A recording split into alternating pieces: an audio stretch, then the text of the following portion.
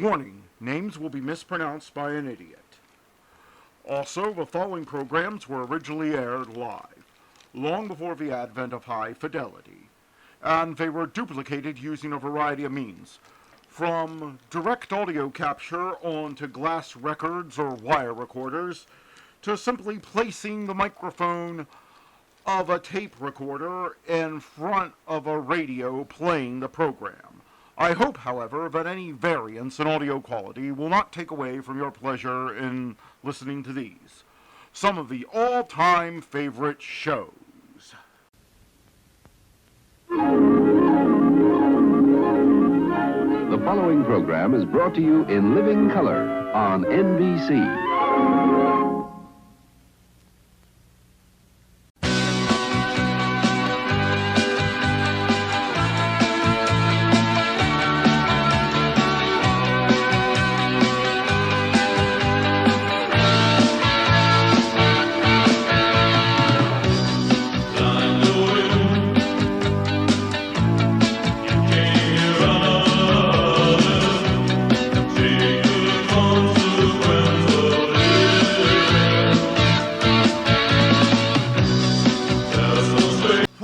Matt from Past here, welcoming you to this Friday, October the 24th, 2025 edition of Classic Radio Shows Tonight. And there are timestamps in the video description to get to your favorite shows, if that is how you want to listen to this. But before that, let's get on with this day in history.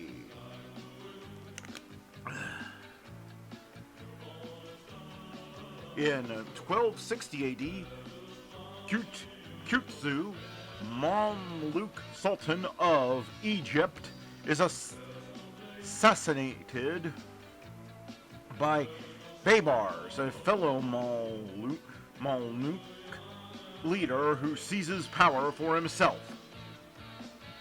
In 1648, Treaty of Westphalia ends the 30 Years' War in the Holy Roman Empire. Switzerland's independence is recognized. In 1929, Black Thursday, start of stock market crash of 1920 knowns. Dow Jones Industrial Average drops 12.8%.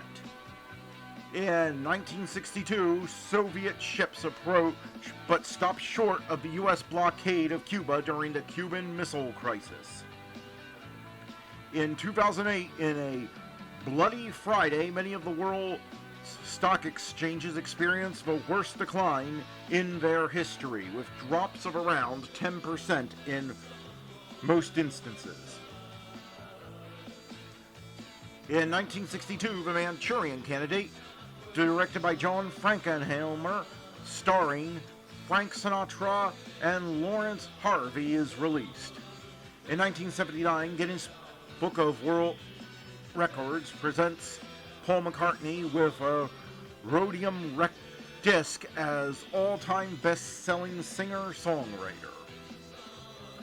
In 1857, recognized by FIFA as being the oldest existing club still playing football in the world, Sheffield FC is founded in Yorkshire, England, and is now based in Dronfield, Derbyshire. Al Capone is sentenced to 11 years in prison for tax evasion on this day in 1931. Born on this day, Domitian, Antony von Leeuwenhoek, Raphael Trujillo, Melvin Purvis, Moss Hart, Malcolm Turnbull, Marion C. Cooper, F. Murray Abraham, Kevin Kline, Adrienne Bellone, Drake PewDiePie, Bill Wyman, Jim Peters, Y.A. Tittle, Wolfgang Gulich, and Wayne Rooney. Dying on this day, Tang Cho Bra,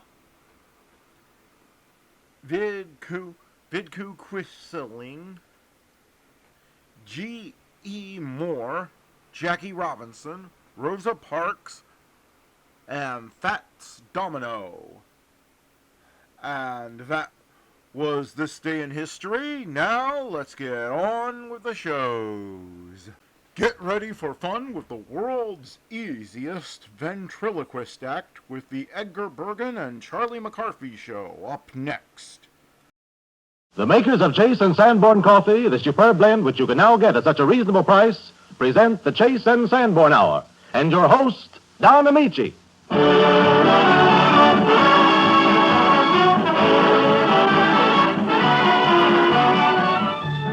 Yes, this is the Chase and Sanborn Hour, and this is Don Amici with a warm welcome from all of us.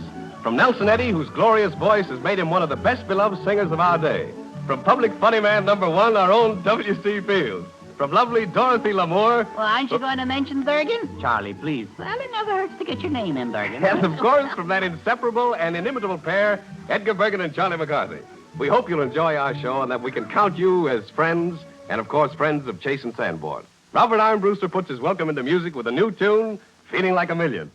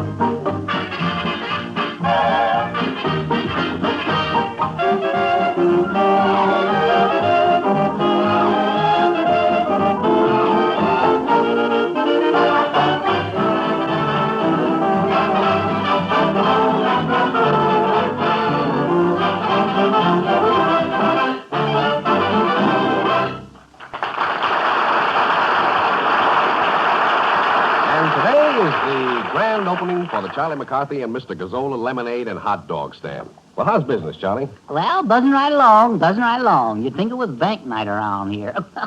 Oh, Mr. Gazzolo, have you got plenty of hot dogs? Oh, bitch of my life. Say, look, Charlie, how much are we going to charge you? We're going to charge, 8 cents for lemonade and 10 cents for hot dogs. I think maybe we better sell the hot dogs for 5 cents, huh? Oh, definitely no. No, 10 cents. 10 cents. I think 5 cents would be better. No. All right. Tell what we'll do. We'll compromise, and we'll sell them for a dime. Oh, it's much better. Sure. You know, Mr. Gazzolo, there's an old Chinese proverb that reads, What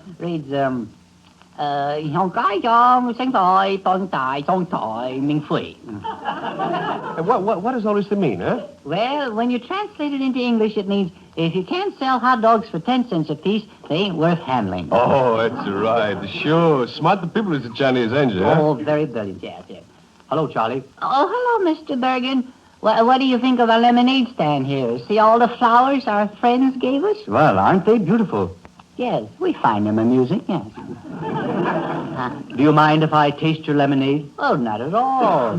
I don't even care if you buy some. I see. Charlie, this lemonade doesn't taste as good as last week's. No? No. That's funny. Can't understand that. It's the same lemonade. It seems a bit weak. Weak, huh? Yeah. Maybe I squeezed the lemon too hard. Maybe you did.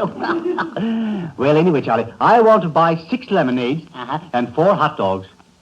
You do? Yes. Woo! Whoopee! How much will that be? Oh, boy, buzzing right along. Let me see. 6 lemonades and 4 hot dogs. How much is that, Mr. Gazzolo? 6 lemon dogs at 4 times Yeah. 10 cents apiece, huh? So 4 and 2 is 4 Let's see. Quando soldo, quello da 5, 70, 2 pezzi mezzo, 2 pezzi 60. Carry out what you can get out, yes. Are you anywhere near an answer? Charlie, I think I went past it. I was afraid you would. Look, how much you got? No. Now, you tell me first. What's the trouble here? Can't you figure it up? Well, it's a kind of a sticker, Bergen. Yes? Could you come back a little later? No. I'm sorry. I want 6 lemonades and 4 hot dogs, and I want them now. I see.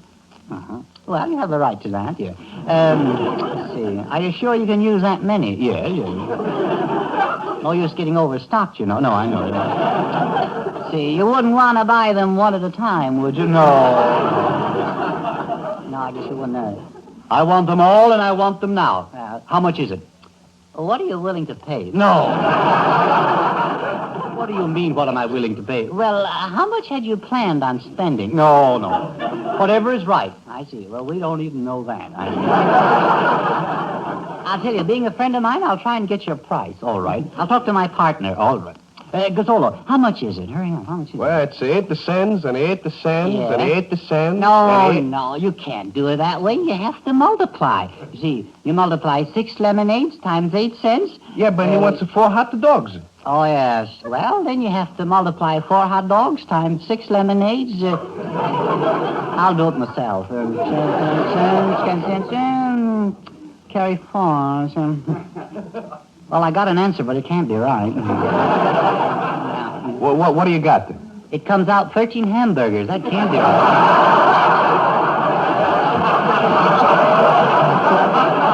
No, I can't.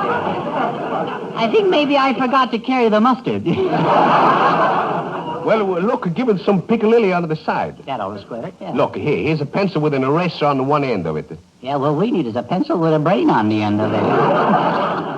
Are you or are you not going to sell me that lemonade? Well, I'll tell you what I'll do, Bergen. I'll give you a bowl full of it for $1. No. For another quarter, I'll throw in Gazzolo. No. Would you rather that I drop back in 10 minutes? Well, we may not be in business that long. I see. Charlie, how much profit are you showing in this business? Profit? Yes. If it doesn't pick up, I'll starve, Bergen. Is that so? Well, you can always drink the lemonade. Yeah, I'll starve before I'll drink that stuff. Mr. Bergen, you're a friend of mine. Yes.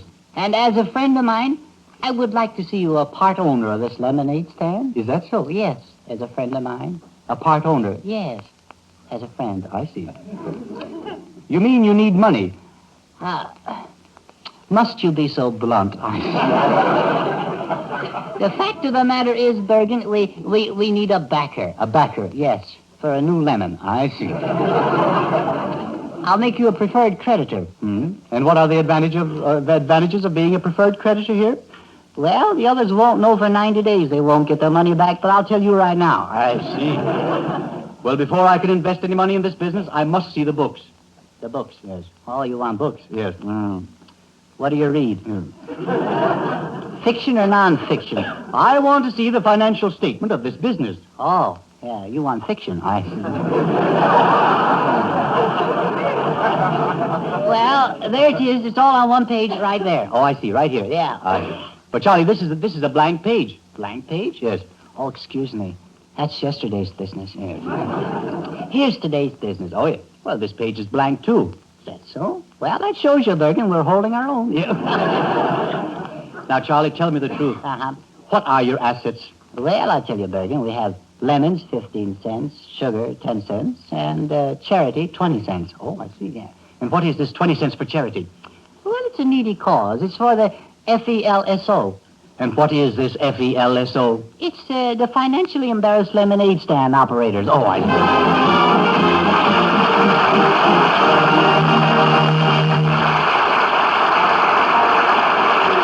Well, no matter what happens to Charlie's big business venture, we're sure it won't upset him much because the first lady of his heart is about to sing. Dorothy Lamour has a song that should appeal to Charlie, or to anyone else. Dorothy Lamour sings the new hit tune, The First Time I Saw You.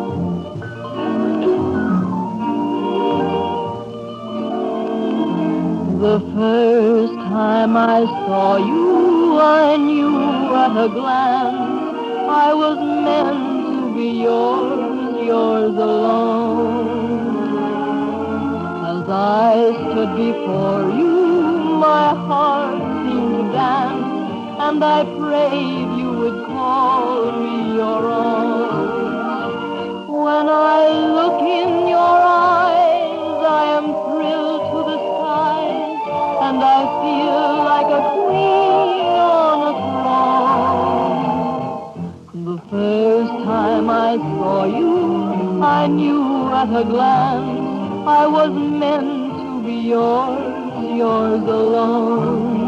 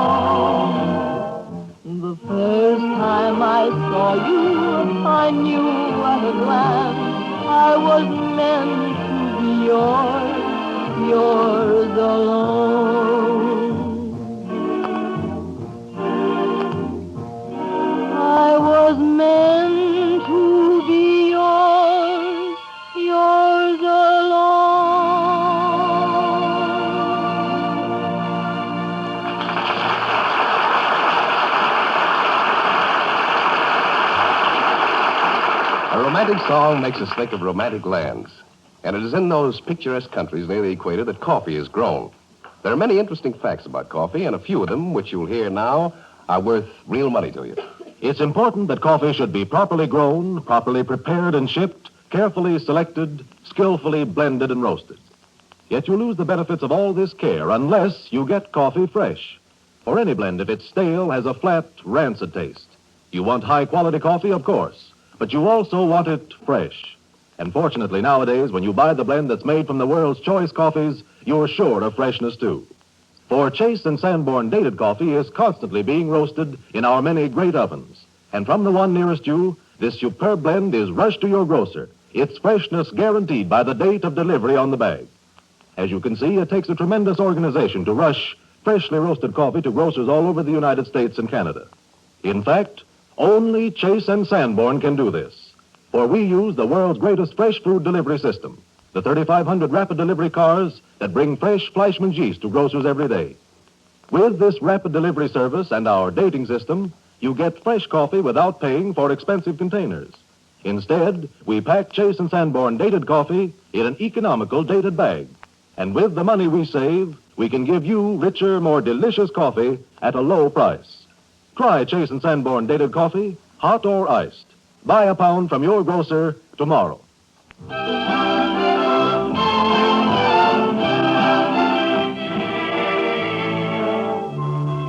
On the air, on records, in pictures, on the concert stage, in every corner of the United States, the voice of Nelson Eddy is known and loved. For us, he sings a brilliant melody from the Countess Maritza. Nelson Eddy singing Play Gypsies Play.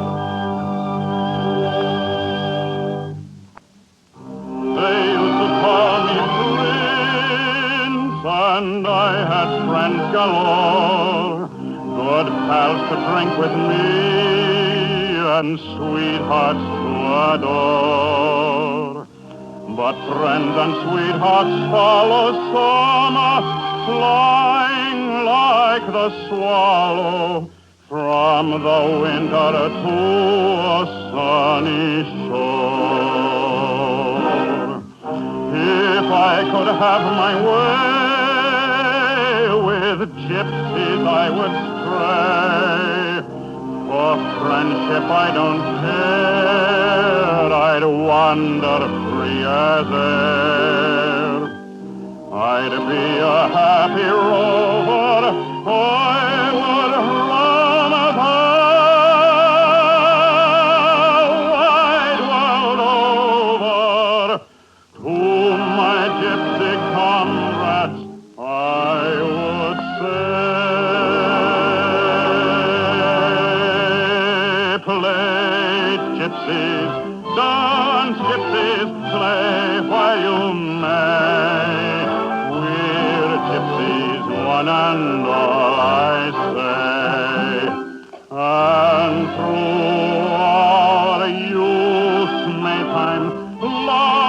playtime, hearts ever gay. We only live for just one day. The willow with the pleasure guide, all the future high, love the only loving, youth a gypsy goes a-straying. Play gypsies, dance gypsies, play while you may. We're gypsies, one and all,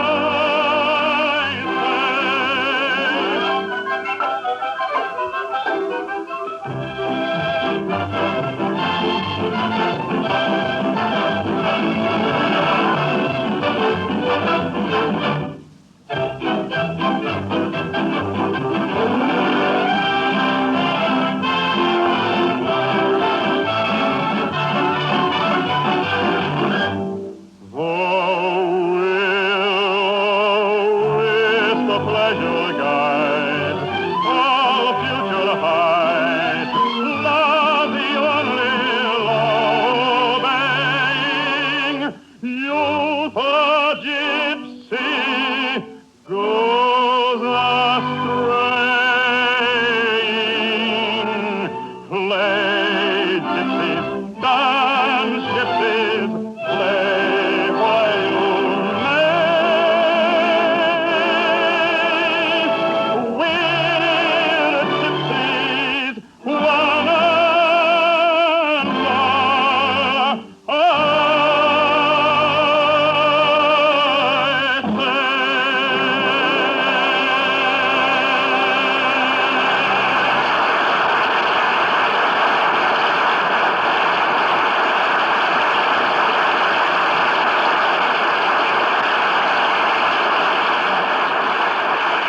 Years ago, Irish peasants were singing an old love song, which the passing of time has made even more beautiful and more appealing. Nelson Eddy sings it for us.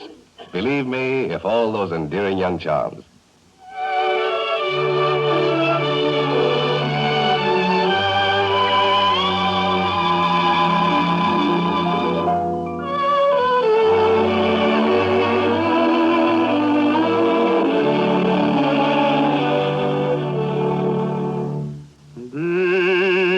Believe me, if all those endearing young charms which I gaze on so fondly today were to change by tomorrow and fleet in my arms like fairy gifts fading away. Thou would still be adored as this moment thou art. Let thy loveliness fade as it will, and around the dear ruin each wish of my heart would entwine itself verdantly still.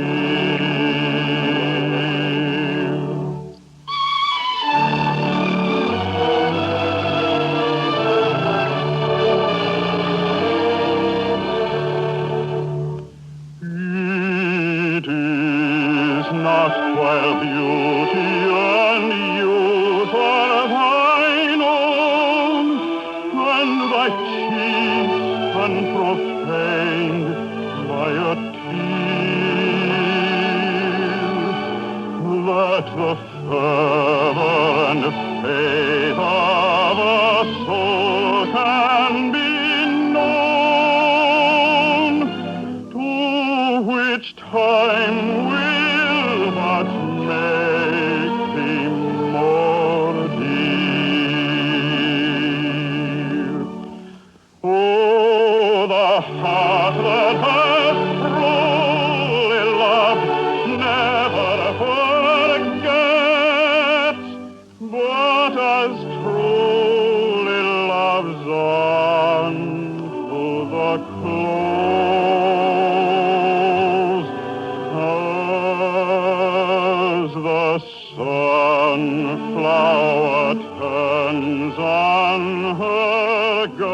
God when he set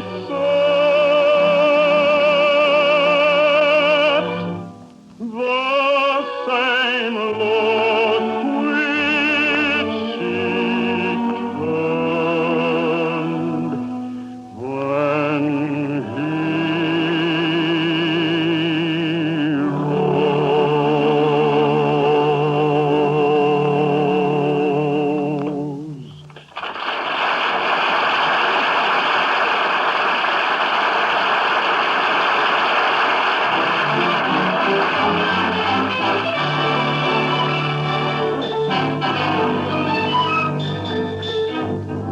rose. Down on the Mexican border, almost anything is likely to happen. And it certainly does in Porter Emerson Brown's comedy drama, The Bad Man. It's a grand play, and we're going to have a grand time doing it. For Dorothy Lamour is going to play Lucy, the lady in the case. Nelson Eddy will be Gilbert, the young man with a load of trouble. And I'm going to play Pancho Lopez, the bad man.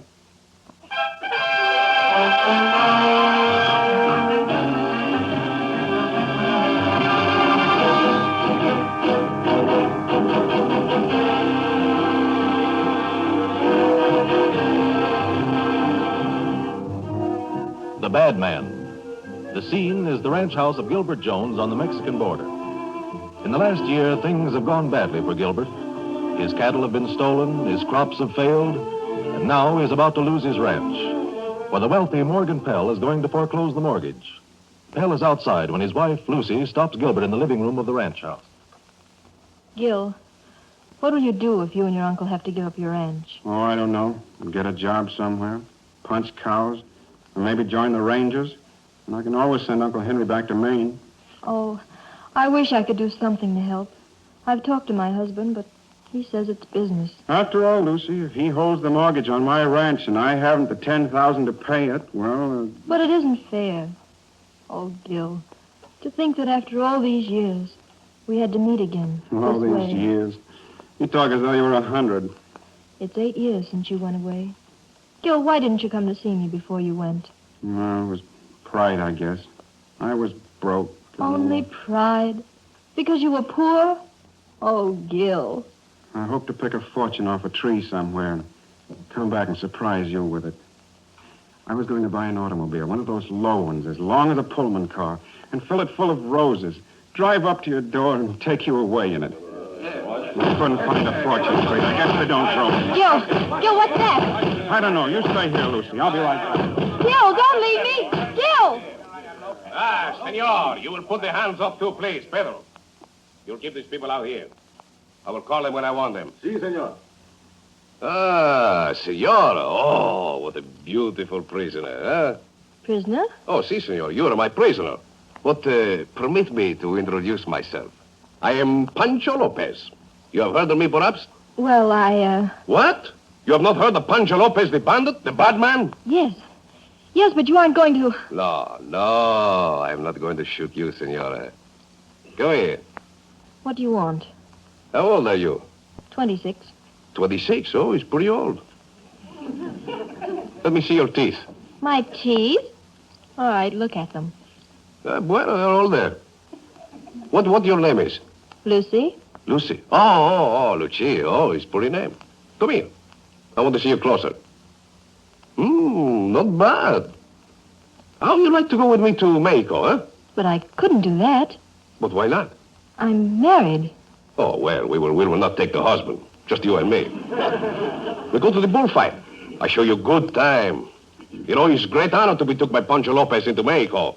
Like, how you say, the decoration for the chest. Please, no. Don't take me with you.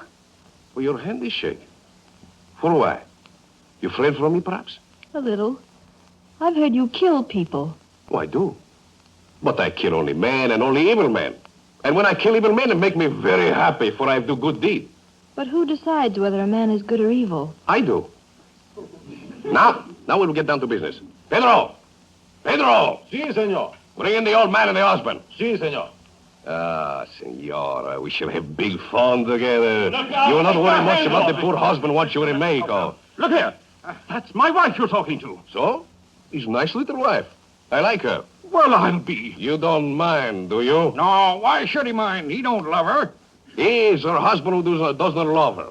Who are you, senor? Me, I'm just old man Smith. It's my house you're banditting around in. Oh, he's all right. Now I shall ask the question. And anybody who does not tell the truth, shall be shot pronto. Shot? You mean it? Jim and Nettie, I only hope her husband tells a lie. You wish the husband to be shot? Well, I should enjoy it tremendous. Why you wish him to be shot tremendous, huh? Because he's trying to skin us out of this place, I'll damn him. Oh. This is so, senor? No. I came here to foreclose the mortgage I hold on this place. Well, tell him why you want to steal it, Savannah, dare you? That is true? He wished to steal your place? Well, ask him. I only hope to thunder he tells a lie. Did you, senor? You will answer, please. No. There's your chance. Shoot him quick. I only refuse to give him time extension. Oh, you didn't shoot quick enough. Now ask him why he wants the place. Maybe he'll tell another lie. Why do you want this place, senor? Get ready. He's going to do it. I thought there might be oil here. Oil? Oh, maybe I like this place for myself. Oh, yeah? Well, this place belongs to my nephew, Gilbert. So the other man outside, huh? Pedro, bring in the other one. Si, senor. We'll see who get this oil. Say, what's coming off here anyway? You are the nephew who owns this ranch? Yes? You have been down in Canon Diablo sometime? You were there one night 5-6 years ago? You remember poor man wounded, near bleed to death? Why, yes, I do. You do? Where he was wounded? Quick, you tell. Shot through the shoulder. Oh, it is you. Don't you know me? Don't you recognize who is the Pancho Lopez, what I am? Look close. No, don't look at the clothes, the face. Good Lord. You're the man I found wounded that night. And whose life you save is my friend. Oh, how glad I am to see you some more. His big lucky thing, I recognize you. And you aren't going to rob him after all? Rob him? Rob my friend? Certamente no. I help him. In one little hours, his trouble go poof. And he should be a happy man. Say, can't you take this guy Pell with you? He'll only come back here and rob us of our oil wells. Why, you old fool. Yeah, he's sore anyway, because his wife's in love with my nephew. She always has been. Oh, please. Quiet, Uncle Henry. I gotta tell the truth. I don't want to get shot. It is true, my friend. You love her? Uncle Henry, what did you say that for? Well, he says he can fix things. Let him try. So, senor, it is true. I can see it in your eyes. And in hers. Ah, she's very beautiful. Oh, I shall miss her. However, what is one lady between friends? You shall have her. Hey, senora, please, you love my good friend Gilbert. Oh, please. We can't discuss a thing like this. Senora, your husband is bad friend for you. He beat you sometime? Why do you think that? I have seen ladies weather a beat. It is in the eyes, like the horses and dogs. Is true? Answer me, tell me truth. Oh, yes. Yes, it's true. He tried to brand me with a hot iron. He tried to what? Shut up, Lucy. Oh, I think your husband is evil man. But fear no more, senor. I shall make you also happy. But what are you going to do? Kill him. Kill me? Yes, see. Pedro! You're joking. You must be. I do not like you. Nobody like you. Alive, you're no good. Dead, you make two people which I love happy. If that's all you want, I'll give her to him. I swear I will. I want to look at you once before I shoot you. I have never before seen man which would not fight for his woman. No. He can have her. You can have her. All my money. I never before know that even a dog could be so yellow. I do not hunt rabbits. Pedro, take him out. Tie him up good. Maybe I'll take him to Mexico with me. Si, senor. Come along with me, you dog. No. For the love of heaven. You can't get away with it. I am a fool of what you call the disgust. What are you going to do with him? Why you care? Is he not evil man what beat his wife? Maybe he died in Mexico. How you like that? That wouldn't do any good, Lopez. Why not? The rancho with the oil wells is yours. The woman what you want to marry, she's yours for yourself personal. Tell me, my friend, have I not make you a happy man? Stick it up, all of you. A little surprised, eh? Put that gun down, you fool. Now I've got you all where I want you. The yellow dog turned tail, eh? I killed Pedro for let you go. Shut up, all of you. Make a fool out of me, will you? Gilbert, he's going to shoot you. My wife is right. Get away from him, Lucy. I won't. All right, then. Take what's coming to you. You can all die together. Santa Maria del Rio de Guadalupe. How many times must I get rid of you today anyhow, huh? Now maybe you stay quiet for a long time, huh? Oh, you killed him. Oh, he was evil man. He tried to kill you. Pedro, take him away. Si, senor. He's no use for nobody now. Well, what do you do now, my friend, huh? Marry the senora? Oh, I can't now. Maybe sometime. By and by. Well, if she's all right for by and by, why she's all wrong for now, huh? Dios, I come here, I work like Diablo all day to make you happy, the best I get is this. I don't mean to be ungrateful. Ungrateful, tapa la boca, you make me sick. No blood, no courage. Americano, nah. For you, I finish. I'm sorry, Lopez. Sorry, is all you can say is sorry. All right. Then you will not take senora, eh? We've tried to explain to you. Well, then, I take her. You what? Since you too big fool not to take her yourself, I take her myself. What do you know about him? Oh, no, you don't. Put up your hands, Lopez. You will not shoot me? I will if I have to. Oh, the wolf in sheep's overcoat, It's her life or yours. I'll give you just 3 seconds to get out of here. 1, 2. Don't shoot, don't shoot. Is this a trick? See. Oh, my friend. I have made the man from you at last. Fine man what would kill for his woman. You're right. I would have killed you. Oh, I know. That'll make me very happy. Now you have become the man of intelligence. Lopez, we'll never forget you. No. Do not thank me. It's happy day for you. It's happy day for her. It's happy day for me. Adios, my friend.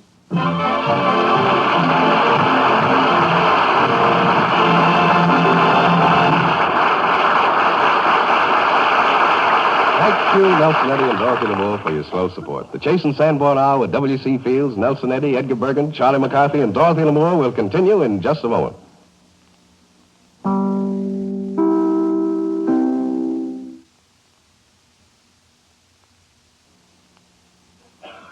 Well, Senor Eddy, how you feel now that I, Pedro Lopez, have made you happy, huh? I didn't realize you were such a bold, bad man, Don. Yeah, that was my true self coming out, Nelson. At heart, I'm a son of the wide open spaces, where men are bacon and bean eaters. And Chase and Sanborn coffee drinkers. That's the idea, Nelson. For a real He-Man, the outdoors is the only life. Absolutely, Don. There's nothing like it. There definitely isn't, gentlemen. There's nothing even a little bit like it. Yeah, I thought you were a ladies' man, Charlie. Well, there is a bit of a butterfly in me, but I flit around from flower to flower, but I'd much rather be just one of the boys, you Well, know. good for you, Charlie. Yeah. Give a man a horse he can ride. And a gun he can shoot. Yippee! That's the life for me, too, boy. You know where I can get a toupee to put on my chest?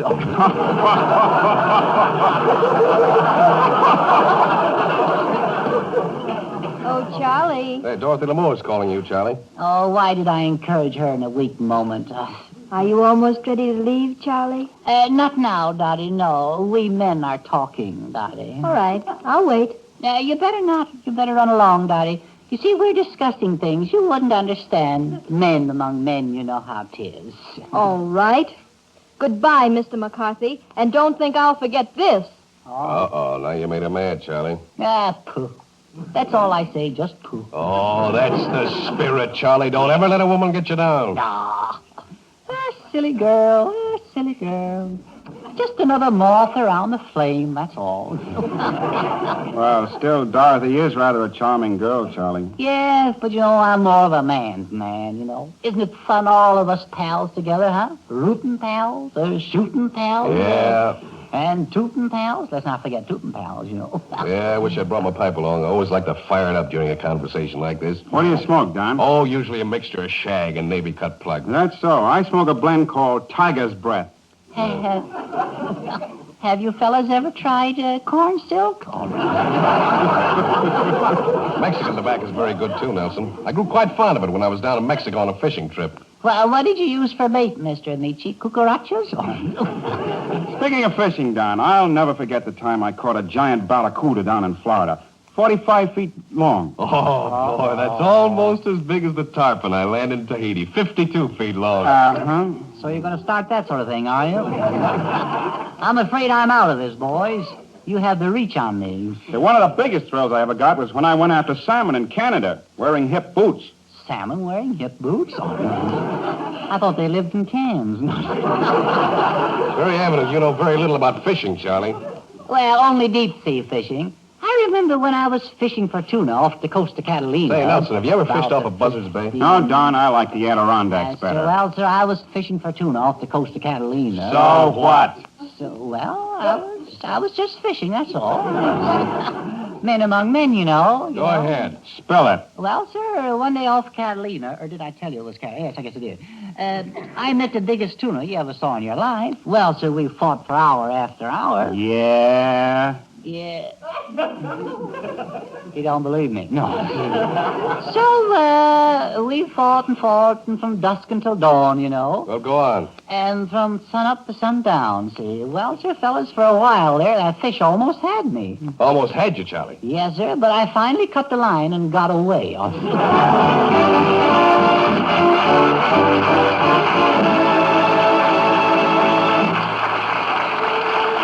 Well, if we three modern knights can't tuck a plume or two on our hats and go out to battle in shining armor, at least we can sing about it. So Dorothy, Charlie, and I joined forces in one of those songs that come along only once in many a blue moon. A fresh new slant on the old subject of love.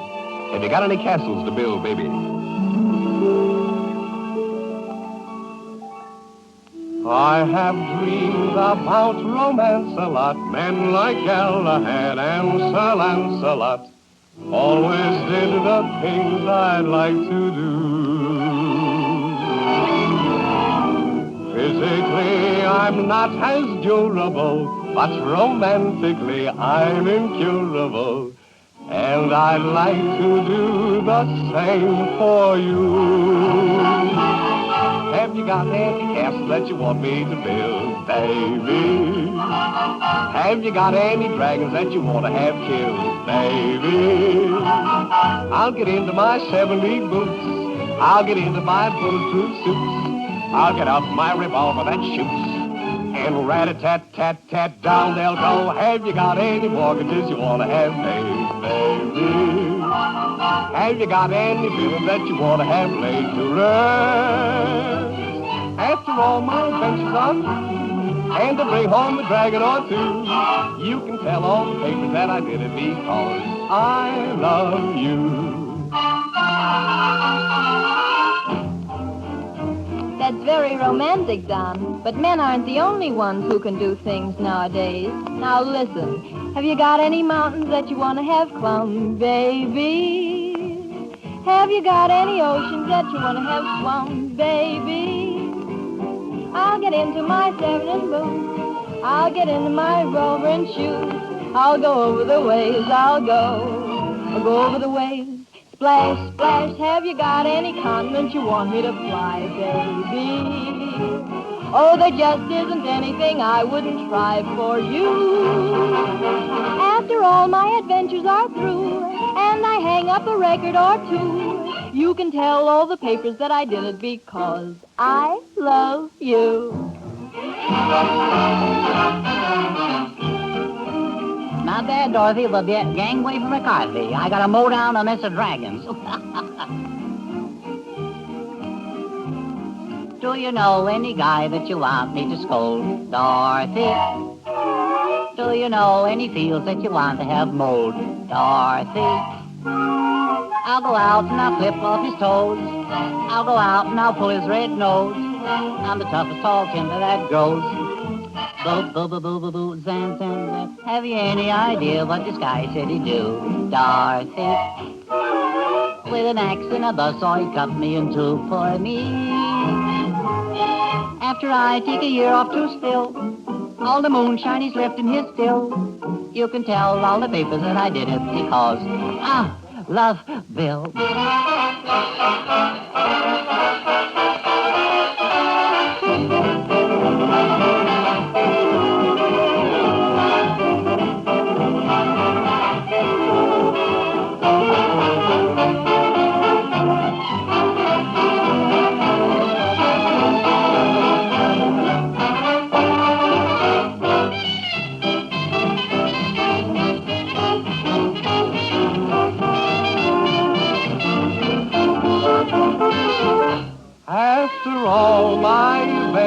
are through, and I bring home a dragon or two, you can tell all the people that I do because I love you.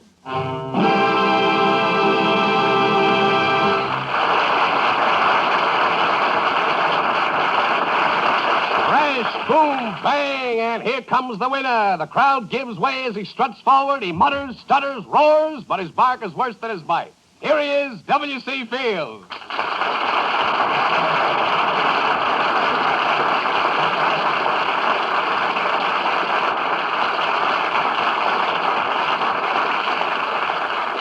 Well, how you feeling, Bill? I wonder. Oh, yeah, I heard that. Yeah, I'm mighty fatigued, Don. Exhausted and slightly tired, too. Why, what's the matter, Bill? Oh, some of my relatives dropped in last night, Don. My brother's out here. Brother Flaubert. Well, didn't know you had a brother, Bill. I haven't a brother, Bill. I have several other brothers, though.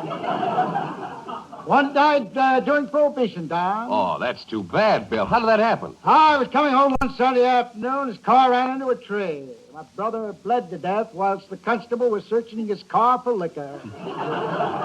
Did he bleed to death right there in that car, Bill? All right, Don. It was Sunday afternoon. He crawled on his hands and knees 3 miles to the golf course to find the doctor. I see. That was one of your other brothers, huh, Bill? Oh, that's right, Don. I got a sister, too. Sister Della. She's a school teacher. Was she visiting you, too, Bill? Oh, yeah, Sister Della's here, Don. Funny thing, Don. She was crossing Hollywood Boulevard the other day, and the traffic cop put his hand out, but Della kept right on going. Yeah, well, what did the cop say, Bill? Oh, the cop says, wait a minute, Mrs. Frobisher. That's a married name, Don. Frobisher. He says, the cop says, I put up my hand. Don't you know what that means? She says I ought to. I've been a school teacher for 12 years. Yeah, that's it. She said, if you want a drink of water, why don't you go over to the pump and get it? You know, that's up on Hollywood Boulevard. Oh, yeah. Your sister's quick at repartee, Oh, Bill? she is. She's good at answers, too, Don. She'll give you an answer in a flash. Is that the sister She'll give you an answer in a flash. A flash, I think about it. Is that the sister you said had a beautiful figure, Bill? Yeah, that's the one, Don. Has she still got that beautiful figure? Has she got it? She's doubled it, Don. She's an awful hard worker, too. She'll teach school during the day and 10 bar at night. Clever girl, awfully quick at answers. Smart, huh, Bill? Oh, yes. One day the gentleman who lives next door to us, he keeps pedigree goats, Don. Pedigree goats, Bill? Yes. He called her my sister Della as she passed. He says, you have a very trim ankle, Mrs. Frobisher. Did your sister have an answer for that one, Bill? Oh, yes, she did, Don. I'll say she did. Yeah? Oh, she said, Yeah? Oh, gosh, I wish I could think of what she said. Oh, it was awfully funny, though, Don. She's marvelous at repartee. Yeah. Did I ever tell you the joke Sister Della always used to tell about Sambo and Rastas? No, Bill, you never did. Yeah. It's a very comical Southern story, Don. It's a very funny joke. Comical Sambo would say to Rastas, who was that lady I saw you on the street with today? Yeah, Bill. And she'd, I wish I could think of that answer. That's disgusting. I'd give anything if I could think it was funny. It was original, too, Don. Yeah. Who was that lady I saw you walking on the street with today? Well, go ahead, Bill. Who was that lady I saw you walking on the street with today? Oh, you know the gag, eh, Don? No, I don't know the gag, Bill. I'm merely repeating what you said. Oh, I thought you didn't know. It's awfully original, Don. It isn't much help, though, if you don't know the last part of it. That's the most important part, Don. Who was that lady I saw you on the street with today? I got the answer right in the tip of my tongue. Well, come on, Mr. Fields, spit it out then. Cease, Charles, cease. You know, Charles, I love you. Thank you, Mr. Fields. You know why I love you, Charles? No, I don't, Mr. Fields. I love you because you never change. Thanks. You're always the same. Thank you. That dirty little rat. Yeah. Who is that lady I saw you on the street with today? I know. It wasn't a street, it was an alley. Yeah, that isn't the wasn't. answer, Charles. You wouldn't admit it anyhow. No. That isn't the answer, you unprotected whiffle tree. What? Who is that lady? Well, the first part's good anyway, don't you think so, Don? Oh, undoubtedly, Bill. Well, never mind. Go ahead with the show. Say, Bill, tell me more about your brother, Flobert. Flaubert. Yeah, she don't speak French, do you, Don? He's the most persevering fellow I've ever known, Don. He has what they call tenacity of purpose. Refuses to give up. Very persevering, huh, Bill? Giving up. Yes, he is, Don. He's been looking for work now for 30 years. Except, of course, when he's on a holiday or resting.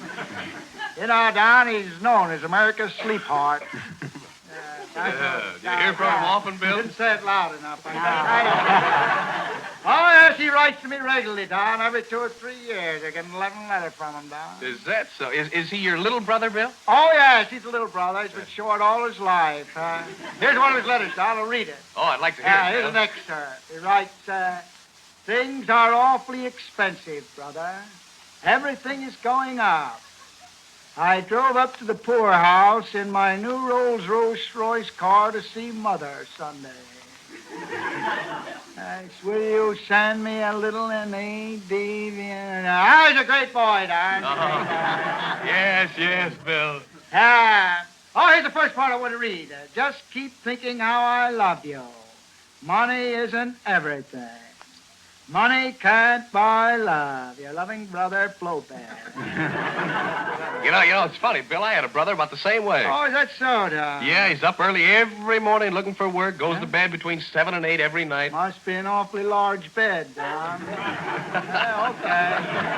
right. Have you got any other brothers, Bill? Don't explain them. Oh, yes, I got another brother that's visiting me now, Dog. He even brought his skis with him. Skis in August, Bill? Yes, that's what I said to him, Don. Skis in August. I said, dear Walter, dear. Walter. Name's Walter. He hates to mention the name Walter.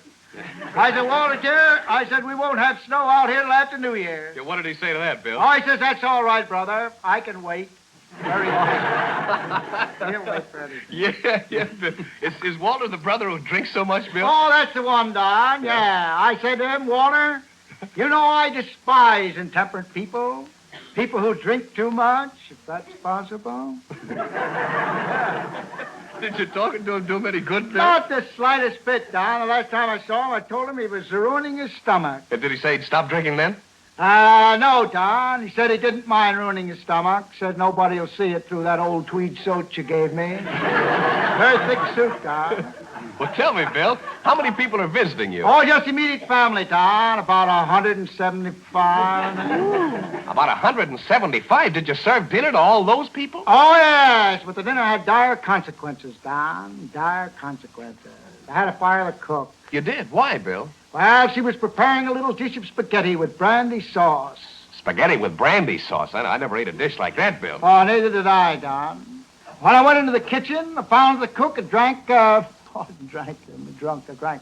drank all the brandy and was knitting a sweater out of the spaghetti.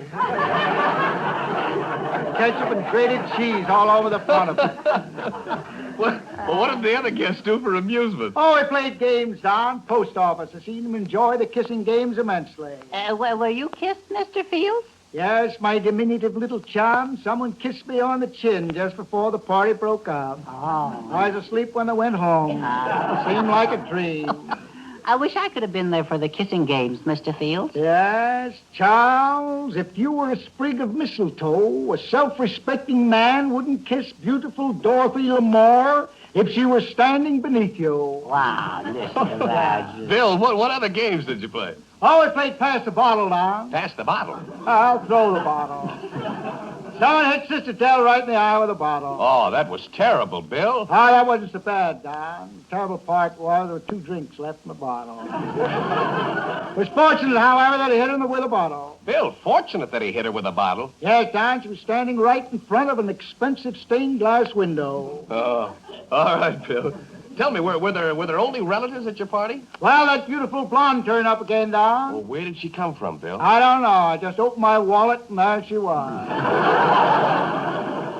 I might have married that girl, Don, if she hadn't insulted me. Well, I can't see how anybody could insult you, Bill. No, it's what I don't know how to take that, Don. Well, what did she do? Well, you know that beautiful You know that beautiful alligator skin bag I gave her for Christmas? Yeah, Bill, didn't she like it? Don, she looked me right in the eye and said, thank you, Billsy Wilsey. As long as I live, I'll never understand how such a beautiful bag could come from such a slimy-looking beast. As you did, Ma'am. Were you flattered, Mr. Fields? I was mortified. Oh. Charles, how would you like me to slice you into a Venetian blind? Venetian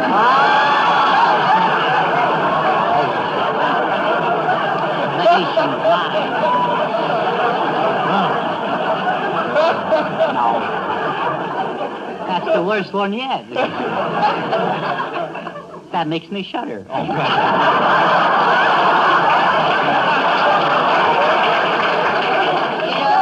Very good, Charles. Very good. You've got blonde hair, too, Mr. Fields, haven't you? Where did you get it? I grew it, you sap. Oh. Are you Swiss, Mr. Fields? If I was a Swiss, Charles, I would have made a cuckoo clock out of you weeks ago. And before we all go cuckoo, thank you, Edgar Bergen and Charlie McCarthy, and thank you very much, W.C. Fields.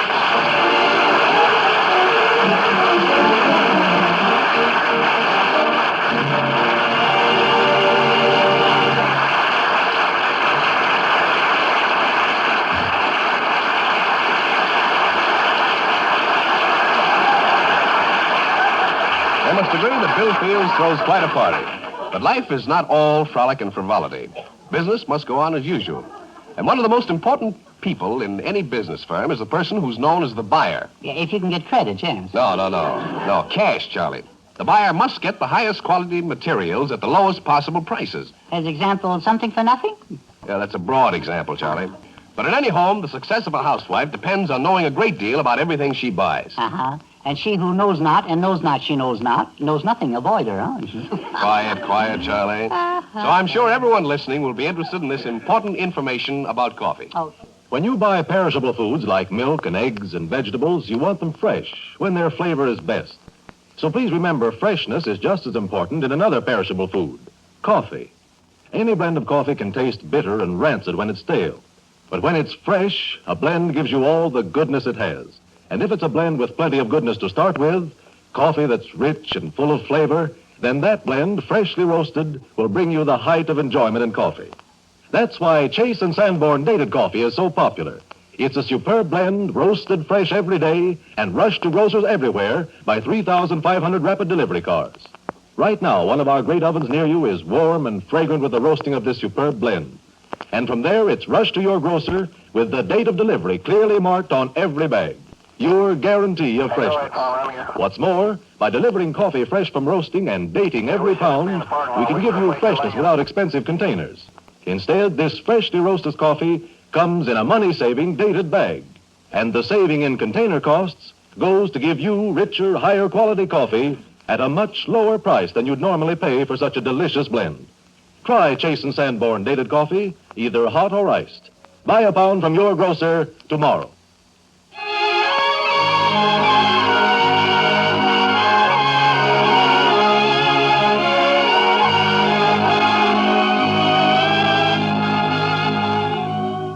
Nelson Eddy singing one of the greatest masterpieces of Italian opera.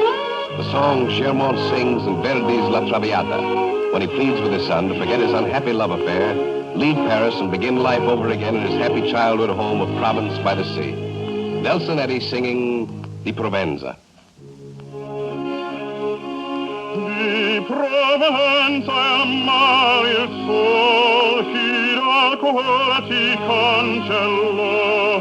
Chi dal cuore ti cancellò, di Provenza il mare il suol, qual natio fuggente sol, qual destino ti furrò, qual destino ti furrò, qual natio fuggente sol, rammenta pur nel duo.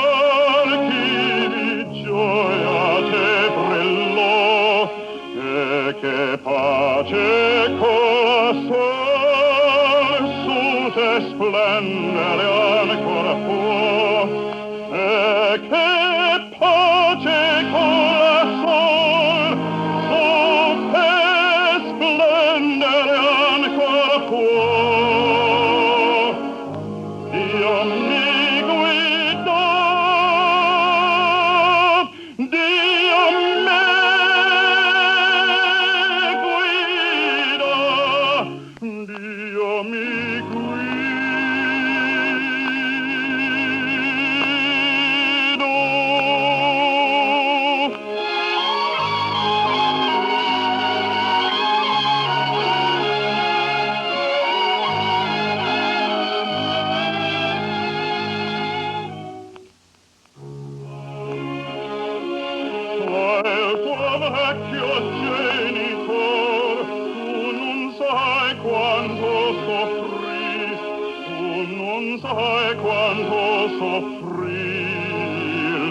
vecchio genitor, e lontano di squallor il suo tetto si coprì, il suo tetto si coprì di squallore, ma shall fingi trovan ancora se me speme non fallì. Se la voce del mondo appieno innamorati, ma se vinti trovan ancora e non me speme non fallì. Io me sode,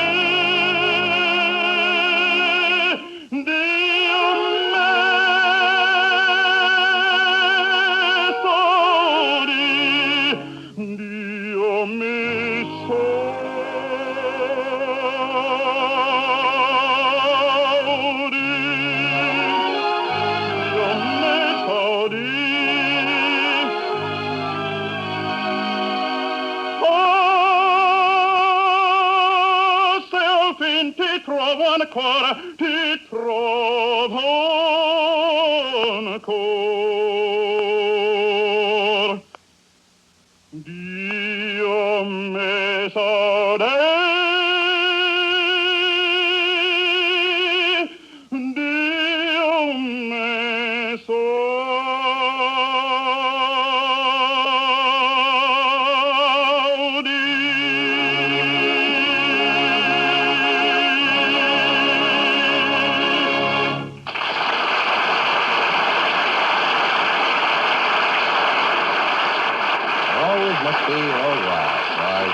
For all of us, Nelson Eddy, W.C. Fields, Edgar Bergen, and Charlie McCarthy, Dorothy Lamour, and Robert Armbruster. And may I say to those of you who have listened to this broadcast that this hour with you is made possible by your purchases of Chase and Sanborn dated coffee. Such purchases are the finest way of telling us that you enjoy our show. Next week, we'll all be looking forward to meeting you again, so until next Sunday at the same time, this is yours sincerely, Don Amici, saying au revoir.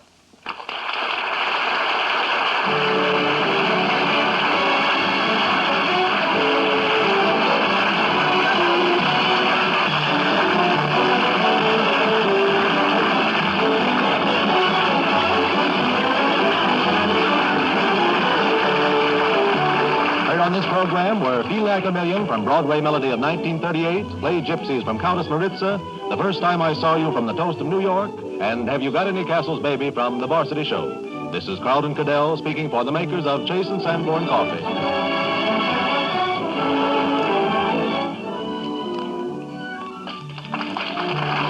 is the Red Network of the National Broadcasting Company.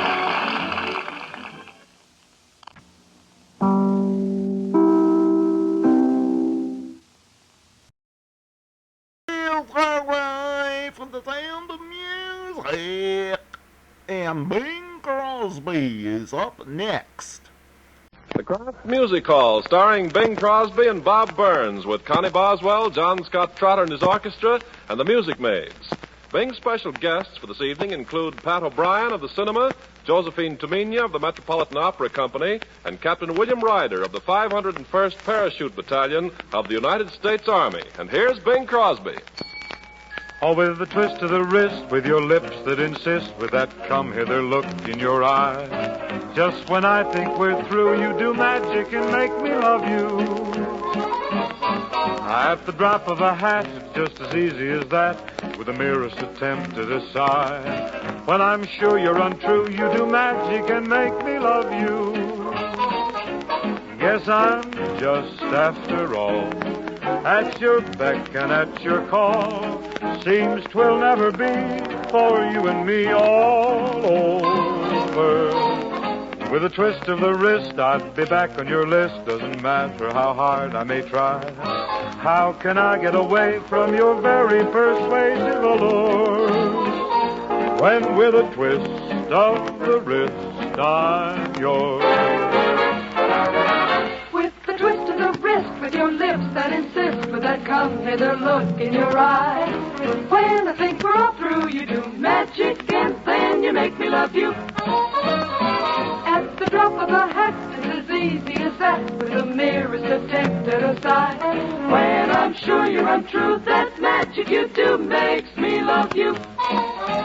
Yes, I'm just after all at your beck and at your call. Seems 'twill never be for you and me all over. With a twist of the wrist, I'd be back on your list. Doesn't matter how hard I may try. How can I get away from your very persuasive allure? When with a twist of the wrist, I'm yours. Say, Bing, I'm awful glad you got through twisting your wrist as quick as you did, because I've got a little problem to discuss with you. Well, I'd rather twist my wrist, but what's your problem? And never mind your problem. How about me? Who's that? That's my problem. Yeah? Now listen, Burns. A bargain's a bargain. Are you or ain't you? What goes here, Bob? Well, Bing, this man is a radio fan, and he insists on meeting you right away. I've been trying to tell him there ain't no hurry. No hurry, no hurry. Look, I got a date to meet Rudy Valley in a couple of minutes, and if you think I'm going to keep Rudy waiting, you're nuts. Rudy waits for Barrymore. Why not you? So you're Bing Crosby. That's what they call me. Well, if they call you that and ain't your name, see the district attorney. You got a case. Listen here, character. Not only is your manner familiar, but that puss of yours is an accident that couldn't happen twice. If you're trying to place where you see me, Yeah, I've been standing right outside Radio City here in Hollywood, getting autographs. Yeah. I've been doing it every day for 3 weeks. I've only got 1 more week left. I'm on a 4-week vacation. From what? Standing in front of Radio City, New York, getting autographs. In other words, you're in California here, combining business with pleasure, huh? How'd you get in here? Bribery? Bribery? Sure. I bribed Burns. How much did he take you for? You know, the regular tour is only 40 cents. I didn't give him no money. I bribed him with an autograph. You give him one of yours? No, I took one of his. I hope I don't get caught with it. You mean it might lower your standing? Oh, sure. We have a pretty strict organization. Naturally. I've even got to be sartorially correct. What do you mean sartorially correct? Well, looking at you, I could understand you wouldn't know what it means to be sartorially correct. Well, you know, Thursday night is cook's night out. I just climb into something simple. What's this about your sartorial correctness, anyhow? Well, now, look. Yeah. I'm standing in front of Radio City on 5th Avenue in New York, see? I wear formal clothes. Morning coat and striped trousers for daytime, tails and white tie at night. And in Hollywood? I wear a raincoat. Good move. You must get to meet a lot of interesting people standing in front of Radio Cities. Oh, I sure do, Connie. I'm constantly enlarging my acquaintanceship. Now, take a month to go in front of Radio City in New York. Guess who comes out? I give up. Who? Clark Gable. No. Yeah. So I says, hello, Clark. And he comes right back, hello, kid. Isn't that cozy? So a couple of weeks later, I'm hunting autographs in front of the Merchandise Mart in Chicago. And guess who comes out? I'll be a blowed-up tomato if I know. Clark Gable. Your pal. Yeah. So I says, hello, Clark. And he comes right back, he says, hello, kid. You see, we get to know each other. Yeah.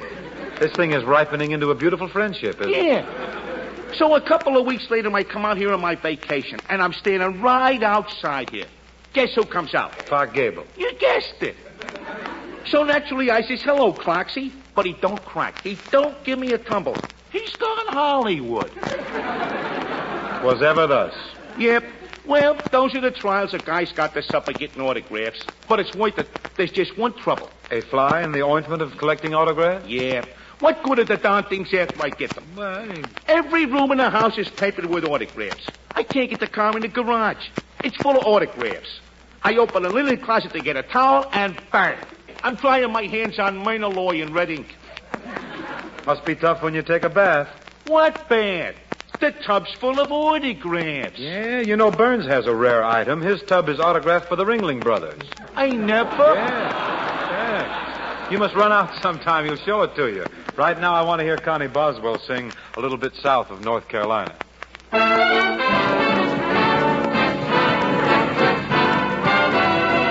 Just a little bit south of North Carolina, that's where I long to be. In a little brown shack in South Carolina, someone waits for me.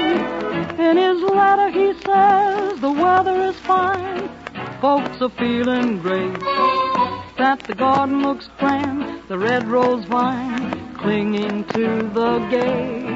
Just a little bit south of North Carolina, that's where my thoughts all stray, to the one I love best in South Carolina. I'm going back someday. I can hardly wait to see the face of the one I idolize. Just a little bit south of North Carolina, I'll find paradise.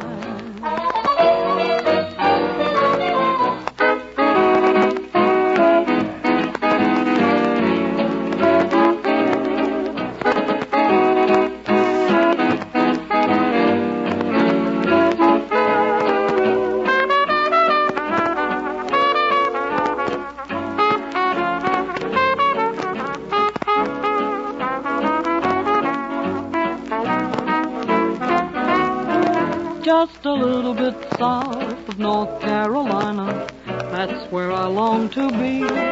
In a little brown shack in South Carolina, someone waits for me. In his letter he says the weather is fine, folks are feeling great, and the garden looks grand, the red rose vine is clinging round the gate. Just a little bit south of North Carolina, that's where I long to stray, to the one I love best in South Carolina. I'm going back someday. I can hardly wait to see the face of the one I idolize. Just a little bit south of North Carolina, I'll find paradise. I'll find paradise.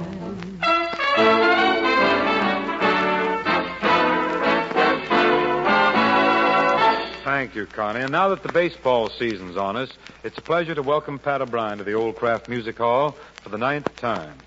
Not only is Pat a big man in the football department, as attested to by Newt Rockney All-American, but Pat was one of the best third base coaches in the history of college baseball. Isn't that right, Pat? Well, if you say so, Bingo, I'll go for that. Okay, any man on the Marquette team would tell you. They used to say if you get as far as second, O'Brien will get you to third and take care of you. That was O'Brien's slogan. And how he lived up to it is best emphasized by the story about the time a guy comes legging it down from second. He's about to tag the bag and beat it for home when he's flagged down at third by O'Brien, although the gardeners are still kicking the apple out around the backboards. The runner came out of the dust with a strawberry on his hip and tears into O'Brien like this. Hey, what's the idea of stopping me? Here I am standing on third with a guy on his way from first, another guy on his way from second. You know, you keep stopping people here at third, and this base will turn into the bottleneck of the whole game. They still ain't fielded that ball. What's the idea of stopping me? What am I doing here? Get a nice cold drink here. If you're plenty down, drink 20 down. What do you think I do, drink pop when I run bases? Nope, that's why I stopped you. Everybody stops at third base to buy refreshments from O'Brien. Not me. I don't want no pop. Peanuts, popcorn, cigars, cigarettes, chewing gum, sandwiches, hot dogs, coffee, the best grub on the diamond. Why, some of the candy bushes in the stands come down here to eat. Now, listen, how long are you going to keep me standing here while you hustle merchandise? Who asked you to stand, brother? Who asked you to stand? Get a nice, soft straw mat for only 10 cents. You're going to be sitting pretty. Well, if that's the pitcher up there hitting, I may as well sail for the match. Slip it under me. Better take two, brother. Better take two. Remember, you're playing for Los Angeles. Okay, but you better get me off this base before them two guys from first and second get here, boy. No hurry, no hurry. When those two guys show up, I might be able to sell you a pinochle deck. I think now I understand that slogan. If you get as far as second, O'Brien will get you to third and take care of you. Look, how long you had this concession here at third base? Oh, a couple of seasons now, but doing all right, too. Everybody advised me to take the spot over by first base. Why? Well, they figured with guys going for walks and things, they figured the traffic was apt to be heavier over around first than it is here at third. Yeah, sure, that's right. Yeah, but I figured I'd go after the class business instead of just volume. So, well, I got me this little place by third. I figured nobody gets to third unless he's been around. That's what he don't know. Oh, I got great plans for this place. You ought to see the jukebox I picked out yesterday. Yeah, you're going to put in a jukebox, too? Certainly, why not? No drive-ins complete without a juke. And what a model I've got. Latest thing, just come out. 100% indirect red, white, and blue fluorescent lighting. Put a nickel in it, snaps your picture, shows your weight, tells your fortune, brushes off your shoes, sprays your coat with eau de cologne, and plays Me Bounce, Me Brother with a solid hour. Must be cheap cologne. What do you want for a nickel? Canal number 2? Look, what happens with the juke if a guy puts a cuter into it? Everything I told you. Plus a small steak with French fries and a zombie. Boy, you're going to make third base the hottest spot in the diamond. Just shows what a guy can do starting on a shoestring. Some shortstop needed to make a shoestring catch, I suppose. Save those cracks for the guys in the dugout. Sorry. I'm standing here at third, and all of a sudden a guy slides in with a shoelace broken. I happen to have a spare in my pocket, so I sell it to him. Excuse me, here's another customer sliding in from second. Say, O'Brien, I sure like to come to your third base. It's the only one in the whole league where they ain't got a third baseman hanging around. I took care of that. I found out having a third baseman around kept people away from the base. Jinxed the joint. Yeah. Yeah, I can see how that'd hurt your business, but how'd you keep the third baseman away? Gave the guy a little piece of the place. Naturally, he wants to do as well as he can for himself, so he stays away. What can I do for you, brother? You got your pants pretty dusty from that slide. Yeah, I thought maybe I could get brushed off here. It'd be a pleasure to brush you off, brother. Providing you buy a brush. Or if you got time to wait, we could send the pants out and have them cleaned for you. You run a cleaning service here at third base, too? With a team like ours that gets cleaned at every game, no use letting the business go to outsiders. I want to tell you, time sure does fly. Well, I can remember when I first come to third base here, Pat. You didn't have nothing but a little old lemonade stand, and I was scared to buy the lemonade because it didn't look fit to drink. Now, that's a fine thing to say. Didn't I wipe off every lemon I used with a clean linen rag? Yeah, then you squeeze the rag into some water. All right. Now, listen, Burns, this business couldn't have grown the way it has if I hadn't given good service. Well, of course, it did kind of help that everybody has to pass your place on his way home. And I give them what they want. After my juke gets here tomorrow, I'm putting in a dance floor, maybe a small floor show. A floor show at third base? Certainly, why not? You got to give people entertainment. You ever seen the Yankee Stadium? Sure. Well, it may surprise you to hear that the Yankee Stadium started as a little concession off third base. Yeah? Why, certainly. The place at third got to attracting such crowds with the peanuts and pop and hot dogs and stuff they were selling, they decided to keep the people there eating the stuff all afternoon. And that's how they happened to put in the baseball game. Well, what do you know? I may even advertise this place on the radio. I got a theme song, goes something like this. I was sitting by third base one day in the merry, merry month of May. I was peddling cigars and little candy bars while sitting by third base one day. Now, if you want to build the joint up fine, I suggest you add another line. Among the best it's reckoned, and a fella rounding second will tell you all about this line. Oh, let me hear it. Tell me all about this line. You remember the old proverb about an apple a day? Well, considering all we know now about nutritional values, we might say a salad a day keeps the doctor away. Salads are fine protective foods. A salad a day is a good health rule. And here's a rule for extra enjoyment. Serve your salads with Miracle Whip. Miracle Whip is the famous salad dressing that makes folks who just tolerate salads turn enthusiastic. It has such a marvelous flavor. Not too sharp, not too oily, not too bland. A flavor that's just exactly right. So many millions feel that way about Miracle Whip that it outsells the next 20 leading brands combined. With the salad dressing. Oh, won't you try Miracle Whip? You may find, as so many others have, that Miracle Whip just hits the spot. It's a different kind of dressing, you know, a unique combination of old-fashioned boiled dressing and fine mayonnaise. Pickle Whip salad dressing. Ask for it tomorrow.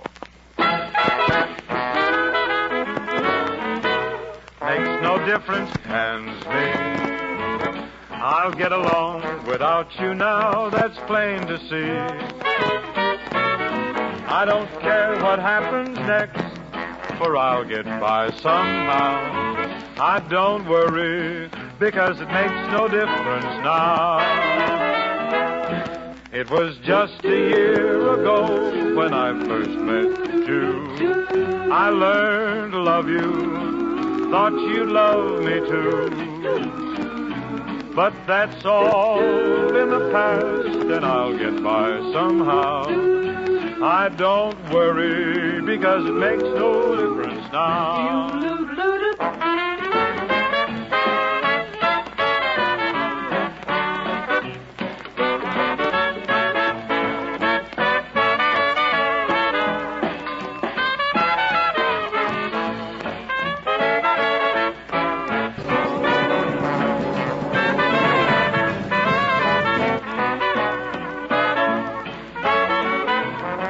Now that we have really parted, I can't believe we're through. I don't blame myself, sure I can't blame you. There was something had to happen, and it happened somehow. I don't worry, because it makes no difference now. After all is said and done, I'll soon forget you.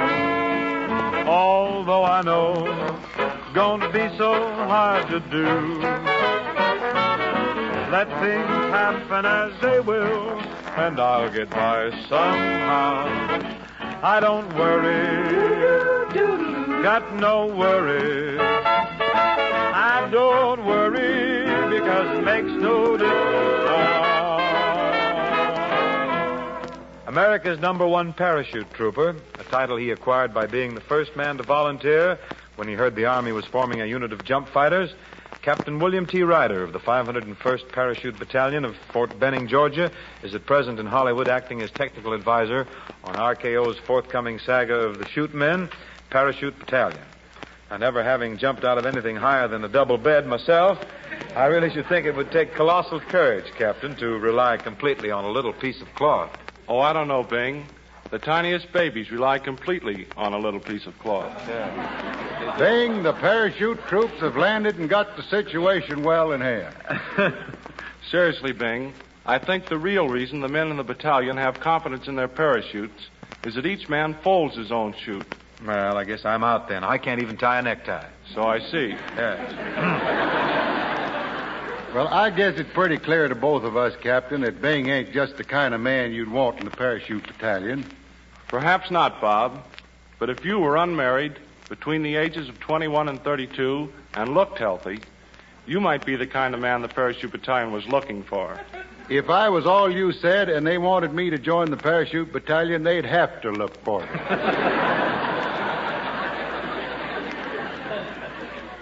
Well, parachute jumping isn't anything to be afraid of. It's just a matter of practice. Yeah, and that's something else I can't understand. What's the sense of practicing something you got to do perfectly the first time?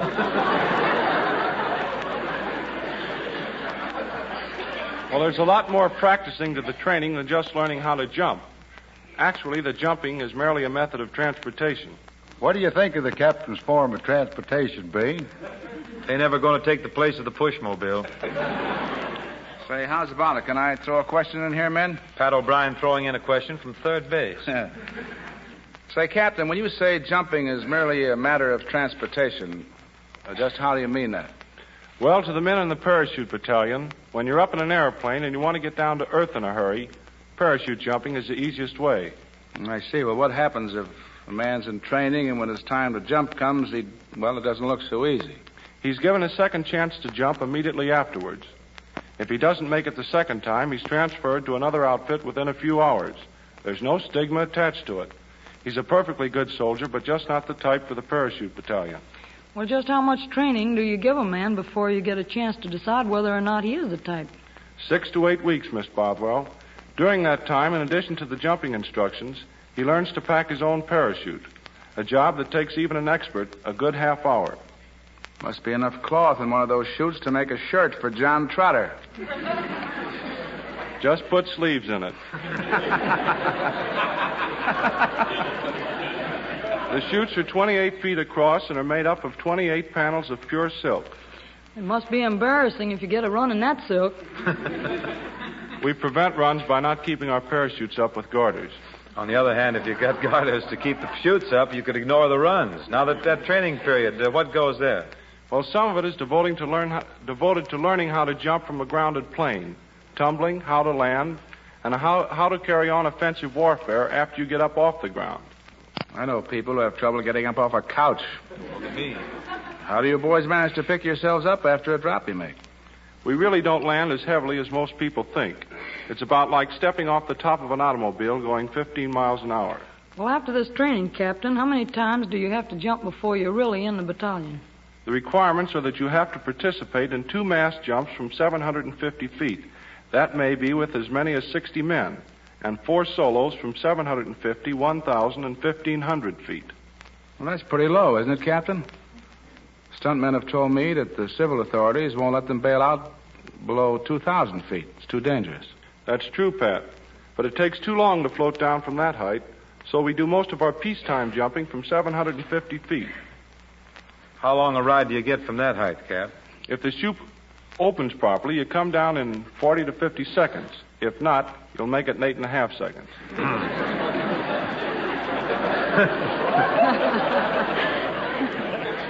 I take it yours is always open properly.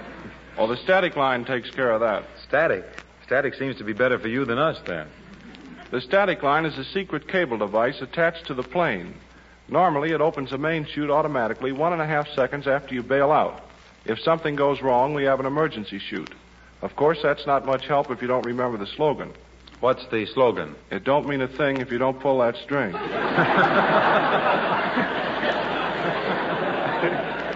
Well, what do you do when you do pull the string? Just hang on? I mean, you can't steer the thing. Yes, you can. With the riser that connects the chute to the harness. To slide to the right, you pull the right risers. That collapses that side of the chute. It's as safe as driving a car. Yeah, it may be safer than driving a car in Los Angeles. Got any L.A. boys in your group, Captain? The 48 states are pretty well represented by the 500 men now in the battalion under the command of Major Miley. And we're growing all the time. Eventually, we'll have several battalions, all under the command of Colonel William Lee. Oh, I'm sure we all wish every one of them innumerable happy landings. Thanks, Bing.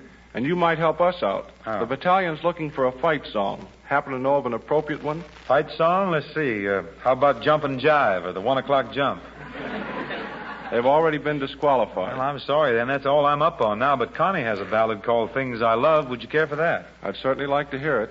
Say, excuse me, Connie. Before you sing for the captain, I'd like to ask him a question, if I can. What's your question, Bob?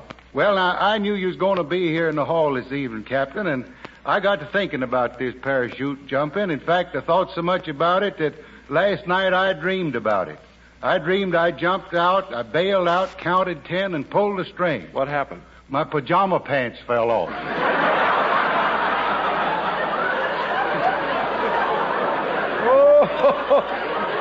Well, you better sing for the captain, Connie.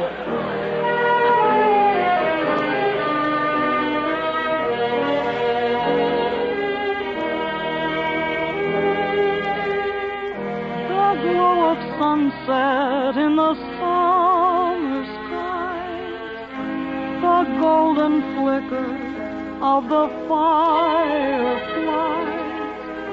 the gleam of love light in your lovely eyes. These are the things I love. A silver moonbeam peeping through the trees, a bed of tulips nodding in the breeze, the look you give in answer to my pleas. These are the things I love. Once I thought that life was just a winter thing. My heart was cold, and then you came to me, and like a breath of spring, you turned the silver snow to gold. A robin's serenade when day is through, the babbling brook beside our rendezvous, your sweet voice whispering, darling, I love you. These are the things I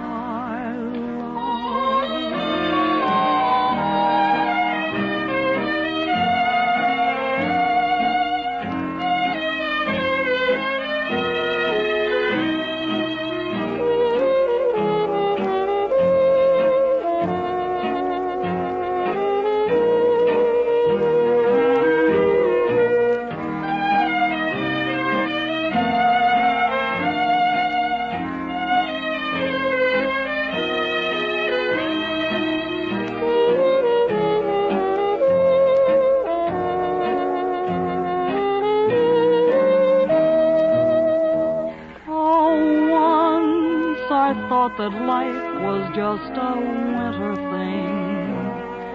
My heart was cold, and then you came to me, and like a breath of spring, you turned the silver snow to gold.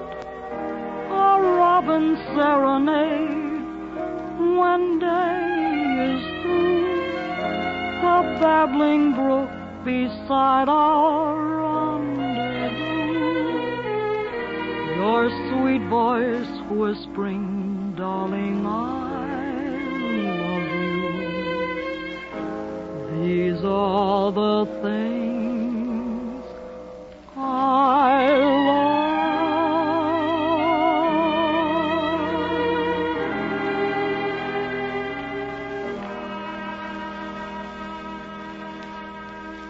Following things I love, we're wide open for Carpenter. Tell him about those things we all love, Ken. To dress up vegetables, make them really exciting instead of just commonplace, there's nothing like smooth, golden hollandaise. But you may say hollandaise sauce is so hard to make, and that, lady, is where Kraft can help you. Kraft's Home Economics Kitchen has developed an easy recipe for can't-fail hollandaise. Just listen. Put 1 cup of Miracle Whip salad dressing in the top of a double boiler over hot water, and let it stand for 10 minutes without boiling. And then add 2 tablespoons of lemon juice, mix well, and serve with pride. Now, what could be simpler? And definitely, it's good. The famous Miracle Whip flavor that does so much for salads is perfect in hollandaise. Plan now to serve new asparagus with hollandaise this weekend.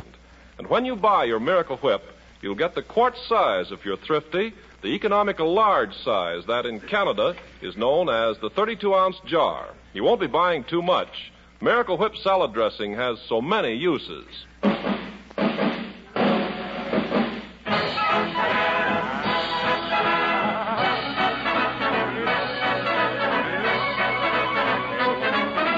Say, Dr. Crosby. Yeah? I've got something astounding to tell you. So, what's that, Carp? Well, I found out that Professor Burns tells the truth.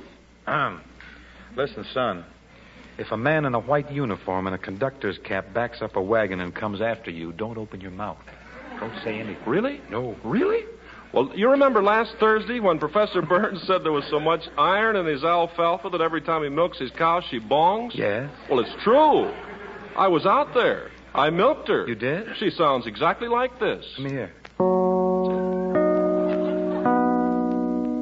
Those didn't sound like bovine bongs, Carp. Well, what then, sir? Like hair in your eye. Oh, you mean bangs? Yes, and go. With you as Kraft Music Hall matters proceed with Pat O'Brien, Josephine Taminia, Captain William Ryder of the Parachute Battalion, Burns, Trotter, and Miss Connie Boswell of New Orleans.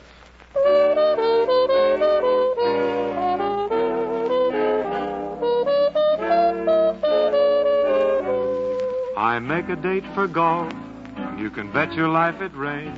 I try to give a party, and the guy upstairs complains. You got trouble too, huh? I guess I'll go through life just catching colds and missing trains. Everything happens to me. I never miss a thing. I've had the measles and the mumps. And every time I play an ace, my partner always trumps. Well, I guess I'm just a fool who never looks before he jumps.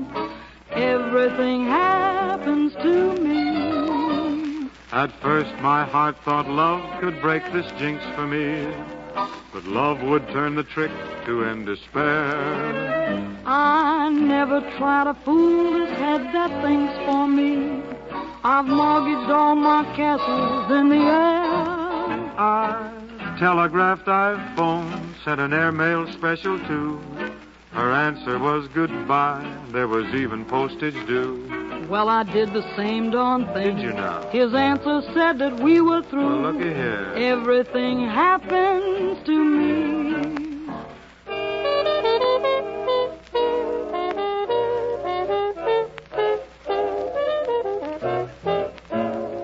I purchased me some horses, brought them up from Argentine. Well, tell me, do they like California? Love it. Do they find the climate fine? Well, they find the climate nice, but they can't find the finish line.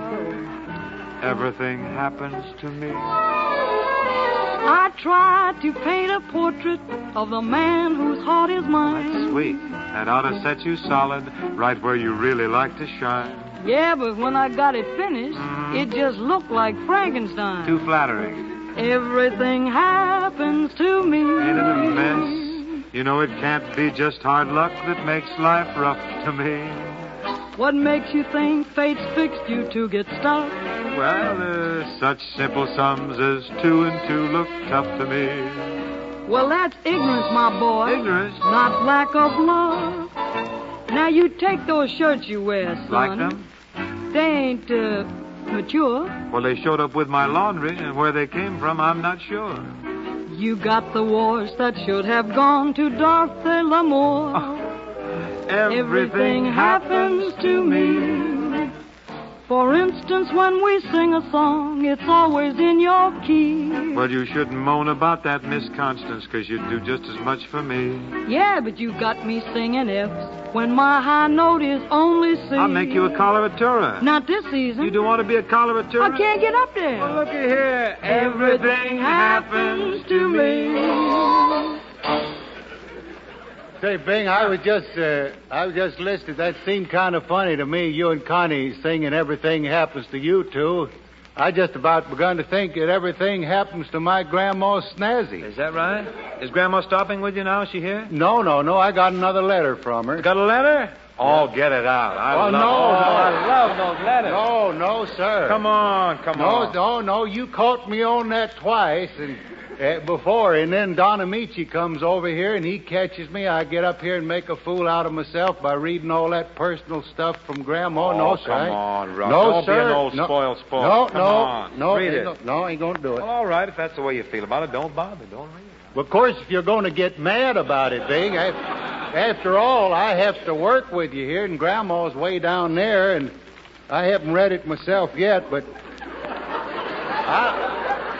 I'll read it now, but just remember, it Bing's the cause of it. Don't blame me for it. Anyhow, Grandma says, Dear Robin, we have been listening to you every Thursday, but are worried about getting you this Thursday since they started that daylight saving time. Now a body don't never know what time is which. Even our old cuckoo clock is all mixed up. Every hour the cuckoo just comes out and shrugs his shoulders.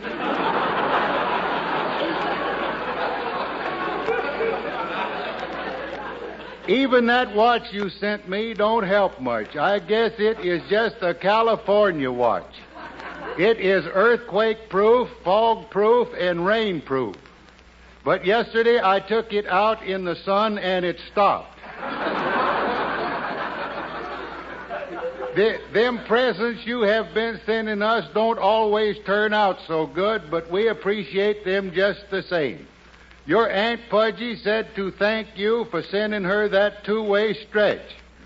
The two-way stretch don't help her much, though, because she stretches three ways.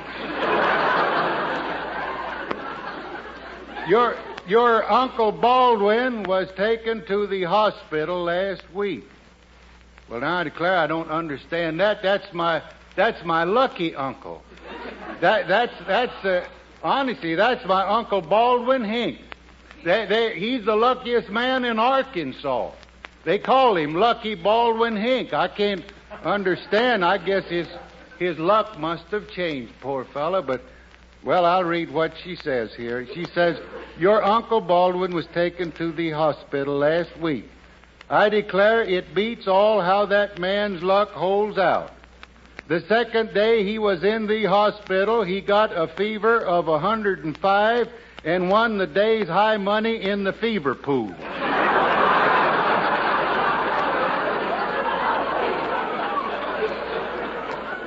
Well, Grandma says your Grandpa Pelican Snelson is having a little trouble with his legs. It seems like one of his legs says it's going to rain, and the other one keeps jumping up and down denying it. Well, that is all for this time, except to tell you that your Uncle Slug is getting plumb out of hand with his drinking. He seems to be having the same trouble the government is having. Too many bottlenecks. Well, there was a time when all you had to do to find him was to go down to Spike Wallace's musical cocktail bar. You could always find your Uncle Slug and a glass of beer over in the corner with their heads together. But now he has switched drinks, and I don't know what has come over the boy. Robin, what in the world do they put in them zombies? Ever since he started drinking them zombies, all he has been doing is going around saying, I am a social butterfly. I am a social butterfly. We didn't put no stock in it till yesterday 2 men come and took him away in a net.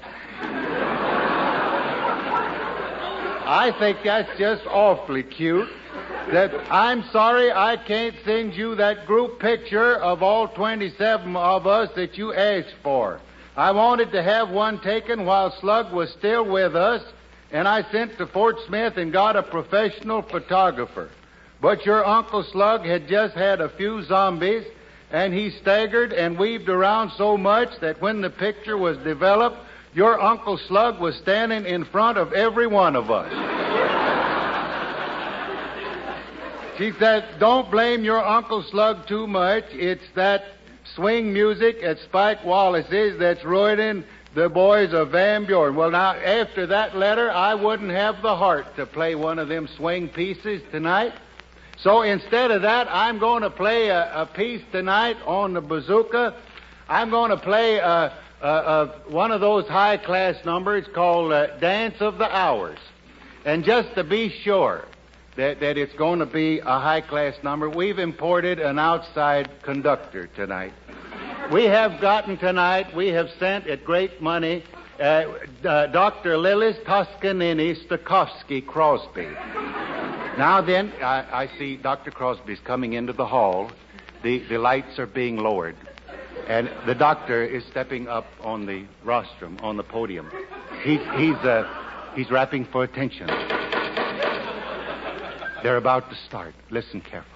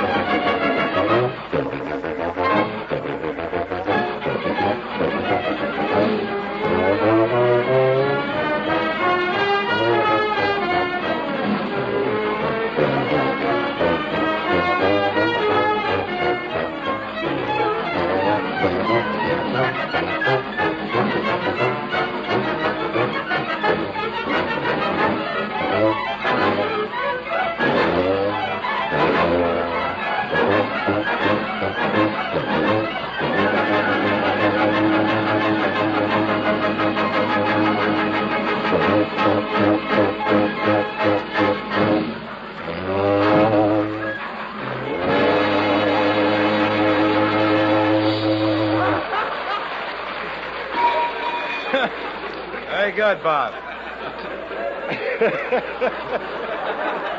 Was the tempo all right for you? While the world is mulling over that miserable mewling, Trotter and I are going to come in with something a little more sentimental. Introduction.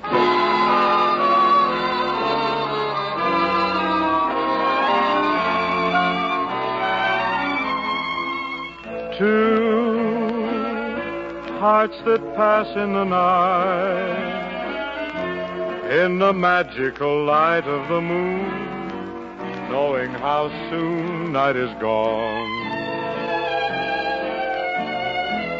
Two hearts that join in a glance and discover romances are made, only to fade with the dawn. So, for an hour you were mine, and my heart was aglow with a power beyond divining. Two hearts have tasted delight. Must they always be lonely, alas? Two hearts that pass in the night.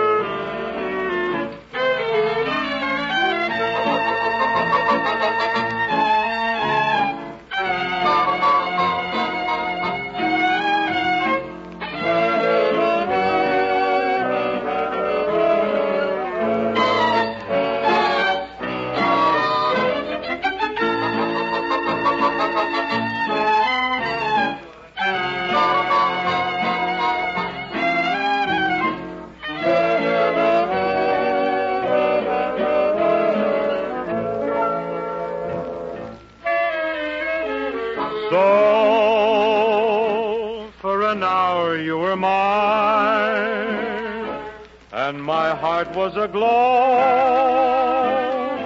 with a power beyond divining. Two hearts have tasted delight. Must they always be lonely, alas? Two hearts that pass in the night.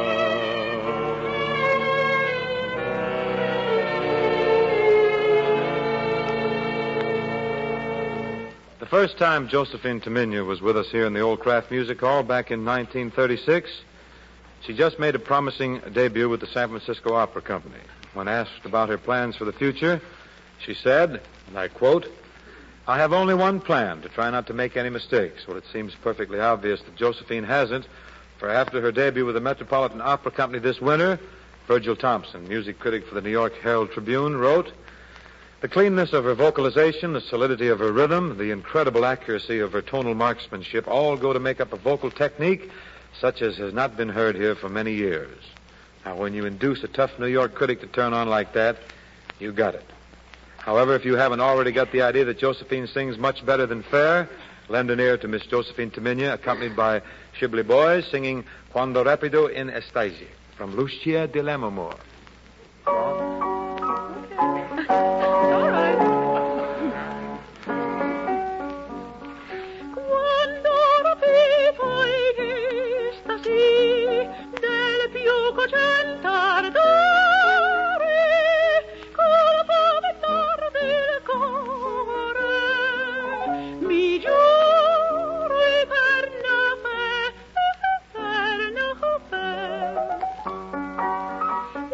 Yeah.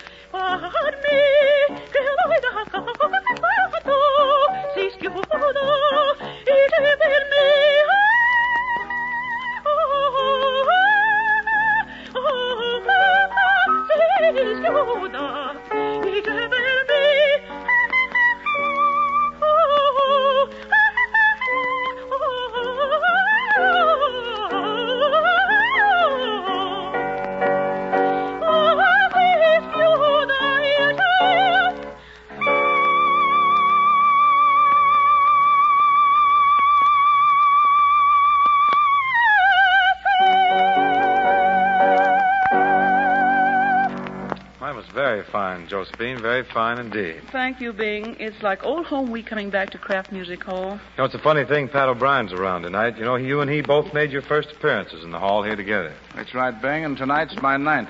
Well, this is only my 8th. You're doing better than I am.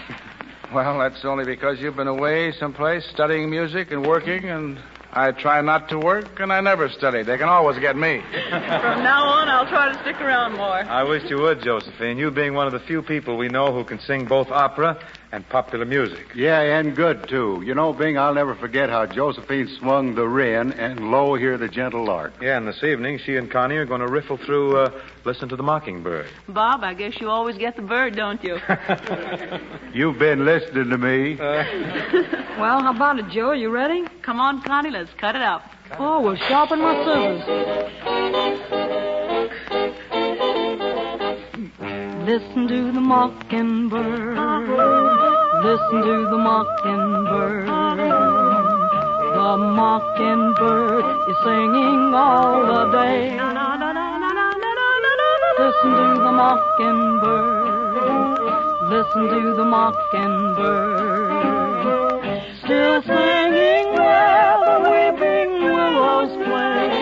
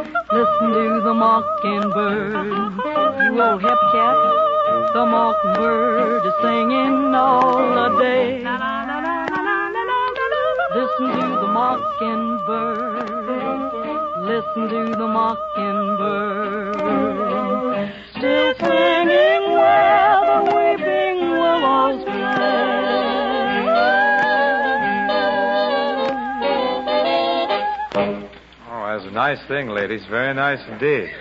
Certainly a new kind of mockingbird. Septimus Winter whipped up that tune 4 years before Thomas H. Bailey scored off a ballad equally popular today. That would be 1850, the year that English sparrows were imported to this country to combat caterpillars.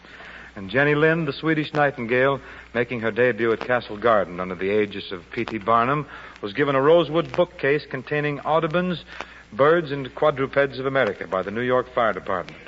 But as I started to say, with some slight assistance, you may recall the tune Mr. Bailey wrote that year. I'm sure you remember. Tell me the tales that to me were so dear. Long, long ago. Long, long ago.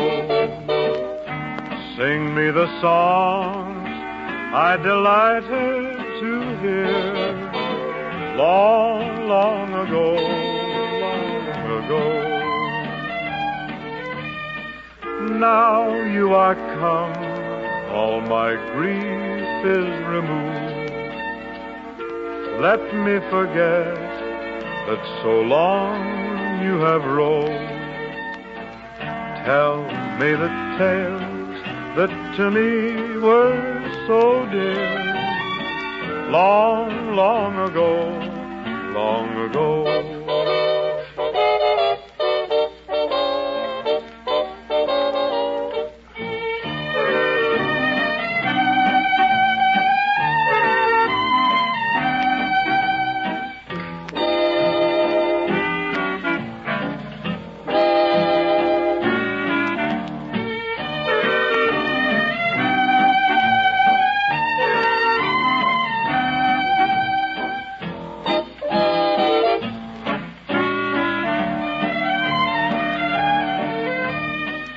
now you are come, all my grief is removed. Let me forget that so long you have roved.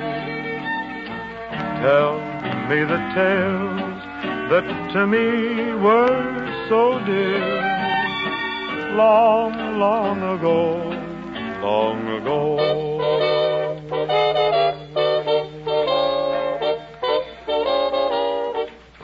Continuing with 1850, that was the year Charles Dickens came out with David Copperfield. Ken Carpenter came out quite a little bit later, but the only thing is when he comes out, man, he really comes on. Right now, when everyone goes for salads, is the time to swing to Miracle Whip. Miracle Whip makes salads so lively, gives them character and zest. One taste, and you know why it's the brand that all America prefers. Famous for different flavor, Miracle Whip is unique in texture, too. It's mixed in a patented beater exclusive with Kraft. Has a wonderful creamy smoothness that you get in no other brand. Do try Miracle Whip very soon. Try it on green salads, fruit salads, coleslaw, and see what it does for sandwiches, too. And don't forget that hollandaise sauce. Food dealers get fresh supplies of Miracle Whip salad dressing every few days.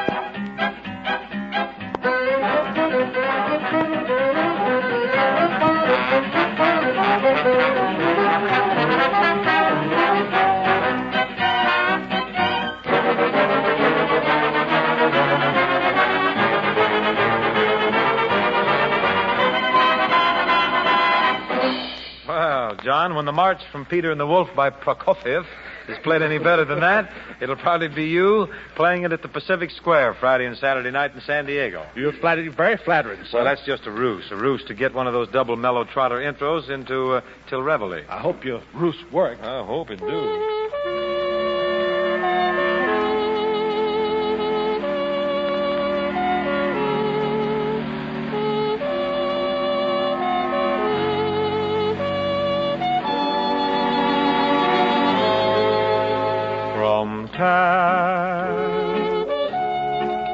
Till Reveille, I dream the whole night through. Each night till I hear Reveille, I dream, my dear, of you. I have your face before me. The moments we're apart are taps till I hear reveille. I dream of you, sweetheart. From taps till reveille, I dream the whole night through.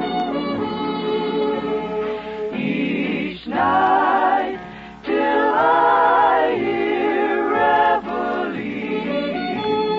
I dream, my dear, of you, my dear, of you. I have your face before me. The moments will apart. From taps till I hear reveille, I dream of you, sweetheart.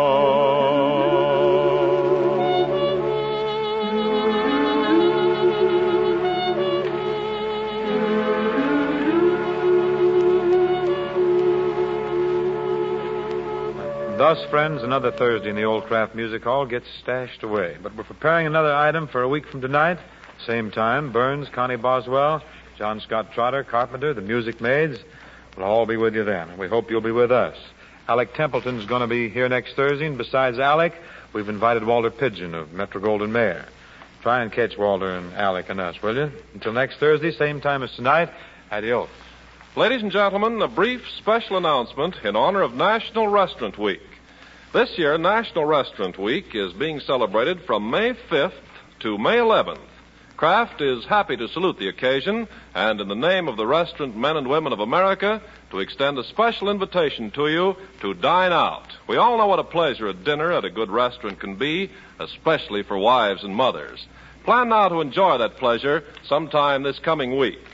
And tune in the Kraft Music Hall next week at the same time to hear Bing Crosby with Bob Burns, Johnny Trotter and his orchestra, Connie Boswell and the Music Maids, and Bing's special guests for the evening, Alec Templeton and Walter Pidgeon.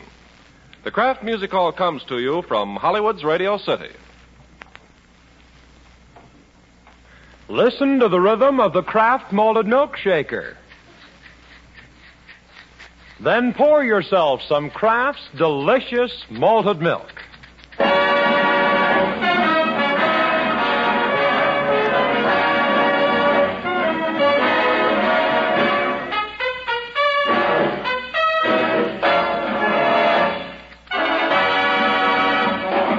If your house is all torn up with spring cleaning or moving, you're a lucky person if you have Kraft sweetened, chocolate-flavored malted milk on your pantry shelf. Because then you can sit down and relax with a cool, frosty Kraft chocolate malted in your hand. A drink that really refreshes you and helps you to do more work, yet feel less tired at the end of the day. That's because a Kraft malted gives you quick food energy through the combination of malt and cane sugars and the fine nutrients of milk. And when you're rushed at mealtime, think of Kraft malteds and sandwiches. Easy, satisfying, mighty good. Kraft malteds are fine for the children anytime, and youngsters love them. Your food store has Kraft sweetened, chocolate-flavored malted milk. It comes in 1 pound and 2 pound cans and in the new 10-cent packages. Get some tomorrow. This is the National Broadcasting Company. One of old-time radio's longest-running and most popular programs, CBS Mystery Theater, is up next.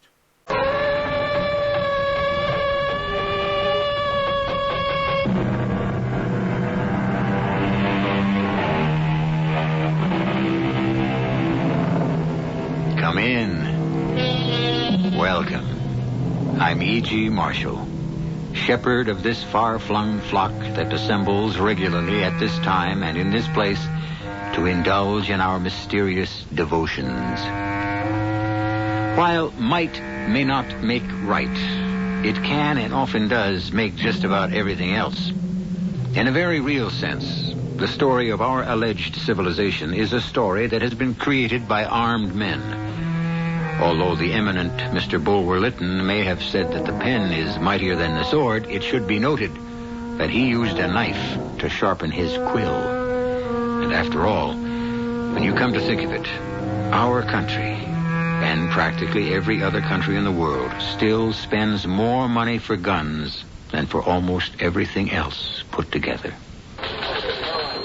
Any special orders today, Frank? Nothing. It's quiet. This should be one of them nice, peaceful days, a policeman's delight. Yeah, I hope so, Frank. Anything wrong, Eddie? Well, is it possible to know when the last day of your life has arrived? No, it isn't possible. I got this funny feeling. Yeah? Right now, if I close my eyes, I see myself walking a beat. A guy with a gun is running out of a store. I yell, halt. He turns, he shoots at me. You want to go on sick call? No, I get this feeling every day. Eddie, you're the most sensible guy in the precinct. It's just a crazy feeling. And it always passes. Except today. Except today what? Nothing. Nothing. I'll be okay. I know I'll be okay.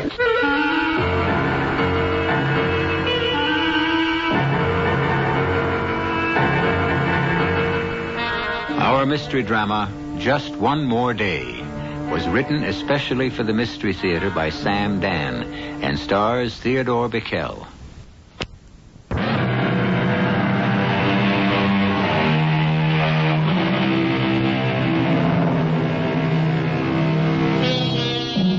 His name is Edward Mason, and this is the early morning of a very special day in his life. To each of us, there comes a final day, from time to time. A last day, a day which marks a divide. And today is one of those special days for Eddie, because it is the last day that Eddie will spend as a police officer.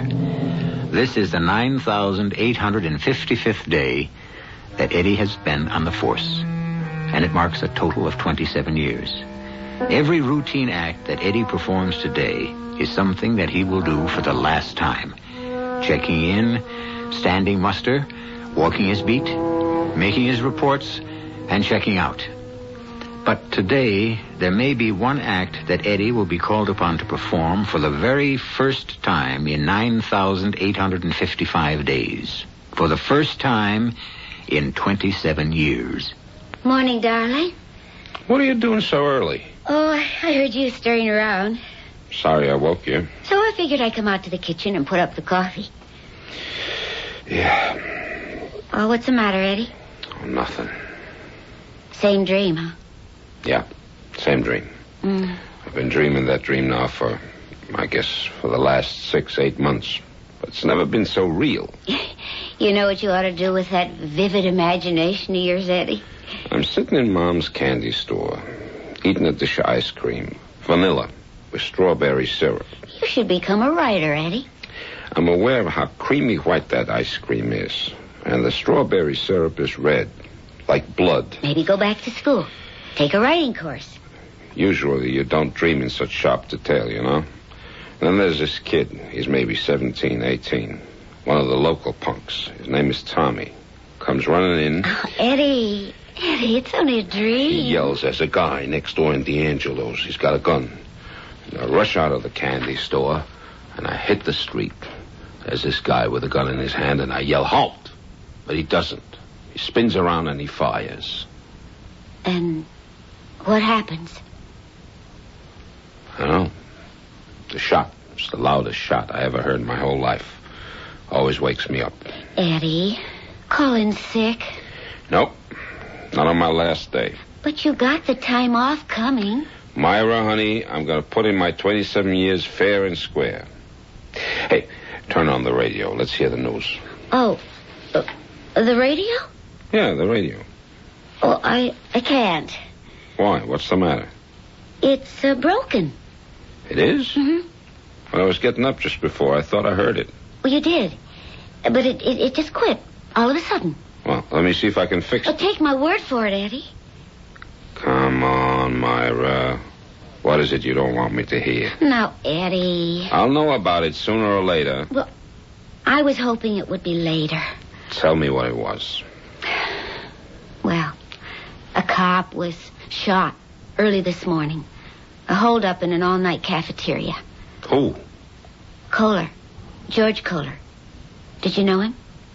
You knew him, too.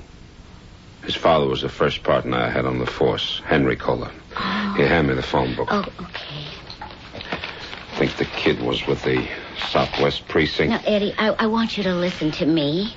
Southwest, here it is. Oh, Eddie, please, don't go in today. Eddie, I'm afraid. Myra, take it easy. Sergeant Rowland, I'm Patrolman Edward Mason with the 25th Precinct. About Georgie Kohler, I called to see if he needs blood. Oh. Yeah, sure. Kid died an hour ago. Eddie. I think I better leave now. But you haven't even had your breakfast. Well, it being the last day and all, I want to get in early. Eddie, watch yourself. You know, that's what you always say, and that's what I always do.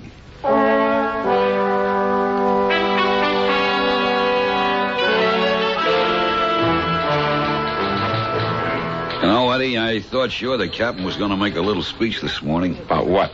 Oh, about this being your last day and all. Yeah, well, I asked him not to. I'll miss you, Eddie. I'll tell you. I think you're the best cop I ever knew. How come you wind up after 27 years just pounding the beat? I like the beat, Frank. You get to know the people, you get to be involved. That's where I disagree, Eddie. It's a job. All I want to do is put in my 8 hours and get home. Especially now I'm getting married. Congratulations, Frank. Look at what she gives me for a wedding present. She says to me, honey, I want you well taken care of. Well, I must say, it's an unusual gift, a revolver. How can you just call this a revolver? It's like calling the Mona Lisa a picture. It's a custom-made 38 special. That butt isn't mother of pearl. It's pure ivory. The engraving. It's a work of art. Feel the balance. Here, trigger it. What do you say? All I can say is I wish we didn't have to carry guns. Are you nuts? How can you be a cop and not carry a gun? Cops don't carry guns in England. You're kidding. The cops there don't carry guns. So most of your criminals don't carry guns either. Look, Eddie, the very fact that you got that revolver riding on your hip, don't it give you a sense of security? No. Oh, come on. All the times in the past 27 years that you had to go to the holster, where would you be if there was no gun there? But I've never gone to the holster, Frank. Never. What? That's right, Frank. Never. Are you telling me you've been a cop 27 years and not once in all that time did you ever have to draw your gun? In 27 years, I never have been forced to fire a single shot. I can't believe it. You got an arrest record as good as any man in the precinct. Some of your collars have been real rough characters. And you say you never went for the gun? I never once went for the gun. Why do you bag half of these guys? Been lucky, I guess. That has got to be the most single sensational streak of luck. And I'll only hope it'll go on for one more day. That's what I'm praying for, Frank. Just one more day.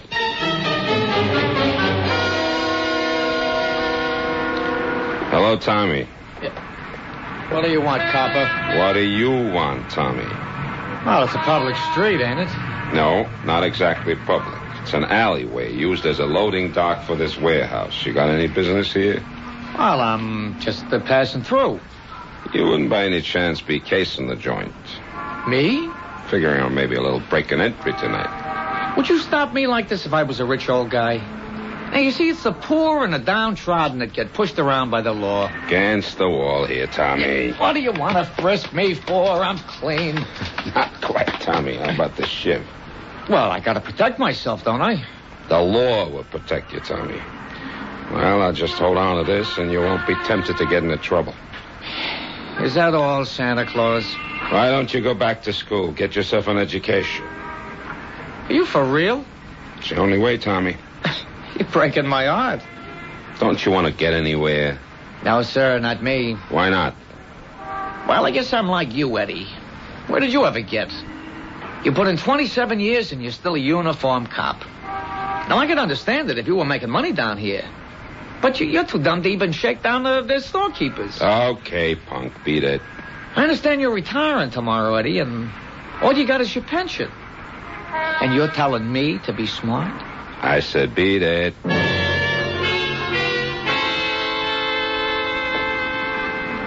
Well, good morning, Eddie. Good morning, Mom. Eddie, maybe you better come into the store for a minute. What is it, Mom? I don't know. I got a funny feeling. You too? What do you mean, me too? What? Nothing. I was opening up the store this morning. You know, Benny's got the sciatica. Hey, did he go see this doctor I told you about? Did he ever go see a doctor in his life?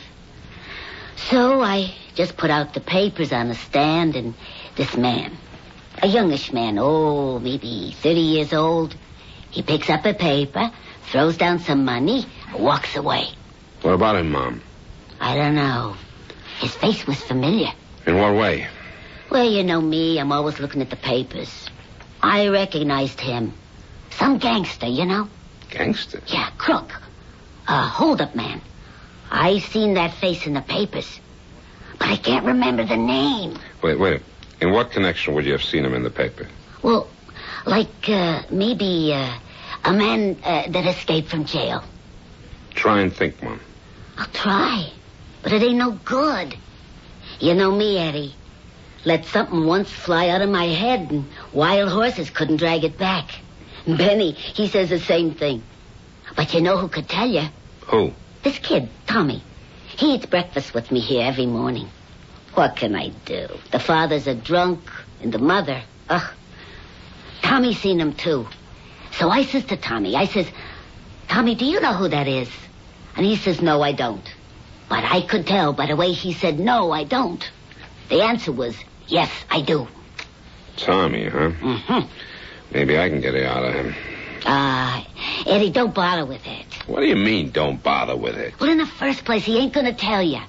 And in the second place, it's your last day. On your last day, please, don't look for trouble.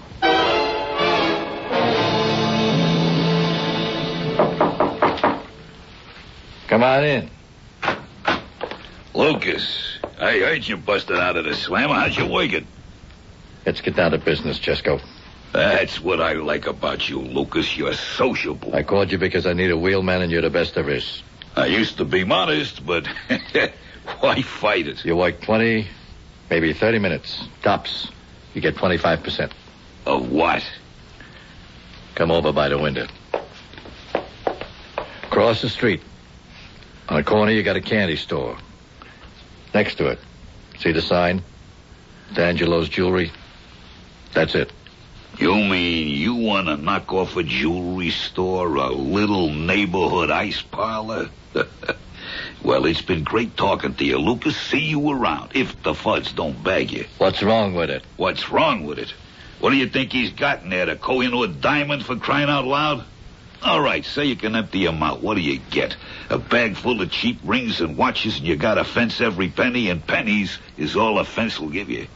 I don't want what's on a counter or on the shelves. Oh, what do you want? What's in a safe? He's holding $500,000 worth of uncut diamonds. How do you know? He's holding them for some guys that smuggle them out of South Africa. Where'd you get the tip? The guy's in jail with me. Done him a good turn, so he give it to me. And I know where I can get $250,000 for the ice. Your cut, $50,000. You want me to keep talking? I'm all ears, Lucas. What time you got on your watch? 8:45. Right now. The cop on the beat's gonna walk out of the candy store. Watch. See? Yeah. There he goes. He's gonna go in the jewelry store. See? And he'll be there exactly 2.5 minutes. How do you know? I've been watching this cop 8 hours a day for more than a week. I know every move he makes.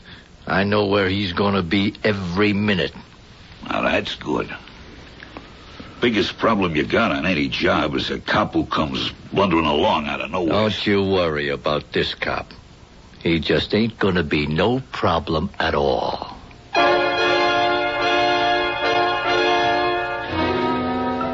After 9,855 days on the job, will Patrolman Eddie Mason finally have to draw his service revolver in the line of duty? The two gentlemen whose conversation we have just overheard would seem to be the type who could very well make him do it. I shall return shortly with Act 2.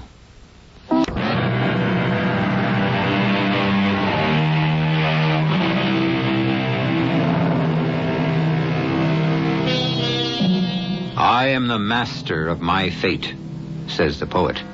Not quite, answers the realist. And he would seem to have the best of the argument. The fact is, so much of our fate lies in the hands of others.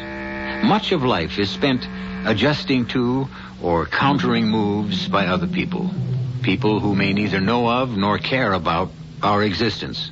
Some of these may be good moves. Some are not such good moves. Particularly the ones being pondered at present by two young men who are peering out the window of a flat in a dingy tenement building. I have to hit the joint at exactly 10 minutes to 4. Why so late? At 11 minutes of, the cop goes into the candy store next door, and he has a plate of ice cream. I can even tell you what kind. Vanilla with strawberry syrup. Oh, you gotta be out of this world, Lucas. Who could believe you? For the next 11 minutes, he's gonna sit there, fanning the breeze with the old lady who runs the joint. Then, 4 on the head, he hits the street and waits for his relief.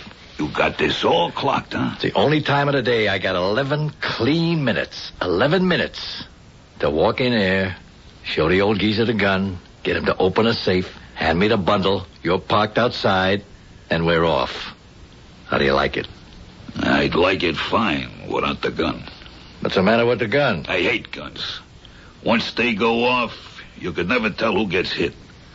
Without a gun, if you get caught, a good mouthpiece can reduce any robbery rap to maybe 3 to 5. But get collared with the iron on you, you're looking at 7 to 10. Kill somebody, you're buried for 20 or 30. All I want the gun for is to scare him with. Okay.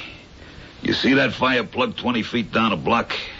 That's where I'll be parked so I can count on an open space. I'll come barreling out of there. Have that engine running. Nobody ever complained about my work yet. Look, you're getting $50,000 for this. And I'm worth every penny. So I'll be waiting for you any time between 3:50 and 4 p.m. See you. Hey, where you going? Well, I gotta steal a car. Nice little sedan. Okay, we got a deal. Yeah, we got a deal.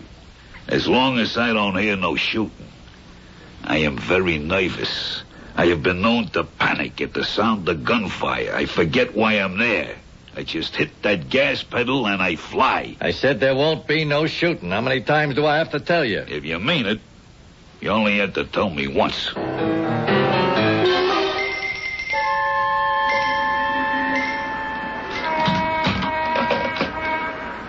Yeah, you okay, Eddie? Sure. 9:30 check-in. You sure you're okay? Yeah. I'll mark it. Frank, listen. Mom Feldman, who has the candy store? Yeah, what about her? She's not sure. She thinks she spotted somebody this morning. Who? She's not sure. Look, why don't you get hold of the latest wanted circulars and bring them down here? How about this one, Mom? Nah, him I'm sure it ain't. This one? Mm-mm. What about him?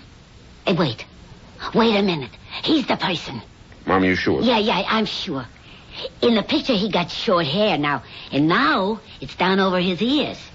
But I'd know him anywhere, any time, by his mouth. Tight, pulled up, like something's always bothering him. Jack Lucas. Yeah, busted out of the state pen 6 weeks ago. Armed and very dangerous, Eddie. Be careful. I'm always careful, Frank. He always carries a big gun. Likes to use it. We better ask to have an extra car patrol the area. I'll tell you one thing, Eddie. You spot him, you want to shoot first and shoot fast. And remember. I remember. You see anything the least bit out of the way, call in. Okay, Frank. Thanks, Mom. My pleasure. Eddie, it's your last day. Why did you have... I have a job to do, Ma'am. I remember reading the name. Jack Lucas. Mad Dog Jackie. And he's here, in the neighborhood. Who says he has to be here? Maybe... Maybe what? Well, maybe he was just passing by. He could be miles away from here by now. Mom, he's here. Eddie, makes sense. Why would he be here? What's here? He's here, Mom. Why do you think I am wrong, Eddie? If I tell you, you'll say I'm crazy. Eddie, you crazy? It's impossible. Today is, the only thing I can think of to call it is, today's the day of the gun. The day of the gun? Now what is this, Eddie? The law of averages, Mom. The law of averages suddenly realizes that me, Edward Mason, has been breaking it far too long. Now that sounds crazy. I know. So today we have to have the day of the gun to make up for all the days we didn't have one. I wouldn't want to talk this way to anybody but you, Mom. Eddie, what is this about a gun? Wherever I turn today, I'm looking down the barrel of a gun. Last night, I dreamed about a gun.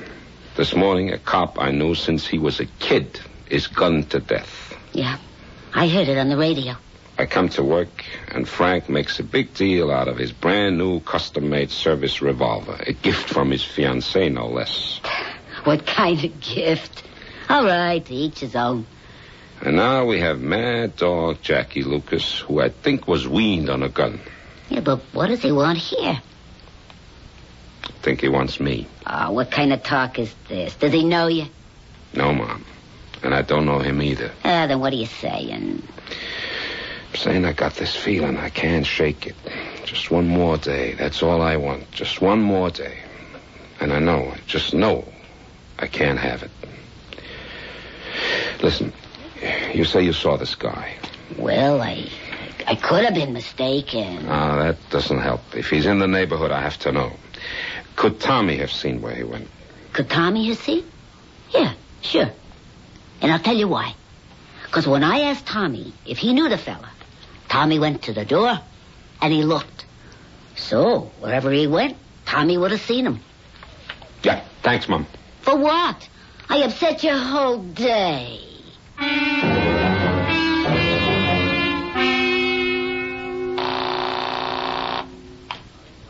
Hello, Eddie. How do you know it's Eddie? Oh, I was just sitting here wishing and hoping and praying you'd call. I guess it's what they call ESP. I just want to let you know it's 12 noon and all's well. How do you feel? Just great. Oh, it's so hard to believe. You only have 4 more hours to be a police officer. We got to eat out tonight and celebrate. We've been invited out. Yeah? By who? Oh, some old friends. Eddie? What is it? I was going to suggest something, but I know you won't do it. Honey, you know I'd do anything for you. Well, I wish that you'd call in sick and come home right now. Ask me something else. Eddie, watch yourself. That's what you always say, and that's what I always do.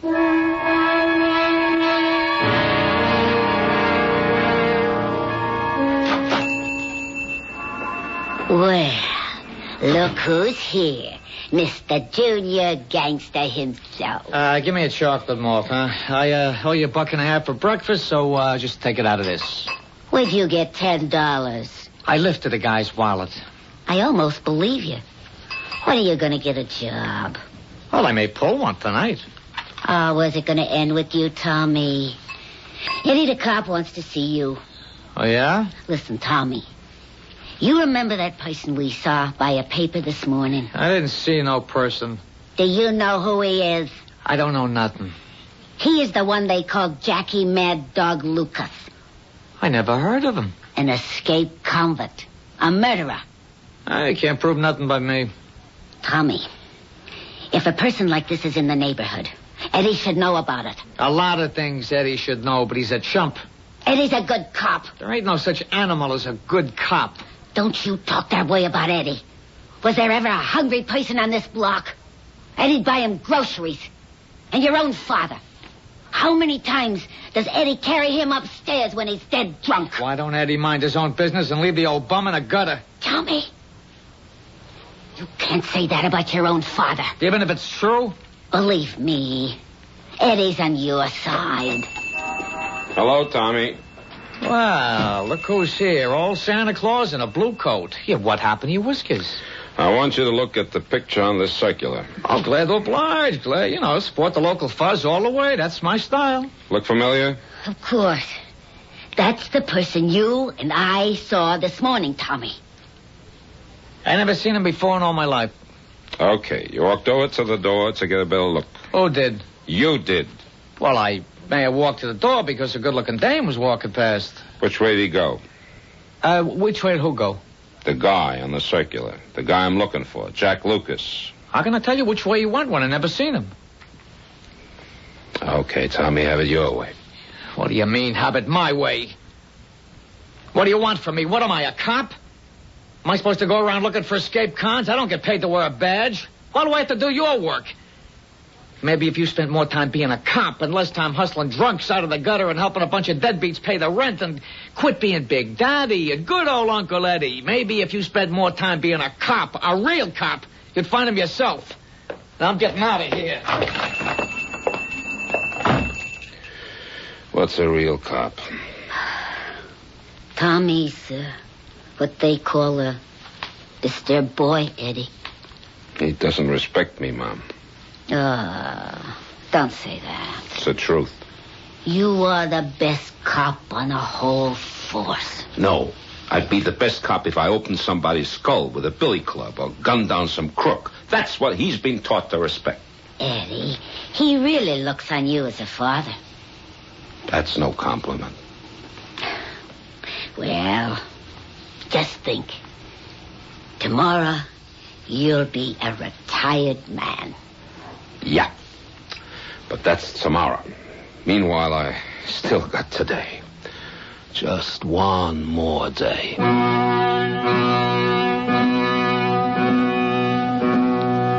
Long ago, a poet wrote, "Be the day short or ever so long, it creepeth at last to even song." And the longest day for Patrolman Edward Mason also creeps reluctantly to its close. But before it ends, finally, a certain event is scheduled to take place.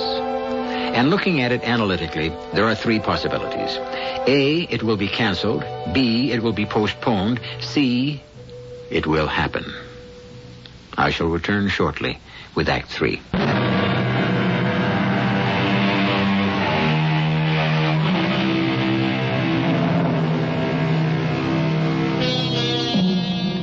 A dream is about to come true for Patrolman Edward Mason.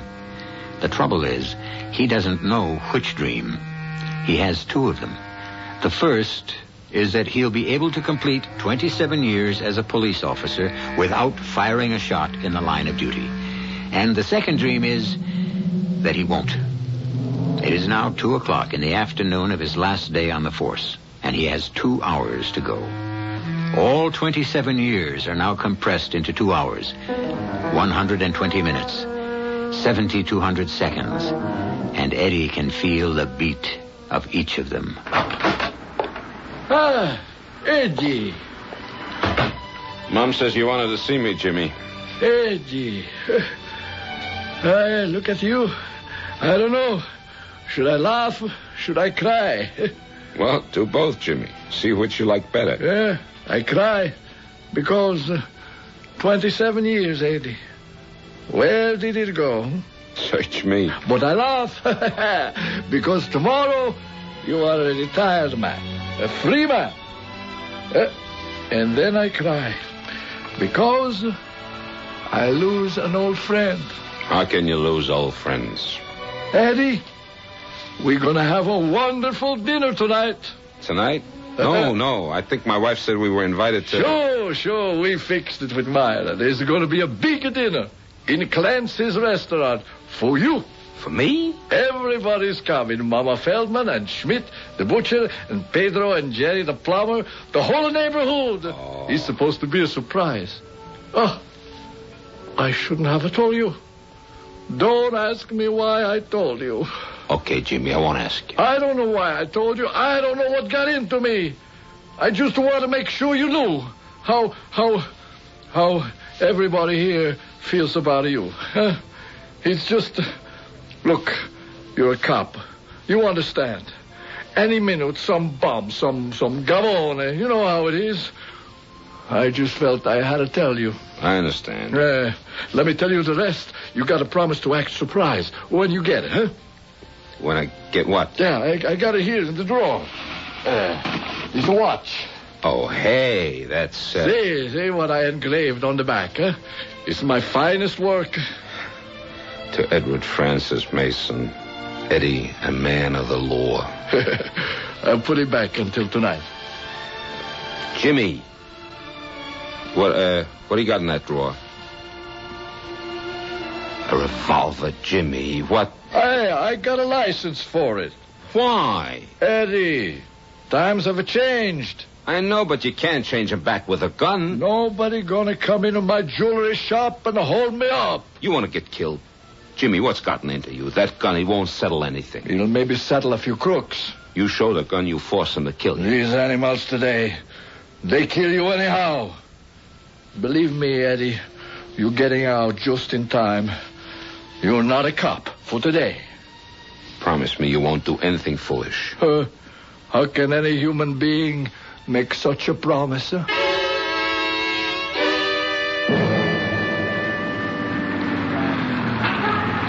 Hey, Eddie. What's up, Frank? Nothing. Crew's in the neighborhood. So's Rogers. Anyone spot anything? Not a smell. If Lucas is here, he's sacked up tight. I'll keep looking. Just think, Eddie. 40 more minutes. You're out of it forever. Why? Is it 20 after 3 already? As if you ain't clocking every second. I would say you're over the hump. 20 after 3. One more turn around the beat, and then I hand it over to Smitty. Between you and me, Eddie, I don't think Mom actually seen this mad dog Lucas. But if she did, he was just passing through. Yeah, see you back at the station house. Okay. And Eddie, keep your eyes open, huh?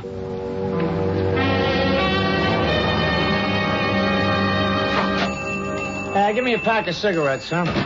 Tommy, you want to come to the dinner tonight? Me? Pay $5 to eat with a cop? I'll pay for you. Why don't you get off my back? Who's bothering with you? And don't ask me if I seen this guy. Who's asking? Because the answer is no. You got a phone booth? Right in the back. Thanks.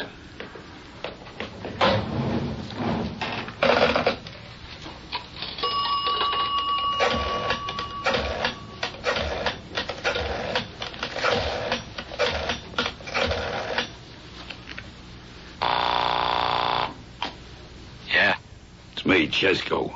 I'm in a candy store. You set? You look out of the window with the black two-door hardtop near the fire plug, you'll see I'm set. Listen, I want to ask you something. Is there a chance somebody could have fingered you? What do you mean? I mean, your picture's been in the paper. You could have been spotted. No way. And what was the prowl car doing outside? When? 2 minutes ago. The cop in the car was talking to the cop on the beat. Could they been talking about you? No way. You didn't say nothing about prowl cars. I thought you had it locked. I do. That was the 3:20 checkoff. What 3:20 checkoff? 20 minutes after every hour. A car comes down the street. I told you. I know every move these clowns make. All right, I'm just checking. You make sure that motor's running and ready. And you make sure I don't hear no shooting. Hot day, huh? Yeah. It's like yesterday was winter, and today it's summer. What happened to spring? Don't ask me. What do you get for an ice cream soda? 40 cents. I can remember when they cost a quarter. I can remember when I sold them for a dime. 40 cents, huh? But you get 2 scoops. Give me a black and white. Ain't it a crime the way prices are sky high today? Yeah, where will it end? Beats me. Tommy. I already paid the $5 for Benny. I said I ain't going. I just talked to Benny on the telephone. He can't even get out of bed. Why should the money go to waste? I'd starve to death first. I'll see you, Mom. Young people today. Yeah, no manners. We got a cop on the beat. Such a wonderful man. I couldn't begin to tell you. We're giving him a retirement dinner tonight. And that one don't want to go. No respect. Hey, is that the right time on your clock? Absolutely. We said it by the radio. It can't be 3:47. My watch stopped. How do you like that? Never stopped before. Take it next door. We got a jeweler, Mr. D'Angelo. The man's a genius. Eddie, you're 2 minutes early. That your car parked outside? Yeah, it is, officer. You're kind of close to the fire plug. Got to be 12 feet away. Okay, officer, I'll take care of it. Thanks for telling me. No, you can finish your soda. It's okay. I'm on a diet anyhow. What a nice young fellow. The usual? Yeah, might as well. Go easy on the syrup, though. Eddie, I can't tell you how glad I am the day is over. Yeah, it's just about over. And I made it. And I am so happy for you. I made it, Mom. But I cheated. What are you talking about? It's like a pitcher in baseball who's trying for a no-hitter. You know what I mean? From baseball, I know nothing. Well, the first couple of innings, he doesn't realize it. But as the game goes on, he becomes aware of it. I still don't understand. The gun thing, I mean. It's become bigger than anything else. It would make me different. Give me something to brag about. Eddie, don't be so tough with yourself. This escaped gunman, Jack Lucas, I haven't really been looking for him. Well, you don't even know if he's around here. We know he's here, Mom. But you see, my record is more important to me than my duty as a cop. I don't want to find him. I don't believe you. I've been going through the motions. I haven't really been looking. You know why? Because if I find him, I know I'll have to shoot. So I'm sweating out 4 o'clock, and 4 o'clock is 8 minutes away. Eddie, you want to finish your career without using your gun. Not just for pride. I know myself, Mom. I know you better than you know yourself. You want to prove that a cop don't have to be a man as violent as the criminals. Except he wears a badge, and he's got the right to smash heads. How white the ice cream is, and the syrup is blood red. Just like in a dream. What you're trying to tell everybody is, look, a cop can be kind and understanding, and a human being. I don't think I can eat it, Mom. Eddie, something the matter? Hey, Eddie. Yeah, what is it? You gotta... What do you want, punk? Nothing. You're gonna like the cop who's gonna walk this beat tomorrow. He's your kind of cop. Eddie. What is he? Don't say I told you. Don't ever say I ratted, but... But what? Next door in D'Angelo's, it's a stick-up. He's got a gun. Phone the station house, Mom. Help! Help! Help! Help! Or I'll fire!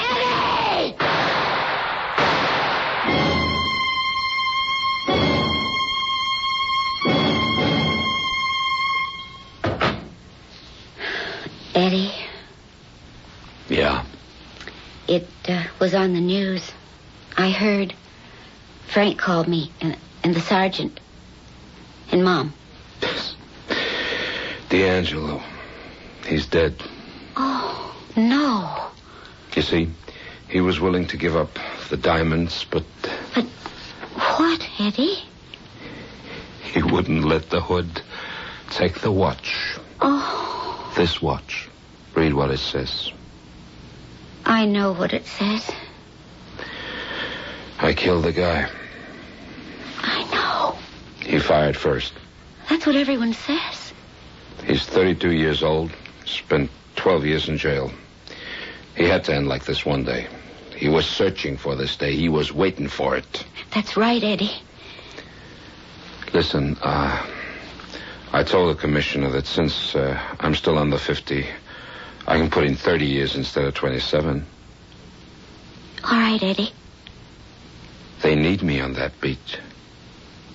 You don't mind, Myra? I don't mind. They need you, Eddie.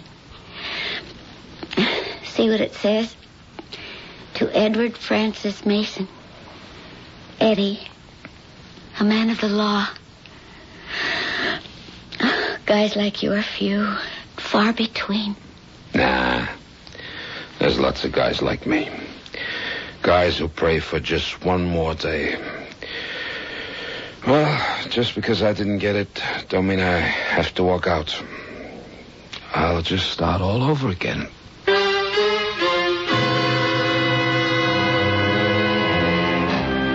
Just one more day.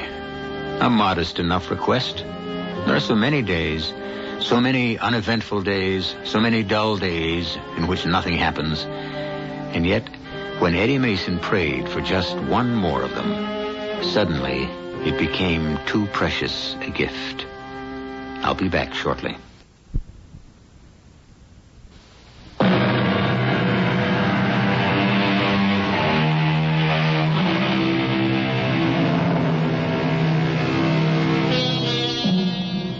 Because they come and go without effort, without notice, because one follows another swiftly and regularly, do not take your days for granted.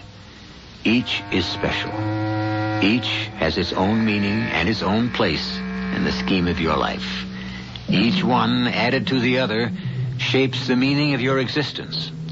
And hopefully, you will always be able to ask for and receive just one more day of whatever it takes to make you happy. Our cast included Theodore Bickel, Evie Jester, Jackson Beck, Ken Harvey, and Jack Grimes. The entire production was under the direction of Hyman Brown.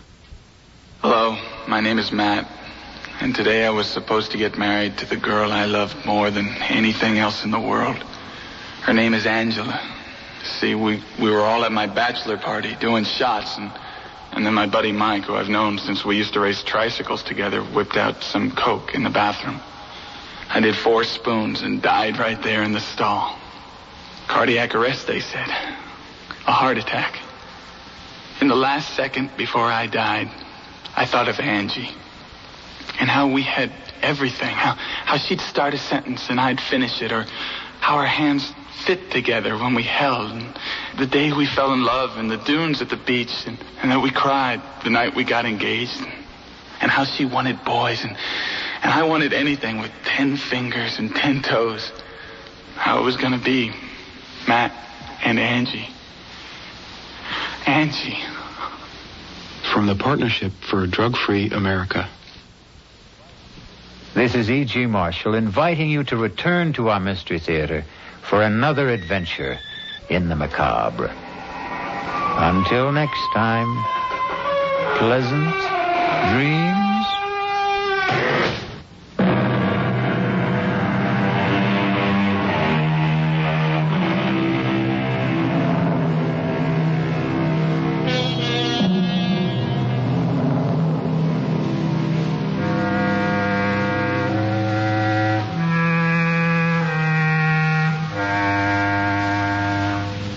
Classic British comedy in the form of Steptoe and Son is up next on nightly old-time radio shows.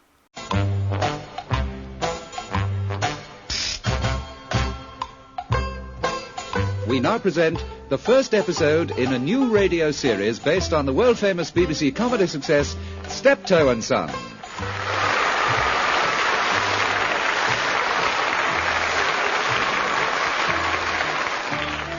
With Wilfred Bramble as Albert and Harry H. Corbett as Harold.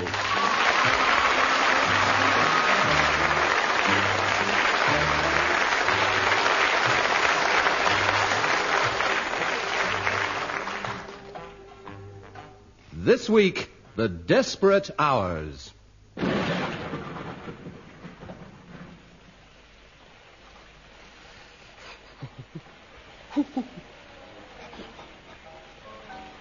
Oh, come on. It's your lead. Oh, it's not good. I can't play a skilled game like cribbage with these gloves on. Well, take them off, then. If I do that, my fingers will be inside them. God blimey, it's worse than the Russian front, this house is. It's nice of you to stay home and keep me company, Harold. I can't afford to go out anywhere, can I? Look, I'm warning you, Dad. If we have another week like this, I'm turning it in. 30 bob we've made this week. It costs more than that to run the horse. Oh, don't worry. Something will turn up. Yeah, my toes. We have much more of it. 3 weeks it's been like this. All the savings is gone. We've got a pile of bills over there you could paper the room with. Well, we could always burn them. Get a bit of heat. Well, they're not going to get paid, that's for sure. There's no decent grub in the house. My guts has been rumbling all day. do you know what I've had to eat today? Half a carrot. And I had to fight to get that out of the horse's mouth. That old bird whacked me with her umbrella. That's for the horse, she said. I'm starting to get hallucinations. You turned into a chicken 10 minutes ago. Well, stop exaggerating. You don't know how close it was, mate. If we'd have had some stuff in handy, it could have been painful for you. Look, we've been hard up before, Dad, but this is ridiculous. I haven't had a fag for a fortnight. Oh, I've got some dog ends you can roll up. No, thank you. They're the dog ends of the previous dog ends. There ain't been a proper fag since Christmas. Come on, it's your lead. What? 9. 15 for 2. 25. 31 for 2. Your go. 7. 14 for 2. Oh, God blimey. 24. 31 for 2. And 1 is 3. And it's my first count. 15-2, 15-4, 2-6, 2-8, and 12's 20. 20? Yeah. Good hand, ain't it? You fixed that hand, didn't you? When I went outside for a gypsy. I never touched them, mate. I don't have to. I can beat you without cheating. Many have you got? 2. My box. 15-2, 15-4, 15-6, and 6 is 12, and 9 is 21. Oh, this is ridiculous. Home. That's it. That's, 1,154 pounds you owe me. You have to wait. About 20 years, I should. Go. My ends. They're like 2 packets of fish fingers, they are. Oh, God, what a life. I wonder what Ted Eve's doing now. Yeah. 9 o'clock. Yeah, so we're at the Athenaeum by now. They just has finished his dinner. The taste of the Strasbourg goose pâté still competing with the bouquet of the Chateau Lafitte 55.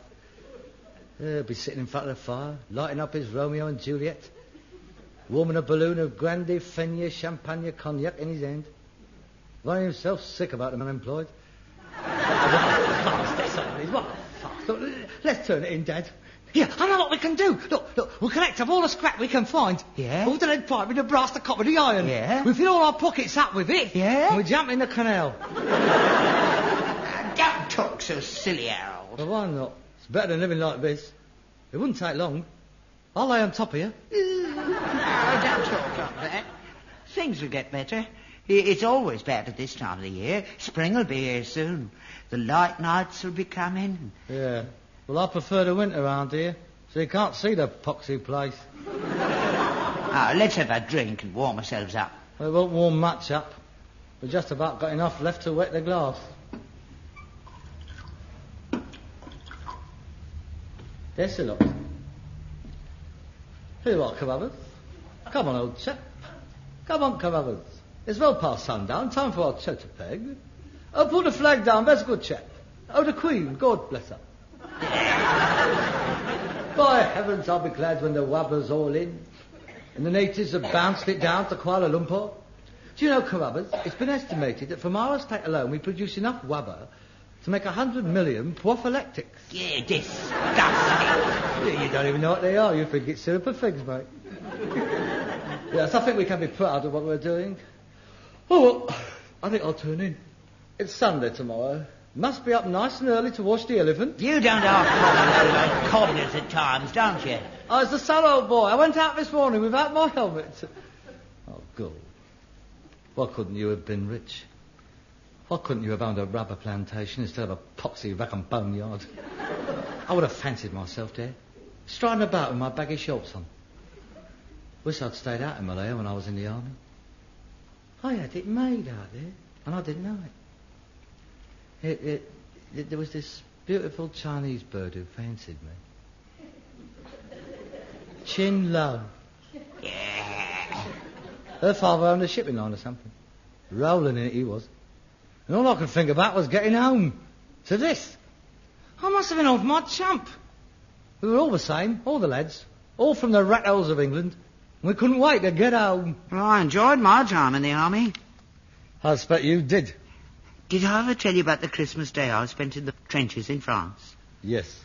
When the truce was called? Yes. That was the First World War, of course, when it was still gentlemen fighting gentlemen. There wasn't a gun being fired all along the whole front.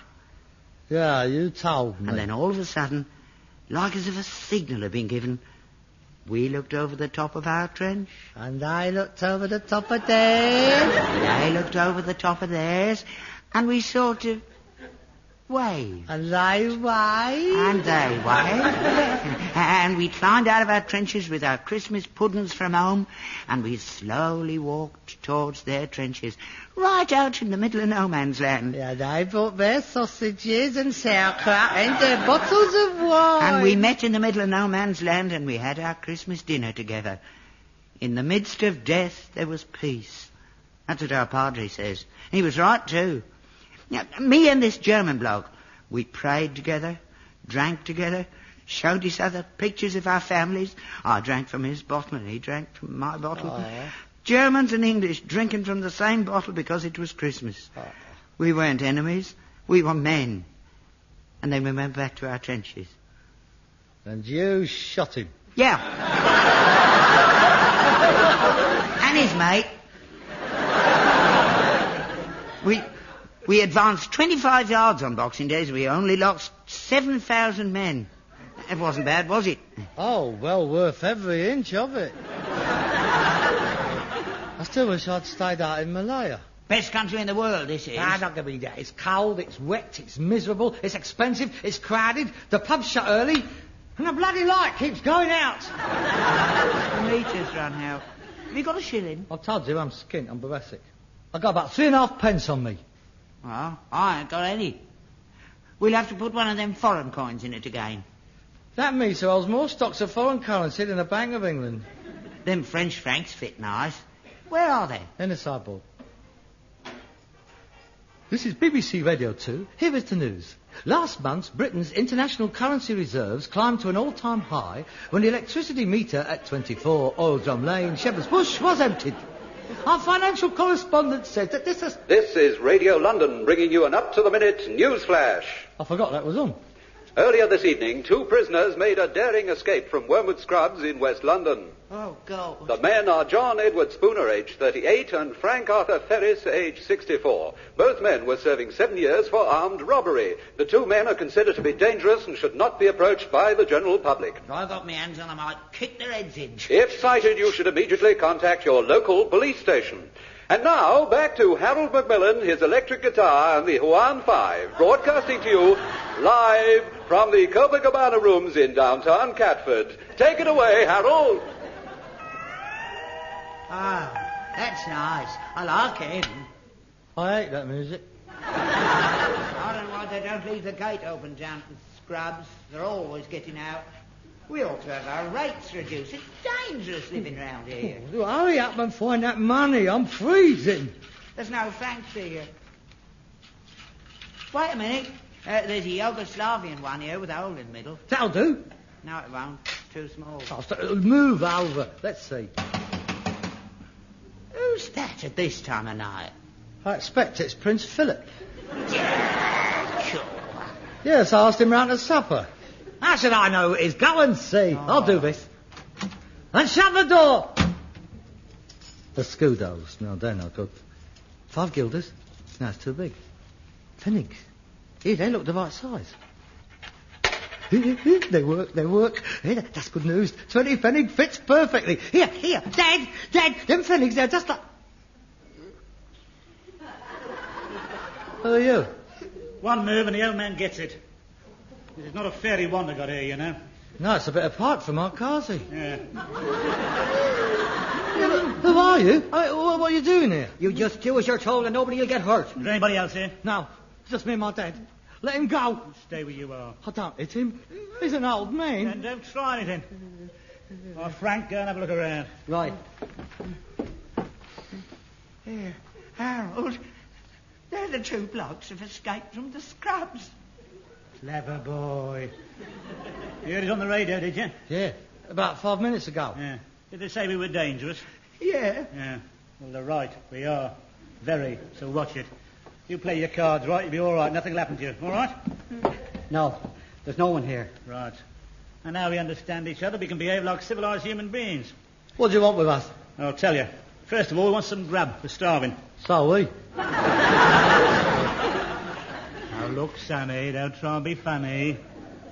Grandad out in the kitchen, bring some grub in. Now don't try anything out there, otherwise Pretty Boy here'll have a slight indentation in his nut.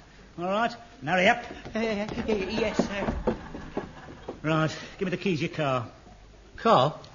What car? We ain't got a car. Come off, everybody's got a car. We haven't. Got a garage out there? That's not garage. That's the stables. What, you mean an horse? Here, we're back in Bowman. That's the only transport we got. We can't make a getaway on a horse, Johnny. Dick Turpin did. Now look, Sonny, you're beginning to aggravate me. I've had enough of you already. What are we going to do, Johnny? They haven't got a car. We'll get caught. Oh, shut up, will you? You got a telephone? Yes. Right, Frank? Yeah? Ring up Marge, tell her where we are, tell her to get a car over here, right? You can't do that. Why not? It's been cut off. You see, we couldn't pay the bill. There's a public call box at the end of the street. So we can't very well go down there, can we? The place is crawling with law. How much money you got in the house? Not much. We've had a bad week, you see. I mean, trade has been very slack. How much? Come on, turn your pockets out. Yes, right. 3.5 pence. Well, my dad might have a couple of bob hidden away. I don't believe it. Look, if you're lying, I don't fancy your chances of waking up in the morning. No, I'm not lying. We're skint. There's some foreign money in the electric meter. I mean, if you was thinking of getting out of the country, it might come in handy. See, there's pfennigs and francs. Perhaps you could change them at a bank. Oh, blimey. Of all the houses round here, we have to pick this one. No money, no car, no telephone, nothing. Oh, there's a likely looking house, Johnny. Let's go over there. We'll be all right over there. Burke. Wasn't my fault. No, it wasn't my fault. It was my fault. Shouldn't have brought you. Should have gone on my own. Could have been miles away by now. Of course. My lad over here gets his trousers caught in the barbed wire. Had to go back up the wall, get him down. He's been holding me up ever since we got away. He's too old. Can't keep up with me. Can't run because he's got bad legs. The right liability. Yeah, I know how you feel. It's the same with me. We wouldn't have been caught doing the job in the first place if it hadn't been for him. Really? Yeah. Well, we got in the vaults like good uns. Could have had it away on our toes. Of course, he goes potty. Stuffs all his pockets with gold bullion, can't move. Stupid. Rooted to the spot he was. 2 weeks, you see. He's old. He's gone. Yeah, it's like him out there. He's held me back all my life, he has. Yeah, you're better off on your own. You can say that again. Here we are. I'm afraid this is all we've got, sir. What's this? Well, that's cold porridge from this morning. No milk, I'm afraid. And that's bread. And that's cheese. You can scrape the green bits off. We can't eat that. That's disgusting. There'd be a riot if we served that in prison. Well, that's all we've got. You don't have to eat this, do you? Well, likely, yes. You'd be better off inside. I'll eat it. Thank you very much. My pleasure. Oh, God, you'd eat anything, wouldn't you? You've got no taste, have you? No finesse. I don't know how I got tied up with you in the first place. We've got nothing in common, you and me, nothing at all. The trouble with you is you've had it too easy. I was brought up in the Depression. You ate what you could get. Yeah, that's right. I remember them days. They don't know what it's all about, these kids, do they? No, that's for sure. They don't know how lucky they are. They don't know they was born. I worked my fingers to the bone for him when he was little. He don't appreciate it. No, none of them do. The bread might be all right if I toasted it. No, that's all right. Don't bother. If only you'd come a couple of weeks ago, you'd have been all right. We do quite well normally.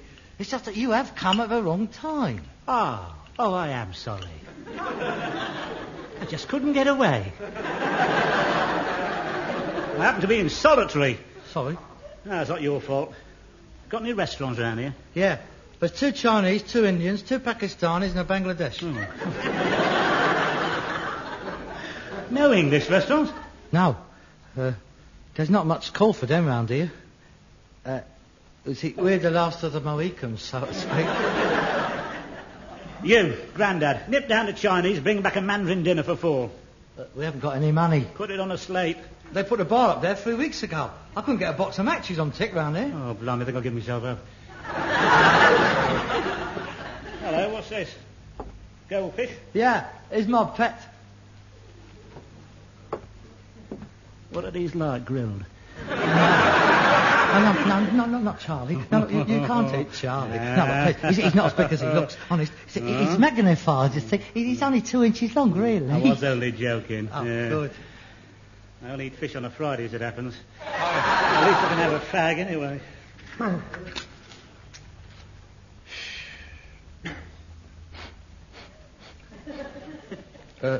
Excuse me? Do you think I might have one of them cigarettes?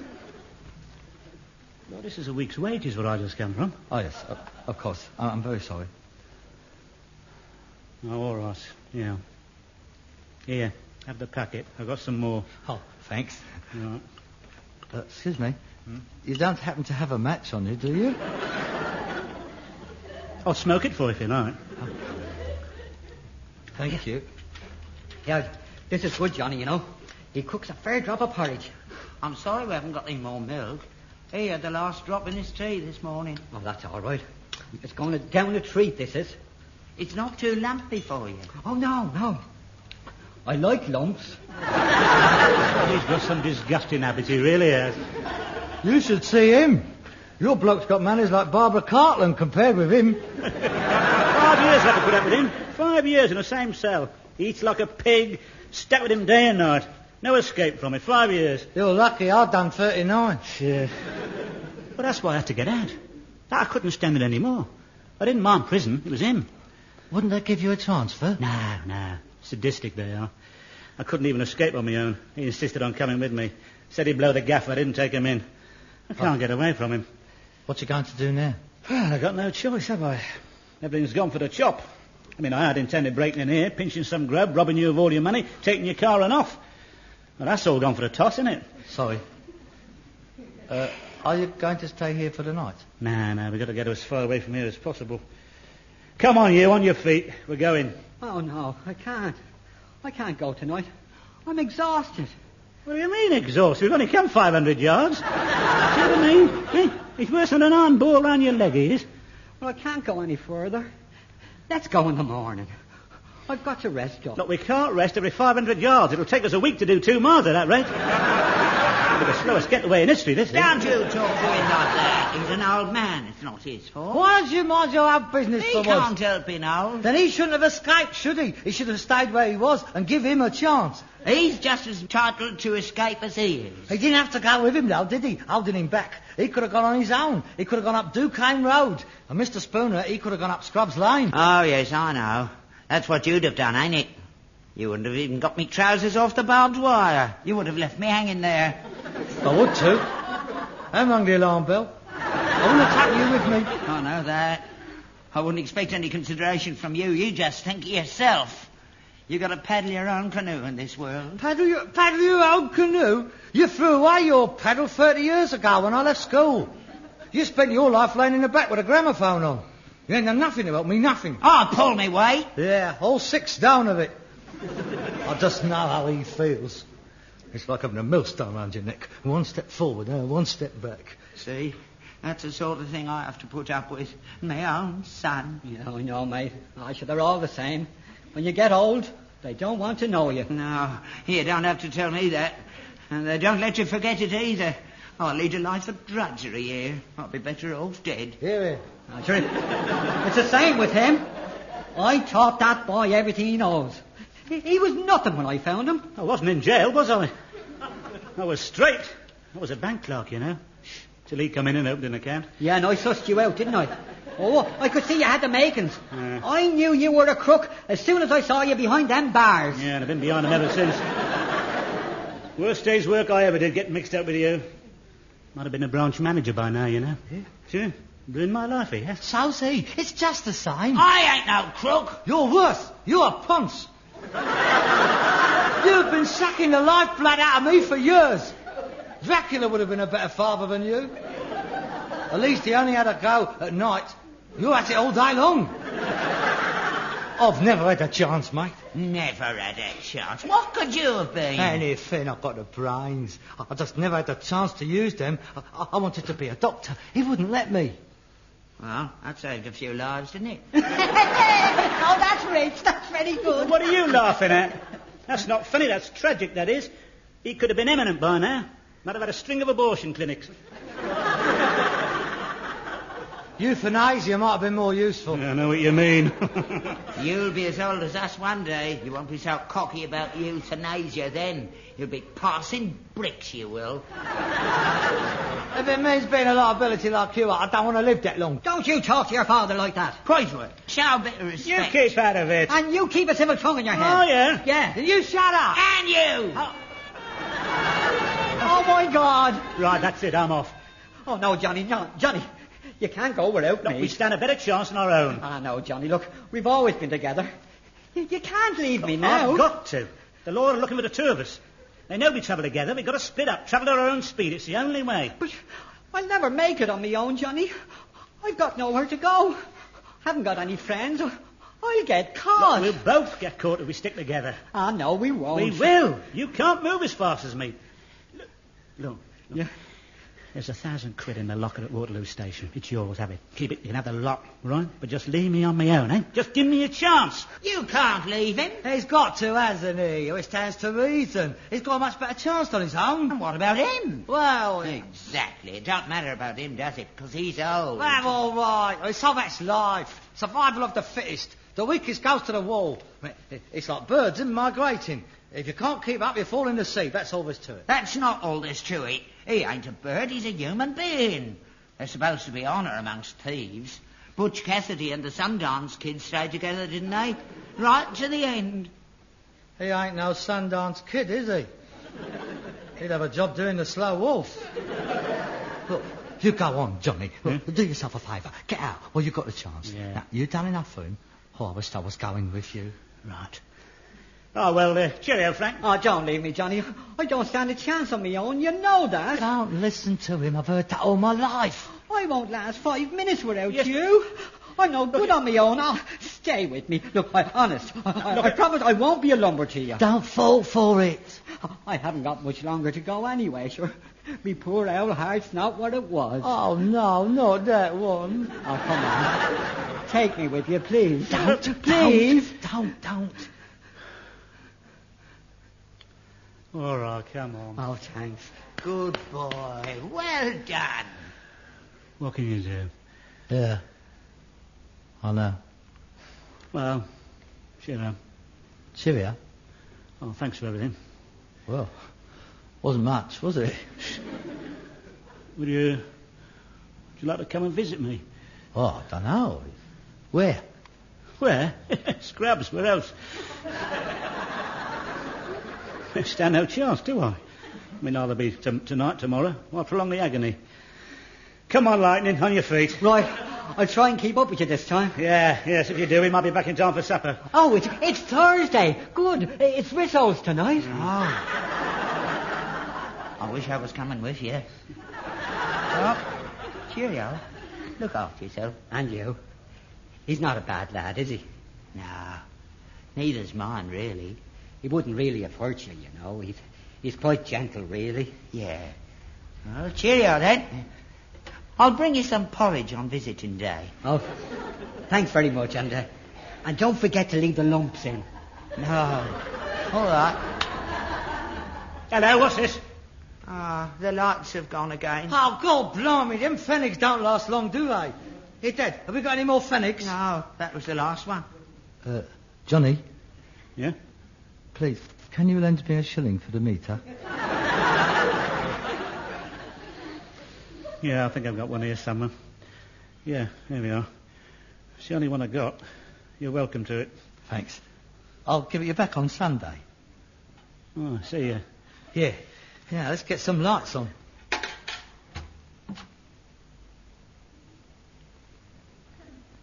They've gone. Yeah. I'm glad they stayed together. Yeah. I expect you are. Oh, well. I suppose I'd better go and lock the cage up for the night.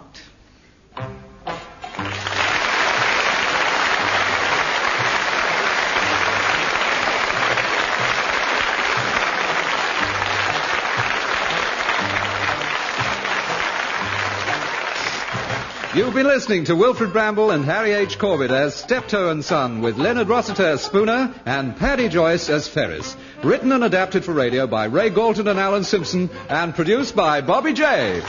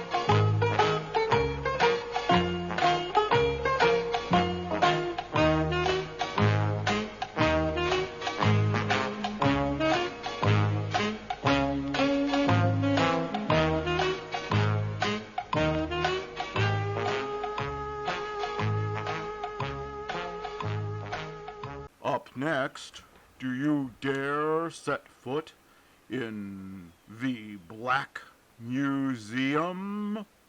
This is Orson Welles, speaking from London.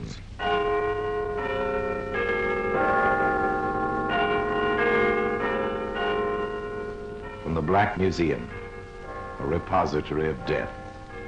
Here in the grim stone structure on the Thames which houses Scotland Yard is a warehouse of homicide, where everyday objects, a piece of carbon paper, a tin ashtray, a broken teacup, all are touched by murder.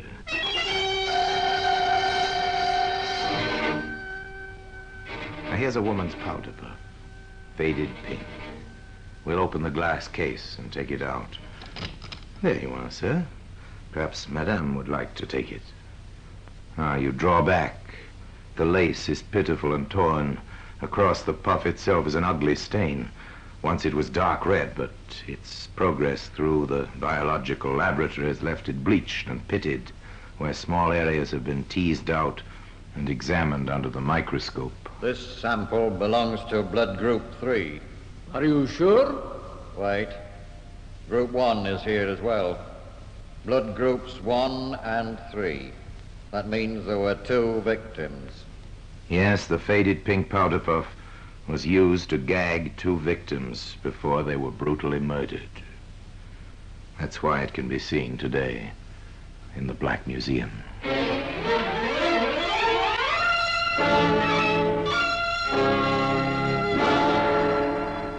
From the annals of the Criminal Investigation Department of the London Police, we bring you the dramatic stories of the crimes recorded by the objects in Scotland Yard's Gallery of Death, the Black Museum.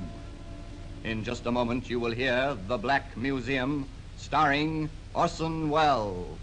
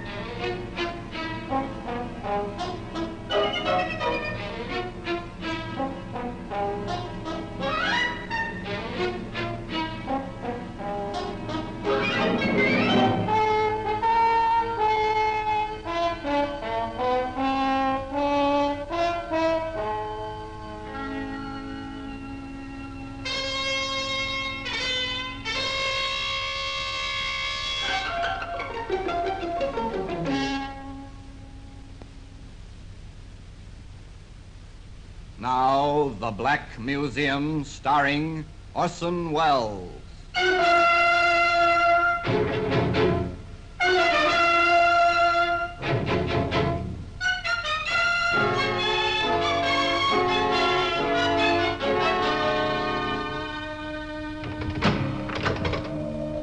Well, here we are, in the Black Museum. Yes, beyond these stone walls, London throbs and is alive, but within these rooms, there's silence and death. It's very quiet. Come with me. Under the frieze of death masks, the masks of criminals of bygone days, suspended grimly under the ceiling, we pass slowly along the rows of murder exhibits, not always frightening in themselves, but terrifying when considered in relation to their history. They are matchbox. Here's a nail file. Each exhibit marked with the names of the killer and the victim. But our objective now is the powder puff. As it lies on the palm of my hand, let's turn back the clock and meet the man who used it for a grim purpose. His name, Richard William Hyson. The time, dawn on the morning of Friday, October the 18th, 1946. The place, Pentonville Prison. This is it boys? Take it easy, Hyson. You've got about a couple of hours. Give me a cigarette. Oh, thanks. You're too kind. Oh, this is 20 days we've had in here, isn't it? Yes, 20 days. You won't forget me, will you? No, we won't forget you. Before I go, you must remind me to compliment the management. The food's been excellent. I can thoroughly recommend it to future guests. I've only one complaint. What's that, Hyson? The execution shed is too close. I'm sure I could hear the hangman practicing with a sandbag last night. Nonsense. Here, have a wash. After I've finished my cigarette. All right. No hurry. No hurry. 2 hours to go. 2 hours in which to reminisce. I think I was right not to see my mother and father. They wanted to see you. Well, that's because they remembered me as I was. Big, blonde, and handsome. But they never really knew me. I nearly killed a girl when I was 16. Did you? Yes. It was at a kid's party. After playing Postman's Knock, we got tired of that. And I suggested we should play... The popular parlor game of murder. Somebody commits a crime in the dark, and the rest of the party are supposed to discover the culprit. Young Richard Hyson entered into the spirit of the thing with zest. Jean, you come with me. All right, Dick. Let's go upstairs. What shall we do? Oh, never mind. I'll tell you. Let's go up while nobody's looking. Come on. Here's a box room. Let's go in. No, I'd rather not. Let's hide here. In you come. No, Dick. Don't be afraid. It's only a game. I'm putting this handkerchief in your mouth. Oh, let me go.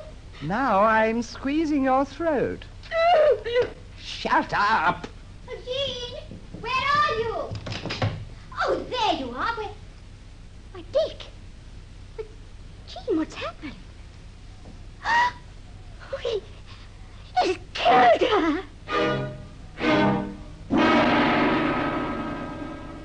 It was fortunate for young Dick Hyson the girl was not dead, but she was hurt and badly frightened. The warders in the death cell listened to Hyson's prelude to murder in silence, but perhaps their eyes betrayed their emotions. You're shocked, aren't you? Oh, give me the towel, will you? Oh, thank you so much. You make a good Batman. Have you been in the services? I was in the Navy. Oh, interesting. That was the only service I was never in. I began in the Air Force. Yeah, so I believe. Yeah, better start dressing now. I enlisted as a pilot. Fighter pilot. They gave me a commission, of course. Of course. Here's your tie. Yeah, thank you. I had only one complaint about the Air Force. Yeah? What was that? The pay. So I volunteered to take over the mess funds. Well, that helped. So did the uniform. You better put on a clean collar. Oh, I'm allowed a collar, am I? Oh. That uniform certainly pulled him in. Pulled who in? Well, who do you think? Remember the case of the Air Force girl found in the burnt-out car in Suffolk? So you were responsible for that, were you? How did it happen? Now you're interested. Listen, boys, come on, gather round. I'll tell you about it before it's too late. Richard Hyson could never bear to be anything but the center of attraction. He could never tolerate a disinterested audience. Even in his last hours, he had to hold his listeners. But how much of the truth he told will never be known. Nevertheless, a pretty girl of 21 had been found dead in a car close to the station where he'd been, looking after the mess funds 5 or 6 years previously. And he told his warders how he had stopped her on a lonely road while she was driving a staff car.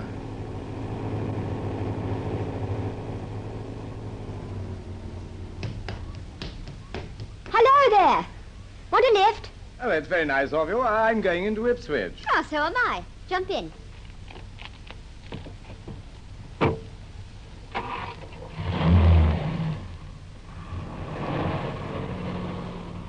What's your name? Parker, sir. And your first name? Joyce, sir. I'm Richard Hyson. You can call me Dick and drop the sir. Yeah, I think I've met you before. Oh, I've seen you too. At the Commandant. Yes, it might have been. Well, it was. I've been thinking about you ever since, Joyce. Oh, I don't believe a word of it, Mr. Hyson. Dick. Look out, watch that bend. Oh, I'm sorry. Oh, never mind, sweetheart. I've got nerves of steel. But I'd be happier if you let me take over. Yes, perhaps it would be a good idea. Thanks. Oh, don't bother to get out. I'll get out my side.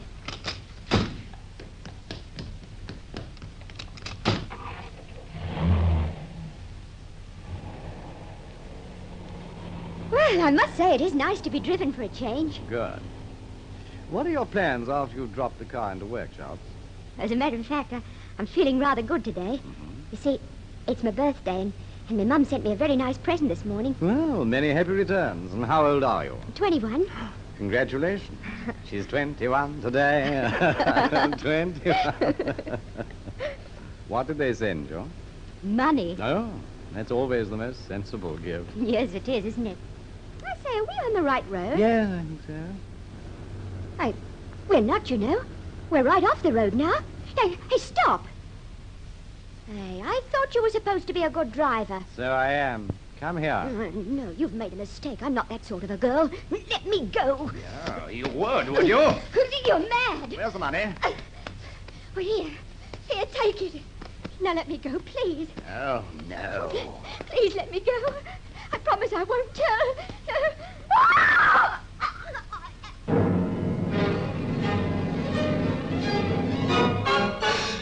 Hyson had no intention of giving his unfortunate victim the opportunity to tell.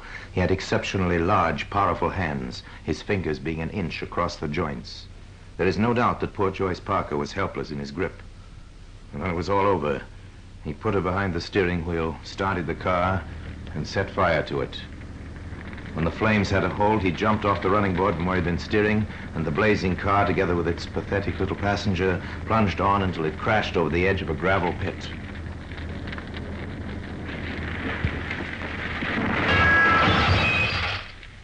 The crime had every appearance of being an accident, and Richard Hyson went to the picture alone that night, all expenses paid.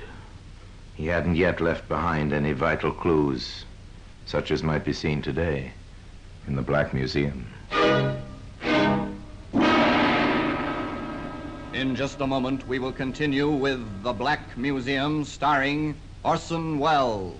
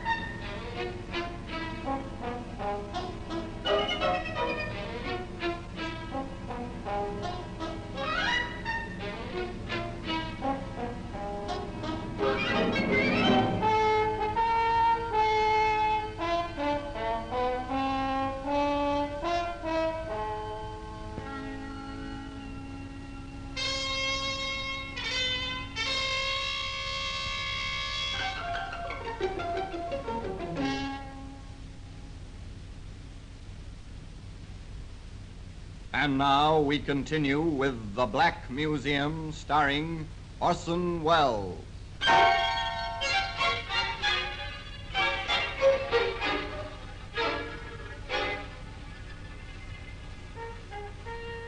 We return to number 2 death cell in Pentonville Prison. I was cashiered from the Air Force quite soon, and they found out about the mess accounts. So I joined the Army as Paul Colton. Yes, we know about that. I built up a new history for myself, and being a pretty useful type, I got a commission. That was in the early days of the war. Yeah. I probably wouldn't have got a commission later on. They started going into too much detail. How long did you keep the Army commission? About a year. I lost it in the Middle East. That was really rather amusing. I was visiting the mess at HQ when I heard the general talking about selling his car before he was posted to a new command. That gave me an idea. Excuse me, sir. Yes? My name's Colton, sir. I'm sorry to hear you're leaving the command. I wonder whether you might be thinking of disposing of that private car of yours. Do you want to buy it? Yes, sir. You'd better have a word with my ADC. Smithers. Yes, sir? Mr. Colton here wants to buy the car. Sort it out with him, will you? Of course, sir. And Second Lieutenant Colton, alias Hyson, wrote out a check for £100, which was exactly £100 more than he had in the bank. That check bounced quicker than a golf ball. But I'd sold the old man's car even quicker and spent what I got for it. So, bang went commission number 2, Yes, they cashiered me. Which I told them I thought was rather hard on a first offender. First offender? Well, in the Army, yes. But instead of coming home, I dropped off the ship in South Africa. I joined the Army there. And believe me, it wasn't long before I got myself posted to England. That meant London for me. And those certainly were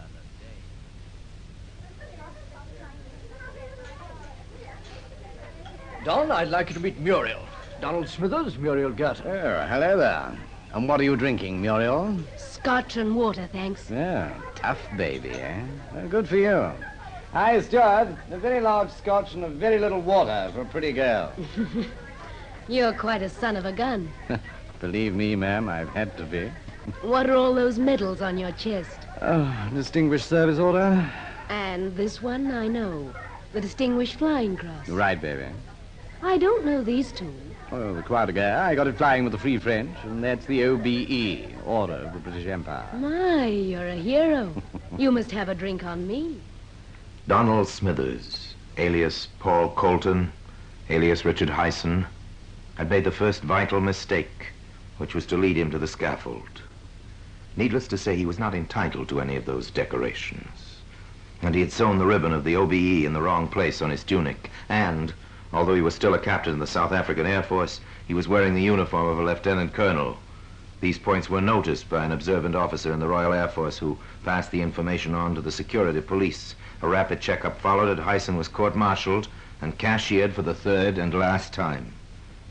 Now he lived on women. During one short period, he was engaged to be married to no fewer than 9, and each one financed him to a greater or lesser degree. And that took quite a bit of staff work, keeping them apart. But there was one I quite liked, Doreen Winston. You'd better get on with your breakfast. Yes, time flies. Doreen was a honey. Somehow I never managed to get her alone for any time. Pass the salt, will you? Thank you. I shouldn't have bought her that powder puff. You made a mistake there, Hyson. They all do. What do you mean, they? I'm unique. Remember that. The night I gave her the puff, we had a row. She wouldn't come back to the hotel with me, so I snatched back the powder puff while she was using it and walked out on her. So Doreen Winston was saved. I was pretty annoyed. I never did take to a brush-off. So I hung around outside the club where I'd met Muriel Gerton, and I didn't have long to wait. Muriel? Who's that? Why, Donald Smithers. Hello, honey. Come and have a drink. Okay, let's go up to the club. Well, I haven't any money till the morning. That's all right. I've got plenty. Have you? I don't believe it. Then look at this. A handbag opens, stuffed with notes. The fate of Muriel Girton is sealed. Look, sweetheart, I'm not the type of man who takes money from a pretty girl. Not even from you. If you'll come back to my hotel, we can get all we want on my bill. So back to the hotel in South Kensington. And at the last moment, Hyson stopped abruptly, as if struck by a sudden idea. You'll have to go gently, honey. I just remembered. They won't serve drinks to visitors after hours. We'll have to go in the back way, where we won't be spotted. So in they went.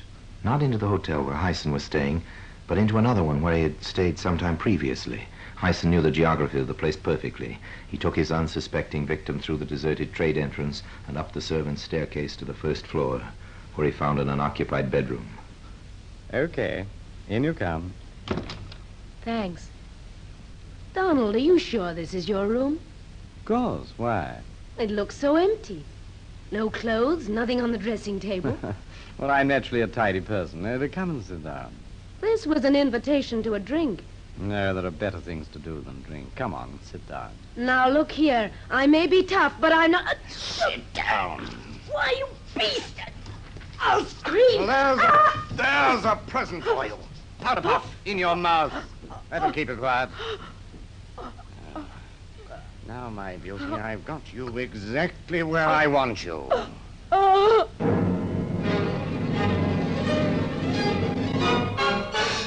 Again, those big, strong hands did their dreadful work. And when it was all over, Hyson removed the improviser's mouth, took her money, and returned unseen to his own hotel, where the chambermaid awoke him from a sound sleep at 8 o'clock the following morning. Morning, sir. Not a very cheerful one, I'm afraid. I'll pull back the curtains. Oh, it's pouring outside, and nasty and cold. Now drink your tea while it's hot. And here's your newspapers. Eh? Oh, the papers, yes. Oh, thanks. Thanks very much. Not at all.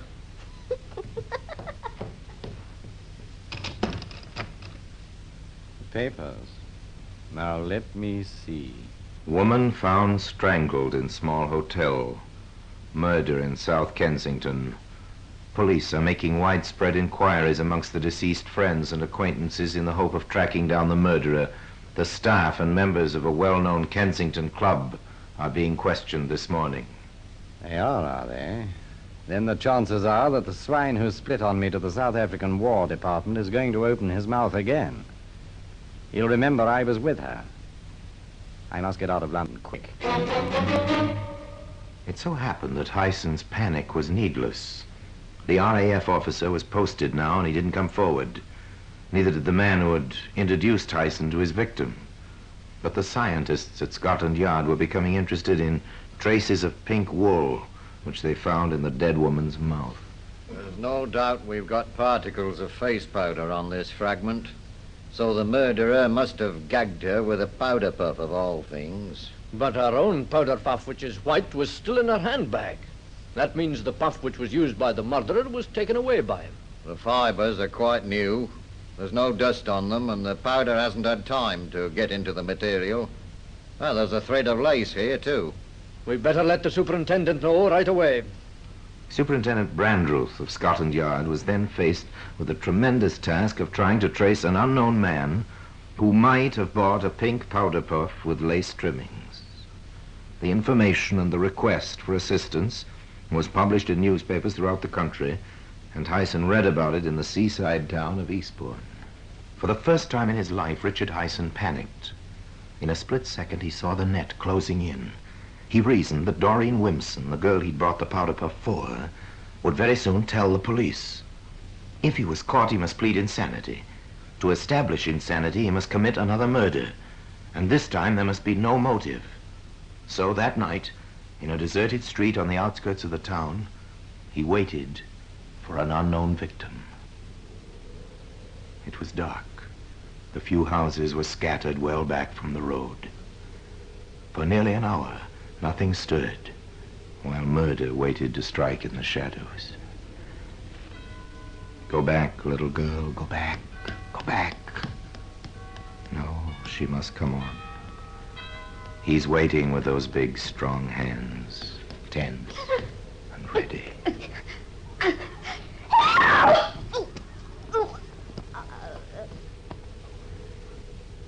powder puff becomes a gag for the second time. The deed is done.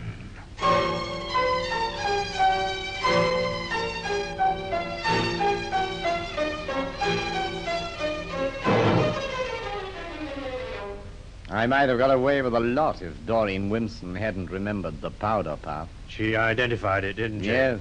I knew she'd get me.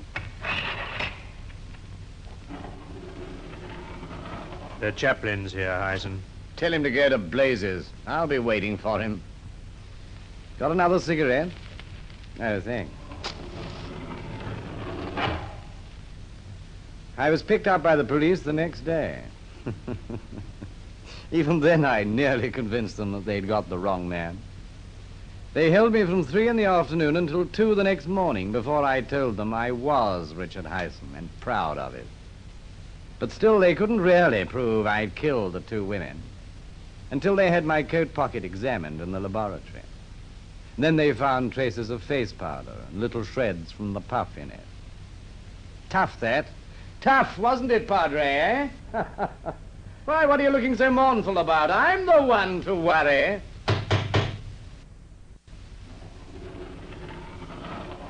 So the hangman's here at last. Yes, Hyson. It's nearly over.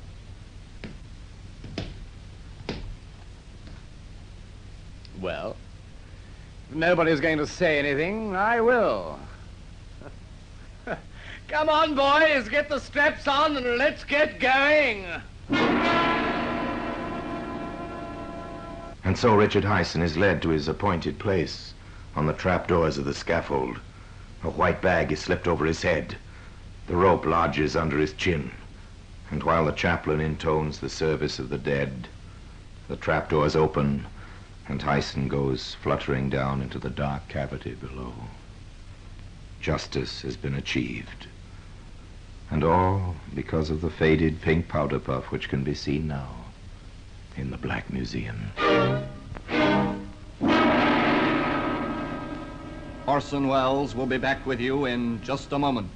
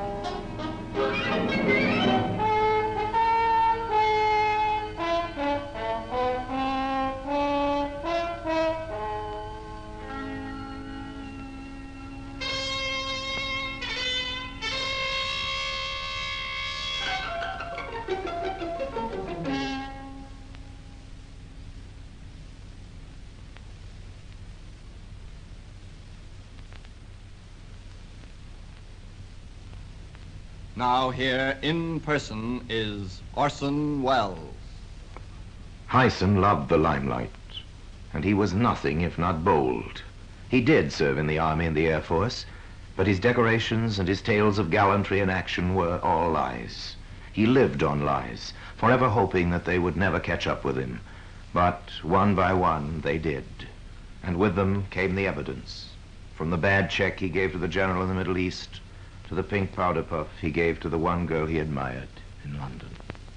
He hoped, of course, that the world would believe him to be insane.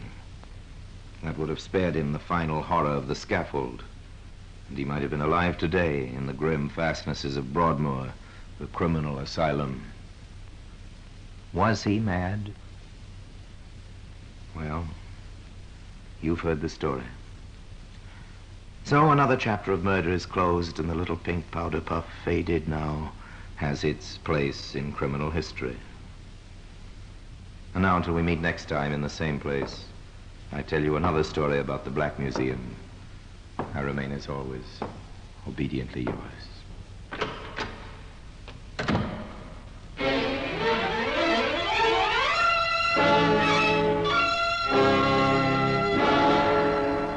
The Black Museum, starring Orson Welles, is presented by arrangement with Metro-Goldwyn-Mayer Radio Attractions, with original music composed and conducted by Sidney Torch, produced by Harry Allen Towers.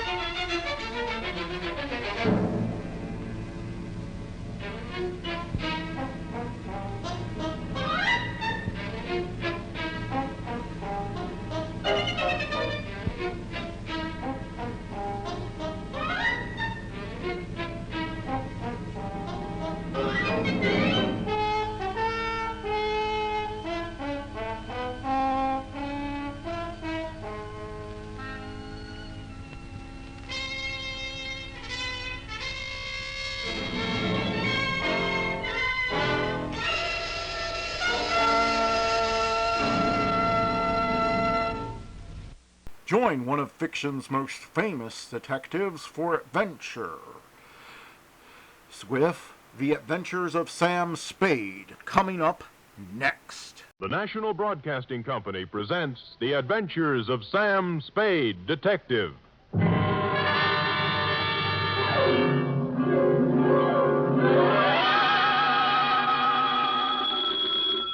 Sam Spade Detective Agency. Me, sweetheart. Sam!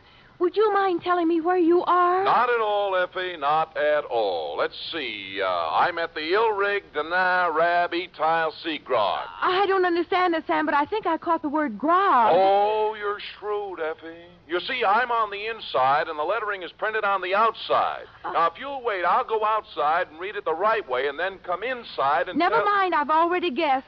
You're at George's Elite Bar and Grill. Trapped. Sam, after me, you promised me you wouldn't.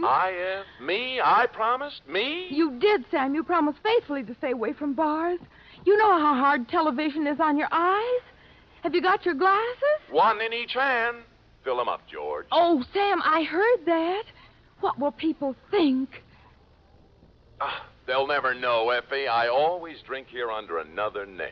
Oh. Just a little of the hair of the dog that bit me, Effie. But don't worry about me. Although it's true I have been dogging it and have been hounded from tree to tree, I am frisky as ever and will be in to unleash my canine chronicle, namely, the dog bed caper, or he who lies down with dogs gets up with murder, or, condensed for easy reading,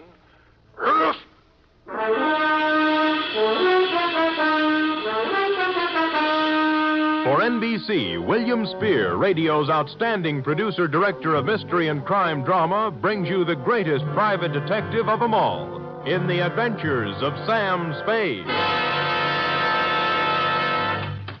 Effie? Here I am, Sam. Here I am, Sam. Effie, did you ever write poetry in school? Well, I was known as the Emily Dickinson of Central High. I thought you had a touch of internal rhyme scheme there. I doodled a little poem about you today. Really? Well, redoodle. There was a detective named Spade with oodles of brains in his head. Clever, clever. But when he took up drinking, he forgot about thinking. Now give me the punchline. And Effie has stayed quite unpaid. Well, a little rough, but cute. Did you get the idea, Sam? Never could make any sense out of poetry. Ready? It's getting close to Christmas, Sam, and Pencil point? I've used my last pencil, and I don't really have enough money to buy any... Please, Effie, I have no head for figures. All right, I give up. From Samuel Spade, license number 137596. Subject, the dog bed caper. Oh, Sam, I hope this is going to be all about dogs. I belong to the tail waggers, you know. Yeah. And I've read all the books by Jack London. Yeah. I just think Down, Effie. Strangely enough, you will not meet a single dog in this story. Actually, this narrative has little indeed to do with our four-footed friends or their beds. And I'd change the title now, except that it's already gone out for publicity. Dear Dundee, it all started with a phone call to my secretary, Miss Effie Perrine, a doll, requesting my inimitable services at the investment counseling firm of Cameron Incorporated. Clearing everything off my desk, 2 shoes with feet in them, my own, I went over. The firm of Cameron Incorporated was obviously not for the pushcart set. It was plush, ankle-deep rugs, imported drapes, and the receptionist. She had a plushness all of her own. I said hello in my plushiest voice, and she liked it. She said so. Oh, I like the way you said that. Say it again. Life is too short to go back even for a moment. The past is a dead thing, the present dying, only the future alive and vibrant. However, hello. Is there something? There is. Could I ask a question? Why not? I will rephrase the question. What time do you stop working this evening? Around 6. Care to have... Why not? There's a little bar around the corner, okay? Why not? Why not, indeed? Bring your own money? Well, come anyway. Your name? Celeste. Mine's Sam Spade. Who's Mr. Briggs? He called me. Major Briggs? Why, he's our chief accountant. I just happened to have my door open. Did I hear someone inquiring about me? This is Mr. Spade, Major Briggs. How do you do, Major? It's a pleasure to meet you in person, Mr. Spade. I'm the man who called you, you know. I'm grateful, sir. Now, what is it I can do for you and Mr. Cameron? Oh, it's not for me that I called. I haven't a worry in the world, and it's Miss Cameron. Oh. Old Cameron's been dead for many years now. I see. Whatever she wants, Mr. Spade, do a good job. We're all counting on you. Will you please announce Mr. Spade, Miss Roberts? Certainly, Major. If you'd excuse me. Nice to have met you, Major. Miss Cameron? Yes? Mr. Spade's here. Send him in, please. You're on, Sam. Have fun. Think I might? Why not?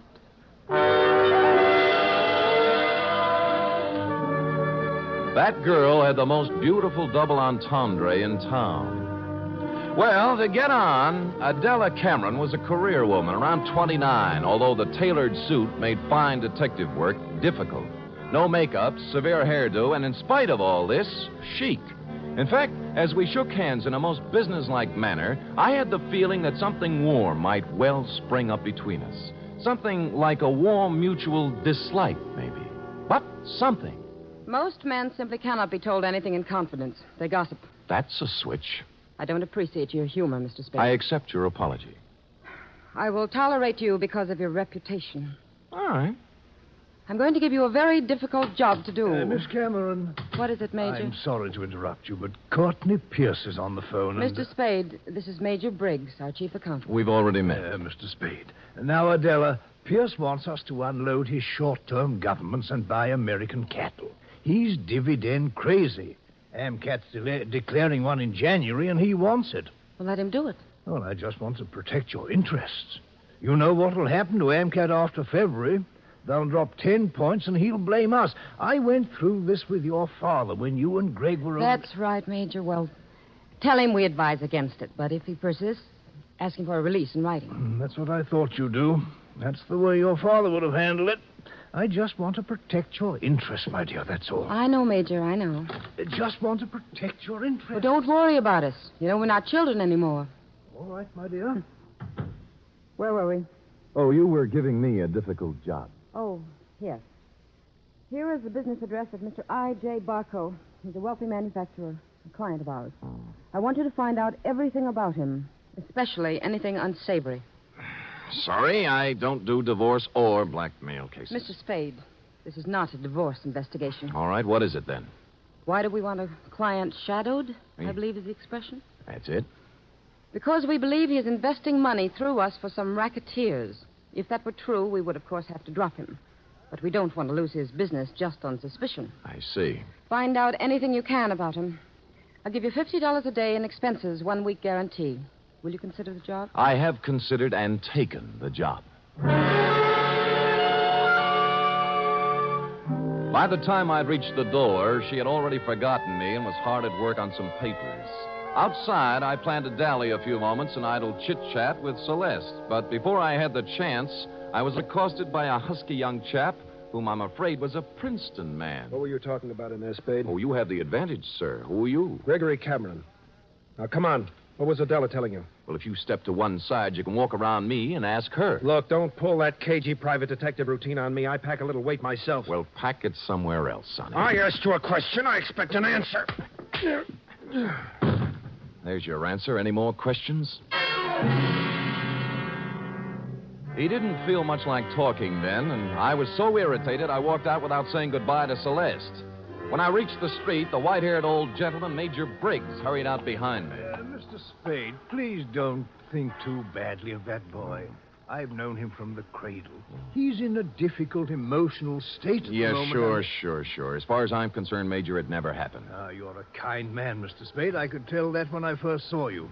You're just the sort of man Miss Cameron needs. Well, I hadn't looked at it that way. If you require anything, don't hesitate to ask me. I've been with this company 40 years before those two children in there were born, and I know how difficult life can be at times. I just want things to go well for them. I'll do my little part, Major. Bless you, son. Bless you.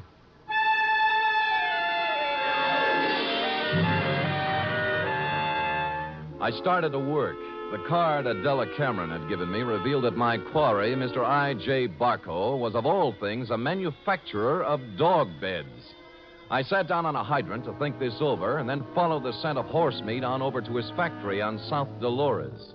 It was built in the shape of a large doghouse, and outside stood a billboard with the message, "A survey of independent dog tracks, kennels, and canine corps proves that dogs choose Barco beds 2-to-1. I had to get a look at Barco himself, and so ruffling up the hair on the back of my neck, I trotted into the building, sniffing and wagging my tail in a very friendly manner. It was very easy to see Mr. Barco after I lied a little about my connections. What was that name again? Senor Don Jose Martinez Sada Morales, but you may call me Sam. And you represent a group of retail outlets in South America. Oh, I do indeed. We have our eye on your dog beds, Mr. Barco. Well, now, let's take a look at our catalog here. Now, say you had a Great Dane. You'd want something regal like this Louis XIV. Ever see a more beautiful bed? Well, not lately, but Mr. Barco... Down, boy, down. Now, here's a number that's very big this season with English bulldogs, a Sheraton, natural wood finish. Lovely, huh? Arriba. And, of course, if it's an Irish Terrier, here's a purely gag present for his sense of humor. A Murphy bed. Get it, Sam? Irish Terrier? See. Well, of course, we wouldn't ask a dog to sleep in a Murphy bed. Oh, Mr. Barco, I'm afraid I don't see anything here I like. What's this? Do I understand you, sir? You are refusing this small speck of comfort to the one unselfish friend that man can have in this selfish world? Well, I'm not refusing anything. I just don't The happen to... unselfish friend who, if fortune drives you forth an outcast into the world, homeless, will ask no higher privilege than to be at your side to guard against danger. But Mr. Barco... Faithful unto death, there by your graveside will be found the noble dog, My his graveside? head between his paws, his eyes sad but watchful, faithful...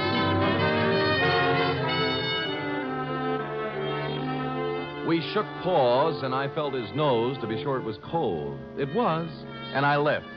I rented a car and took up a station outside the Barco factory. About 4 o'clock, he hurried out, jumped into a long, low vehicle shaped like a dachshund, and mushed off. I followed.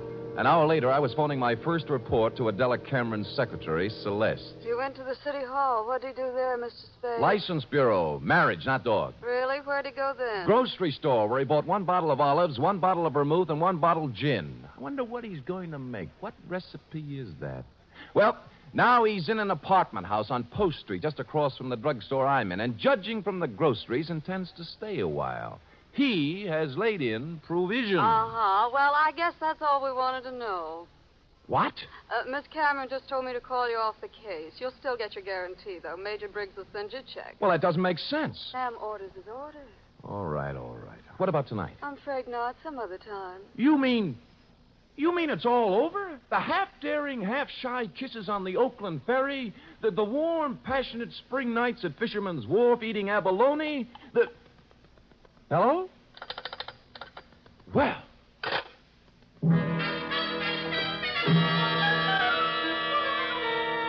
Puzzled, as who wouldn't be, I walked slowly back to my car. But before I had a chance to get in, I saw I.J. Barco hurry out of his apartment house. But he didn't enter his car. He came right for me. Spade! Just a minute, Spade. So sorry, my name is Don Jose Martinez Sada Morales yet. Don't kid me, Spade. I'm not as stupid as I acted today. Look, I know why Adela Cameron is following me, and you don't. And you'll never find out, any more than the other 4 detectives did. I was the 5th choice? Well, I shall speak with my agent about this. I'm going to tell her in person that this foolishness has to stop. If it doesn't, she'll live to regret it. One more thing. I presume you're going to follow me. Well, I'm turning right on Market and heading Out to 1217 Ridgewood Place. You shouldn't have any trouble.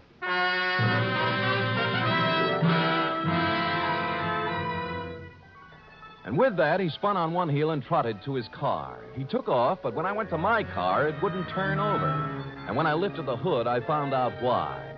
All my spark plugs were gone. I picked up a new set at a service station, looked up Adela Cameron's address in the phone book. It was 1217 Ridgewood Place. And a good half hour later, I got there. Barco's car was out in front. No one answered the door, but it was open. Adela Cameron was a crumpled heap on the living room sofa. Oh, Sam. Sam, help me, please. All right, Miss Cameron. Let me look at you. You hurt? No, I'm all right. It's him. Where? The bar.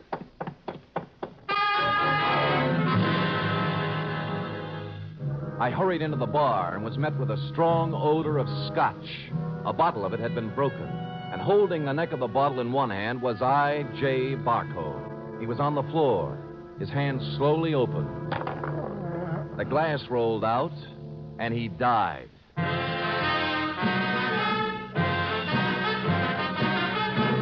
You are listening to the weekly adventure of radio's most famous detective, Sam Spade.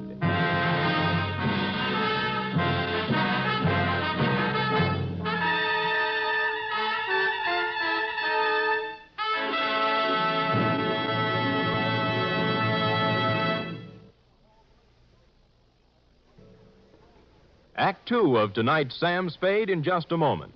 Meanwhile, here's news of other goings-on on NBC. There's no doubt about it, it's the big show. Not just any big show, but the big show. Brought to you every Sunday night over most of these NBC stations. An hour and a half of the very best in comedy, music, and drama. Your stars this Sunday on the big show include Fred Allen, Margaret Truman, Douglas Fairbanks, Danny Thomas, Mindy Carson, and many more. All presided over by the glamorous Tallulah. No wonder it's the big show. Saturday night on NBC means mystery with the man called X, a man without a name who travels the world over on missions of intrigue and peril. Herbert Marshall stars as the man called X tomorrow and every Saturday evening on NBC.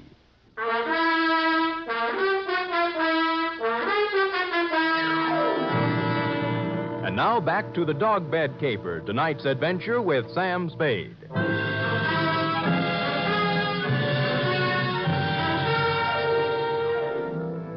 It took 3 bullets in the chest to finish off I.J. Barco. He'd apparently been standing there pouring a drink. Barco broke the bottle as he fell. I couldn't find any other signs of violence or any gun, so I went back to Adela Cameron. She was beginning to calm down. I don't know who did it. I just don't know. Well, it couldn't have happened more than a minute ago, and you were in the house, weren't you? No. After I left my office, I stopped in the store for some things, then came home. When I was driving down Ridgewood, I heard some sound. And you thought they were a car backfiring. How did you know? I've heard this script before. Don't you dare accuse me of killing that man. It's not what I think that counts, but what the police accuse you of. Sam, I heard those sounds. I came in the house when I went into the bar. You didn't notice Barco's car out in front? Oh, I suppose I did. I don't know. I don't remember. Uh-huh. Who are you calling? Homicide. Sam, wait a minute. Just a minute, please. Wait for what? I want to tell you some things. All right. Go on. I kind of get the feeling I was hired to put the finger on the dog's best friend. That's not the way it was. The last thing in the world I wanted was for him to be killed. Well, murdered, I mean. All right, what did you want? I'll tell you the truth. Why I really had you watching Barco. I'd be curious. We handled his investment account. My brother Gregory... We ran into each other. I heard. Well, Greg took $150,000 of Barco's money and invested it, without my knowledge, in a television company. I hear that medium's making money. But it turned out this company was just a front for some men who wanted to build a gambling syndicate up north. You mean your brother didn't know that? He knew, but there was supposed to be big money in it. He was going to give Barco a good profit and take the rest for himself. And Barco found out and threatened suit or something. He never would have known, but the deal fell through and the gambler said the money was gone. Then he asked about the investment. What could Gregory and I tell him? What did you? Unfortunately, the truth. We said we'd make up the money with interest, but he only gave us 90 days. We couldn't get it by then. So you didn't shoot him, your brother did, eh? No, Sam, no. He couldn't have. I know Greg. He'd have more sense. In my brief meeting with him, I didn't think he had any sense. Just one more thing before I call the police. Sam, don't call them. Help me get him out of here. Somewhere. No dice. Sam, don't let my whole life be Stop it. You set me on Barco to find some blackmailing material, yes? Yes. And then why did you suddenly call me off the job tonight? I didn't. Your secretary said you did. I didn't tell her anything of the sort. Can I have that phone now?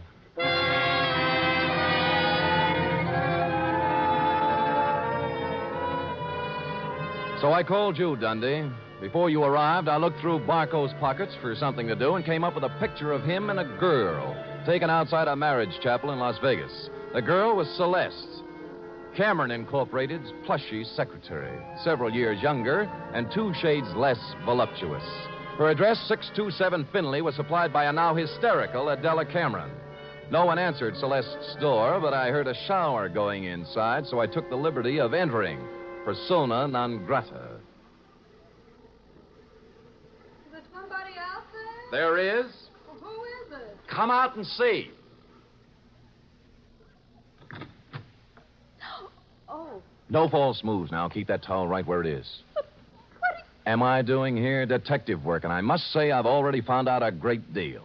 Oh, Sam, I'll admit I did express some interest in you, but if you recall, I told you not tonight. It's my only night off. Sam, please leave. I don't want any difficult scenes. All right, we knock off the cute touches and get down to business. You were married to I.J. Barco, right or wrong? Wrong. Wrong, it's right. You were married in Las Vegas at the chapel of the Flamingo Hotel, the Tower. I was only married one day. My parents had it annulled. I was underage. Well, you don't have to worry about him anymore. He's dead. No. Shot 3 times at close range. Oh, no. In Adela Cameron's house. What? Not by you, of course. Although, on the other hand, as you would say, why not? I didn't do it, Sam. Suppose you spill. He wanted me to marry him again. Why? Well, I know all about the money the Camerons misused. He found out Greg and I were in love. I should have known. He said he'd forget about the entire $150,000 if I'd marry him for 6 years. $25,000 a year. That's a good price. How can you talk like that? Practice, I guess. So, Gregory had another good reason for killing. He didn't, Sam. I know he didn't. Anything that would stand up in court? I don't think so. Suppose we say you called me off Barco's tail so Gregory could get at him. I didn't. I called you off because I was supposed to meet I.J.'s apartment tonight and give him his answer. I couldn't do it with you there. Flimsy, but it might hold. It's the truth. I was going to see him, but I changed my mind. Any particular reason? Well, you saw him. Would he be the kind of man I'd marry? Well, you did once. Well, it looks bad for Greg. Because someone at Cameron Incorporated knew Barco was going to be at Adela's house. Sam, will you do me a favor? Maybe. Give me an hour. Then I'll go wherever you want. I'll tell you anything you want to know. Why an hour? Because if I'm going to live with myself, there's something I have to do. Well? Please, Sam. If you do, I'll give you some information you might want. For example? There was someone at Cameron Incorporated who knew that Barco was going to Adela's house.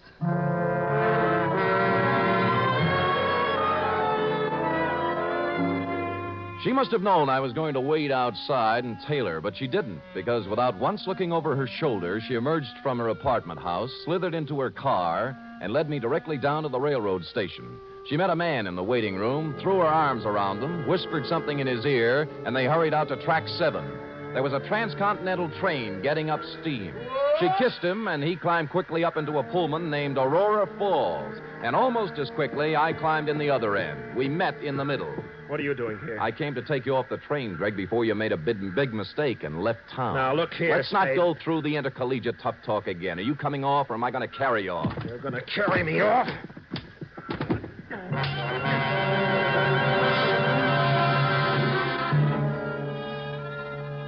And I did. Celeste was gone, and he revived when he hit the cool air. I let him out of the station as unobtrusively as possible. Then we went down a side street to where my car was parked. That's where he began to show signs of life. Spade, look. You're all wrong. Guy's got a right to leave town when he wants to. I'm going to sue you from here to the city hall and back. Shut up and get in the car. Celeste just told me about Barco. You don't think I did that, do you? As I get it, you and Celeste were leaving town together, right? Yeah, she told me to go on and she'd come later. That was unwise of both of you. Come on, get in. Spade, I didn't kill Barco. Nobody said you did. Now, if you'll kindly get in the car and give me an address I want, and you know, we'll go see who did kill I.J. Barco.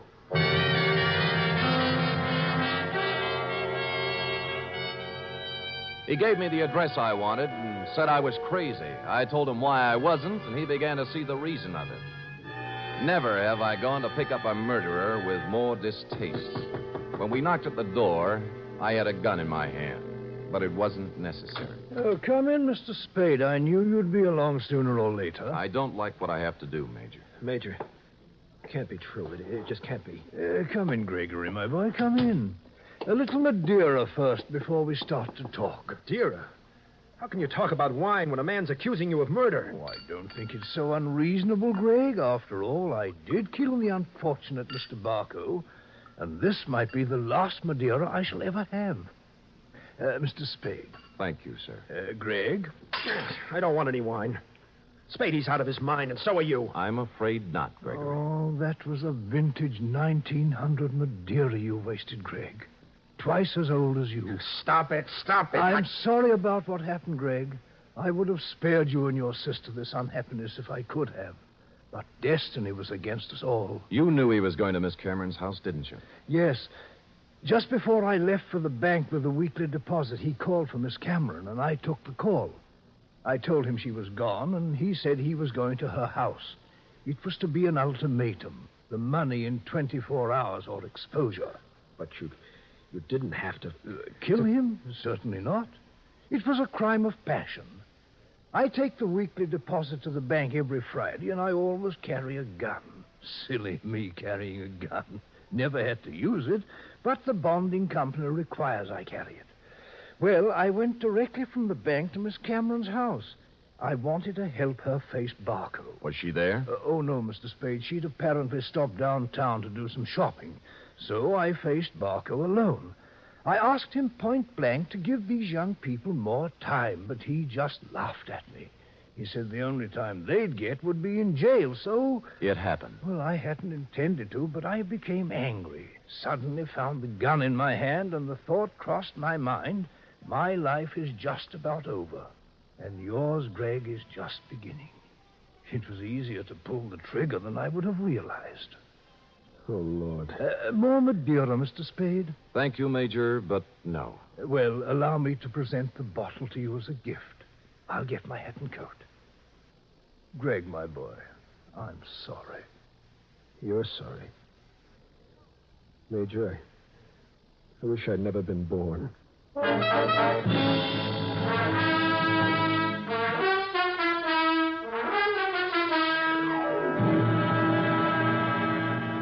Period. End of report. Oh, Sam. I wish I hadn't either. Hadn't what? Been born. That poor, poor man. Yes, our racket. It is. And poor Gregory. He'll have to go to jail for something, too. He will, Eth. He will. How about typing it up? I hate to, but I guess it's my duty.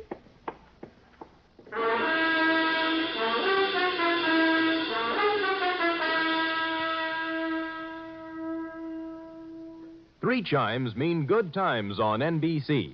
There's no cover charge at Duffy's Tavern. Just keep your dial on this NBC station this evening as Archie the manager, played by Ed Gardner, and his remarkable friends serve up another blue plate special of grilled English language, fresh laughs, and whimsy a la mode. Another Friday fun favorite is The Delightful Life of Riley, starring William Bendix as the beleaguered Chester A. Riley.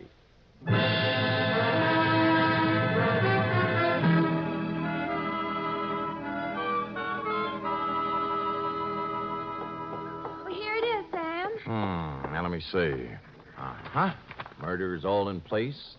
Gunshots indicated. Dundee's grammar edited. My astuteness emphasized. Yeah, you've learned your job well, Effie. Oh, I'm glad you're pleased, Sam. Wait a minute. What's this? What? P.S. Dundee. Hands off Celeste Roberts. She's mine. Effie, what's the meaning of that? Well, you are going back to see her, aren't you? After the way she threw herself at you, no? Do you think she's my type of woman? Oh, Sam, I think every woman's your type. Every woman but me. Now, Effie, come here. Would I have you working in this office if you weren't my type? Guess not. Well, then let that thought be your comfort. The world can have all the Celeste Roberts it wants. As far as... Oh, I can't go through with it. You see? Sam, you can have her if you want to. But in the end, I know you'll come back to me. I never doubted it once. Oh, Sam, you don't know how much you mean to me. Yes, I do, Effie. 3 weeks back salary. Oh, you. Good night, Sam. Good night, sweetheart.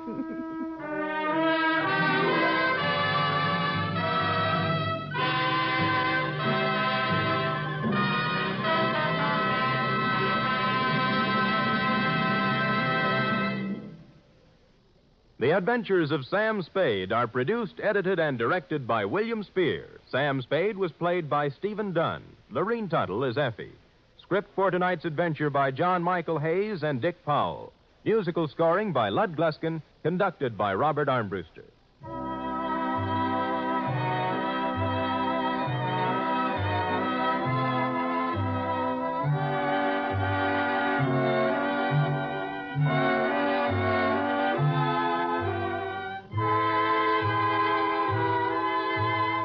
Join us again next week, same time, for another adventure with Sam Spade.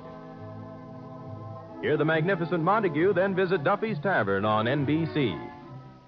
Hey, man, how about we check in with Fibber, McGee, and Molly next? That sounds good to me. The Fibber, McGee, and Molly Show.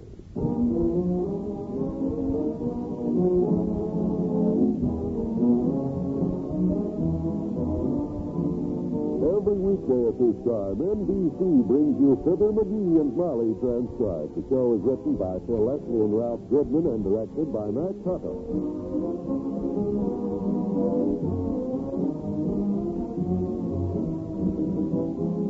We will join Fibber and Molly in just a moment. If a neighbor in distress came to your door, would you help him? Of course you would. But not everyone who needs help can come to you personally. It may be a flood victim in Ohio, the victim of an earthquake in California, of a hurricane in Texas. Or it might be your boy or your neighbor's boy in Korea, needing an emergency furlough to come home. Disaster can strike in many places and for as many reasons. And when it does strike, even though you might not be there to help in person, you can help through your Red Cross. That's why the Red Cross volunteer calls on you. He calls in the name of the helpless and injured, of the little girl who needs blood to save her life, of the serviceman who must fly to the bedside of his dangerously ill-parented child. When you join the Red Cross, you help them all wherever they may be. So when the Red Cross volunteer comes to your door, meet him with a smile and answer the call. Join and serve, and wear your Red Cross button proudly. It means that in any emergency, in any disaster, you are there serving humanity.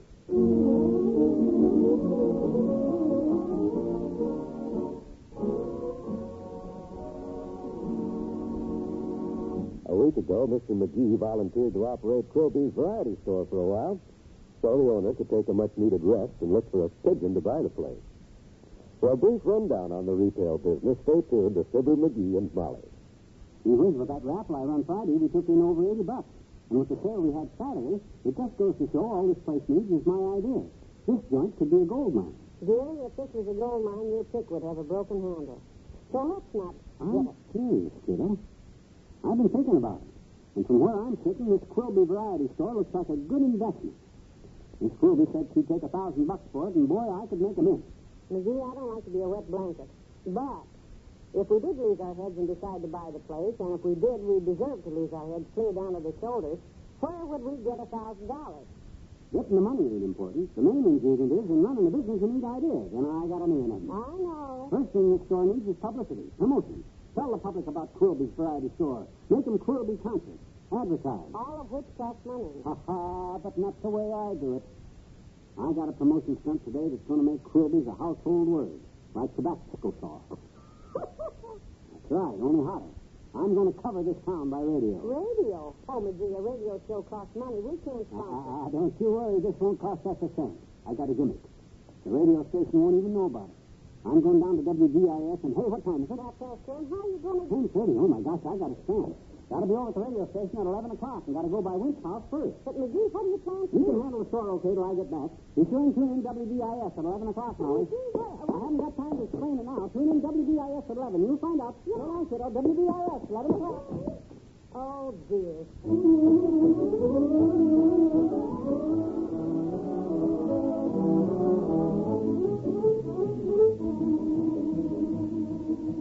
Yes, Mr. Wimple, tell me more.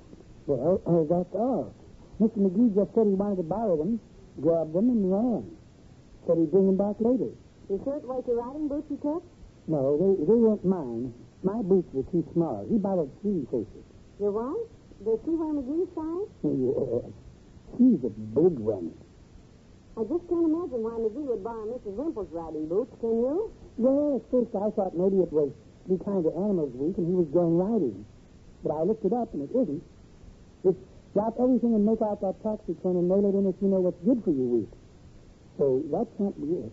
Well, he went out of here in a big hurry. But, looks like we have a customer. Oh, Dr. Gamble. Hello, Doctor. Is there something I can do? Certainly is. You can tell me where that husband of yours is, Molly. If I get my hands on him... My goodness, what's the trouble, Doctor? He ducked into my office a while ago while I was painting a sore throat, and he walked off with my camera and my brand-new deer rifle. What? Yelled something over his shoulder about bring it back later and scrammed. That gun cost $200, and if he... Well, I wish I knew what's going on. He borrowed Mrs. Wimple's riding boots, and now your gun and camera.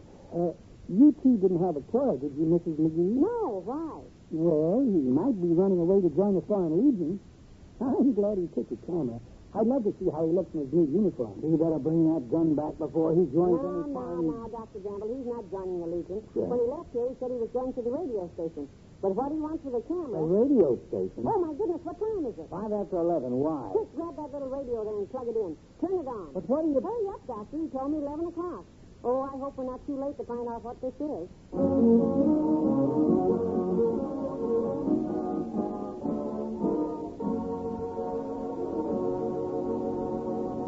Back to Wist Vista in a minute. A cynic once remarked 2 things are inevitable, death and taxes. Maybe you feel that you personally can't do much about reducing taxes, but you most certainly can do something about reducing the yearly death toll. Smoking in bed, for instance, may be fun, but it can also be dangerous. Your troubles seem far away when you see them through a fog of smoke as you lie back relaxed. Then out you go like a light, but not your cigarette. The cigarette slips from your hand and finds plenty of fuel for a fire with you in the middle. Carelessness, such as falling asleep while smoking in bed, is responsible for 90% of America's fires. And every 20 seconds throughout the year, a fire breaks out somewhere in the United States. Of the 4,600 fires daily, almost 1,000 take place in homes, destroying about 340,000 homes annually. The loss of property in the United States because of fire is about $7 million a year. You can help reduce this appalling and unnecessary waste by observing simple safety rules.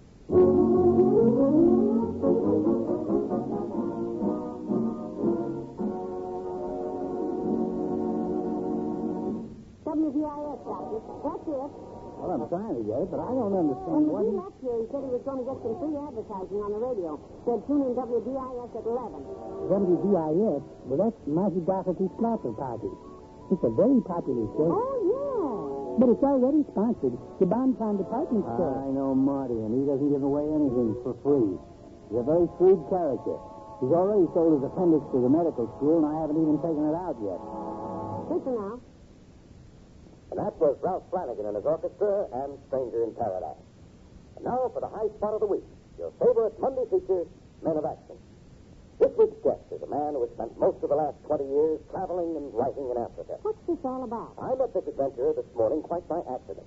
And when you hear the fabulous experiences he's had in his travels through Africa with riding boots, gun, and camera, I'm sure you'll be as taken with the man as I was. Riding boots, gun, and camera. Oh, Marty, have you been taken? I give you now this week's Man of Action, Mr. Flabber McSpee. That's McGee, Bud. Oh, sorry. Mr. Flabber McGee. Skip it. Tell us, Mr. McSpee, how does it feel to be back in the States? States? Oh, Fine, Marty. A little quiet, of course, after the excitement I'm used to, hunting wild game. Oh, brother, the wildest game he ever saw was hide and seek. Listen, Doctor. But he came for a man like you, I I suppose. wonder how he expects to get any free advertising. I'm sure our audience would like to hear some of your adventures, Mr. McSpee. Yeah, I'm sure they would. Well, sir, I guess the most unusual experience I had was at Quilby's outpost back there in Africa. That's Quilby-S, Quilby. Oh, isn't he sly? I'd rather you didn't mention names like that, Mr. McPhee. You see, our sponsor is the great Bonton department store. Oh. Well, that name you mentioned just happens to be another business concern here in town. Oh, is that so? Yes, just a coincidence, of course. Quilby's, huh? You mean that friendly variety store at 13th and Oak where you can buy on credit, open Friday nights till 9, parking in the rear? Oh, listen to him. You were telling us about your experience in Africa. Marty will kill him. Oh, yeah. Well, sir, I was on a safari out of Johannesburg. That's just east of Quilby, which is a good name to remember. You know what a safari is, don't you? Oh, yes, of course. Yeah, I just wondered. It's not a very well-known animal in the States, and a lot of people never saw one. But like I say, I was sitting on my faithful old safari, riding down the trail, when all at once this huge, gigantic lion leapt out in front of us. Well, that sounds pretty frightening. Well, sir, he opened his mouth and bared his fangs. And when I looked at that mouth full of gleaming crockery, it reminded me of that window full of beautiful crockery at Quilby's Variety Store at 13th and Oak, where they got a sale on dishes all this week. That's fine. Well, our time is running a little short here. Yes, sir. We're a little late, folks, but before I go, I want to sing an African song for you. The war chant of the secret and mysterious Yakahula tribe in darkest Africa. Oh, an African war chant, eh? Well, we can take time for that, all right. Yes, very interesting. They all gather around in a circle and they beat their feet, you see, and then they chant like this. Ho-how-ho-hey, chop them Quilby, sim okay, chop them Quilby, go today. Just a minute. Buy Scotch and pay on time. Hey, open Friday night till 9. Quilby's at 13th and Oak. That's some bargain, that's no joke. Chop them Quilby, 13th and Oak. Jim, help me down, hurt him.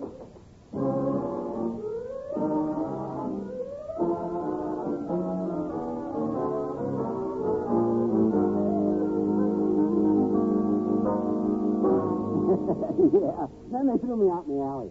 But I bet you I got the whole town talking about Quilby, kiddo. Goodness, look at your clothes. You're a mess. Well, it was worth it. It's a good thing nothing happened to Doc's rifle. Oh, boy, was he mad. I don't blame him. Imagine taking his camera and a brand new rifle. No, I mean Marty. Marty died. I'll get even with you if it's the last thing I do, McSteve. Turn the radio on, kiddo. Let's hear what he has to say. I lost him when I climbed over that fence in Kramer's Alley, so he should be back at the station by now. I hope nothing comes of it. Folks, this is Marty Doherty, speaking for the Bontown department store.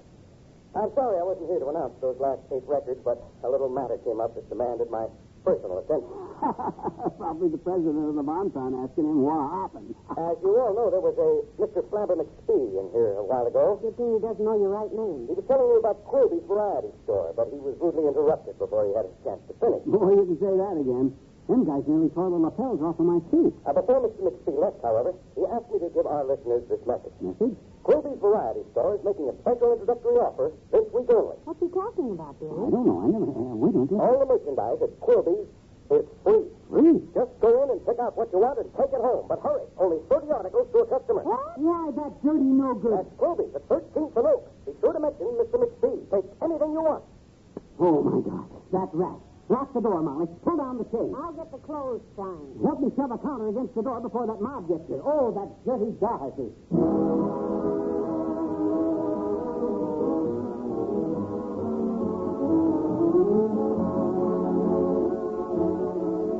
Fibber and Molly will be right back. You'll enjoy the thrill-filled entertainment that's yours for the listening each Tuesday evening on the NBC Radio Network. There's comedy intermingled with murder each Tuesday evening when Frank Sinatra portrays footloose and fancy-free Rocky Fortune. Every week, Rocky finds himself a new and exciting job, and his continually changing occupations each bring another program packed with post-paced adventure. Listen every Tuesday evening to Frank Sinatra as Rocky Fortune. Then, for two-fisted private detective work, call on Barry Craig as portrayed by William Gargan. You'll enjoy every action-packed moment of Barry Craig. So be sure to tune here tomorrow for another of his rough-and-tumble encounters with mystery and intrigue. Also on Tuesdays, tune to the NBC Radio Network for Dragnet. Dragnet, the true stories of your police force in action. From crime to punishment, Dragnet takes you step by step on the side of the law in the solution of an actual crime. Dragnet, starring Jack Webb as Sergeant Joe Friday, is one of the week's finest radio shows. Hear it tomorrow.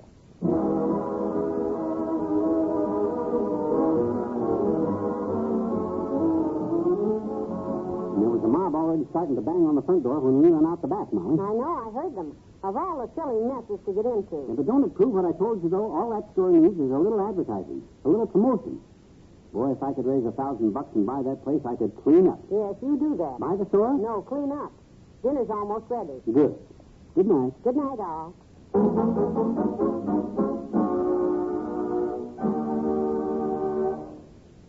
NBC has brought you the Fibber, Magee, and Molly program transcribed. With Bill Thompson as Wallace Wimple, Arthur Q. Bryan as Dr. Campbell, and Jack Moyles as Marty Dorf. This is John Wald inviting you to be with us again tomorrow night for another visit with Fibber, Magee, and Molly.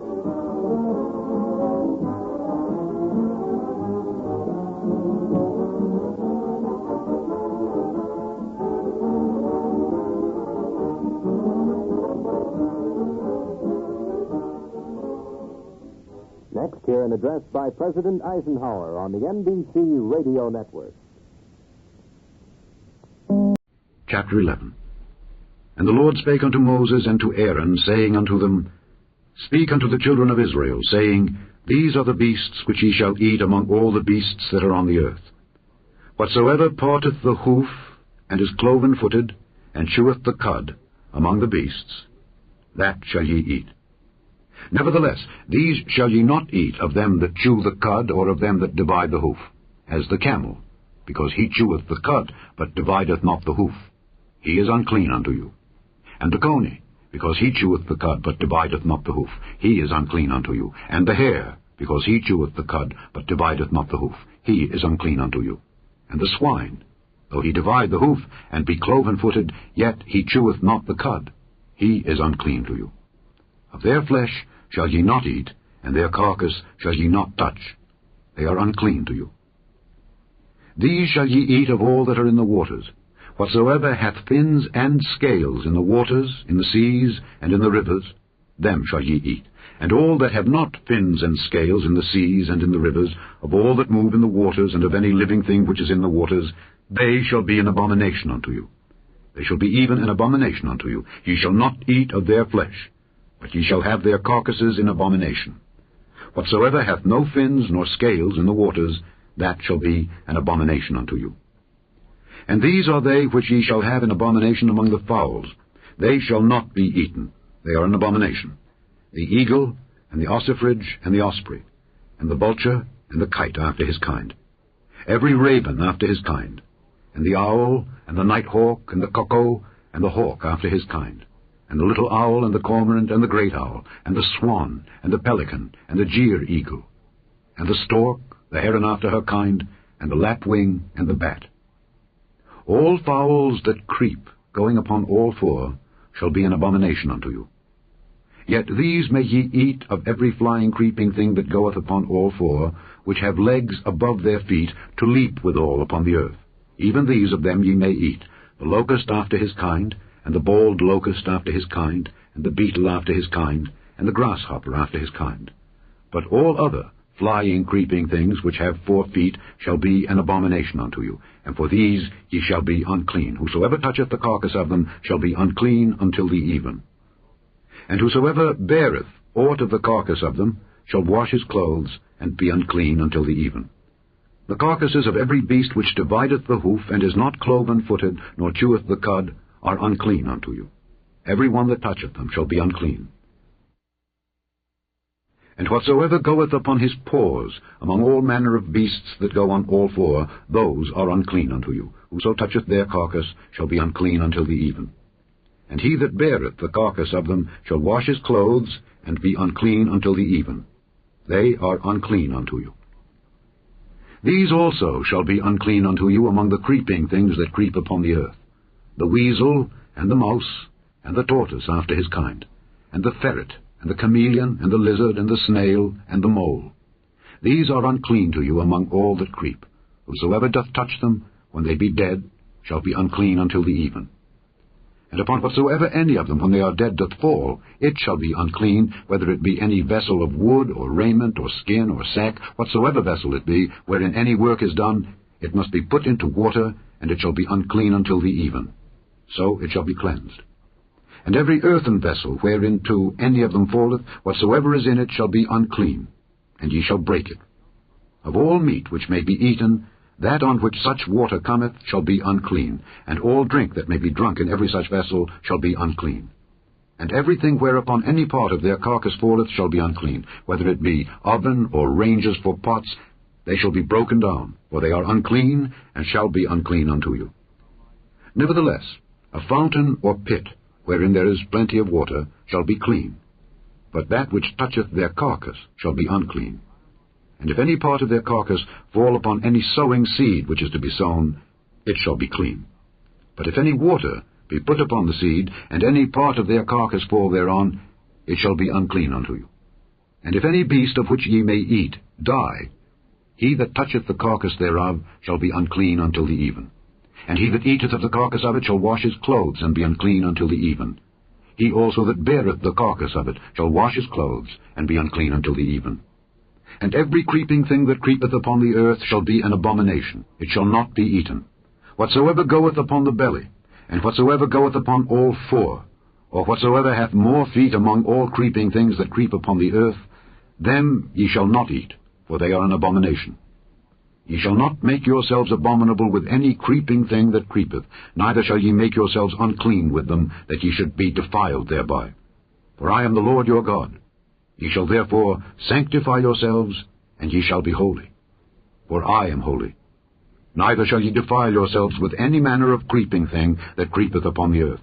For I am the Lord that bringeth you up out of the land of Egypt to be your God.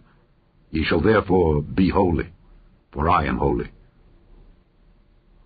This is the law of the beasts, and of the fowl, and of every living creature that moveth in the waters, and of every creature that creepeth upon the earth, to make a difference between the unclean and the clean, and between the beast that may be eaten and the beast that may not be eaten. It's elementary that Sherlock Holmes is up next on nightly old-time radio shows.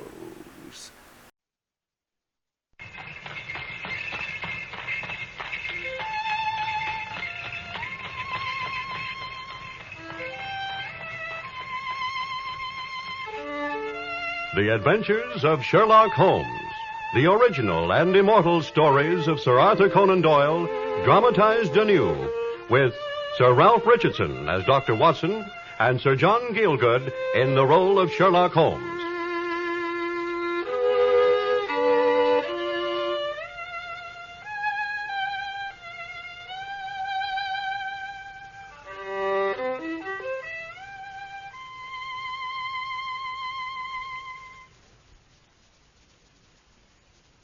To Sherlock Holmes, she was always the woman. The woman, Watson. The most elegant, the most enchanting of her sex. Born in New Jersey in the year 1858, prima donna La Scala, Imperial Opera of Warsaw, retired from the operatic stage to live in London. The woman, Watson. Irene Adler.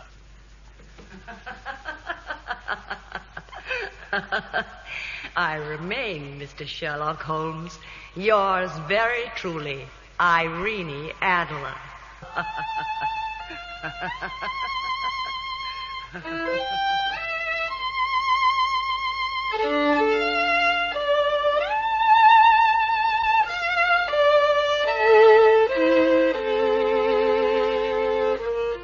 It was in 1888 that we encountered her.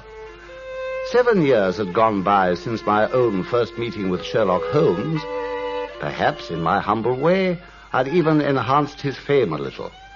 Then I'd married and returned to medical practice in Paddington. But one March evening, returning from a visit to a patient, my way led me through Baker Street, and so towards the well-remembered door of number 221B.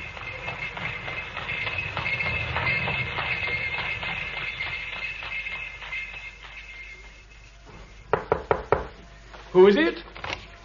Oh, Watson, what a splendid piece of luck. I'm delighted, really. You're the very man I most wanted to see. You're very kind, Holmes. Sit down, my dear fellow, sit down. The old chair. Oh, you can't think how lost I've been lately without my Boswell. Oh, thank you, thank you. By the way, you didn't tell me you intended to go back into practice. But how do you know I had? You know my methods, Watson. If a gentleman walks into my room smelling of iodoform and with a bulge in his top hat to show where he's secreted his stethoscope, I'd surely be very dull indeed if I didn't know he was an active member of the medical profession. Oh, upon my soul, Holmes, it's the old story. It's as clear as daylight when you explain it. And yet, I'd say my eyes were nearly as good as yours for observation, you know. Oh, you think so, do you? Then pray make use of them now, Watson, and tell me what you see in this letter that has just come by special messenger. Read it. They will call upon Mr. Sherlock Holmes tonight, a gentleman who desires to consult him. His recent services to one of the royal houses of Europe have shown that Mr. Holmes may safely be trusted with matters of the utmost discretion. He is not to take it amiss if his visitor wears a mask. Aha. Well. Just so, Watson. Intriguing, is it not? But what on earth do you imagine it can mean, Holmes? Well, I've no data yet, and it's a fundamental mistake to theorize before one has some data. But the notepaper man, what do you deduce from that? Oh, well, it's very thick, tinted pink. Couldn't be bought for under £0.50 a packet, I'd say, so the writer must be fairly well to do. It's rather a peculiar paper. That's the very word, Watson. It isn't English paper at all, you see. Hold it up to the light and look at the watermark. Large E, small g, large P, large G, with a small T. Which stands quite simply for Gesellschaft. German for company. The P is for Papier, of course. And the EG? For Egria. A glance at the Open Continental Gazetteer on the table there will show you, Watson, that... But it's the only city in a German-speaking country where the main factories are paper mills. Yeah. You've marked it, Holmes. Wonderful. Not so far from Carlsbad and in Bohemia. Quite so, Watson. And since our distinguished visitor... But here he comes, if I'm not mistaken, in a brougham and pair by the sound of it, and a pair of beauties at that, I'd guess. Look, there, you see? 150 guineas apiece, those horses, or I'm no judge. There's money in this case, if there's nothing else, Watson. And here I break my narrative for a moment to describe our singular visitor of that far-off evening. 6 feet in height, with the chest and limbs of a Hercules, a deep blue cloak lined with flame-colored silk, an opulent and barbaric apparition indeed in our drab old England. And across his face, a black vizard mask.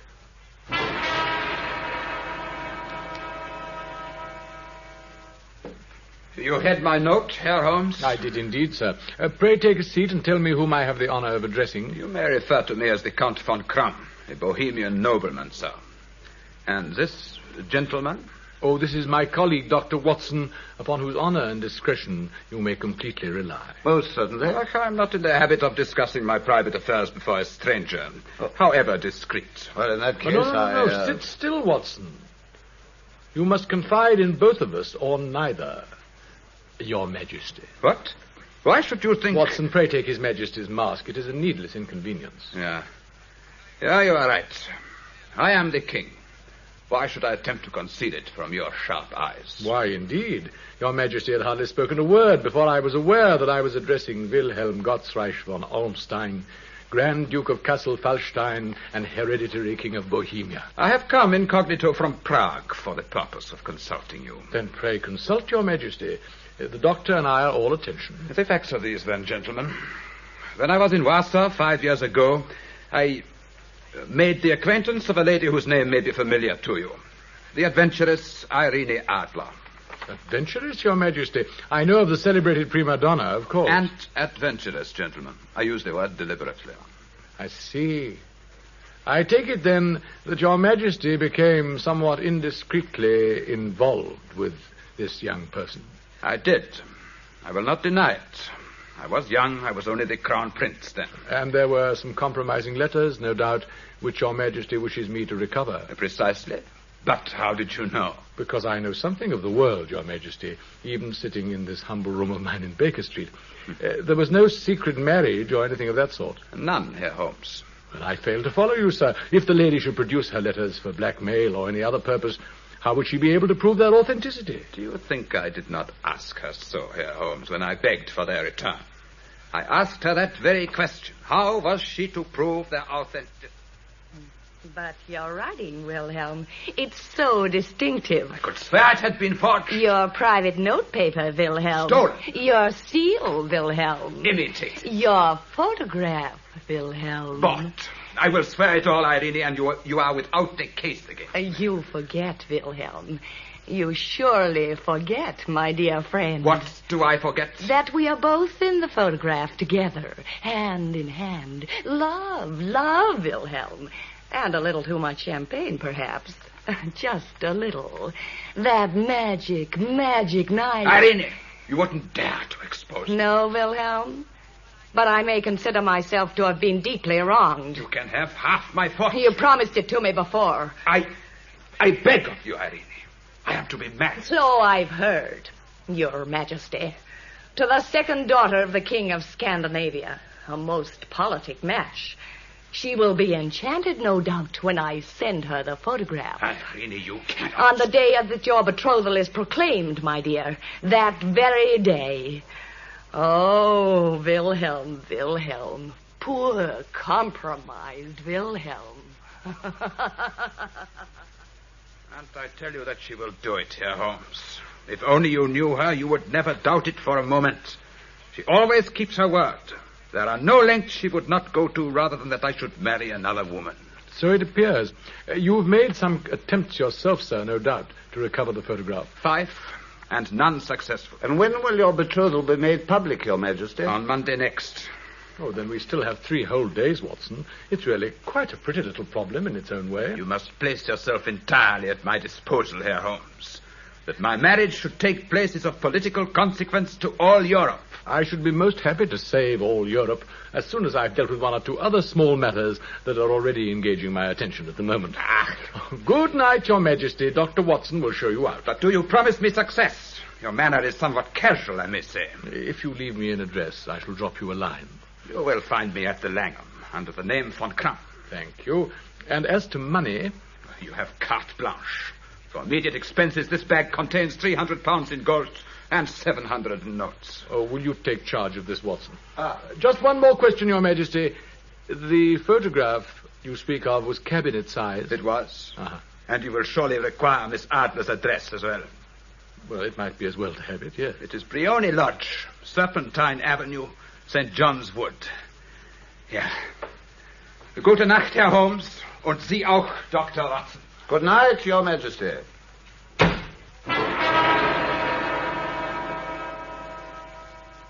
So began, then, our problem of averting the threatened scandal in Bohemia. I called on Holmes next evening and found him in the disguise of a drunken-looking horse-groom. Pass me my makeup tray, would you, Watson, and I'll tell you the whole thing while I remove the semblance of the inebriated Bert Stevens. Then back to Sherlock Holmes. Well, no, into someone else, I fancy. Yes, an amiable nonconformist clergyman, I think. That should serve admirably. Really, Holmes? Rather simple-minded, perhaps. White-haired and short-sighted. Now, look here, I have the whole outfit ready. You see, baggy trousers, broad black hat, egg stains on the waistcoat. Oh, splendid, splendid. I suppose you want me to serve as your curate, even more simple-minded. No, only as yourself, Watson. Oh, forgive me, my dear fellow, I didn't mean... Well, quite so. Now, while you're making up, tell me the tale of your adventures, Holmes. Very well. It happened like this, Watson. There was I, Sherlock Holmes, got up as a horse-coper, sitting in the pub opposite, watching Briony Lodge. Of course, I stood the local cabby to a beer and soon got all the information I wanted. About Miss Adler? About Miss Adler. She's the daintiest thing under a bonnet, it appears. She's turned the head of every man in the neighborhood. Pass me the cold cream, would you, Watson? Or does she have a great many male visitors? No, only one. That's the very crux of the whole matter. One moment, I must just whiten my eyebrows. This visitor of Miss Adler's, Watson, a certain Mr. Godfrey Norton of the Inner Temple. Very dark and dashing, so my friend the cabby told me. When you were the ostler? Exactly. And while I was watching, our dashing gentleman friend rushes up to the house in a tearing hurry, stops there for half an hour, and then rushes out again shouting for a cab. Drive like the devil, cabby. Gross and Hankey's, the jewelers in Regent Street. Then the Church of St. Monica in Edgware Road. Half a sovereign if you do it in 20 minutes. And a moment later, out of Bryony Lodge dashes someone else, Watson. What? Miss Adler. You saw her. Yes, at last. And it's true. What a lovely face. Though I only caught a glimpse of it through her veil. And she called a cab, too. The Church of St. Monica in the Edgware Road. And half a sovereign if you reach it in 20 minutes. On which, of course, Mr. Sherlock Holmes called a cab, in spite of his own somewhat disreputable appearance, and reached the church at precisely 5 minutes to 12. Inside was a surpliced clergyman with Miss Adler and Mr. Norton. Norton, seeing me, rushed down the aisle, took my arm and cried, Quick, my man, you do. 3 minutes to 12 and the license expires, then. We need a witness to a marriage, man. A witness to a marriage, Watson, my humble self. All done in an instant, tying up Irene Adler, spinster, to Godfrey Norton, bachelor. Good heavens. And a sovereign as a tip from the bride, which I shall wear on my watch chain forever. Well, this certainly is an unexpected development, Holmes. Indeed it is, my dear fellow. What's more unexpected? They parted at the door of the church, and I heard her say that she'd drive as usual in the park from 5 till 7, so all is well. Our schemes can go ahead. There, now, black overcoat, yes. Badly rolled umbrella. Oh, and hand me that little parcel, would you mind, Watson? Thank you. Now we are quite ready for our little visit to one of my most charming parishioners at Bryony Lodge.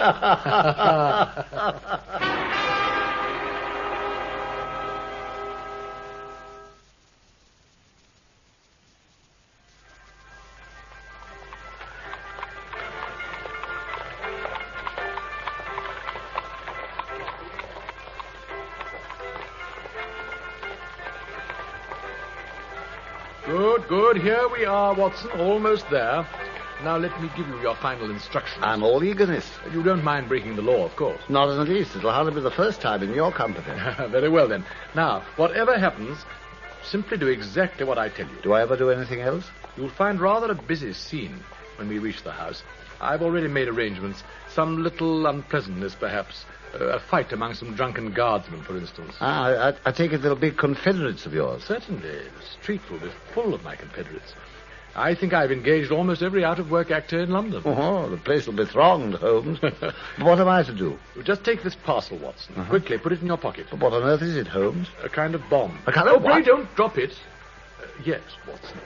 It's just an ordinary plumber's smoke rocket, fitted with a cap to make it self-lighting when it's thrown. And what do I do with this remarkable device? Why, you throw it, Watson. You'll station yourself in the shelter of a laurel bush, which you'll find growing immediately outside the sitting-room window. And when I'm inside the house... But how do you manage to get in? Just wait and you'll see.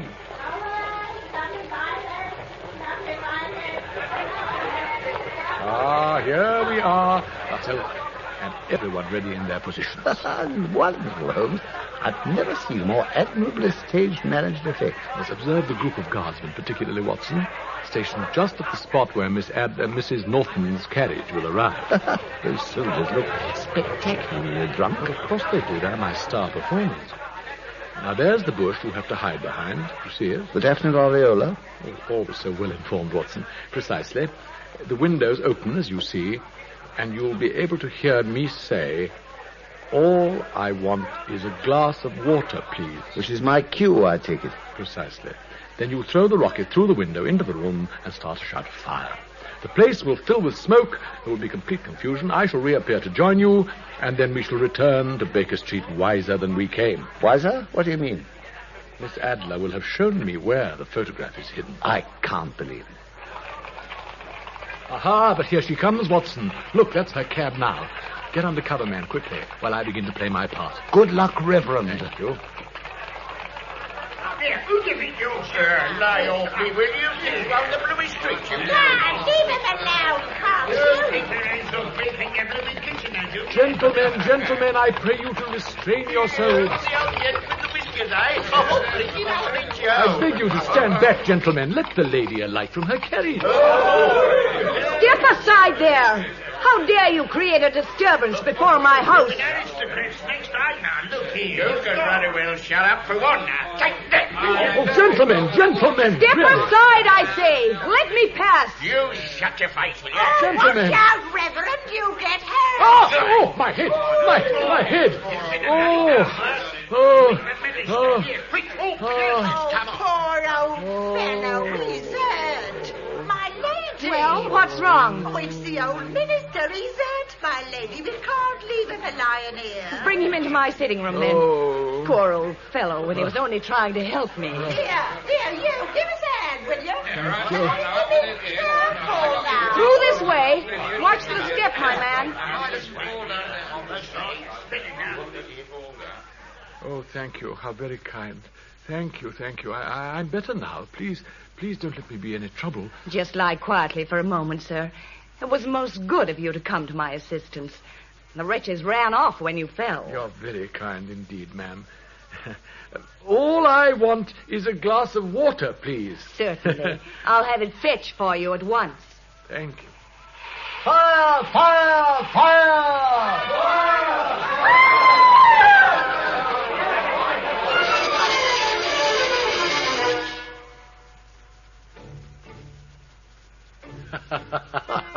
Well, Watson. Good old Watson.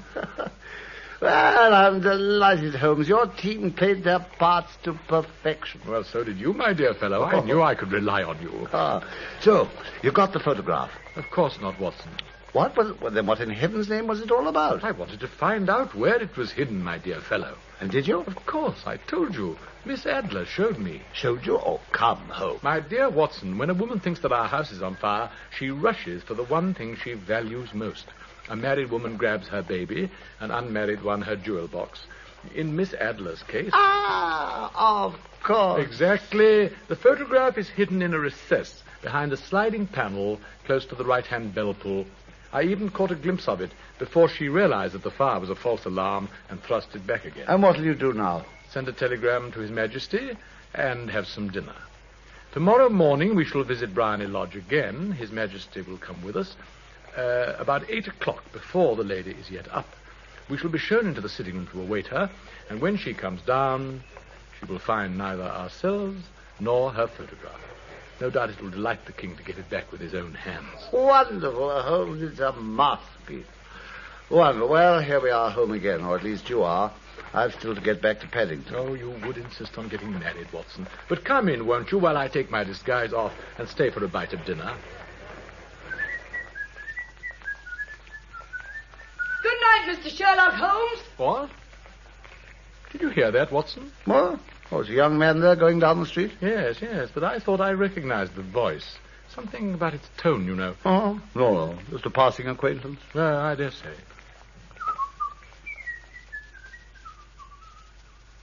I am delighted here, Holmes. Quite delighted.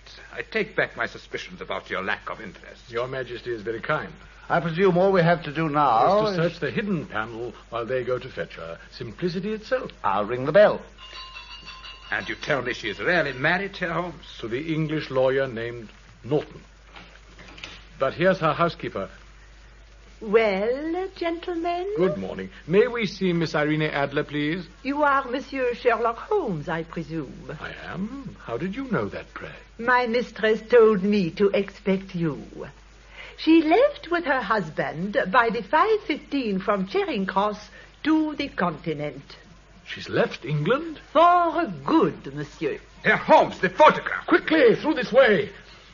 Monsieur, but me Oh, great heavens, Watson, she can't be gone. Looks like it. Look, there's the panel you mentioned. Yeah. Open and empty. No, Doctor. Look, there's something still there. The photograph itself. What? No, it's a different photograph, Your Majesty. Different? Yes. Look, sir. A photograph of Miss Adler alone. Without your hand in hers. Oh, Gottes Willen. What does it mean, Herr Holmes? Why, she's actually fooled me. Me, Sherlock Holmes. Oh, there's a letter too, Watson, with my name on it, dated midnight. Dear Mr. Sherlock Holmes, you really did it very well. I had been warned against you and told that if the king employed an agent, it would certainly be you. Even after I had shown you what you wanted to know, I still found it hard to think evil of such a dear and kind old clergyman. But I have been trained as an actress myself, you know. Male costume is nothing new to me. I slipped it on as quickly as I could while the bomb still smoked. and followed you and your friend to Baker Street, and so made sure I really was an object of interest to the great Mr. Sherlock Holmes. I even imprudently wished you good night. Of course, that boy who passed us in the street. My husband and I both thought that flight was best when faced with so formidable an antagonist. Aha, thank you. As to the photograph, your client may rest in peace. I love a man better than he ever was, and suddenly decided this very morning to agree to his proposal of marriage. Did you know that, too? I wonder, Mr. Holmes. I only kept the wretched photograph to safeguard myself, but I give your client my assurance that I will never use it. I leave instead another photograph of myself alone for him to keep as a memento. And I remain, dear Mr. Sherlock Holmes, very truly yours, Irene Norton, née Adela. What a woman, what a woman. She would have made such a queen if she had only been on my level. Yes, from what I've seen, she's indeed on a very different level from you, Your Majesty. Oh, you failed, Holmes. What? For once, you failed. No, Herr Doctor. She will not break her word. She will never trouble me again. I am safe. I'm relieved to hear Your Majesty say so. Pray tell me in what way I can reward you, sir. This emerald ring. Oh, thank you, but Your Majesty has something that I should value even more highly. What then? That photograph, sir. I read it? Ah, certainly, Herr Holmes. I'm very much obliged to Your Majesty. I have the honor to wish you a very good morning.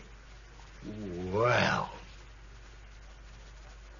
And that was how a great scandal threatened the kingdom of Bohemia, and how the clever plans of Mr. Sherlock Holmes were beaten by a woman's wit. But sometimes he glances at that photograph upon his table, and then he speaks of her always with such affectionate admiration. The woman, Watson. The woman.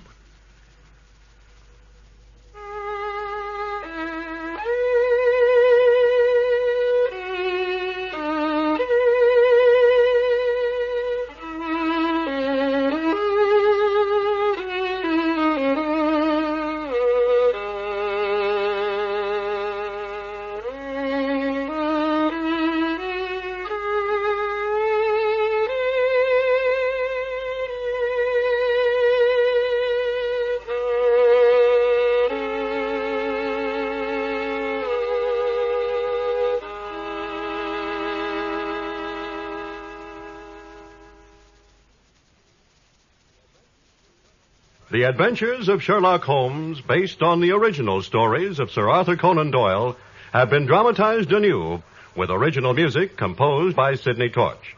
Sir Ralph Richardson played the part of Dr. Watson, and Sir John Gielgud that of Sherlock Holmes.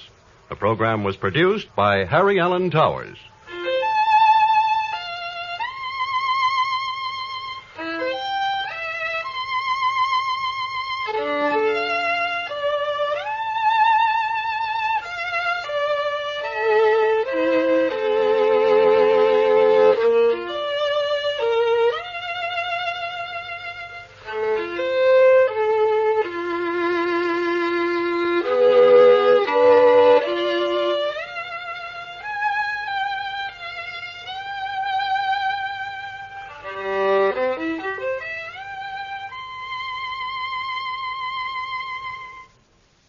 Now it is time to go back to Dodge City with Gunsmoke.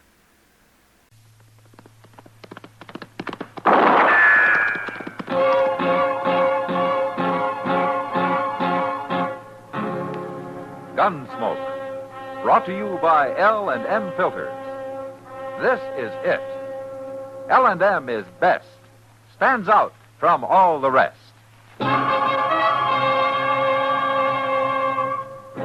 Around Dodge City and in the territory on West, there's just one way to handle the killers and the spoilers, and that's with a U.S. Marshal and the smell of Gunsmoke.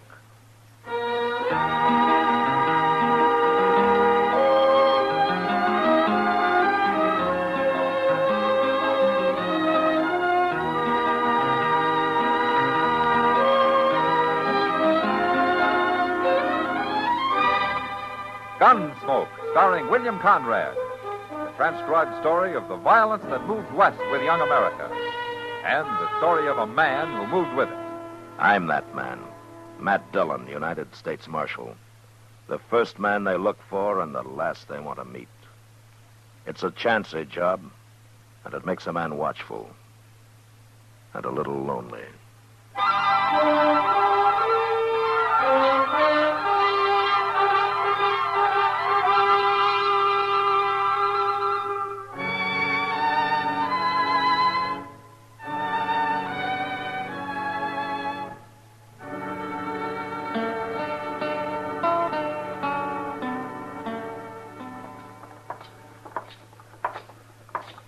They're getting off stage already, Mr. Dillon. There's Miss Kitty. She got down first. That's over an hour late. I wonder what held him up. Oh, sometimes them drivers just won't bother to hurry. They can be awful stubborn. Well, anyway, it got here. Sure hope Miss Kitty enjoyed her visit in Ellsworth. She looks fine, don't she? Who's that she's talking to, Mr. Bergen? I didn't know he'd been out of town, Mr. Dillon. Well, that's why the bank's been closed, Chester. Mr. Bergen won't trust anybody running it if he isn't around. Hello, Miss Kitty. Hello, Chester. Hello, Matt. Well, did you have a good trip, Kitty? Well, you're here. Hello, Mr. Bergen. Marshal, we were held up and robbed. What? Held up? Back at Rocky Ford, Matt. Lone bandit. He took the box and he robbed Mr. Butkin here. Took everything I had, over $300 in cash. Anybody hurt? The shotgun rider didn't think they were carrying enough in the treasure box to be worth fighting for.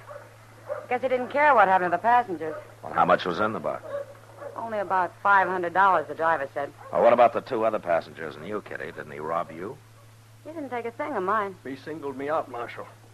Must have known I'm a banker. He made Mr. Botkin put his coat on the ground, and then everybody had to throw everything they were carrying onto it. But all he took was what Mr. Botkin had. I don't understand it at all, Marshal.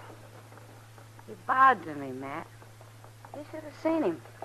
Real gentlemanlike. Any idea who it was? No? He never spoke at all, Marshal. He used his six-gun to tell us what to do. What, did you ever see him before?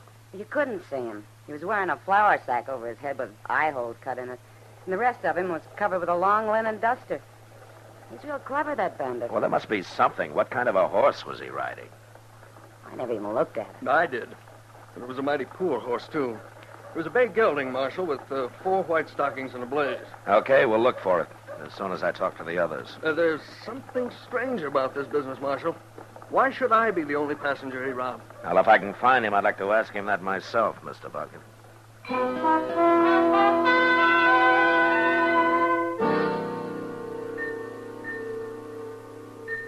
Neither the driver, nor the shotgun messenger, nor the other 2 passengers, who turned out to be a couple of homesteaders, could give us any more information on the bandit.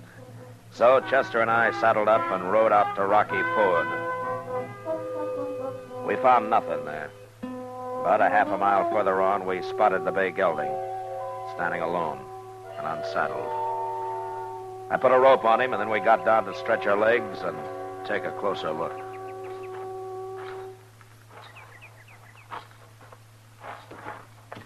Mr. Botkin was right, Mr. Dillon. He sure ain't much of a horse. Yeah, he's good enough, Chester. Good for us, you mean? He's put that bandit afoot already. Hey, Chester. Hmm? Come here. What? Hey, look at that brand. What? That's old man Miller's lazy am. That's Miller's horse, not the outlaw's. Nobody but a fool would ride a crowbait like that to hold up a stage, and this man's no fool. Well, but everybody saw him on this horse. He borrowed him, Chester, just long enough for the holdup. That way nobody saw his real mount. Well, now, ain't that smart? He head out that way? Yeah. Toward the river. Hell, I'm not even going to follow him. You're not? Now, once he hits the river, he'll swim downstream to a cattle crossing, and his tracks will be lost. And he's got about a 4-hour start on us anyway. Looks like he's going to get clean away, don't it? Chester. Hmm? Did you ever hear of Teddy Blue Fisher? Teddy Blue Fisher? Yeah. No, sir, I ain't. And he's got quite a reputation. I'm surprised you never heard of him. Why, what's he so famous for? For robbing the rich and sparing the poor. And for being quite a gentleman about the whole business. Nobody's been able to get enough evidence to charge him with anything that'd hold up in court. Why not? Well, like today. We haven't got anything on him. Well, maybe it wasn't him, Mr. Dillon. I'm only guessing, Chester, but it was Fisher or somebody who works like him. He held up the stage, took the box, and robbed the only rich man on it. And, of course, he wouldn't take anything from a lady. By gracious, if I went to the trouble to stop a stage, I'd take everything. He don't sound so smart after all. Now, that's part of his game, Chester.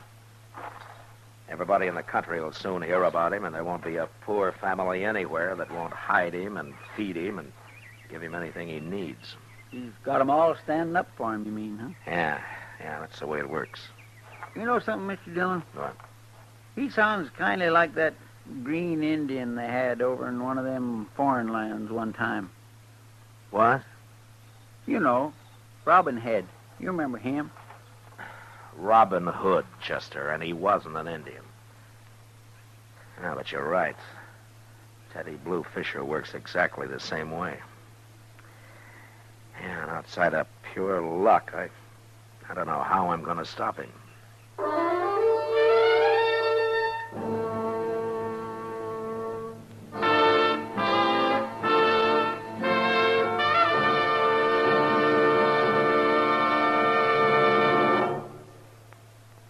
King size or regular, L&M is best. Stands out from all the rest. This is it, L&M filters. It stands out from all the rest. Miracle tip, much more flavor. L&M's got everything. It's the best. Yes, L&M is best. Stands out from all the rest. L&M stands out for flavor. Flavor. Flavor. The miracle tip draws easy. You enjoy all the taste. L&M stands out for effective filtration. Filtration. Filtration. No filter compares with L&M's pure white miracle tip. L&M's got everything. It's America's best filter cigarette.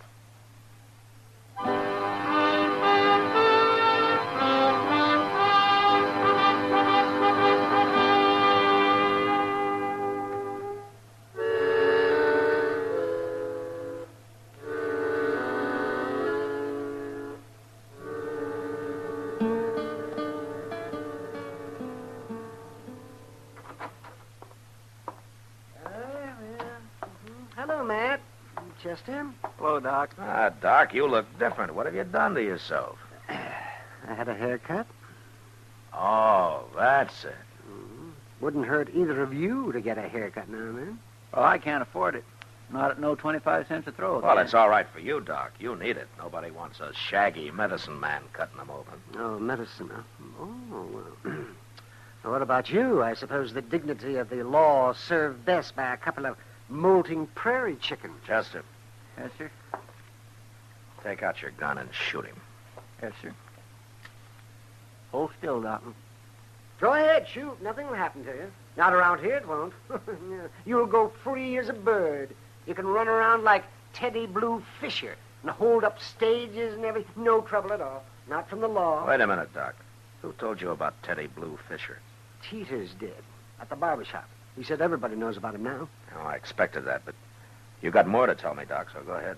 Well, I don't know why I bother, but since I'm already here, I guess I might as well. Well? Well, Fisher got a haircut just before I did, Matt. He did? Are you sure? He told Teeters who he was. Yeah, well, he's not wasting any time. What else did he tell Teeters? But said he was going to stay here and gamble for a few days. He's over at the Long Branch starting now.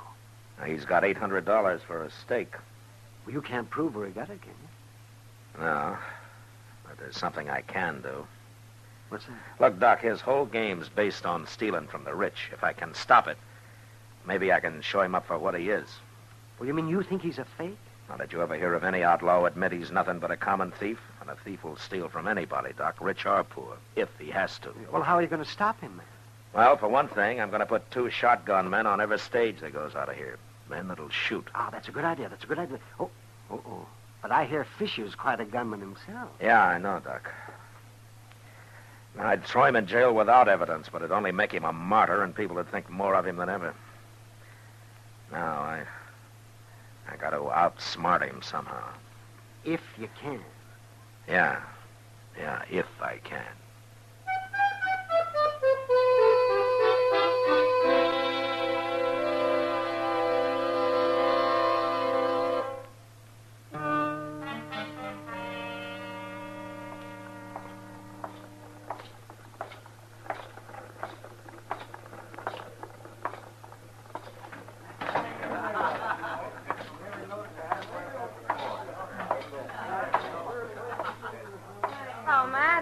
Hello, Kitty.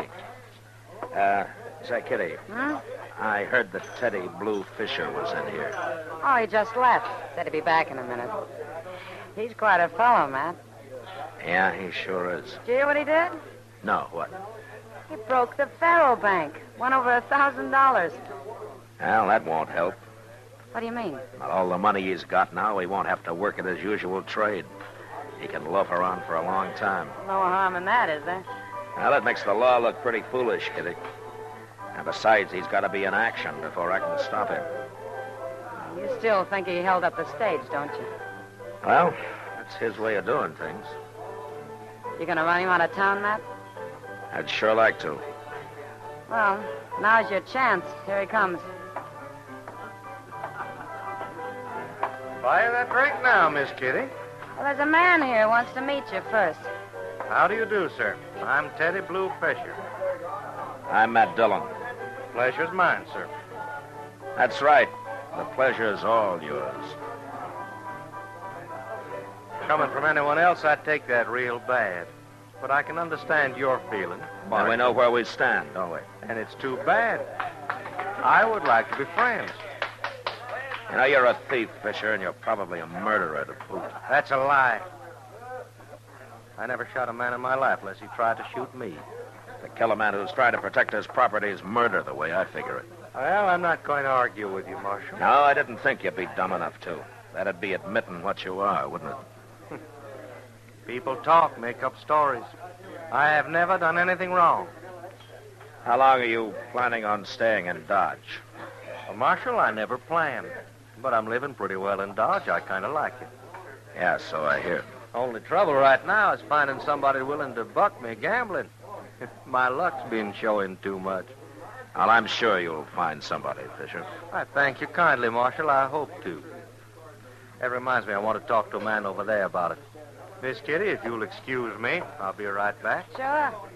Oh, I'll buy you a drink, too, Marshal. No? Then some other time. Kitty, Huh? I want you to do something for me. Yeah, You know Vent Butler?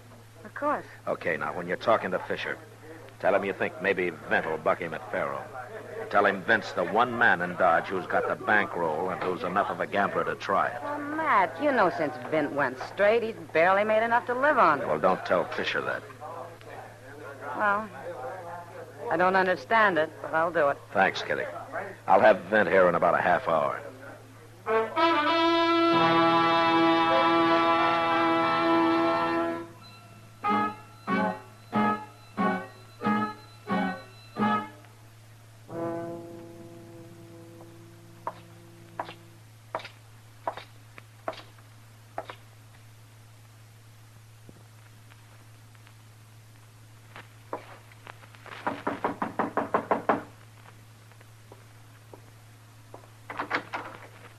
Marshal Dillon.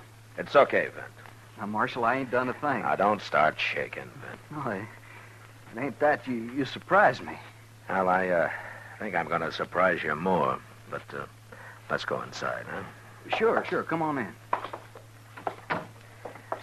Vent, you remember what happened a year ago? I sure do. But, Marshal, I kept my word. I swear I had. Well, as far as I know, you have, Vent. Good, you had my word there. You remember I told you that if you went straight and quit dealing crooked, I'd give you a chance? You could have put me in jail the way things were, Marshal. Now, you're the most accomplished man with cards I ever saw, Vent. No, not anymore. I'm no better than any other man now. Tell me something. You know how to win dealing faro? Oh, I used to take 'em something fierce at Faro. It was slaughter. How much money you got, Vent? A couple of hundred. Why? Is that enough for you to take about 2,000 off a man? 2,000? Dealing crooked. You been drinking or something, Marshal? I'm asking a favor of you, Vent. Well, you really mean it, don't you? Teddy Blue Fisher. What? Kitty's setting him up for you at the Long Branch right now. You go down there and take him. And when you've done it, you come back to my office. I'll be waiting for you.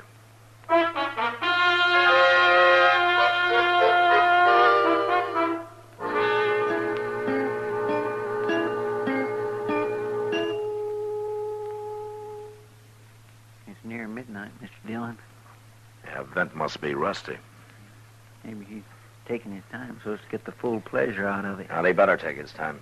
If Fisher catches on to him, there's going to be trouble. Want me to go over and see what's happening? No, we better stay out of there, Chester, both of us. Yes, sir. Here comes somebody.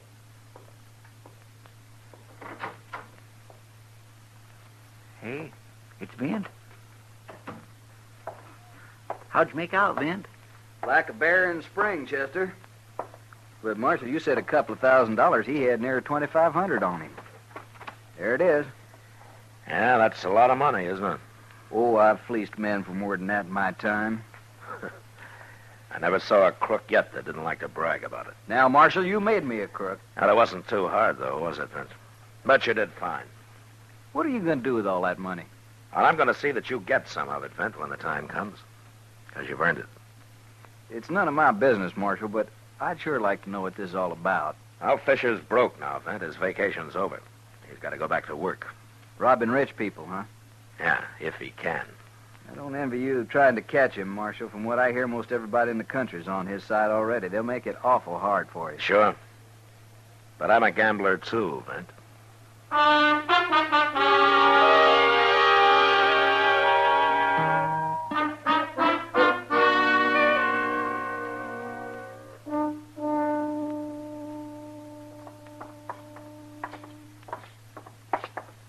By gracious, if I owned a bank, I'd want it busier than this, Mr. Dillon. Well, I wouldn't worry about Mr. Bodkin, Chester. He makes money even when it's closed.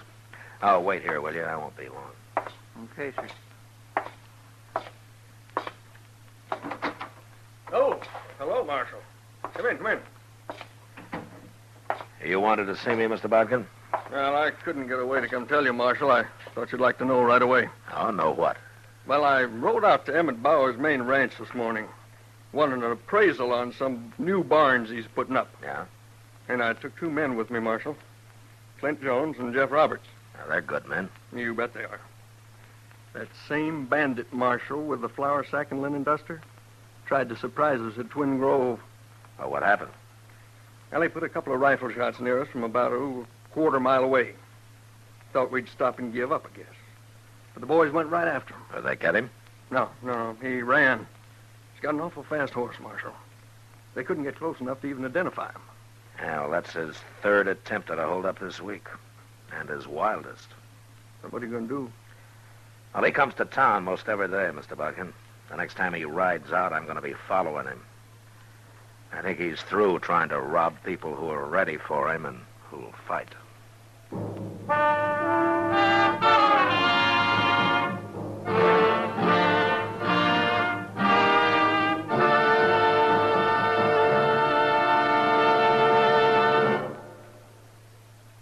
L&M is best, stands out from all the rest. L&M's got everything. Everything? Yes, everything. L&M stands out for flavor. The miracle tip draws easy, lets you enjoy all the taste. And L&M stands out for effective filtration. No filter compares with L&M's pure white miracle tip for quality or effectiveness. L&M stands out for highest quality tobaccos, low nicotine tobaccos, L&M tobaccos, light and mild. L&M's got everything. Everything? Yes, everything. King size or regular, it's America's best filter tip cigarette.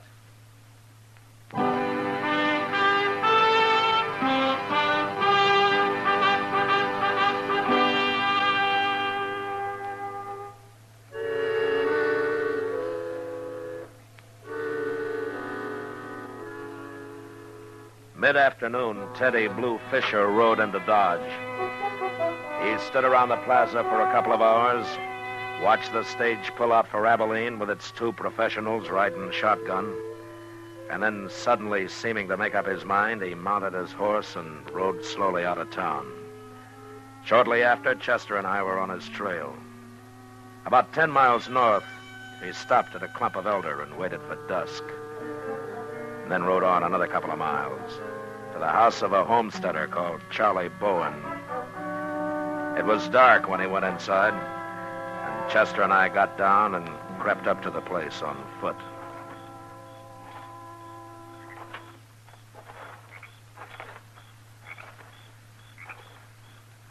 What do you think he's doing here, Mr. Dillon? We'll find out. Maybe they're feeding him. He's been so doggone broke all week. Yeah, maybe. Now, hold up a minute, Chester. What is it? You see where he tied his horse?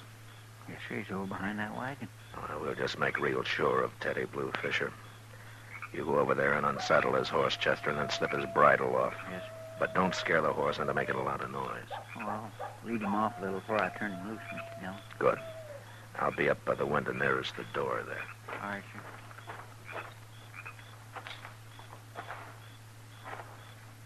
I wish I'd known you was coming, Mr. Fisher. My wife could have fixed a couple of chickens. This is quite an honor meeting you. There's a little cold pork out in the cellar, and I got a jar of spiced apples left. How's that sound? Why, that sounds fine, ma'am. Just fine. You folks doing pretty well out here, aren't you? Well, we got no complaint. The Lord's been good to us. Yeah, but we've been doing better than most homesteaders. Yeah, that's what I thought.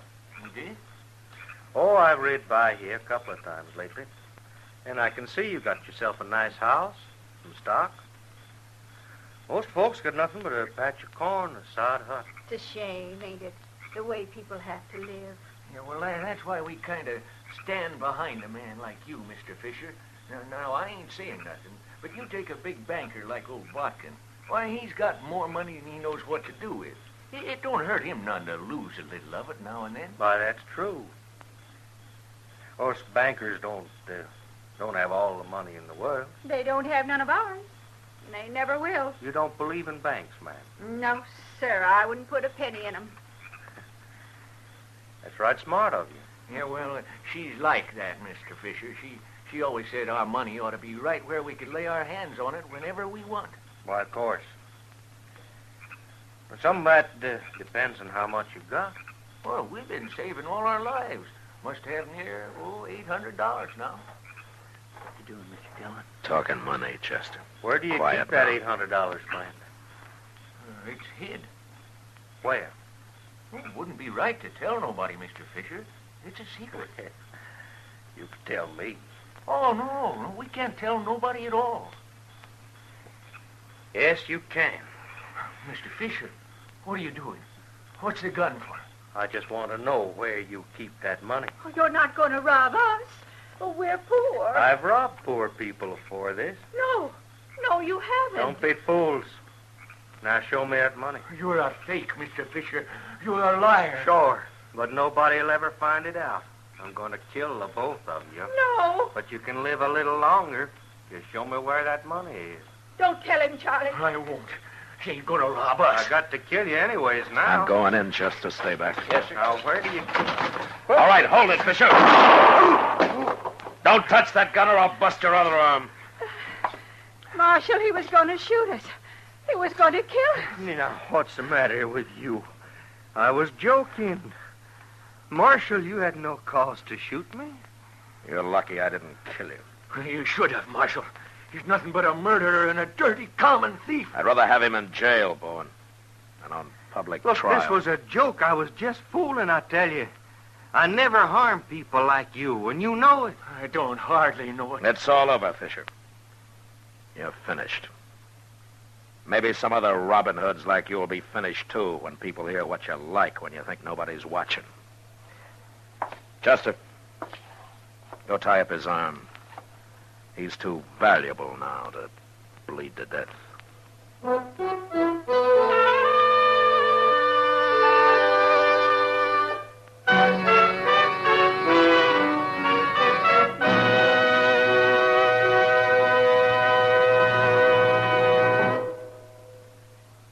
Now our star, William Conrad. Thank you, George. Today, there's one filter cigarette that stands out from all the rest. L&M stands out for flavor, for effective filtration, for highest quality tobacco. L&M's got everything. That's what makes it America's best filter tip cigarette. Try L&M's king size or regular. I know you'll go for them.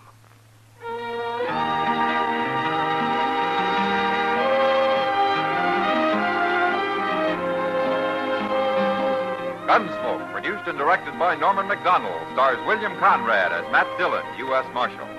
Our story was specially written for Gunsmoke by John Meston, with music composed and conducted by Rex Corey. Sound patterns by Tom Hanley and Ray Kemper. Featured in the cast were Lawrence Dobkin, Harry Bartell, Helen Cleve, Joe Cranston, and Frank Cady. Parley Bear is Chester, Howard McNear is Doc, and Georgia Ellis is Kitty.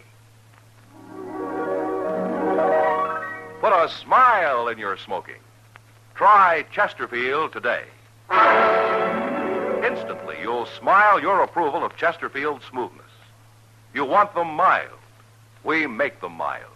Mild and mellow, with the smooth, refreshing taste of the world's best tobaccos. Instantly, you'll smile your approval of Chesterfield's satisfaction. In the whole wide world, no cigarette satisfies like Chesterfield. Put a smile in your smoking. Try Chesterfield today.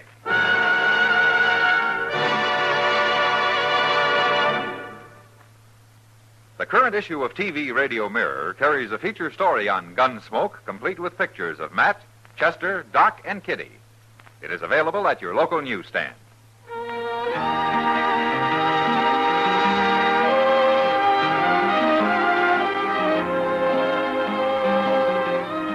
Listen to Chesterfield's two great radio shows every week. The Perry Como Show every Monday, Wednesday, and Friday, and Dragnet, Tuesday nights on another network. Remember, listen again next week for another transcribed story of the Western frontier when Marshal Matt Dillon, Chester Proudfoot, Doc, and Kitty, together with all the other hard-living citizens of Dodge, will be with you once more.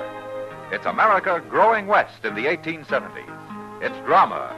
It's Gunsmoke. Brought to you by L&M Filters. This is the CBS Radio Network.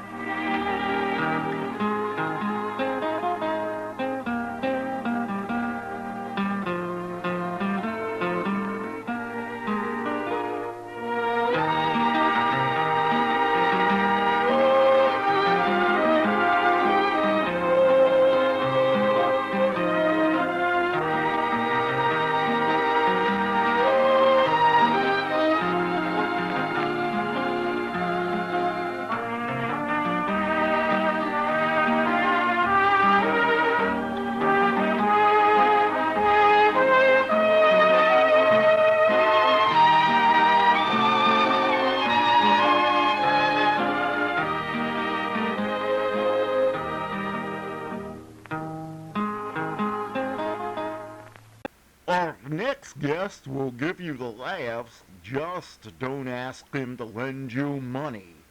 It's Jack Benny coming up next. The Jack Benny Program, transcribed, presented by Lucky Strike. Luckies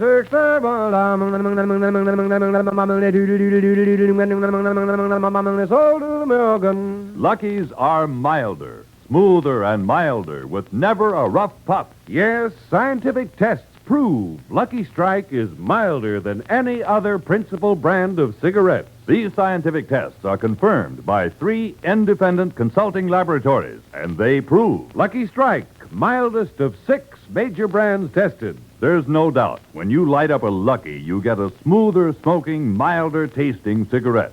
And you enjoy the rich taste of fine tobacco because LSMFT, Lucky Strike means fine tobacco. Fine, light, naturally mild tobacco that gives you more real, deep-down smoking enjoyment. So for the rich taste of fine tobacco, for smoothness and mildness with never a rough puff, light up a Lucky.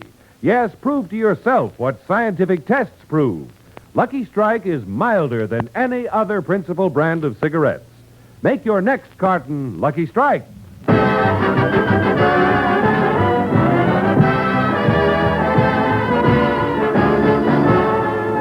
Lucky Strike program starring Jack Benny with Mary Livingston, Phil Harris, Rochester, Dennis Day, and yours truly, Don Wilson.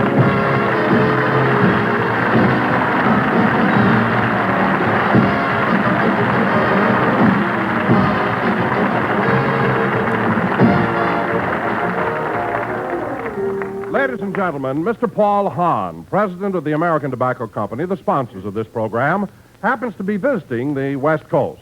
So without further ado, we take you to Jack Benny's home in Beverly Hills, where Jack is preparing to give a dinner party in Mr. Hahn's honor. Hold your head still, boss. It's hard to cut your hair when you move like that. Okay, but be careful, Rochester, and hurry. I want this finished before Mr. Hahn gets here. I'm doing the best I can, boss. The best you can. You started to give me this haircut 40 minutes ago. You haven't even got the sides done. Well, when I get to Death Valley on top, I'll go faster.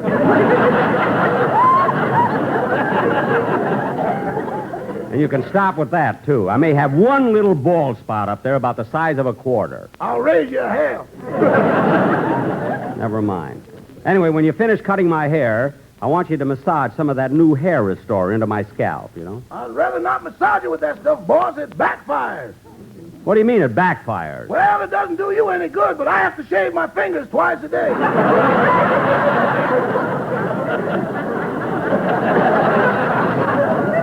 Oh, stop making things up. I'm not making things up. Look, my thumb's got 5 o'clock shadow.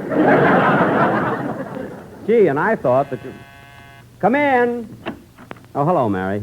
Well, what's going on here? Rochester's giving me a haircut. I'll be with you in a minute. Oh, for heaven's sake, Jack, why do you let Rochester cut your hair? You can go to the barber shop and have it cut for $1. Miss Livingston, you just started and lost your own argument.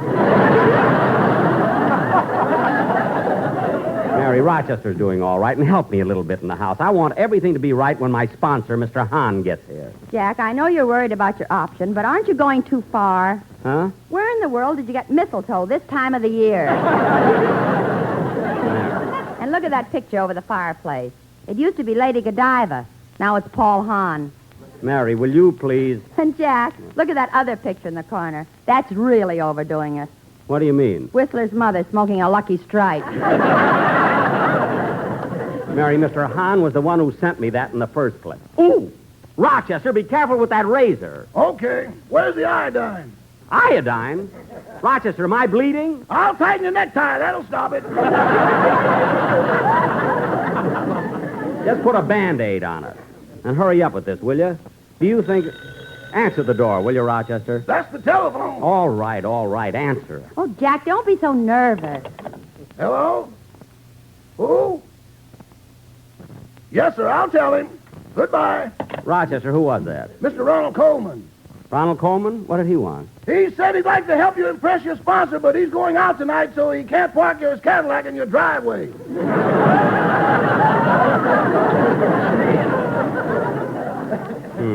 Say, Jack, if you really want to impress Mr. Hahn, why didn't you invite Ronnie and Benita to your party? I did, Mary. I called Ronnie on the phone this morning. Well, what'd he say? He said, oh, never mind. Oh, but come on, Jack. What'd Ronnie tell you? Well, he said, never mind. Anyway, I'll fool him. I'll live to be 100.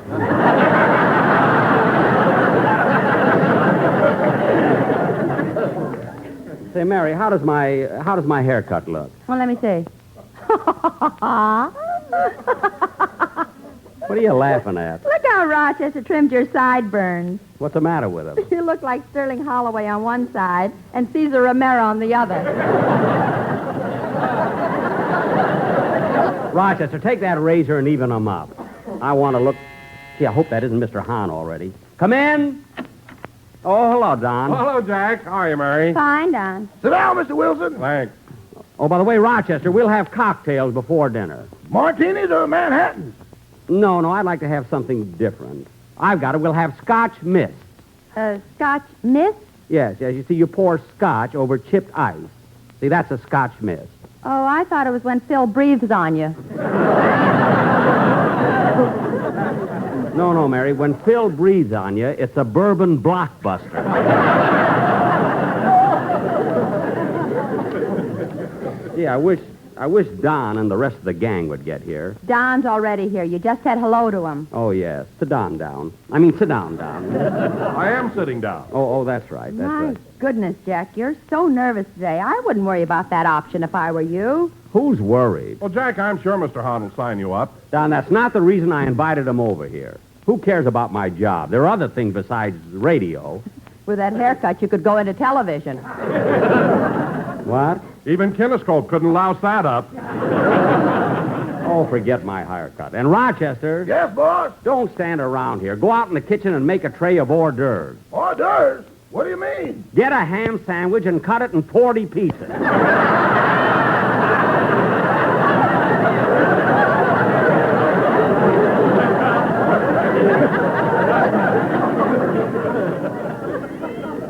And open a can of sardines, too. Yes, sir. Say, boss. What? We're all out of butter. You want me to go down to the store and get some? Well, maybe... Answer the phone, Mary. Okay. Hello? Yes? Oh, Mr. Hahn. Mr. Hahn, give me that phone. Hello? Hello, Mr. Hahn. This is Jack Benny. What? What? What's that? Oh, take it easy, Jack. He can hear you. Quiet, Mary. Oh, no, Mr. Hahn. The party is tonight. Well, look. Can't you go to the theater tomorrow night? Or the next night? I mean, the next night? Gee, Mr. Hahn, I've invited the whole cast for dinner. They'll be awfully disappointed. What about the butter? Wait, we may not need it.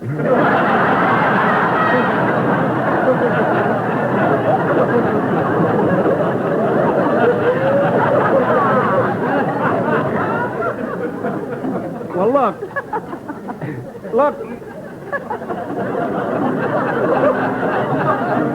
look, Mr. Hahn, we're all waiting for you, so do come over. You will? Oh, boy, that's swell. Tell him to come early and get a haircut. Come early, Mr. Hahn, and get... Mary! Okay, Mr. Hahn, see you soon. Yes, sir, you're always welcome at Benny's Bide-A-Wee Bungalow. Well, goodbye. Boy, was I worried for a minute. Answer the door, will you, Mary? That's probably Don. But, Jack, I'm right here. Oh, yes. I'll go see who it is. Oh, hello, Dennis. Where'd you get that haircut? Rochester gave it to me. Come on in, kid. Oh, gee, I'm late. You've eaten already. What? There's catsup on your face. Rochester! Tighten your necktie!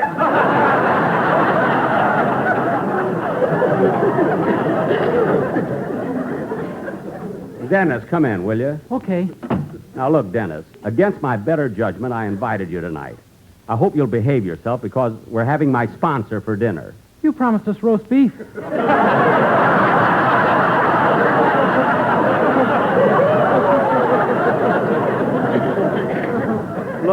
Look, kid, look, the only thing I want you to do when Mr. Hahn gets here is to sing for him. Don't talk, just sing. Now, my option is coming up. I don't want anything to happen. All right, so if he doesn't pick up your option, you haven't got anything to worry about. What? I can use you on my show, kid.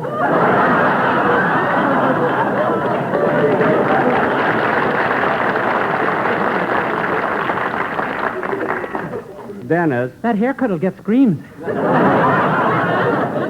Look, Mary, I'm bleeding. Take him away, will you?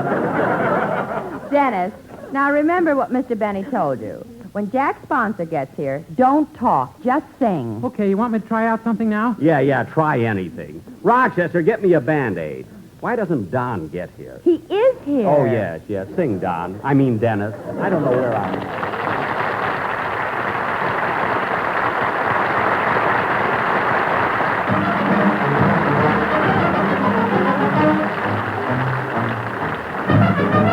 If you're Irish, come into the parlor. There's a welcome there for you. If your name is Timothy or Pat, so long as you come from Ireland, there's a welcome on the mat. If you come from the mountains of Mourne or Killarney's lake so blue, we'll sing you a song and we'll make a fuss. Whoever you are, you are one of us. If you're Irish, this is the place for you. Well, here comes my Swedish friend, Ole Svensson from McNamara's band, If you're Swedish, come into the parlor. Just come in and scold with us. If your name is Carler Ingeborg, just pull up a chair and we'll prepare a little smorgasbord. If you come from the village of Malmo, where Stockholm stands so tall, we'll roll out the barrel, and when we're done, say, Bayum Penjimini, we'll have fun. If you're Svenska, you're welcome one and all. Now I say, here comes a British friend of mine from Chelsea on the Thames. Oh, he's got a lovely bunch of coconuts, too. How if you're British, come into the parlor and we'll have a bit of chow. How if your name is better Abigail, and if you're a limey blimey, then we'll split a pint of ale. If you've ever walked through meadows of Devon or the fog of London too, if you've ever ridden an omnibus, we'll bloomin' well know that you're one of us. If you're British, ducky, how do you do? If you're Spanish, come into the parlor. If you're French, you're welcome too. If you're Danish, Italian, or Greek, a welcoming smile will make up for the languages we don't speak. If you're a laddie or lassie who comes from the hills of old Scotland or the hills of Timbuktu, the door will be open to everyone, whoever you are, wherever you're from, you liberty-loving son of a gun. What are you waiting for? Come into the parlor, this is the place for you.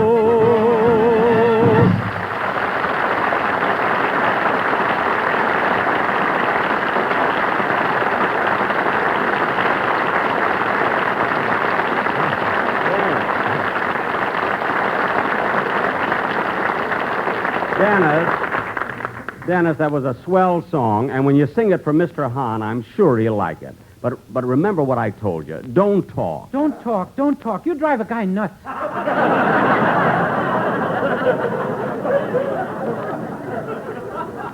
What? You're nothing but a jellyfish. If you had a good program, you wouldn't have to worry about your sponsor. Dennis. Boy, are you lucky you've got me. If it weren't for my singing, you'd have been out of work a long time ago. And another thing, you... Excuse me a minute.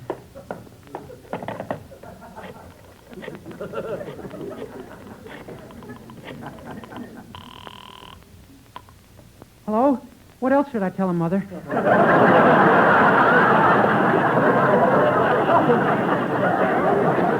Dennis, hang up that phone and behave yourself. Yes, sir. Now, Mary. Yes, Jack? I want you to help me as much as you can. I will. Thanks. Now, there's one thing I wanted to ask. Oh, yes. Mary, when we go into dinner, should I have Mr. Hahn sit on my right or my left? Well, that all depends on whether you want him to think you're Sterling Holloway or Cesar Romero.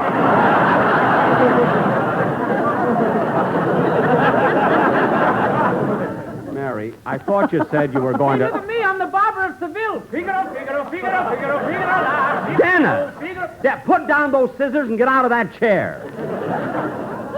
What do you think this is, a barber shop? That ain't the North Pole in the front yard.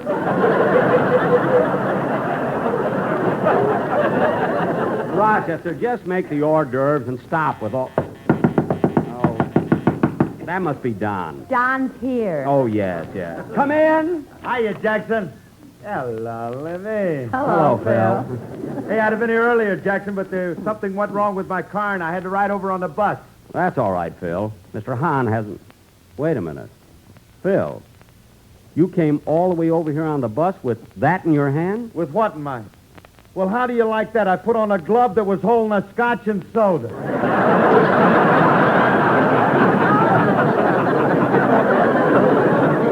That could only happen to you. Phil, why didn't you bring Alice with you? Yes, Phil, I told you to bring her along. Well, Alice wasn't very hungry, so she went to Brown Derby. Why'd she do that? Well, there she can order a la carte. Here she has to take the whole dinner. Phil, that's ridiculous. Tonight the dinner's on me. If his option is picked up. Mary, my option has nothing to do with it. Hey, Jack, now soon we're going to have dinner. You know I have to go... Oh, no. Oh, no. Phil, what are you laughing at? Your hair. It looks like it was cut by two barbers who weren't speaking to each other. Phil, don't try to be funny. And that reminds me, there's something I want to talk to you about. Me? Yes. Now, look, when Mr. Hahn gets here, don't start telling any of those corny gags of yours. Believe me, he won't like them. Can I tell the one about the old maid that set the bear trap under the bed? No. Especially not that one.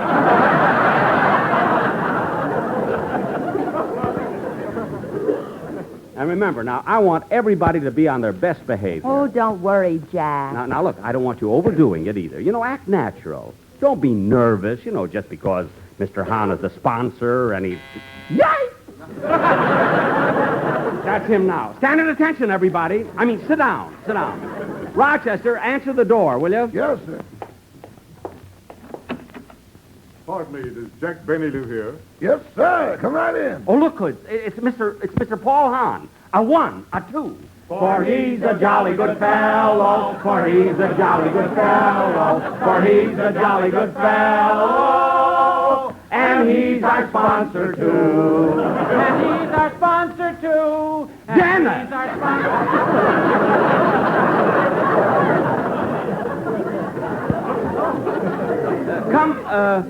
Come right in, Mr. Hahn. Come right in. Thank you. That was quite a reception you gave me. Yes. Your coat, Mr. Hahn? Your coat. May I help you with your coat?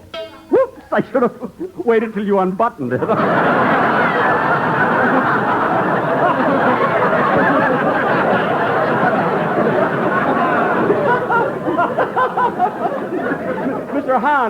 Mr. Hahn, you know everybody. Of course. Glad to see you all. Glad to see you, Mr. Hahn. Well, we might as well go in the living room. This way, Mr. Hahn. Thank you. Say, this is a lovely home you have here, Jack. Well, I'm glad you like it. It's nearly paid for, too. About another year ought to do it.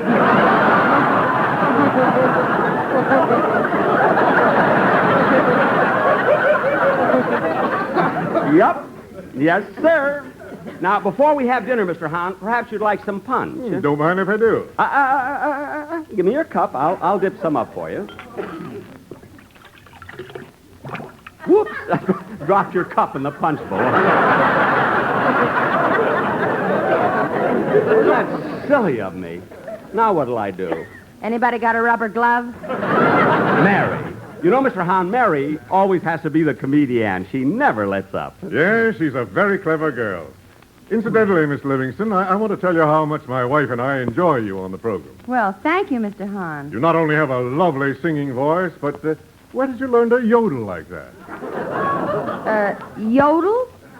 Mr. Hahn, you're thinking of Judy Canova. Oh, yes. I'm terribly sorry, Miss Livingston. Well, that's all right, Mr. Hahn. Forget it. Anyone can make a mistake, I always say. Huh, Mary? Huh? Oh, shut up.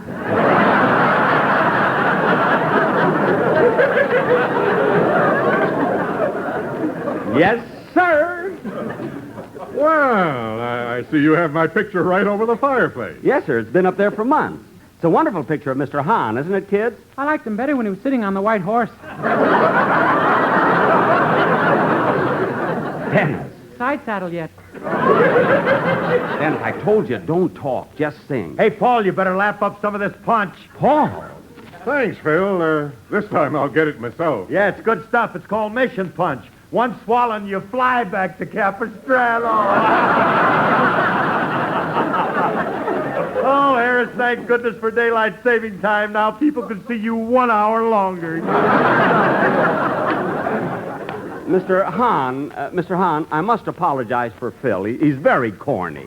Oh, on the contrary. I think Phil has a great sense of humor. Oh, he has. And he's so sophisticated. Mr. Hahn, sometimes Phil has me in stitches, Yeah, me too. Hey, Paul, did you hear one about the old maid that put a bear trap under her bed and caught a bear?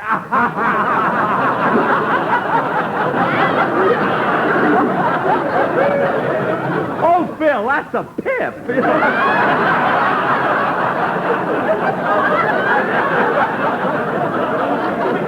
I was hoping you'd tell that one. Mr. Hahn, he's a riot. He certainly is. Say, Jack. What? If the boss likes that kind of stuff, you got nothing to worry about. Quiet, Mary. Mr. Hahn. Dennis, stop standing on your head. Nobody's looking at you.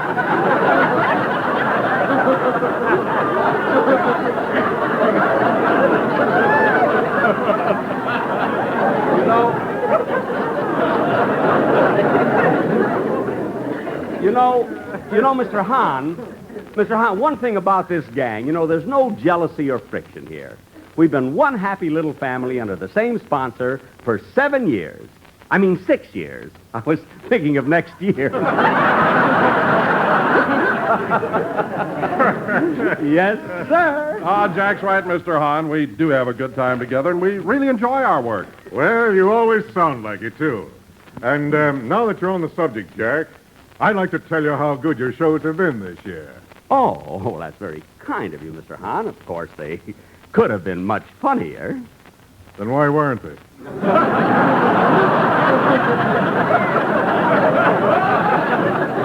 Well, I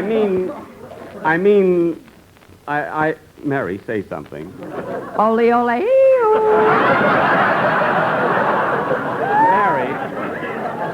Mary, look, Mr. Hahn, what I really mean... Hey, kids, he's stuck for an answer. 1, 2. For he's a jolly good fellow, for he's a jolly good fellow, for he's a jolly good fellow, and he's our sponsor, too.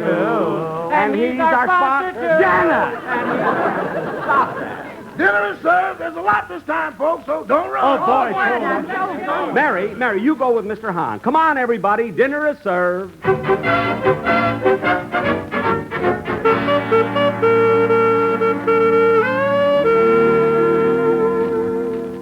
Mr. Hahn, will you have another shrimp cocktail? Olive, celery, pickle? No, thank you, Jack. I think I'll just wait for the next course.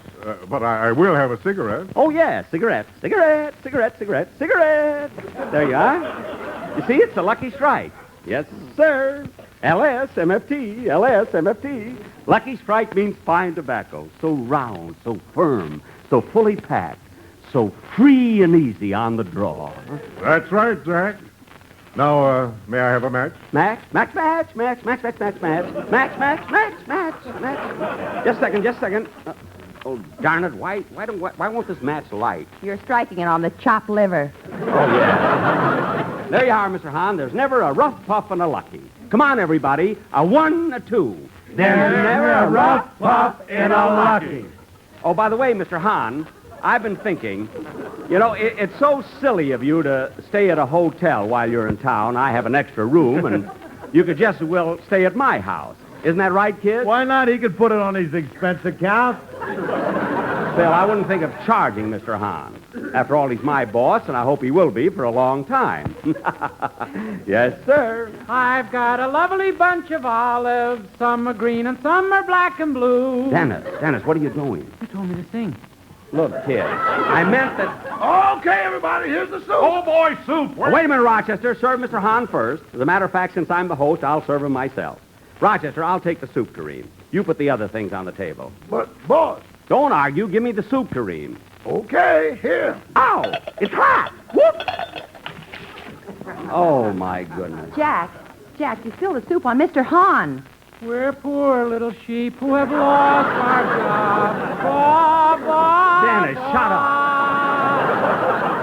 up. Forgive me, Mr. Hahn. I'm terribly sorry I spilled the soup on you. Oh, that's all right. This suit's ruined anyway. While I was walking over here, I tore a hole in the knee when I slipped on some rose petals. Oh. Well, come on, everybody. Loosen your belts. There's plenty of food on the table. Here, Mr. Hahn, have some option. Have some potatoes.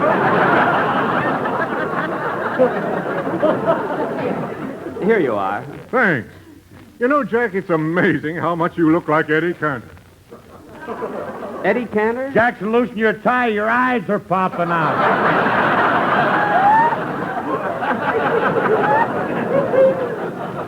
Oh, yes. There, that's better. No, it isn't. You're bleeding again. Mary, stop mixing me up, will you? My, but you're jittery today, Jack. I've never seen you act this way before. Well, I haven't been feeling very well, and... Look, Paul, I'll give you the whole thing in a nutshell. Jackson's worried about... Phil, I'll handle it. You just mind your own business. Jack, may I have a word with you? Uh-huh. I know that a home's not the proper place to talk business, but... Oh, that's all right. That's all right, Mr. Hahn. It's quite all right to discuss it in my home. Go ahead. Well, I've something on my mind, and I think a man should know where he stands. Stand? Now, mind you, this is not a rash decision. We've had several meetings concerning your radio programs of the past season. Look, I can make them funnier, Mr. Hahn. Really, honestly, I can. Now, look, Mr. Hahn, look, you, how can you do this to me? I'm not as young as I used to be. You know, I'm 39. Look, Mr. Hahn, think it over, please. Please, Mr. Hahn, please, think it over. Jack, there's nothing to think over. Lucky Strike is picking up your option. It isn't just for myself. What? I said we're picking up your option. You're picking up my... Wait a minute, Mr. Hahn. How do you know I'm available?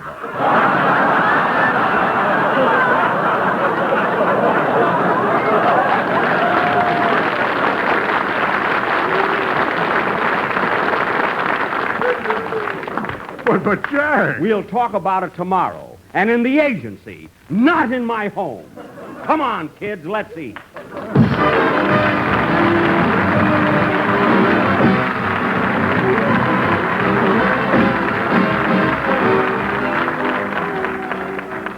Ladies and gentlemen, to those of you who live along the route of our personal appearance tour, I want to say that tonight we are playing in Milwaukee, Wisconsin. Tomorrow night, May 22nd, in Peoria, Illinois. Tuesday night, St. Louis, Missouri. Wednesday, Indianapolis, Indiana. Thursday, Grand Rapids, Michigan. Friday, we'll be in Detroit.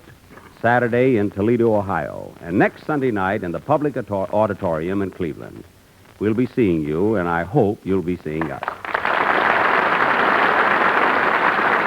Jack will be back in just a moment, but first...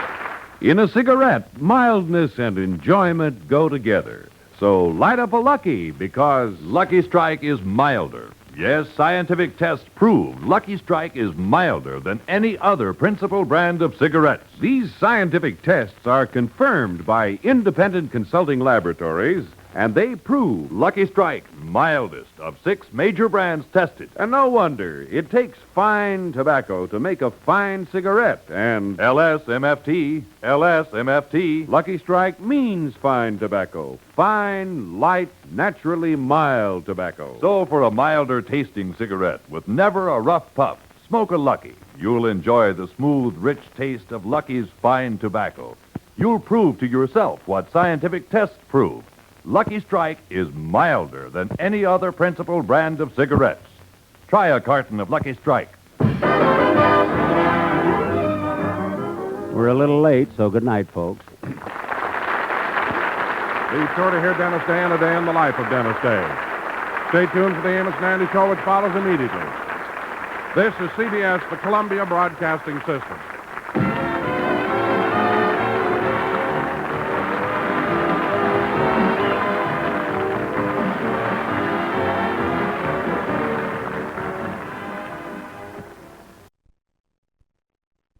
The Aldrich Family, featuring the adventures of Henry Aldrich, is coming up next on nightly old-time radio shows. Grape Nuts and Grape Nuts Flakes present... Henry Aldrich. Coming, Mother. The Aldrich Family. Yum, yum, yum, yum, yum, by Jiminy. Grape Nuts Flakes are good by Jiminy. Sugar roasted, new and better. They're richer now in sweet malt sugar. Sugar roasted, good by Jiminy. Grape Nuts Flakes, yum, yum, by Jiminy.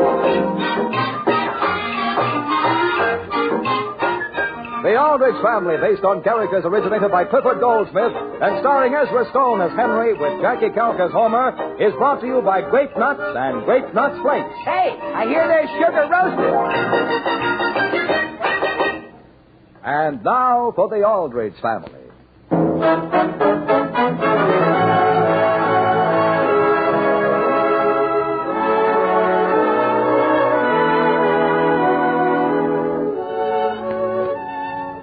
A teenage boy may have his ups and downs, but he's never halfway between. Henry Aldrich, for instance, never walks when he can run, and never smiles when he can laugh. And when he's late for dinner, he's good and late. The scene opens at the Aldrich dinner table. Sam, could I get you another piece of pie? No, thank you. What time is it now? It's a little after 6:30, dear. Oh, yes? Seems to me it was a little after 6:30, half an hour ago. Why, now that I look again, yes, it's getting on towards 7, but Sam... I'm sure Henry will be home any minute, Father. Why don't you put him right out of your mind and digest your coffee and newspaper? Mary, I can think of nothing more enjoyable than being able to put Henry right out of my mind. After all, dear, he's only a little late, and... A little late? When we've already finished dinner? Well, I'm not trying to defend him, but we did eat quickly. And my goodness, Father, Henry was much later than this the night before last, and you didn't say a thing. Mary... Exactly. He's been late for dinner 3 days in a row, and he's late for breakfast every day. It's time I put my foot down. Well, the only thing is... Dear, don't think I'm criticizing, but couldn't you just put your foot down gently all the time and instead of stamping it down only every once in a while and scaring us all to death? Are you insinuating that I'm not a good father? Why, no, dear. My goodness, of course you're a good father, Father. Of course you are, dear. But won't you let me handle Henry this once? You've been handling Henry too long as it is. Sam, are you insinuating that I'm not a good mother? My goodness, Father, look out the window. Here he comes. Where? See, he's coming up the street, pulling a wagon. Yes. What time is it? It's a little after 6:30, Sam. Look at him, ambling along as though he had all the time in the world. Well, yes, but... What has he got on that wagon? It looks like pop bottles. Huh. Now, what's he stopping for? He's probably tying his shoelace. He's picking a bottle up out of the gutter. Look at him standing there looking at it. It's all right, Sam. He's putting it back in the gutter. Mother, do you think I should go out and tell him to hurry? You stay where you are, Mary. This is very interesting. Look at that. But, dear, what's wrong with stopping to pat a dog? Look, isn't that thoughtful of him? He's offering the dog a candy. Only it won't take it. I dare say the dog knew enough to go home in time to get its dinner. Mother, I'm home. I know, dear. Henry, come in here. Could we let him eat first, Father, before we scold him? Hello, everybody. Is dinner ready yet? Boy, I'm starved. I'll go and heat something up. Alice, stay here. But, Sam... Boy, what a time I've been having. Father, are you going to get a surprise? Henry, are you going to get a surprise? Henry, do you realize what time it is? Why? You've been eating your meals here for a good many years now, and you're aware of the fact that your mother serves dinner promptly at 6 o'clock. You mean it isn't 6 o'clock yet? Sam, why don't you buy him a watch? Henry, according to your mother, it's a little after 6:30. It is? Well, gee whiz, I have to be someplace at 7:30. I'll have to eat dinner in a hurry. If you'd been interested in dinner, you would have been here at 6 o'clock. Now, please go to your room. You mean I'm going to eat dinner in my room? I mean, son, you're not going to eat dinner at all. Sam. Father. You mean you weighed everything up? Henry, stop arguing and go up to your room. Sure, Father. Well, that's perfectly all right. I'm not hungry anyway. So, supposing I go and sit in my room. Good. Until 7:15. You will sit in your room until I tell you to come out. But, Father, I have to be someplace at 7:30. When you were rummaging around the streets picking up bottles, did it occur to you that you had to be someplace at 6 o'clock? Father, I wasn't... Now, look, I told you to do something. But, Father... Henry! Yes, Father. And I hope you enjoyed your dinner. That roast beef certainly smells good. Sam, Aldrich, you ought to be ashamed of yourself. Ashamed? Why should I be? As a matter of fact, Alice, I believe I will have that piece of pie now. Yes? Well, you'll find it in the kitchen.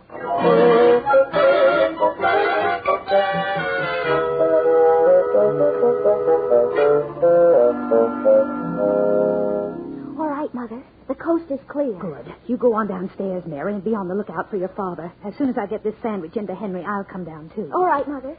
Henry? Oh, Henry? Yes, Mother? Alice? Oh, dear. Alice, what on earth are you doing? I'm just standing here eating a sandwich, dear. Yes? Would you like a bite? No, thank you, Alice. I just finished my dinner. Mother, what did you call me for? I didn't call you Henry. Are you eating something, Mother? Yes, a sandwich. Is it good? Yes. It's delicious. Hey, Henry. Come along, Alice. Henry's up here in his room, Homer. Yes, has he finished his dinner, Mrs. Aldrich? No, he hasn't. Homer, don't mention food to him. Why not? Hey, Henry, Are you in here? Yeah. Well, hi. Hi. Gee, does that roast beef you had for dinner smell good? Boy, my one chance, my one big chance to earn that pipe I've been wanting at the Haven's drugstore. A pipe, Henry? Yeah, and I have to stay here in my room. Gee whiz, do you think I'm old enough to smoke a pipe, too? It isn't for me. It's for my father's birthday next week. Oh. Well, I guess he's old enough.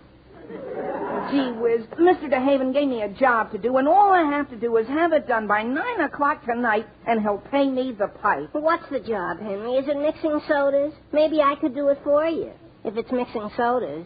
Boy, Homer, would you? You see the small pile of overdue bills? All you have to do is go around and collect them all by 9 o'clock. Oh.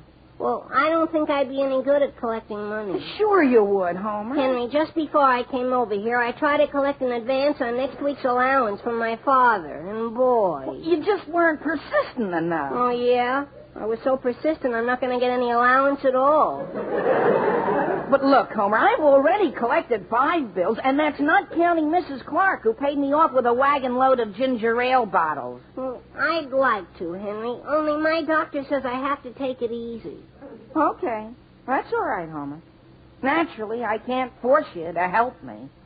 And will you please stop swinging on my bedpost? Well, I won't hurt myself, Henry. I've been doing this since I was a kid, and I've never fallen yet. Ouch! Boy. I did that on purpose. Henry, stop that racket! Now, look what you did, Homer. My father thought that was me. He thought that... Homer. Henry, you're choking me. Homer, my father thought you were me. Don't you realize what that means? It means he's crazy, and let go. Listen, Homer, if you were to stay here in my room for an hour or so, see, and move around from time to time... Oh, no, Henry, oh, no. Homer, who'd know the difference? I could get out the back way and collect those bills, and all you'll have to do is sit here. But, Henry, my doctor says I should be out getting some exercise.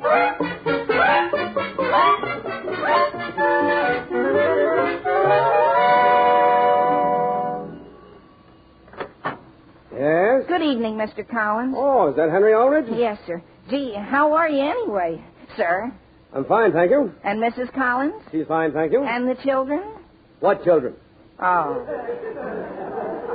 Well, speaking of children, Mr. Collins, you bought some ice cream and stuff from Mr. DeHaven last October. Yeah, I don't remember that. About $2 worth. About $2 worth? Well, to be more exact, exactly $2 worth. Here's the bill, Mr. Collins. Oh, yes. Guess it must have slipped your mind. The only thing is, Henry, I'm a little short tonight. But look, do you know Mr. Dixon over at 23 Maple Street? I don't think so. He owes me $2.50. So you go on over there and collect from him and say I sent you. $2.50? And you just give me 50 cents. Oh, gee whiz, the only thing is I haven't much time. I sort of have a friend sitting in for me at home. I mean, well, are you sure I'll be able to collect from Mr. Dixon? Sure thing. Well, here's your 50 cents, but, gee, I sure... And, Henry, when you get back to the drugstore, will you tell the Haven to send me up a carton of cigarettes? Sure. Would you like to pay me for them now? No. Just tell him to charge it.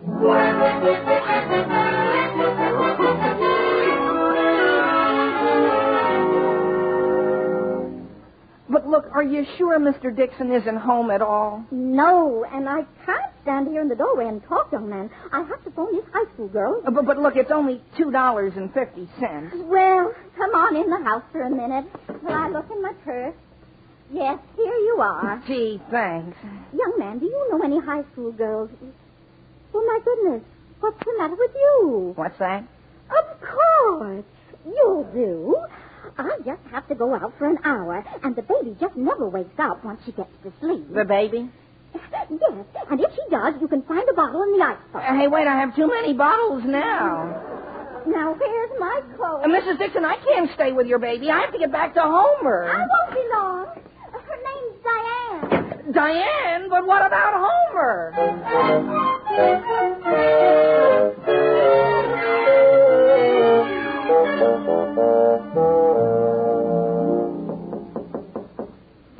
Henry. Oh, boy. Henry. Where'll I hide? May I come in? Now, Henry, I didn't say you had to go to bed. You might as well get up. I know you're not asleep with those covers over your head. You know, son, Your family seems to think I've been pretty hard on you, sending you up here without your dinner, but I did it for your own good.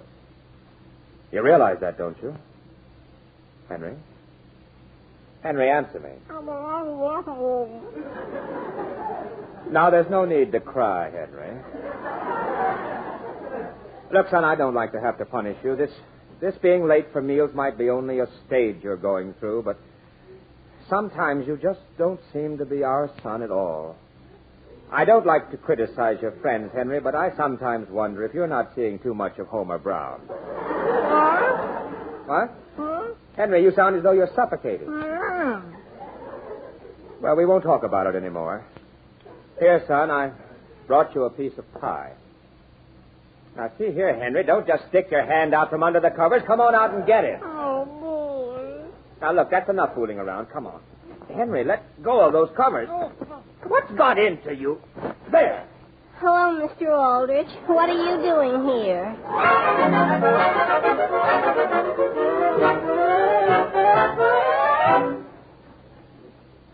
Hello? Hello, is that Mr. Foster?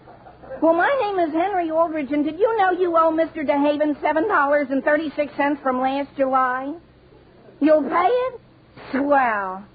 Well, there's only one other thing. Would you consider coming over here to 23 Maple Street with us? I have to stay here with a baby, seeing. But Mr. Foster, all the other customers are doing it. Well, some of them are. Well, one of them is. Mr. Foster. Boy, that's a fine thing. Good evening. Good evening. Are you the boy from DeHaven? Yes, sir. You must be Mr. Wright. That's right. Boy, come on in. I sure appreciate your coming over here. Now, how much did you say my bill was? 67 cents. Very well. Here you are. Thanks. Oh, gee, I can't change $10.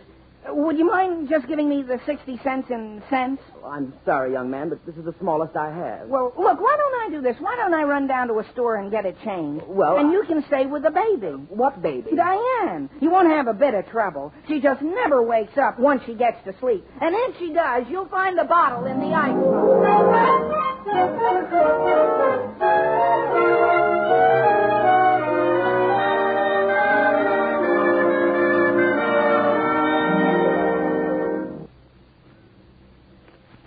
Dear me, Mr. Weiss, what a predicament. Oh, come now, Mr. Wright, taking care of a sleeping baby? Well, there's nothing to it. If the baby wakes up and starts crying, would you know what to do? Would I?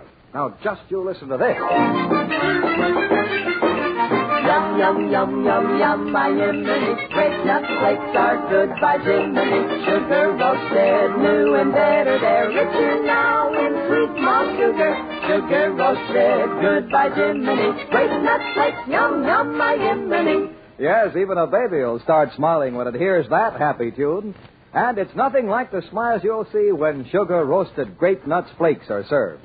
That wonderful sugar-roasted flavor just hits the right spot. And remember, this one delicious flavor comes in two delicious forms. Grape Nuts, crisp, crunchy kernels, and Grape Nuts Flakes, tempting, toasty brown flakes. That's Grape Nuts and Grape Nuts Flakes. They're sugar-roasted.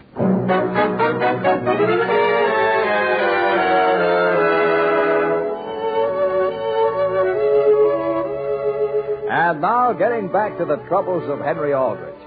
When Henry arrived home late for dinner, Mr. Aldrich felt he should be punished. But the reason for Henry's lateness was that he was trying to earn a pipe for his father's birthday present. The scene opens under a streetlight on Centerville's Main Street. Oh, boy. Hey, mister! Mister, could you give me a hand here? Henry! Oh, boy.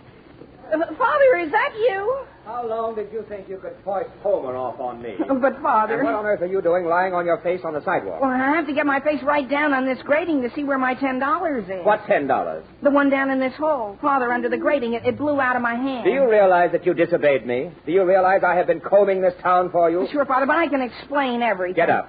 Yes, sir. You see, there was this thing I wanted, only I can't tell you what it is. And I just had to collect some bills, only I got held up with this baby, see? A baby owed you a bill? No, Father, it was her father. Well, he didn't owe it to me. He owed it to another man, and I gave him 50 cents because it was a bill from last October. Henry, are you trying to tell me that you owed somebody 50 cents since last October? After all the times I've told you never to borrow money? No, Father, I just borrowed the baby, and then it fell down this grating.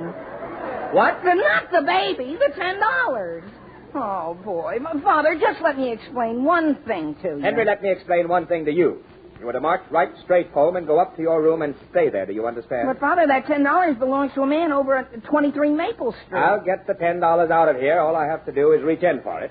Now go on home. Yes, Father, I'm going. Don't stop to talk to anybody, and don't come back. Yes, Father. Now then, if I could just get my arm. Henry! Henry, my arm is caught in the grating. Henry, come back!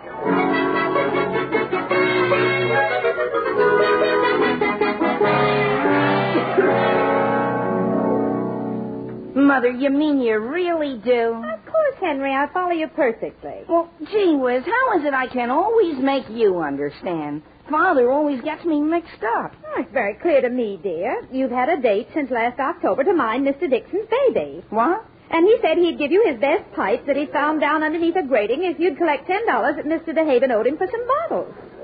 No, Mother. I guess you didn't understand. Now, Henry, didn't you say you wanted to get a pipe as a present for your father? Yeah, sure. Gee, if I've made that clear, that's all that matters. For Father's Day? No, for Father's birthday. Oh. Hey, Henry. I'm in the living room, Homer, with my mother. I've been looking all over for you. Your father caught me in your room, and boy, it's a good thing I found you before he did. Homer, you're too late. No, I'm not, Hen. I've got it all figured out. You can hide in my basement for the next few days. Now, Homer, he isn't going to do any such thing. His father said he was to go straight to his room. But, Mother, I just have to collect 6 more of these bills before 9 o'clock. Wouldn't you consider letting me go out for only half an hour? No, dear. Your father's going around saying that I spoil you. Look, Mother, do you suppose there's a way that I could collect the money and still not leave my room at all?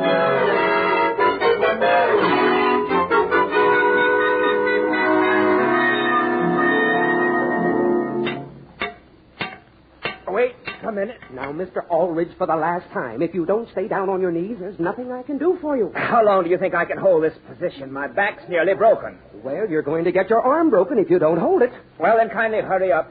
You realize I had to walk 6 blocks with this grate on my arm? Yes, Mr. Aldrich. But I can say I like your attitude. Do you realize I closed this hardware store 2 hours ago and I came from clear across town to help you Yes, out? of course. I didn't mean to. And I'm doing the very best I can. I realize that, Mr. Jackson, and I appreciate it very much. All right. Now, see if you can hold still. Out! Very well, Mr. Aldrich. If that's your attitude, you can go straight to the blacksmith.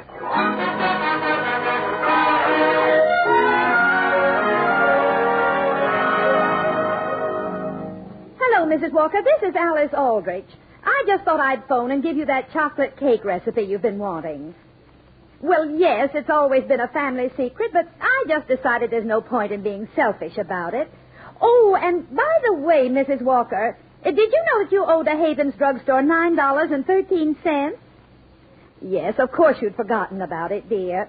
Supposing I send Homer Brown over to pick it up, and then he'll be glad to give you the recipe.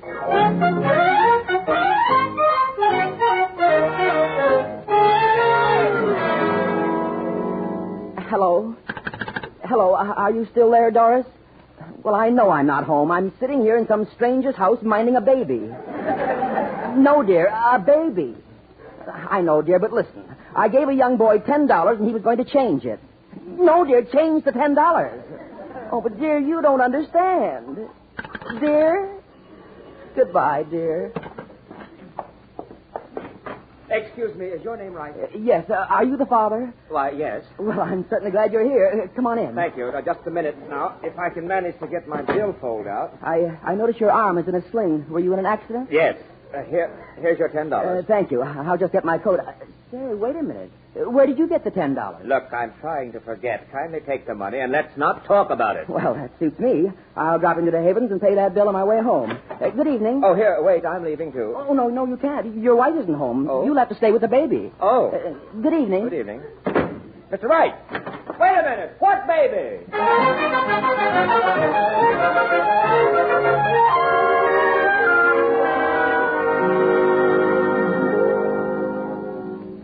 Henry, what time is it? It's just a little after 9 o'clock, Mother. Henry, it must be an hour since you said it was only a little before 9 o'clock. Gee, I'm sure Father will be home any minute. After all, he's only 2 hours late. Oh, let's see that pipe again, Henry. Here. Boy, isn't it a beauty? I'll say. And was Mr. DeHaven surprised when I took in all the money? Yeah? He said to tell you were the best bill collector he ever had. Gee, Mother, and to think that chocolate cake has been a family secret for generations. Henry? Yes, Mary? I have the tissue paper out here in the kitchen. Do you want to wrap Father's pie? Sure, Mary. Can we do it up real fancy like? You better step on it, Hen, so your father doesn't see it. Homer, what time is it now? Alice! Sam. Oh, boy, I'm going home. Good night, Mrs. Aldrich. Are you in the living room, Alice? Sam Aldrich, where have you been? Alice, I can explain everything. Oh, my goodness, you're harmed. You've been in an accident. No, Alice, this wouldn't have happened if Mr. Jackson hadn't lost his temper. All I said was ouch. He'd say ouch, too, if I was twisting his arm off. So that's it. You've been fighting. Fighting? At your age. Listen to me, Alice. This $10 bill fell down a grating, and I got my arm caught in it trying to reach the money. Was Mr. Jackson trying to reach the money, too? No, dear. I had to lift the whole grating off with my arm still in it, and then I had to get down into the hole and get the $10. You mean Mr. Jackson pushed you in? No, I got in by myself. And Mr. Jackson wouldn't let you out? Alice, forget about Mr. Jackson. Well, my goodness, you didn't yell. Frankly, if that's the way you were, I don't blame him for hitting you. Alice, listen. Mr. Jackson did not hit me. Mr. Jackson didn't do a thing except bite my head off. Then why are you so late? Because I've been minding the baby. What baby? Well, you see, I went... Mr... Never mind, you wouldn't believe it anyway. Mother, have you got a longer piece of ribbon I could tie around this... Henry! This... Oh, gee whiz. Why aren't you in your room? Oh, I'm going, Father, but... Do you mind my asking what happened to your arm? Mr. Jackson bit him, dear. Henry, wait a minute. What's that you're holding behind your back? Oh, boy. Well, it isn't anything, Father. Just some tissue paper. Yes, in that case, let me have it, please. Sam. Father, couldn't you just wait a day or so? I mean... Hand it over. Yes, sir. What's in here, another pop bottle? No, sir, it's... Well... Happy birthday, Father. Only I certainly hadn't planned it this way. You mean this is... this pipe is... It's your birthday present, Sam. It is? For my birthday? And Henry earned it himself, collecting bills. That's why he left his room, and incidentally why he was late for dinner. Well... You see, Alice? It's a pipe. Well, it's about the best-looking one I've ever seen. Boy, Father, do you really like it? Yes, indeed, Henry. And, well, thank you, son. He earned it, Sam. Yes, Alice, I know. Well, Henry, so you earned it. Yes, sir. Well. And you know the next thing I'm going to earn, Father? A watch, so I won't ever be late for dinner again. Well, son, you couldn't help being late. Sometimes things happen, Henry, that are beyond our control. But just the same, Father, it's not going to happen again. You see this stack of bills? Yes. Mr. DeHaven sent them up here with Homer. He said if I can do as good a job collecting these, he'll pay me a watch. Well, I think that's very commendable, Henry. When do you start? Right now. Father, did you know you owe Mr. DeHaven $12.25 from before Christmas?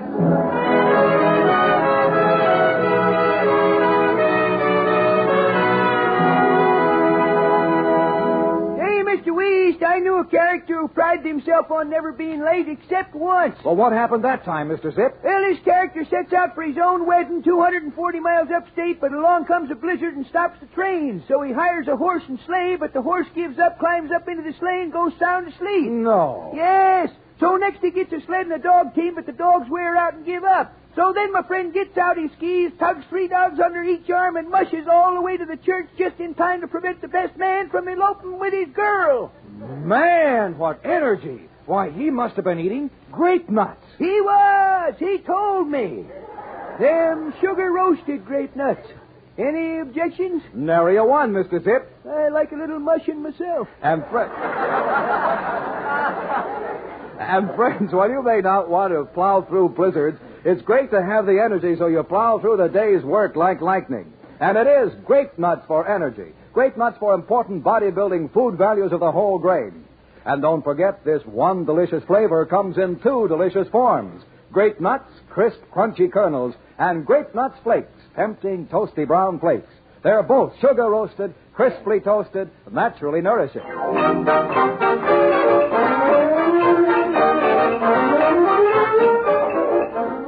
you lock all the doors, Sam? Yes, dear.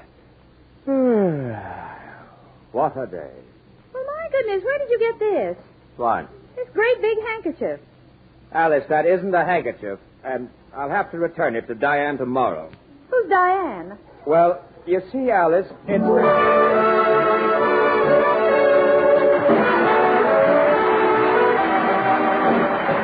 The Aldrich Family, with music by Jack Miller, is based on characters originated by Clifford Goldsmith and stars Ezra Stone as Henry with Jackie Kelk as Homer. Mr. and Mrs. Aldrich are House Jamerson and Catherine Roth. And this is Dwight Reese saying The Aldrich Family was brought to you by Grape Nuts and Grape Nuts Flakes. They're sugar roasted.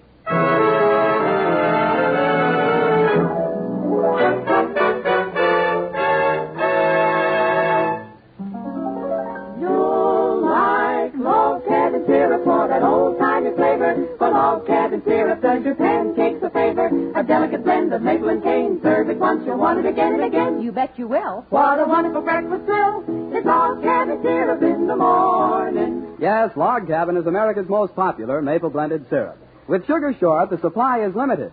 But you'll never get it if you never ask for it. Log cabin syrup in the morning. Listen again next week, same time, same stations, to another sparkling half hour with the Aldrich Family. This is NBC, the National Broadcasting Company. Adventure awaits with the Lord of the Jungle, Tarzan, up next on nightly old-time radio shows.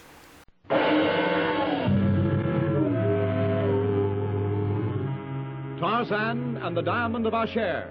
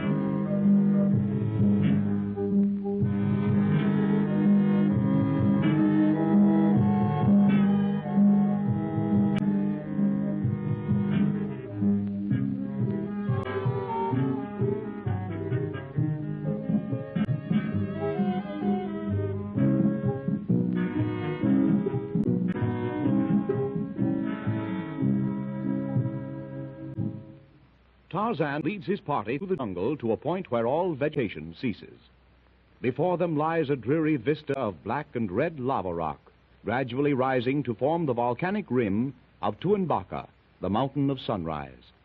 Tarzan discovers a road over the desolate terrain, worn smooth by the sandaled tread of millions of feet, and he and his friends set out over this centuries-old highway across the barren waste. The road plunges into a deep, rocky gorge, and Tarzan and Tom ascend a narrow path to a smooth ledge above the road where they discover a cave and close to its mouth a bit of Helen Gregory's clothing. As they are about to enter the cavern to look for further evidence of the missing girl, a great scaly four-legged creature of prehistoric origin rushes out to meet them. Snorting and roaring its challenge, it advances straight toward Tarzan. By the word of Buddha, Tarzan, it is a full-grown dinosaur. Run for your life. Too late to run, Tom. Get back out of the way. Below in the valley, Margaret, Darno, Wolf, and Larson watch the scene on the ledge above them with horrified eyes. At Tarzan's warning cry, as it rings out across the canyon, he bounds forward to meet the attack of the monster. With a leap, he clears the swaying head to land astride the long, upraised neck. His gleaming knife rises and falls 12 times, but no steel can pierce that armor plate back. Bellowing Bellowing weirdly, the horrible brute tries to shake off the ape man. The huge scale-encrusted tail whips round. Tarzan has struck a glancing blow and to one side. To save himself, his free hand grasps the ridge of bone along the creature's spine. He swings down under the mighty throat. One searching glance and Tarzan's keen eye detects the madly pulsing jugular vein under the soft, unprotected skin. This time the deadly blade finds its mark. The ape man leaps clear as the maddened brute, with a choking roar, lashes up furiously in a death throes. From the giant throat streams unceasing a crimson flood. The squat, ugly legs stagger and crumble beneath the terrific weight of the great body. A last gasping cry, and the huge beast lies dead.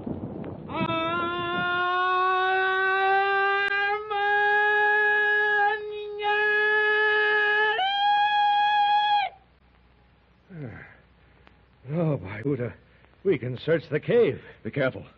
There may be another of those things inside. By the gods, Tarzan, when that beast's tail struck you, I thought you were gone. If it hadn't been for that ridge on its back, well, as it was, I was almost knocked off. There's nothing to indicate that a human being had ever been in this den. Right. Come on. We'll get back to the road again. Down the precipitous cliff path, Tarzan helps Tom to find the safest hand footholds. In a few moments, the pair reach the roadway. Tarzan, you are unhurt? Not a scratch, Margaret. Mais quelle sorte d'animal? What was that terrible creature? As I told you before, like nothing I ever saw in the jungle. You gave it a name, Tom, did you? I did, and this will interest you, Darno. That beast was one of the earliest of the dinosaur family of the carnivorous type. Tom, you cannot mean... What? The meat-eating dinosaur belongs to a period before the Pleistocene age. Yes, a reptile that lived and thrived 25,000, perhaps 500,000 years ago. And here today. It is incredible, Darno. But why did that thing attack you, Tarzan? The cave was evidently its home or den, and it objected to our entering it. But what in the devil did you want to go in for? Helen has been on that ledge. Oh, le bon Dieu, avec cette monstre. Oh, ma pauvre. Don't worry, no. I am positive that Helen was never in that cave. How can you be so sure? Her captors made a hurried camp there. By all indications, I have found this piece of her wrap legging. I believe she cut it off purposely, hoping we might find it. You spoke of her captors. Yes. Tom, do you recall those scraps of meat we found up there on the ledge? Yes. It was cooked meat. Did you notice that? No, I saw only the scraps. That means that Elaine is in the hands of human beings. Yes, Darno. But who or what they are, we don't know. Then in the name of heaven, let us go on. Yeah, sure. And don't nobody take a step without his rifle in his hand.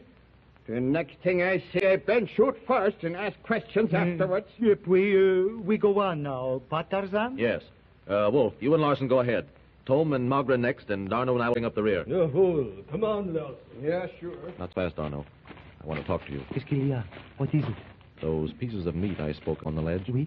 In this sun, the terrific heat, they should have been spoiled. They were not, which means that the people we have to do with are not far in advance of us. Nom. Not so loud. There's no need to worry the others any more than necessary. You know, we've all felt that we were being watched. Oui, mon vieux. I know that. Well, someone or something is watching closely. Whatever it is closer than we imagine. I sense it. You have an idea who or what? Not yet. I've ranged ahead, behind, to both sides and found nothing. We must keep on going and wait.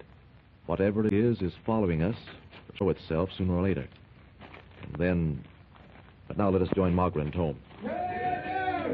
What is it now, Larson? Come here, Tarzan, quick.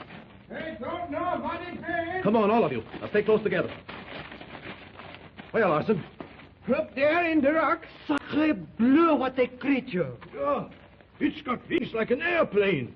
And a bill like a sword. Look, it's got 4 legs.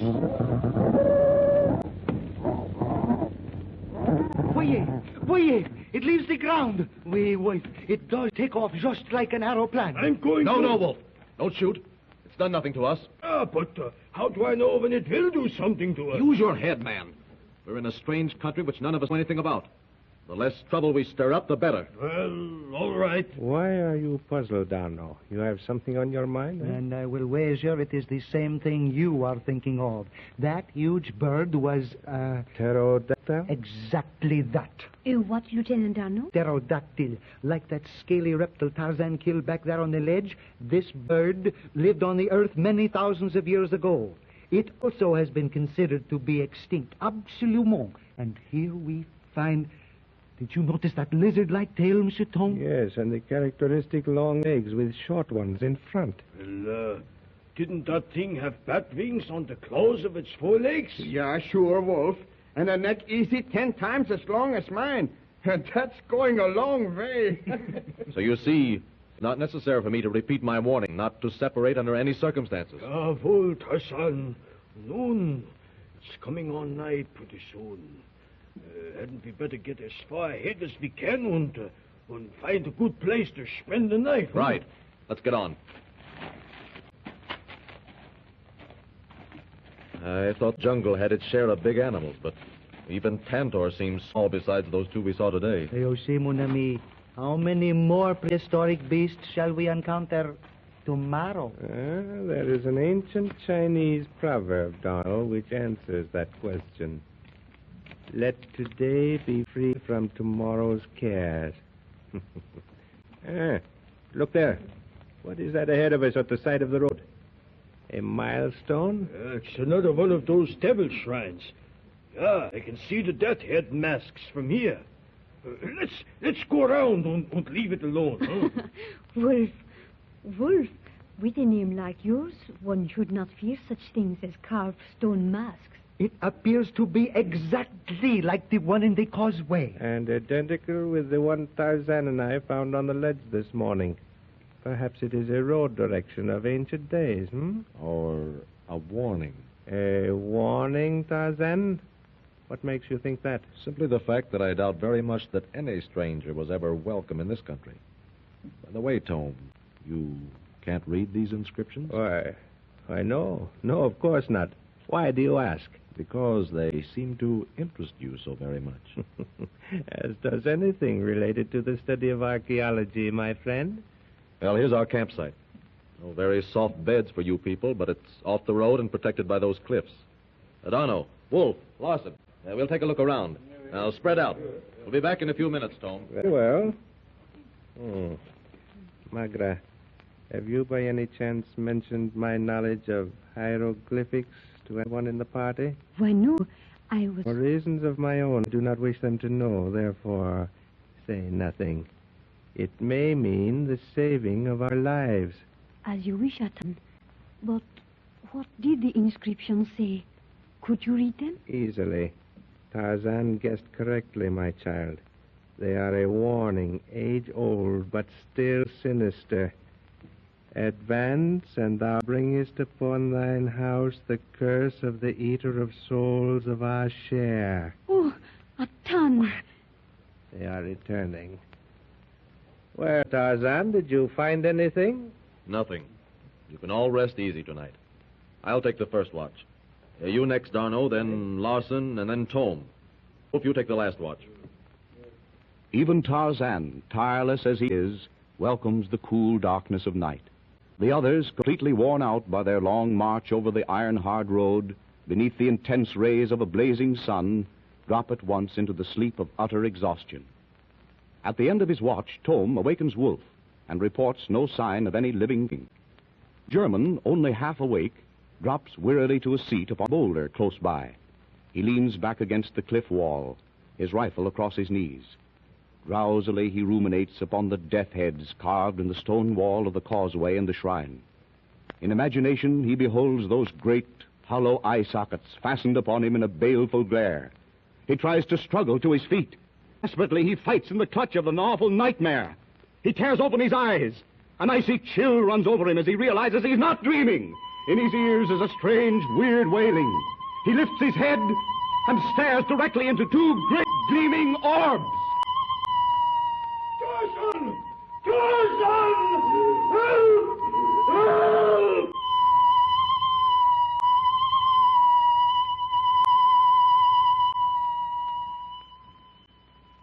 Get ready to laugh with our Miss Brooks, which is coming up next on Nightly Old Time Radio Shows.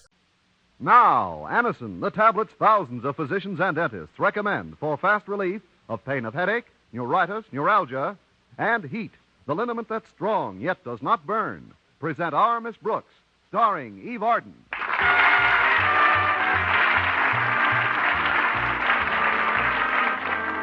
It's time once again for another comedy episode of Our Miss Brooks Transcribed. But first, if you suffer from the pains of a headache, we urge you to try the remarkable product this program features, Anacin.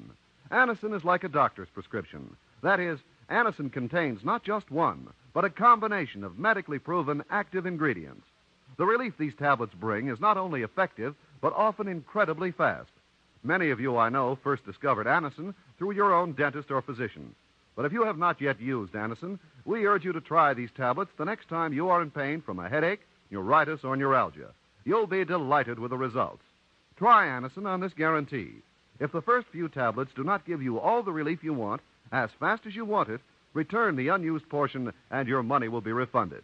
You can get Anacin at any drug counter. It's ANACIN. Easy-to-take Anacin tablets come in handy boxes of 12 and 30 and economical family-size bottles of 50 and 100.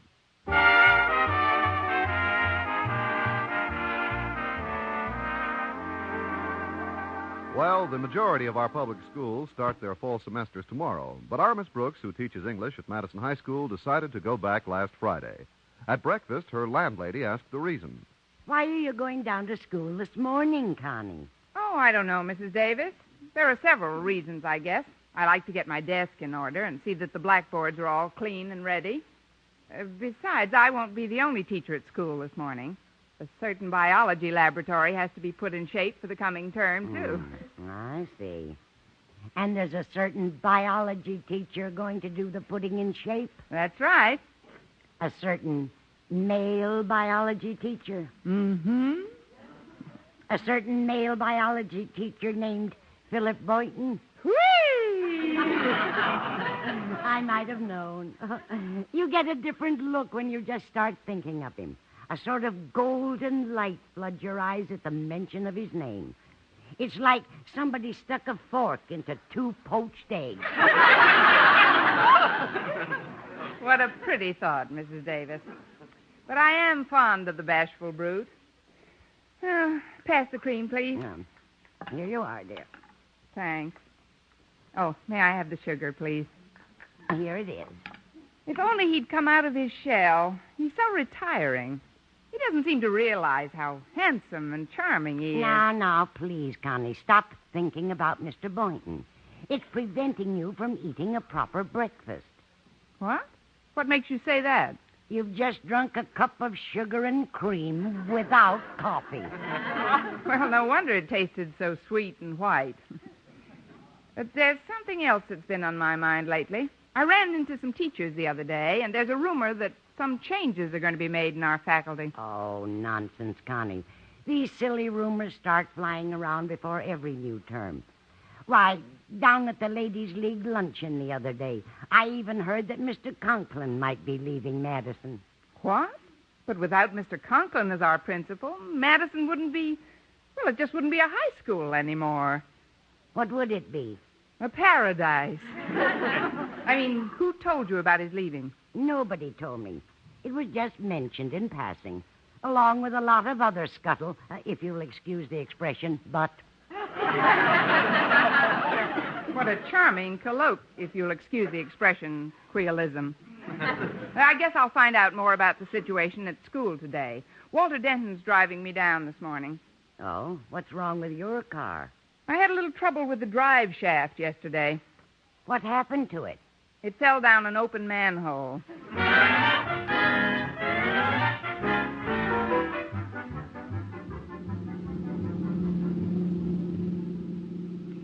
It was nice of you to pick me up this morning, Walter. It is a labor of love, oh fair one.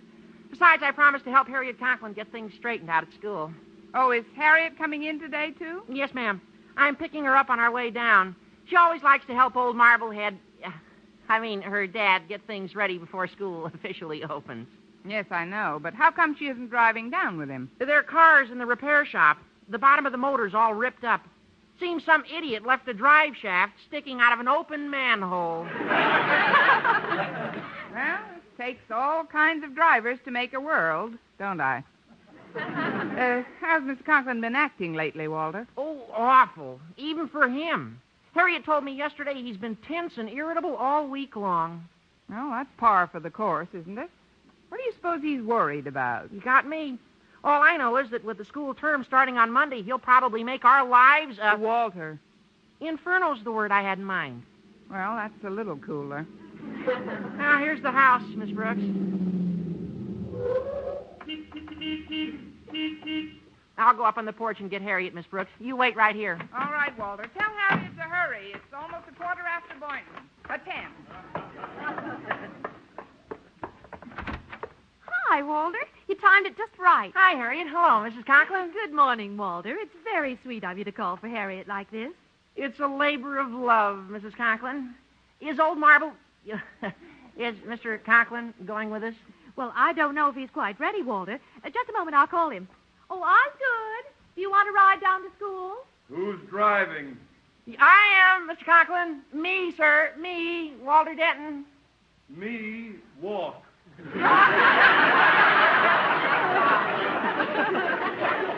Well, it's just as well. Daddy's been in a pretty bad mood lately. The walk will do him good. Okay, let's get started, Harriet. See you later, Mrs. Conklin. Bye, Mother. I'll be back as soon as I help Daddy get Madison organized. All right, dear. Have they gone? Yes, Osgood. Good. There's something I'd like to tell you about, my dear. Something I wouldn't want blabbed all over town.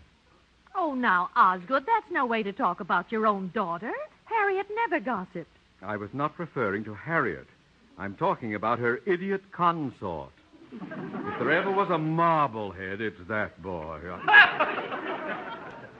However, what I wanted you to know is that your husband, Osgood Conklin, principal, may soon be Osgood Conklin, assistant supervisor of schools in this area. No. Well, it's not definite, of course. As a matter of fact, I just read of my predecessor's transfer. But it shouldn't take the board long to pick out his successor. Do you really think you've got a chance, Osgood? Chance? What other principal has a better chance? The job requires tact, charm, diplomacy, and intelligence. You really think you've got a chance, Osgood? I mean, if you are selected, when will you find out about it? Probably within the next few days. That's why I'm going into school today to clean up my office top to bottom. Never know when the head of the board might drop in. Oh, but that suit you've got on, it's practically in tatters. Well, what do you expect me to wear around dirty desks and dusty files? My frock coat? Now, if you'll excuse me, my dear, I'll trot along to school. Well, don't walk too fast, dear. Remember what Dr. Frank said. While you're on your diet, you mustn't exercise too strenuously. Dr. Frank. It's Dr. Frank's fault that I've got to take off all this weight. What do you mean? Well, if he hadn't cleared up my ulcer 3 years ago, I'd never have gotten so stout. Well, food isn't everything. Oh, before you go, dear, I'd like to ask a favor. Yes? Lucy Snodgrass phoned a little while ago and told me your washing machine is broken. Naturally, I offered to put her laundry in with ours this afternoon. Well, that should make our laundry very happy. What do you want me to do about it? Well, Stretch Snodgrass, Lucy's boy, is coming down to school today to clean up the gym. He'll put the bundle in your office, and I'd like you to bring it home for me. A charming assignment. Well, I'm leaving, Martha. You may kiss me now. Thank you, dear. At ease.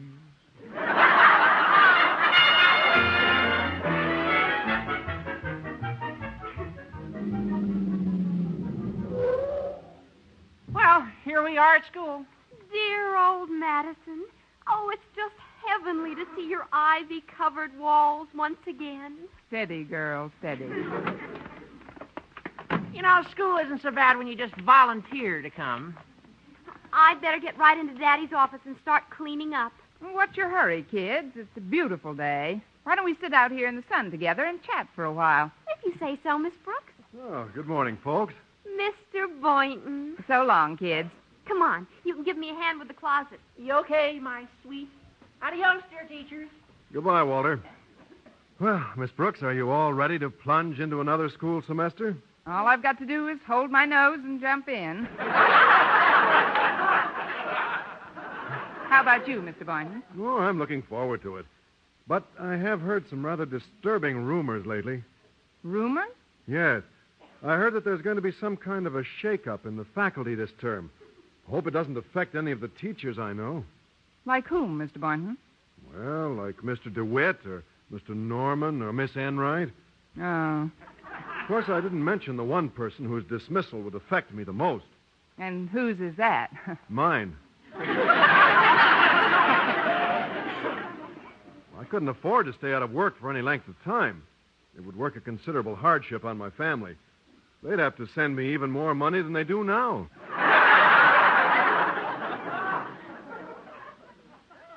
Goodness. To hear you talk, anyone would think you were some kind of helpless moron instead of a brilliant, handsome, personable, capable scientist. Who, me? Yes, you. That's the way you should consider yourself always. What do you suppose would happen if you lost your job here at Madison? Do you think you'd have to pack your clothes in a bindle and become a hobo? Do you think you'd have to shuffle through life like this poor tramp coming toward us? Well, no, but... I should say you wouldn't. Why, you... Oh, excuse me, Mr. Boynton. I just got to give this poor old bum a few cents. Here you are, my good man. Get yourself a bowl of hot soup. No, thanks. I just had breakfast. Mr. Conklin. Oh, please forgive me, sir. I didn't recognize you in that old suit. I am wearing it because I have a lot of cleaning up to do today. Of course, sir. Miss Brooks didn't mean to. No, she never does. Now, if you'll excuse me. Oh, here you are, Daddy. I found this bundle of laundry in your office. Know anything about it? Yes, Harriet. It belongs to Mrs. Snodgrass. I'm taking it home to your mother this afternoon. Now, for heaven's sake, let's get into school and clean out my desk. Yes, Daddy. See you later, folks. All right, Harriet. Did you hear that, Mr. Boynton? He's going in to clean out his desk. And those old clothes he was wearing. And taking laundry home to his wife. He must be the one who's been canned. Dismissed. Seems to add up, all right. Poor Mr. Conklin. How could the board do such a thing? All these years as a principal, and suddenly... You know, Mr. Conklin has irritated me on occasion, but if he's actually out of a job, well, it's hard to hate a man when he's down. This may not sound like me, Mr. Boynton, but I'm going to do everything in my power to show Mr. Conklin I'm behind him. What are you going to do, Miss Brooks? I'm going right in and help him clean out that office.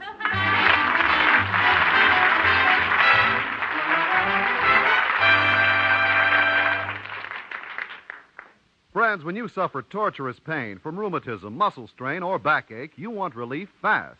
That's the time to reach for HEAT. H-E-E-T. HEAT. The liniment that's strong, yet does not burn. The moment you apply it, you can feel heat, soothing warmth, working to relieve your painful miseries. That's because heat penetrates deep, brings immediate relief to sore, aching muscles. Wherever you ache, just brush on heat. Heat penetrates deep, keeps working for hours to bring wonderful, soothing comfort to the painful, aching area. Your pain seems to disappear. Heat isn't oily, sticky, or messy. You just brush on heat with a handy applicator that comes with each bottle, and it dries in seconds. So remember, when pain of rheumatism, muscle strain, or backache makes you miserable, Heat's penetrating warmth gives you fast, long-lasting relief. Get HEAT, H-E-E-T, HEAT, the liniment that penetrates deep to bring immediate relief.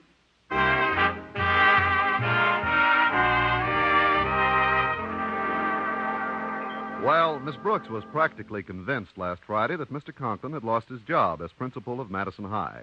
But knowing what a proud man he is, she refrained from mentioning it and spent the morning getting her classroom in order for the fall semester.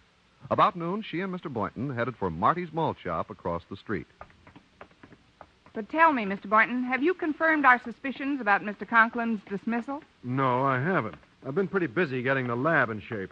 We could be wrong, you know. Well, here's Marty's. Say, isn't that Stretch Snodgrass behind the soda fountain? Oh, yes, it is. Well, since when has Madison's star athlete become a soda jerk? Why not? He's a natural for the job. Let's go in. Hello, Stretch. What's the good word? Boy. That's a pretty good word. How come you're working here, Stretch? I thought you came down to school to straighten out the gym. Oh, I done that already. Stretch, I did that. Well, no wonder it looked so neat when I got there. I'm just minding this place till Marty gets back. Where's Marty? Well, he's out to lunch. Oh, but I'll take your order, folks. He's out to lunch. What's wrong with the food he serves here? Please, not while I'm ordering. Oh, the food here's all right, but Marty likes a change once in a while. He's over at Chasanini's. It's an Italian restaurant. You know, a pizzeria. A pizzeria? Yes, ma'am. They fix veal a certain way he likes it. Scallopini? No, they only charge 40 cents a plate. We got a veal cutlet blue plate here today that looks good. Comes with mashed potatoes and lima beans and includes dessert and coffee. Oh, how much does that cost, Stretch? Well, 6 bits. You think you'd like that, Miss Brooks? Sounds fine, Stretch. Okay. How about you, Mr. Boynton? You want some? How much is 6 bits? Oh, let's live dangerously, Mr. Boynton. Order it first and find out how much 6 bits is later. Oh, I'll tell you now. 6 bits is just 3 2-bitsers.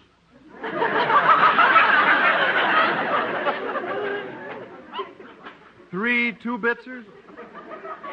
Or 1 2-bitser and 1 4-bitser. Right, Stretch? That's right. It adds up to 75 cents.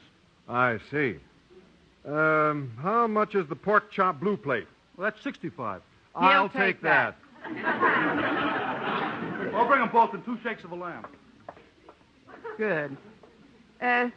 About Mr. Conklin, if he hasn't lost his job here, I'd feel kind of foolish. Oh, quiet, Mr. Brooks. He just came in. Oh, hello there. Getting a bite of lunch? Yes, sir. Why don't you join us, Mr. Conklin? Sit right down here. Oh, Stretch. Coming right up, folks. Here's your lunch. Oh, hi, Mr. Conklin. I'm pinch hitting for Marty today. What can I get you? I'll have some cottage cheese. Just a small portion, please. About 15 cents worth. A glass of buttermilk. The 5-cent glass. Gosh, is that all you're going to eat? In my present condition, that is all I can afford to eat. Yes, sir. I'll get it for you right away, Mr. Conklin. Say, did you hear that, Miss Brooks? Yes, but it's hard to believe. After all, he's... Well, don't wait for me, folks. Dig right in and eat your meat and potatoes, vegetables. Well, they're nice and hot and delicious.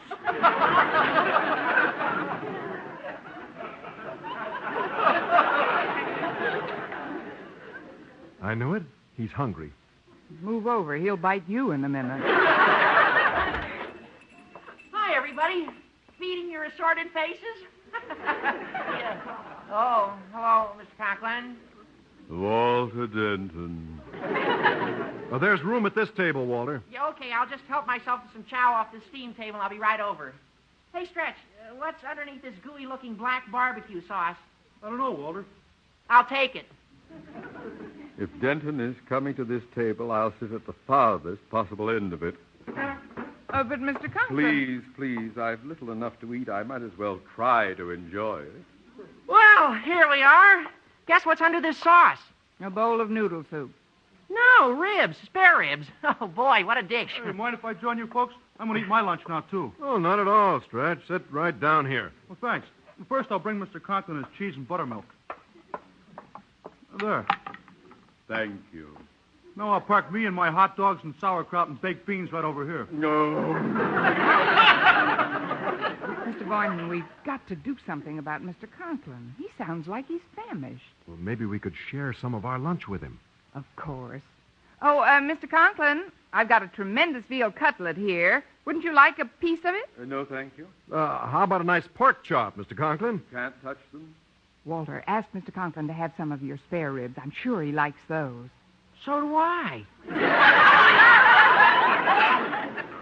I can't explain now, but your girlfriend's father's in a very bad way. He can't even afford a square meal. What? Oh, gosh, I didn't know it was that bad. Well, I couldn't stand by and let a dog starve. How about a nice spare rib, Prince? I mean, Mr. Conklin. Mr. Conklin, want some of my spare ribs, sir? No, thank you. We just believe in share and share alike, sir. especially with our principal. You are our principal, aren't you? Well, Oh, Daddy, can you come over to your office right away? Mr. Stone is on the phone. I'll be right there, Harriet. Tell him to hold on one moment. Right, Daddy. This is the call I've been expecting. Au revoir, my friend. You mean you're leaving, Mr. Conklin? I'll see you all before I go, I'm sure. Remember, everything happens for the best. Then it's true. He's being fired. Even Harriet didn't know about this. We've got to do something. If he's so broke that he can't even order a decent lunch, how's he going to feed his family? Hey, I got an idea. Why don't we do what my mother done? Send laundry over to Mrs. Conklin. Hey, she's got a washing machine, and she could charge so much a bundle. Yeah, we'll call on all our neighbors. I'm sure they'll be glad to help. And we'll help Mrs. Conklin and Harriet do the laundry. That's us. All for one and one for all. In union, there is strength. Old friends are the best friends. Sic Semper Soapy Suds.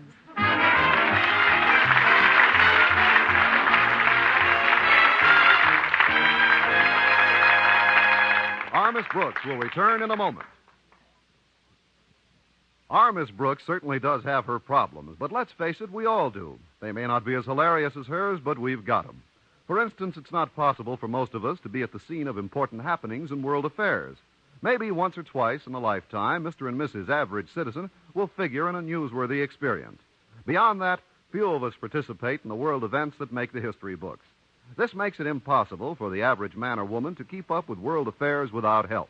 The question of where to go for reliable help has been solved by CBS News. With eyewitness observers all around the globe, men who can fly without notice from their strategically central stations to wherever the news is happening, CBS News has complete coverage day and night throughout the week. You can come and go as you please, plan whatever plans you will, and always be sure that when you want to catch up with history, CBS News will catch you up on its earliest regularly scheduled news program. Solve your problem in keeping up with the news of the world by making CBS Radio your listening post.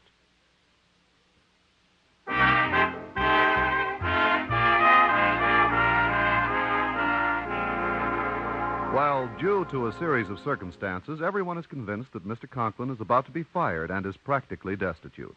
So, in true musketeer spirit, they have rallied to his aid by securing all the laundry business in the neighborhood and bringing it to his house. Oh, it's awfully nice of you to help out like this, but I can't help wondering what Mother will think when she gets back from her shopping trip. It'll be a nice surprise for her, Harriet. We've got enough business here to tide Mr. Conklin over for 2 weeks. Did you rig up the clothesline in the yard, Mr. Boynton? I did.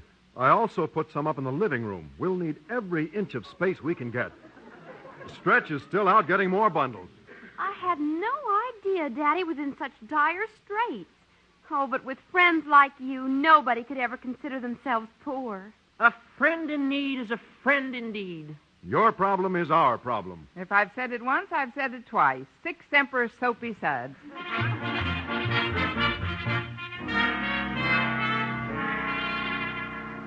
Yeah, so you see, Osgood, the social duties that go with the position of assistant supervisor are most important. Yes, well, that's why I brought you to my home, Mr. Stone. I want you to see for yourself what a charming background for entertaining Mrs. Conklin has furnished. Under my supervision. Right up these steps, if you please. Let's see now. Where's that key? You realize that you'll be called upon to receive city officials as well as many of our most influential PTA members from time to time. Oh, of course, of course. Ah, here we are. After you. Oh, thank you. Now, what in the world is this? Sheets and towels hanging everywhere? Is this a laundry room? Laundry room? Where? How could you... How you say it does look like one. It looks like everybody's laundry. Well, I can't understand this. Let's go into my den and Mr. Stone. Mr. Stone? Where are you, Mr. Stone? I'm over here in the underwear department. Now, see here, Conklin, just what is the meaning of this? I don't know anything about it, Mr. Stone, but I assure you, sir, that I... Oh, hi, Mr. Conklin. Business is great. Here's 4 more bundles. Snodgrass? No time to kibitz with you now. I got to get some more stuff down the block. Oh, before I go, I'd like to remind you about that bundle my mom sent over. Whatever you do, don't put no starch in my running pants. I got to bend my legs getting over those hurdles, you know. Wait right here, Mr. Stone. I'll get to the bottom of this at once. What the devil's going on here? Oh, shucks. We wanted to surprise you, sir. Surprise me? Shut that contraption off, Boyden! Yes, sir. Now speak, somebody, and speak quickly. Well, we thought... Shut up! Miss Brooks, what are you people doing here? Trying to help make both ends meet, Mr. Conklin. What both ends? Your both ends. I mean, sir... When we found out that you were fired, sir, we Fired? thought that... I'm up for the most important job of my career. And the president of the Board of Education is standing in my living room right now, up to his neck in underwear. Well, we only wanted to raise enough money so you could feed your family. Shut up! Miss Brooks, while I'm composing myself, I want you to go into that living room and tell Mr. Stone you're completely to blame for this outrage. Me? But how can I... I don't care how, just do it. Because if I don't get this promotion, you'll never get me out of your hair. Now, Ma! Yes, sir. Mr. Stone? Yoo-hoo! Mr. Stone? Who's that? Oh, it's me, sir, Miss Brooks. Where are you? I can't seem to see you. Oh, you'd have a better view, sir, if you'd just drop that little flap in front of you. I'll just walk around. You really must forgive the appearance of Mr. Conklin's living room, sir. Why must I? Because it's my fault. You see, my washing machine broke down, and Mrs. Conklin was kind enough to let me rinse out my personal things in here. Do you expect me to believe that this laundry is all yours? That's what I hope you'll believe. But there are 24 bed sheets hanging here. I have twin beds. I see. And how do you explain the fact, Miss Brooks, that there are men's pajamas hanging here? Pajamas? Well, I bought them for my hope chest. 16 pairs? I got a lot of hope. Besides, I like to wear pajamas myself. But these are all different sizes. Well, sometimes I feel smaller than others. Right now, I could curl up in the cuffs. Look, Mr. Stone, there's no use my trying to deceive a clever man like yourself. I'd better tell the truth. It's about time. You see, we thought Mr. Conklin was about to be canned, about to lose his position as principal at Madison. So in order to help out until he got another job, we started this little laundry business in his home. And who is we, Miss Brooks?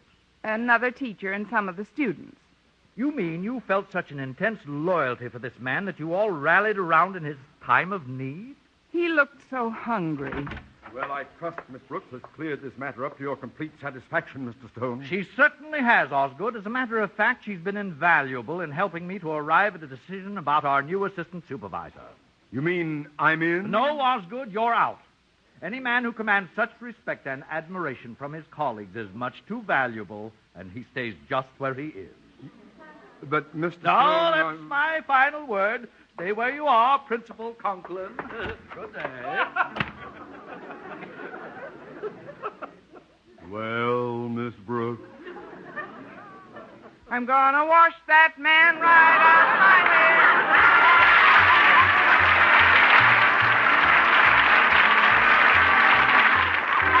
Our Miss Brooks, starring E. Barden, transcribed, was produced and directed by Larry Burns, written by Al Lewis, with the music of Wilbur Hatch. Mr. Conklin was played by Gail Gordon. Others in tonight's cast were Jane Morgan, Dick Crenna, Bob Rockwell, Gloria McMillan, Leonard Smith, Paula Winslow, and Joseph Kearns. Be sure to be with us next week for another comedy episode of Our Miss Brooks.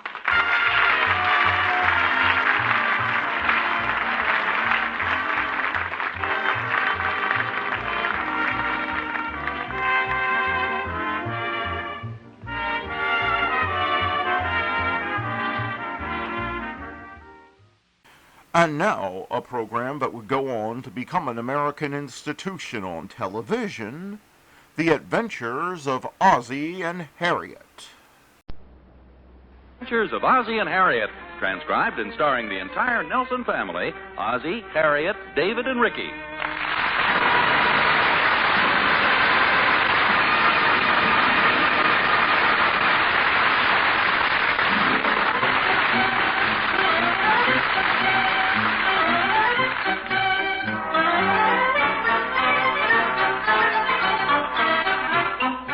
I'd say the Nelson's den is a virtual beehive of activity this afternoon. Just look at Ricky. He seems to be stretched out on the floor. Well, there's David. He's lounging on the couch. Well, at least Ozzie should be... Oh, that's Ozzie slumped in the armchair. Well, after all, even the bees have to rest sometimes. Well, David? Well, what, little man? What should we do? Why can't we just relax? That's a waste of valuable time. I'm not getting any younger, you know. How about playing some cards? Not with you. Who wants to play fish all afternoon? Okay, then let's set up the chessboard. Hey, I didn't know you could play chess, Rick. Well, he's pretty good. Last time we played, he knocked off all my men with only 5 shots from his bean shooter. Well, it's pretty quiet in here. Oh, yeah. Well, we're trying to think of something to do. I suggested cards. I'll volunteer for a round of double solitaire. You're on, Mom. I'll get the card table. Okay, it's in the closet. Well, I got a feeling that we've been eliminated. How am I supposed to get the card table out with all this junk in front of it? This big box is in the way. Drag it out here, Dave. This is hard to handle. Oh, look out for the footstool. Boy, what style. Now give us a swan dive. Don't be funny. In case you didn't notice, the thing I dropped is your electric train. You mean that's what it used to be? Oh, I don't think I heard it. Didn't drop very far. Heck, it's getting pretty old anyway. Why don't you just dump it back in the box? Don't you think you ought to check it over first? Yeah, I guess so. Let's see. Yeah, it's my electric train. Just dump it back in the box. Well, as the man said when we bought it, there's nothing like an electric train to make a small boy go wild with delight. Come to think of it, Rick, you haven't played with your train for quite a while. I guess I just grew out of it. I'm not a small boy anymore. No, but you're small. The question is, a small what? Rick, as long as you're not using your train, why don't you carry it out to the garage? It's a lot handier in the closet. I thought you weren't interested in it anymore. I'm not, but I'm not interested in carrying it out to the garage either. But you will do it, won't you? I don't think there's any doubt about that. You want to give me a hand, Pop? Yeah, sure. I was just looking at the caboose. It's even got a little stove inside. Yeah, it's pretty corny. Oh, I don't think so. You know, this train's a pretty expensive toy just to store away. Maybe you ought to give it another try first. Gee, it doesn't interest me anymore. All it does is go round and round. Ricky can't stand the competition. Listen, David, I'm not as dumb as you think. I'd show you if I had a chemistry set. What's this about a chemistry set? I wish I had one. Georgie Dunkel's got a set, and we've been working on a big experiment. I can see the headlines now. Ricky Nelson invents colored water. I think I know how you could get a chemistry set. Golly, how? Well, you're tired of your train, and I think the hobby shop takes in trade-ins. Just put 2 and 2 together. Be careful, Mom. Don't overtax them. Hey, that's a swell idea. What do you think, Pop? Well, the oil car looks real... Oh, well, yeah, I suppose it'd make you a trade. Well, I'll do it the first thing in the morning. I got to get over to Georgie's now. We're about to wind up our big experiment. What are you making? I'd rather not say with David here. Besides, what's so funny about colored water? Harry, do you think it's a good idea to make a trade for a chemistry set? Ricky's interest in the train's liable to revive one of these days. Oh, I agree. It'll probably revive about the time he has a son of his own. Well, what do you mean? Well, put down the coal car and I'll explain. Oh. Don't be silly. Just looking to see if it was damaged. The old gag about fathers and trains hardly concerns me. Oh? I thought I caught a conductor's gleam in your eye. No, not the type. Aren't you and David going shopping or something? Pretty soon. Maybe if you went a little early, you'd avoid some of the crowds. Oh, we'll have plenty of time. Just it's such a beautiful day out. Yes, it is.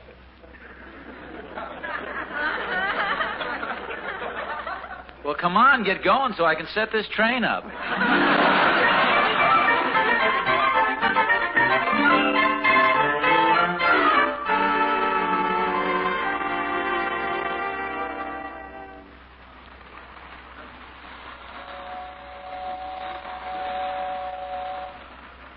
I've been working on the railroad all the livelong day.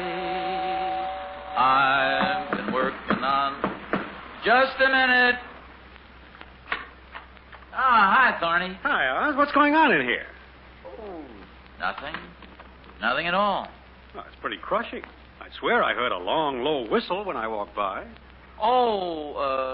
That was Ricky's train whistle. That's the last time I'll believe those hair oil ads. Hey, wait a minute. I just saw Ricky across the street. How could he be running the train if he isn't here? Well, maybe you just thought you heard the whistle, Thorny. Maybe. Where's Harriet and David? They went down the store. Uh-huh.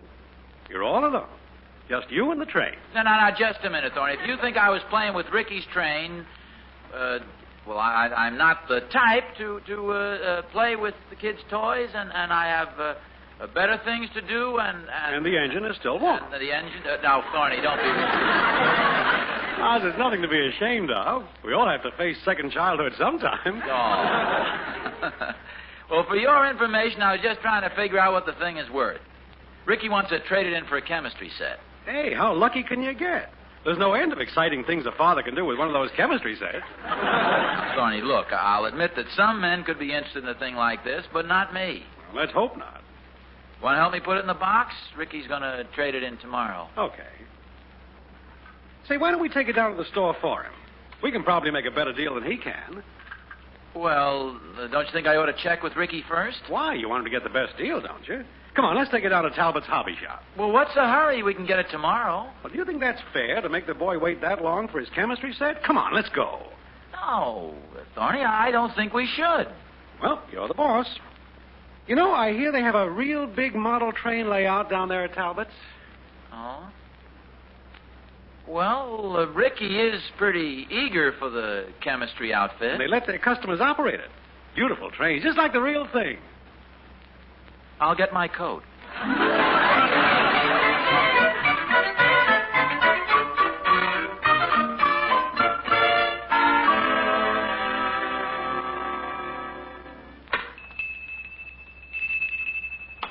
Good afternoon. May I help you? Yes, thank you. Do you buy used electric trains? Well, yes.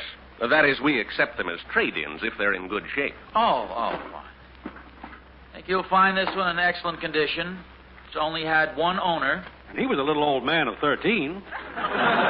It's my boy's train. He's getting a little tired of it, and he wants to exchange it for a chemistry set. I see. Well, it seems to be in fairly good condition. Yeah, it's in very good shape. It's just that my son feels he's outgrown this sort of thing. He might have lost interest because he doesn't have all the equipment. Now, if you'll step over here where we have our trains, I'll show you what I mean. Don't go, Oz. He's just trying to sell you something. Thorny, it won't hurt to look. Here we are. We're very proud of this setup. Oh. Hey, this is a real layout. Don't lean too far over that rail. Our Rocket Express is due in any minute. It does look pretty realistic. You know, we've developed a few unusual railroad techniques here. You gentlemen are from the neighborhood, aren't you? Sure, why? Well, just checking. We don't want any spies in here from the Baltimore and Ohio. Hey, what's that gimmick over there? That's our automatic cattle loader. Watch. Eh? It jiggles all the cows up the ramp and into the car. Hey, that's pretty darn clever. Come on, Oz. Let's look at the chemistry set. No, just a minute, Thorny. Would you mind showing me how you work this train? No, not at all. Now, this handle controls the speed. This button starts the train, and these levers work the switches. It's a foolproof system. You don't know Mr. Nelson. Thorny, please. Come on, Oz. Let's trade in Ricky's train. Okay. I'm coming. Say, this handle controls the speed, huh? That's right. Go ahead, try it. Oh, thanks.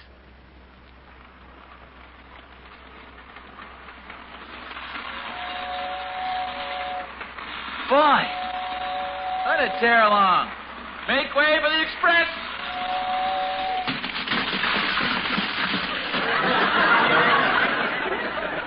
Speak to me, Casey. Speak to me. Golly, I'm sorry. I didn't mean to wreck it. No, there's no damage. It takes a while to get the neck of it. Oh, I suppose it does. Here, I'll put it back on the track for you. No. We never touch the trains with our hands.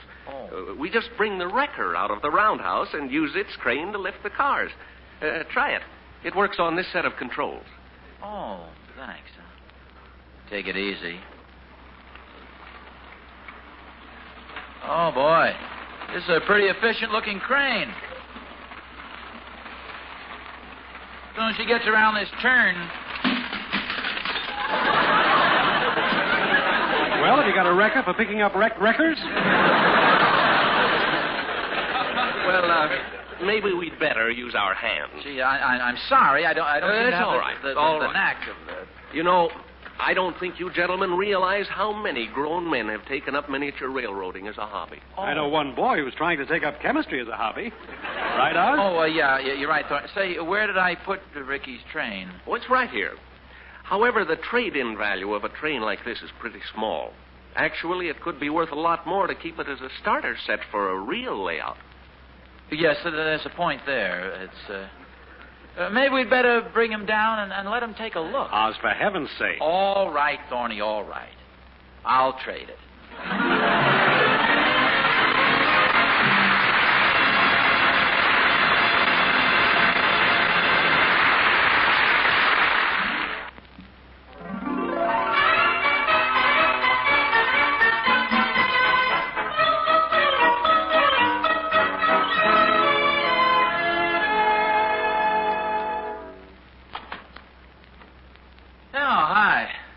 What's in the big box? Well, you could at least say hi, dear, or hello, Ozzie, what's in the big box? I'm sorry. Hi, dear. Hello, Ozzie. What's in the big box? Well, it just so happens to be the apple of our young son's eye. A brand new chemistry set. You didn't trade Ricky's train for that, did you? Well, certainly. It was your idea. Yes, but I'm willing to give you all the credit. Hey, what's in the big box, Hi, Pop? Oh, I'm glad I came with the box. I might not have gotten in. What's in the box, Pop? Well, it's a little surprise for a guy named Ricky. And now then, what would you like it to be most of all? That's easy. I'd like a new cattle loader and some automatic switches for my train. If I could find my train. For your train? Sure. Boy, am I glad I didn't trade it in. Georgie and I are going to put both our trains together and make one terrific set. Can I open the box now? Ricky, that advice about trading the train was very sound, your mother's advice. But, well, there are certain disappointments in life. Sometimes good intentions go awry. Things don't always come out as we might like. Seemingly, that's a paradox at first blush, but actually, you do understand, don't you, son? Oh, sure, Pop. Will you run through it again? Dear, your father's trying to tell you that he traded your train for a chemistry set. You mean my train's gone? No. Well, yes, but I'll get it right back. I'd sure like it back. But if you think I should have a chemistry set... No. Actually, Rick, I think this chemistry is probably a little old for you. I'll go right down and get your train back. Oh, it's okay, Pop. Chemistry's kind of fun. Georgie and I invented a swell perfume. We gave some to his mother, and she said it smelled just like Canal Number 6. Sounds delightful. It smells delightful, too. Boy, it sure is cold at the Dunkles with all the windows open. Rick, look, forget the chemistry set. I mean, we're getting the train back, and maybe we'll get a new cattle loader. Oh, boy. Yes, sir, and some automatic switches, and a new water tower, and a gateman. And a new dress. And a tunnel, and a crane, and a dump car. And a hat, and a fur coat, and an alligator bag. Alligator bag. Now, wait a minute. Aren't you getting a little carried away? Oh, I'm with you, dear. Oh. Well, we'll see. Come on, I better get going. May I come along? I need some things downtown. Yeah, that was the idea. Come on. Boy, Georgie and I are going to have a swell layout. We'll railroad the Dunkles right out of their house. Wait a minute. Why don't you set the big train set up right here? Yeah, I could set it up in my room so it wouldn't be in the way. Well, it's okay with me if you put it right here in the den. Yeah, but I could leave it up longer in my room. Well, I suppose so. Rick, come here a minute. Huh? Oh. Pa? Yeah? Mom says we can run a spur into your room.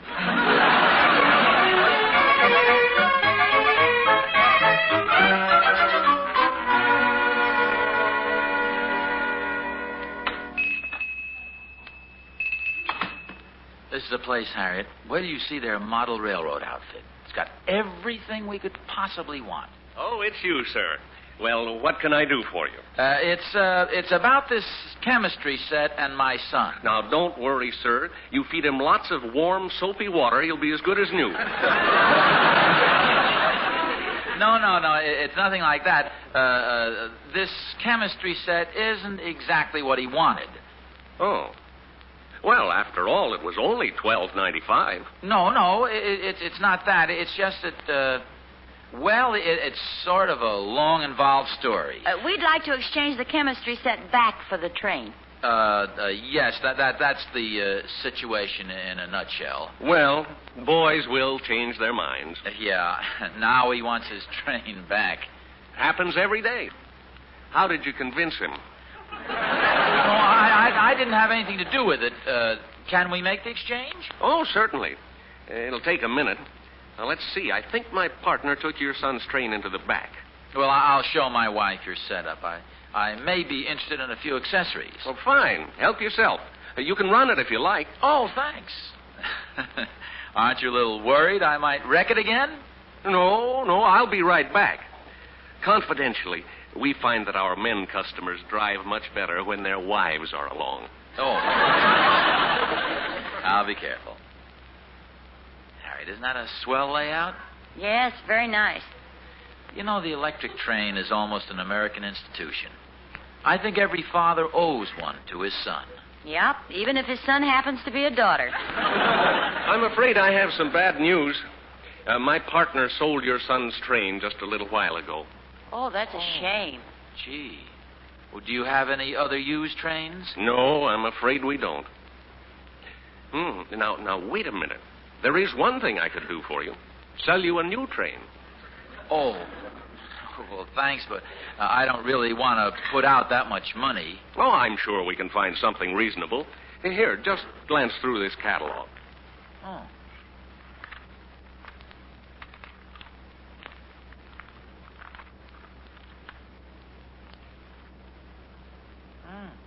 Hey, this one looks reasonable. Well, I bet Ricky will like it. It's set number 100 for $20. Ozzie, I don't think so. No, Harriet, believe me, this is a bargain. I don't mean to be rude, but what do you know about electric trains? Only what I read, dear. And that catalog says set number 20 for $100. Well, I think I'll keep the chemistry set. Ricky will understand. I hope.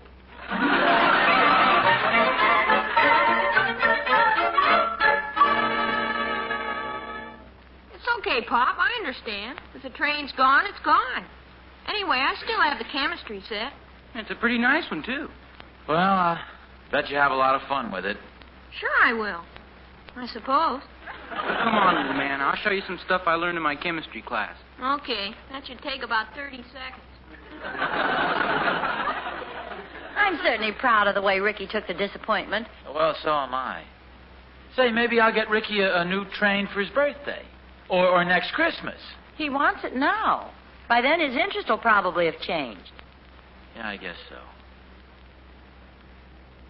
See, I don't suppose David... No. Say, Harriet... No, I'd rather have a new suit. Oh. Just a thought. Say, don't let Thorny know how I feel about these trains. Well, how come? Well, you know, he thinks that they're silly. He accused me of being in my second childhood just because I looked at Ricky's train. Mum's the word. Come on in, Thorny. Hello, Harriet. Hello, Oz. Hi, Thorny. What can I do for you? Just answer one question. You big crook, what's the idea of selling me a train without a transformer?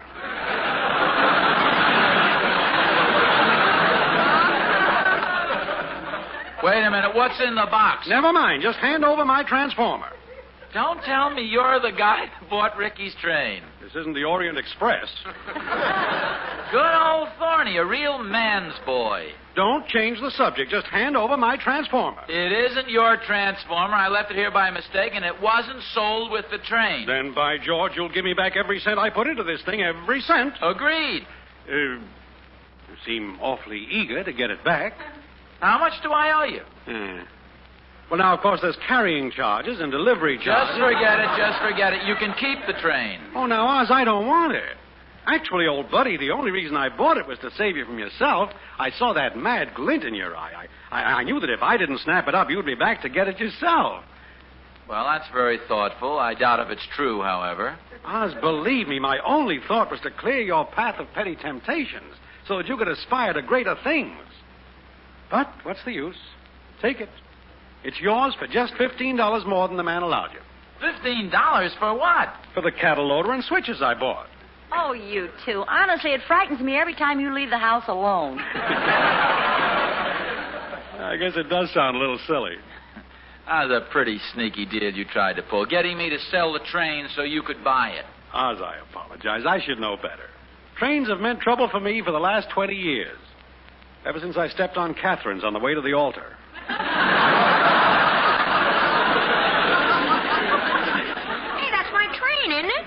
It sure looks like it. Well, yeah, I guess it is, Rick. That's a new cattle loader there, too, and some switches. Oh, boy. Come on, David, let's set it up. Thorny, can you imagine us down there on our hands and knees playing with a toy like that? I can't imagine what came over us. Our interest wouldn't have lasted 5 minutes. No. Rick, those 2 wires go to the transformer. Oh, yeah. You hook up the cattle car, David. Okay, little man. You know, Thorny, I think I'll join some kind of a book club. There's some Dave, I think the platform goes on the other side of the track. I don't think so, Pop. Ricky, those switches will never work in that position. No, Thorny, that's the best place. Oh, well, then I insist that we put our signal here. Well, okay. Let's see now. The wire to this switch should connect here, and this wire is probably the power supply to the track. David? Yeah? How in the heck do you play double solitaire?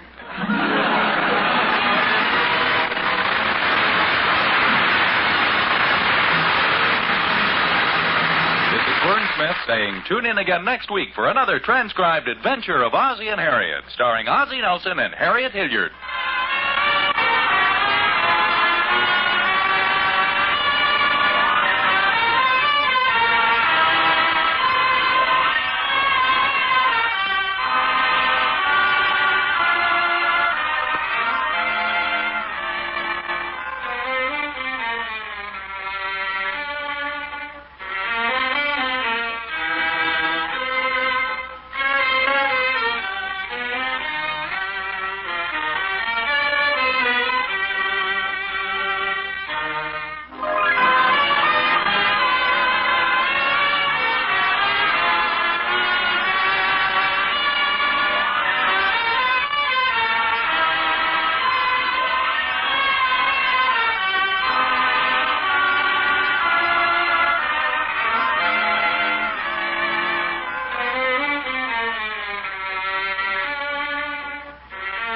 This is the United States Armed Forces Radio Service.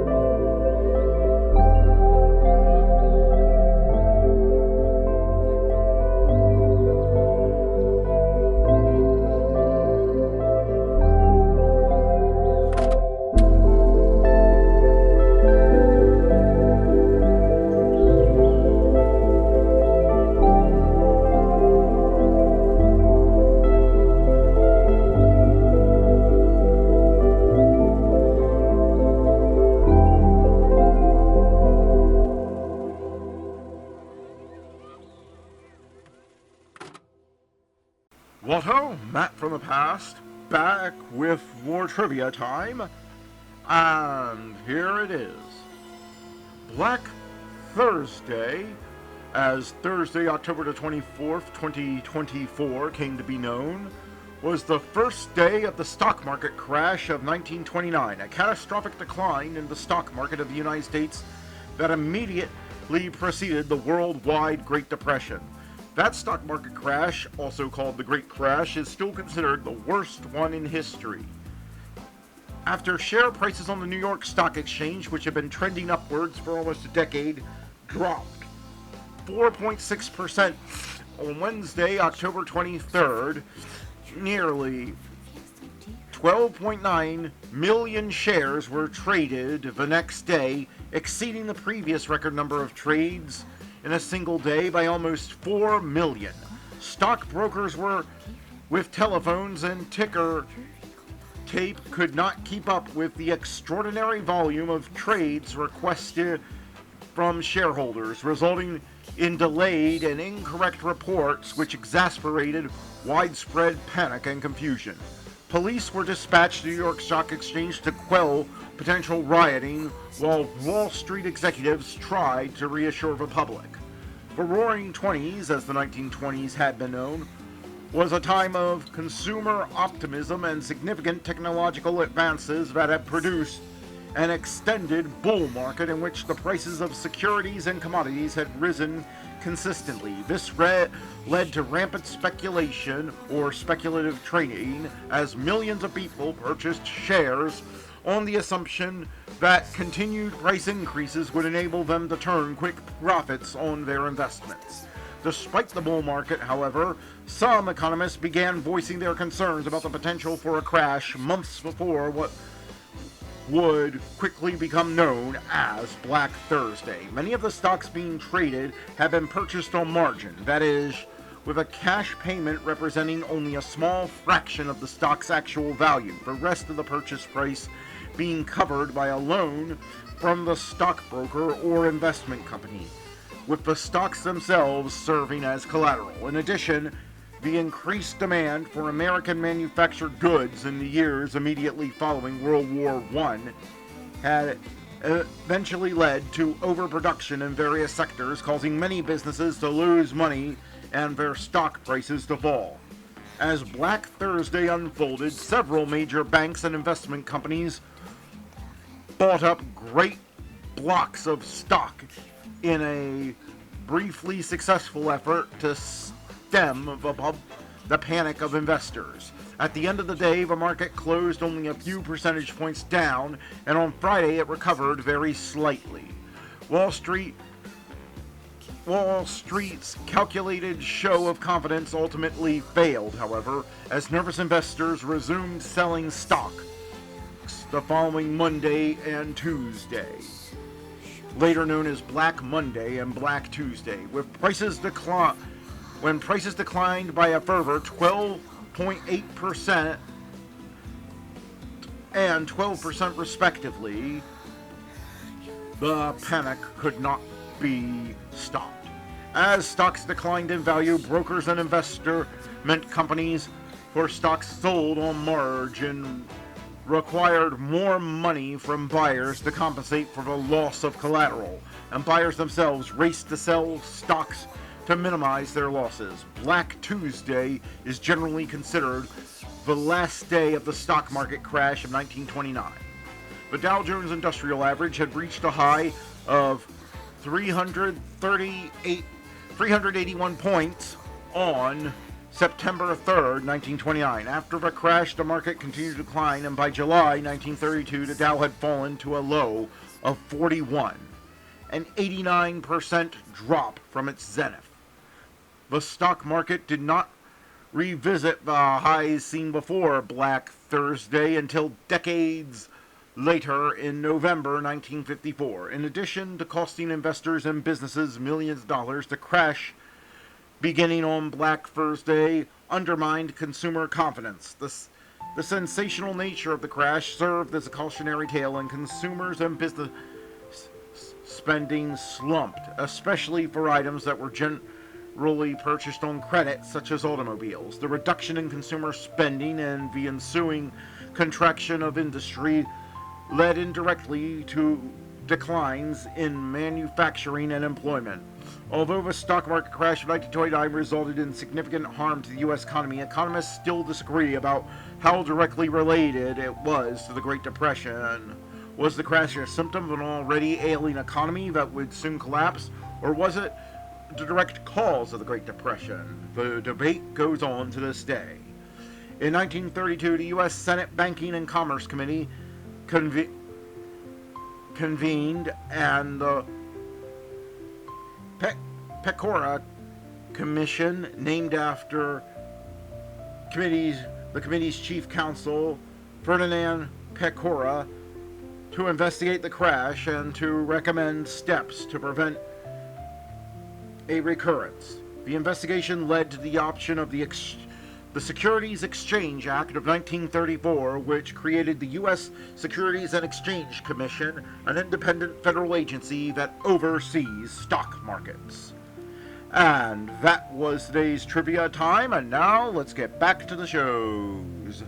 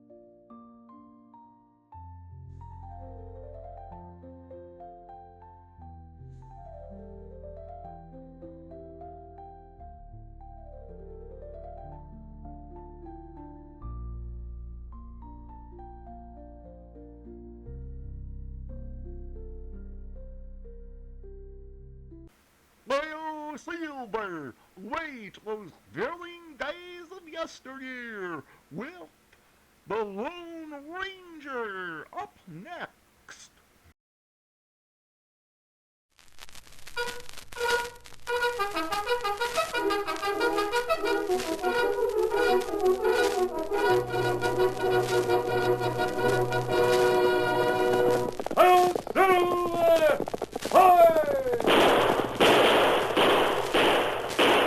A fiery horse with the speed of light, a cloud of dust, and a hearty hi-yo Silver, the Lone Ranger.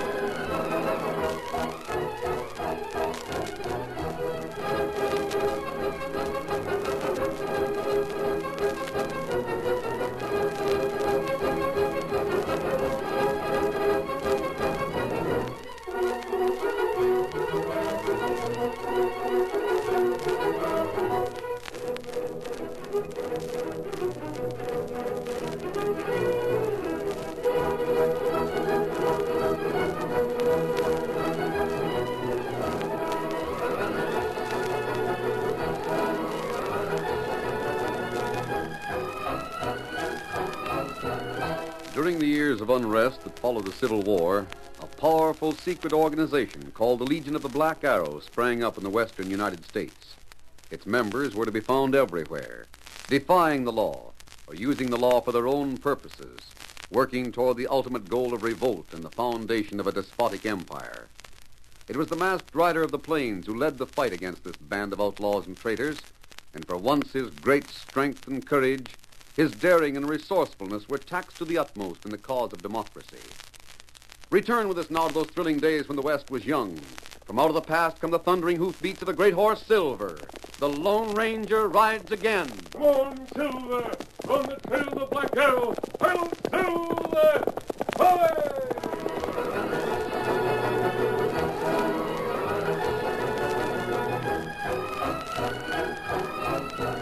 With the information that the Calvert Ranch was the stronghold of the Black Arrow, the Lone Ranger and Tonto headed west from the Missouri River. On and on they rode through the forest, across the badlands of the Dakotas, into the green hills of Wyoming. The Big Horn Mountains loomed in the distance. Come on, Silver! We're heading for the Calvert Ranch. Get 'em up, Scout! Cross the mountains, boy! We've got to hurry! Faster, Silver, faster!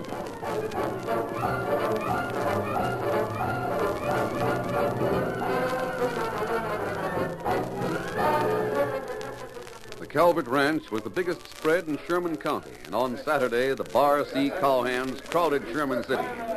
Ann Davis stopped for a moment outside the general store and watched half a dozen of them gallop down the main street, yelling and shooting.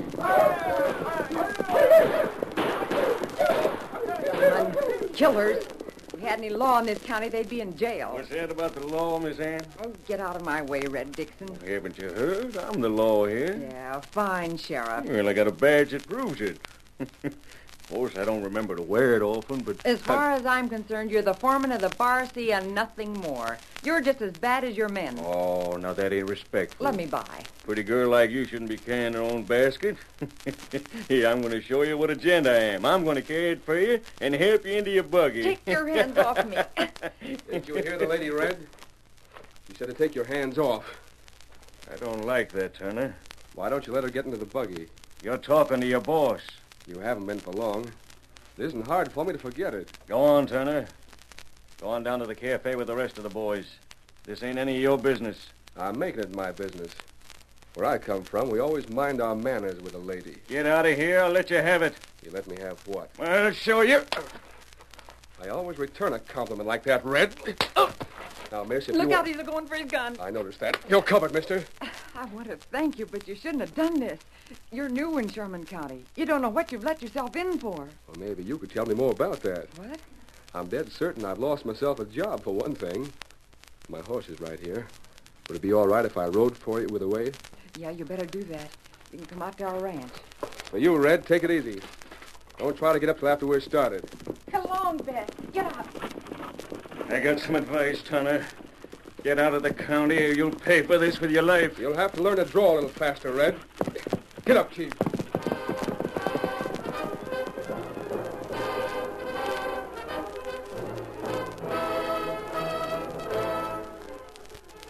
Matt Davis and his wife Jane were sitting in the living room of their ranch house. Mrs. Davis was sewing, but her eyes strayed to the trail every now and then. At last she saw a cloud of dust in the distance. Quickly, she put aside her sewing and started for the door. I wonder if anything's wrong. Where you going, Jane? Anne's come back from town. She's driving mighty fast. Well, she always does. Someday that buggy's gonna fall apart. There's a cowboy riding beside her. Yeah. Don't look like any of our boys. Matt, I shouldn't have let her go into town alone on a Saturday. She looks hale and hearty to me. All that Bar C crowd roaming the streets with nobody to keep them in line. It's a sin and a shame, that's what it is. Don't get yourself riled up, Jane. Whoa, Beth. Whoa, girl, whoa. Anne, are you all right? I'm fine, Ma. What's your name? Bob Turner. Oh, I'm Ann Davis. I want you to meet my Ma and Pa. Howdy. This is Bob Turner. I'm pleased to meet you. They're the same. He's been working for the Bar C. The Bar C? Get off of this porch, you ornery low down. Now listen to the girl, Jane. This boy may have worked for the Bar C, but he don't wear the brand on his face. Red Dixon got smart just as I was coming out of the store, and Bob put him in his place. It means he's lost his job. Can't we find a place for him here, Pa? How'd he put Red in his place? That's what I want to know. You knocked him down and then showed up his draw. Yippee! I'll make him foreman. Oh, no, I wouldn't ask for that, Mr. Davis. Matter of fact, I don't know whether I can take the job or not. You don't mean to say you're going to take Red's advice and hightail it out of the county. I reckon not, Miss Ann. Then you got to find a job someplace. Yeah. But first, there's a little business I'll have to attend to. I'm going to take myself a ride up in the hills. And afterwards, well, if it's all right, I'll be glad to go to work. I apologize for what I called you, young man. Well, that's all right, ma'am. What's up in the hills? Why are you going up there? Nah, never mind, Ann. All we care about is when's you coming back. My business shouldn't take long. I'll be back by nightfall. Well, try to make it in time for supper. I will. Adios. Adios. Pa, What, Ann? I can't help thinking there's outlaws up in the hills. Got any doubts about Bob? Not from looking at his face. I can't always tell by that, though. Get up there, Chief. Ann's right. Handsome is as handsome does.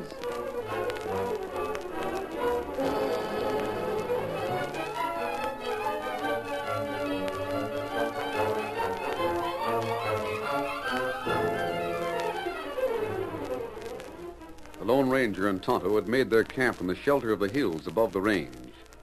The rays of the sun were fading in the west, and the campfire gathered brightness from the dusk. A faint sound, and the masked man was on his feet. He waited, alert, watchful.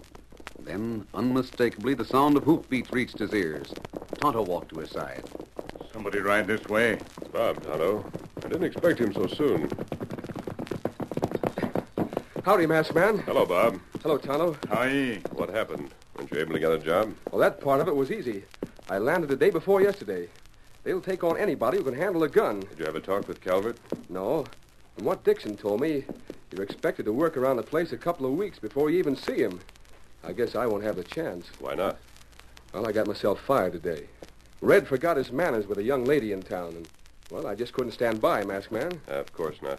Her name was Davis, and her pa's offered me a job. Shall I take it? It might be a good idea. Well, what about the Bar C? You said they'd hire anyone who can handle a gun. Oh, not you. Just one look at Silver. You can't wear your mask. Tonto can fix up a disguise, and I can ride scout. If they ever found out... All I want is a talk with Calvert. After that, we can make our plans. Now, I'll take the job with Davis. Yes. Next to Calvert, he has the biggest spread in the county. I believe that's where they'll strike next.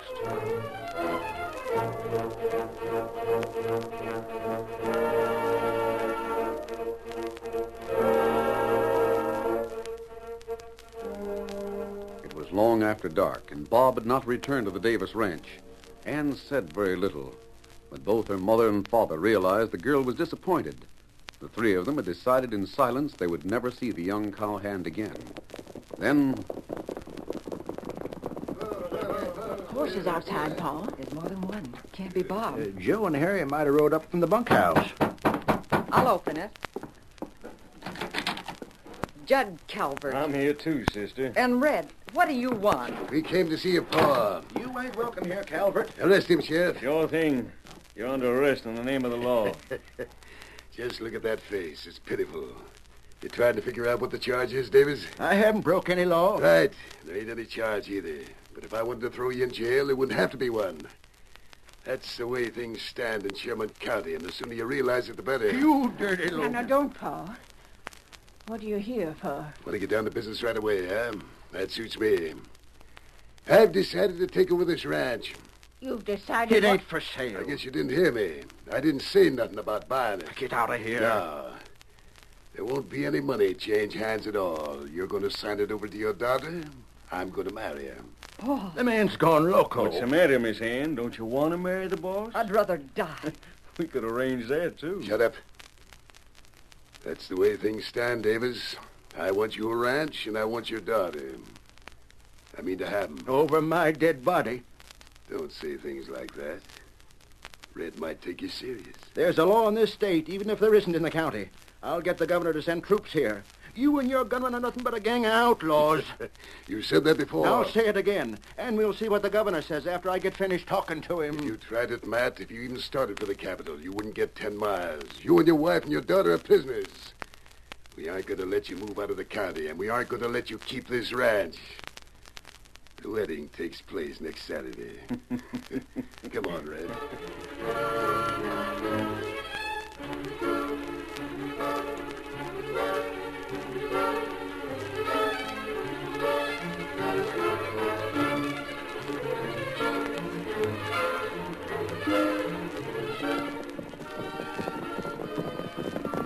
Steady, Scout. Is that Davis standing in the doorway? Yeah, he's right. Set foot on the ground and I'll fill you full of lead. He's got a rifle. It's Turner, Mr. Davis. Oh, I thought it was Judd and Red come back. They've been here? Yeah.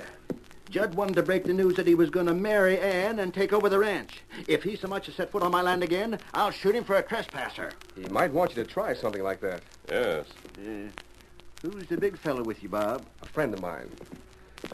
You still figure on heading for the Bar C, mister? More than ever. I'll see you later. Where? Right here. Come on, Scout.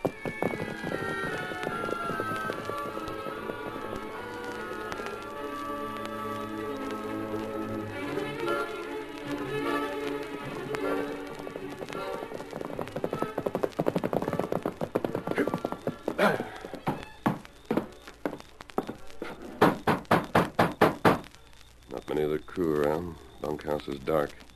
There's someone inside here. Well? I want to see Calvert. Yeah? Is he here? You tell me what you want, and I'll decide whether he is or not. I've got nothing to say to you, and I'm coming inside. Get out of the way. Why are you... And don't start anything you can't finish. You think you're a mighty tough hombre, don't you? I didn't say that. Well, get this. I'm Red Dixon, see? I'm the foreman of this outfit, and what I say around here goes. You tell me what you want, or I'll throw you out. I want to see Calvert. Who are you? What's your name? Is he in there? Don't you make a move. I'm warning you. Get away from that door. You dropped your gun, Red. Here. Would you want to try again? Oh, you shot it out of my hand. This is the second time today somebody's outdrawn you, and that's bad for a man with your reputation, Red. You ought to keep in better practice. Oh. Go on, take the gun. Try it again. Come along. What's that? I suppose this exhibition was for my benefit. Are you Calvert? Yes. My business is with you and not with your hired help. Are you ready to talk to me? What's your name? Why don't you pick out one for me? You might just as well. It'd save me the trouble, and you'd be sure to remember it. That suits me. Come on in, Trigger. We'll have a talk. Right into the office. That's the idea. There's a gun in your back, mister. Reach for the ceiling. Pronto.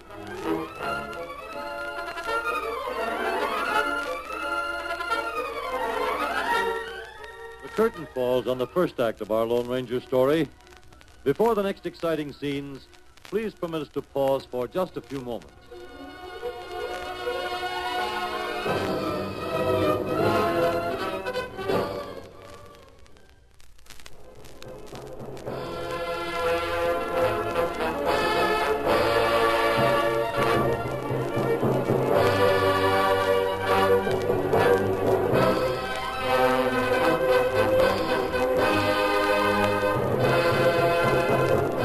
Now to continue our story. As the Lone Ranger, without his mask but wearing a disguise, walked into Judd Calvert's office, the rancher stuck a gun in his back and ordered him to reach. You feel the gun, Trigger? I'm not blind. Blind? There's a mirror on that wall ahead. I saw you go for it. And why didn't you do something about it? Why should I? I proved I could take care of myself by taking care of Red. Yeah. You can take care of yourself. Maybe me, too. I feel more comfortable if you don't pack a shooting iron. Take them. I will. Satisfied? Just about the coolest customer I ever met. Sit down. Your desk all right? It's fine. Let's have it. Why are you here? You're smart, Judd.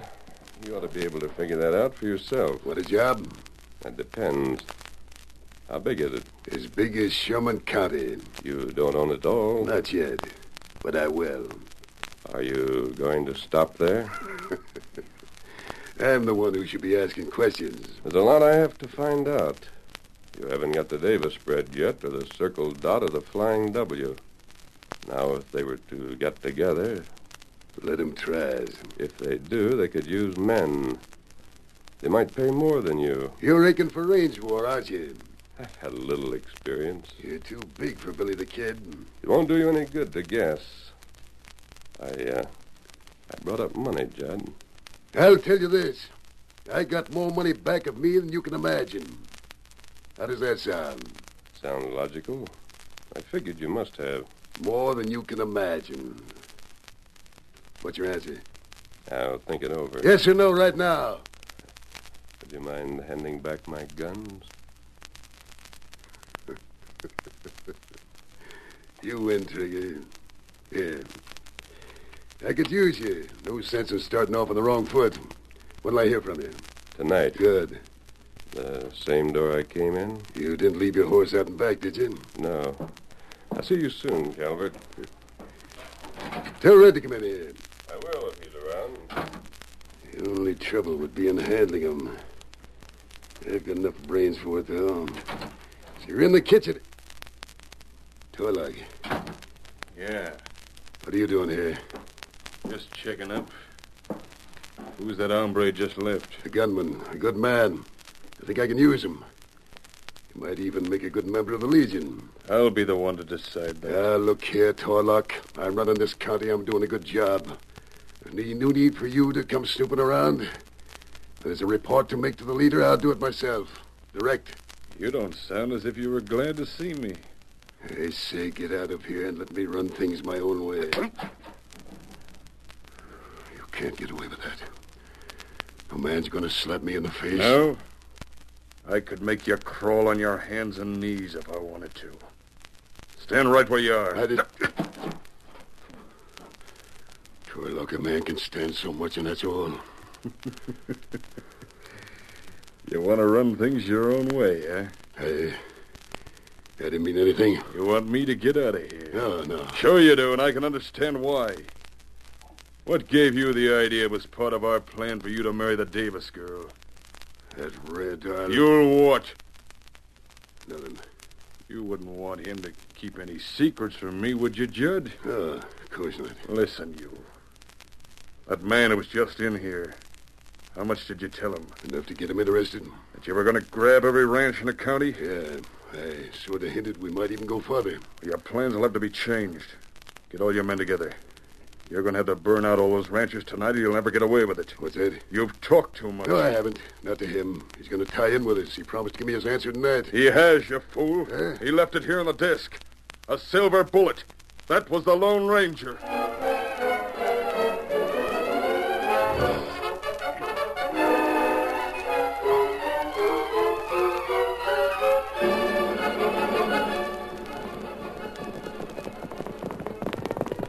Miss Harvey. I'll change the silver, Tonto. Him saddled already. My mask. Here. Calvert will go into action tonight. I want you to ride to that hill overlooking the ranch. When you see which way he and his men are heading, get to the Davis ranch as fast as you can. Come on, Silver.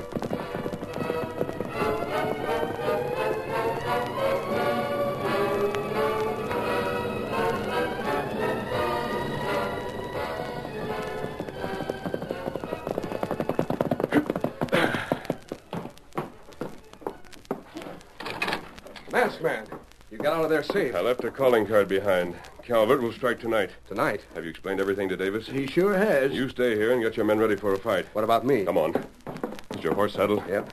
Just around the side of the house. You're heading for the Circle Dot. Round up all the men and lead them back here. Tonto will bring us warning when they start out from the Bar C. Where are you going? We got the Flying W crew. That's too far. You can't get there in time. Silver can make it. Come on, boy. Get up there.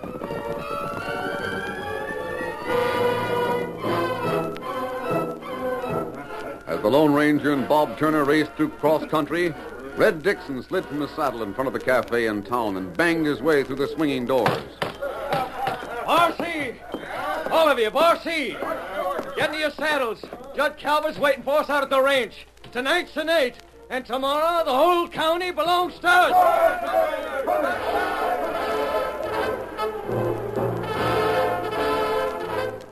The Davis ranch was dark, but inside the living room, Anne and her mother sat close to the window.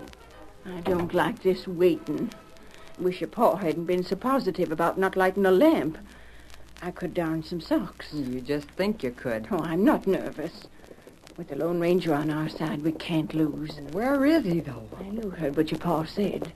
Masked man sent Bob to the Circle Dot, and he's getting the men from the Flying W. Listen, horses. I can see Chet Crowder. Circle Dot. Yeah, and Bob's come back. That gives us about 30 men. Oh, Judd got 50. It's a long way to the Flying W. Don't think about it, child. All we can do is hope and pray.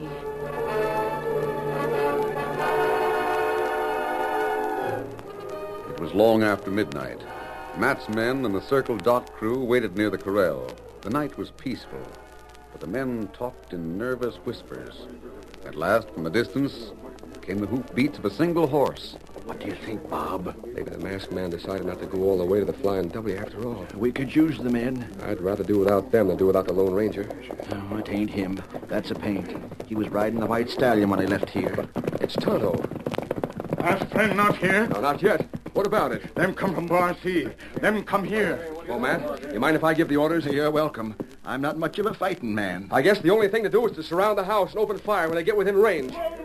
They're Lone Ranger now. Coming like the wind. There's men with him. He got them. Now we're fighting even, Matt. It's still going to be a fight.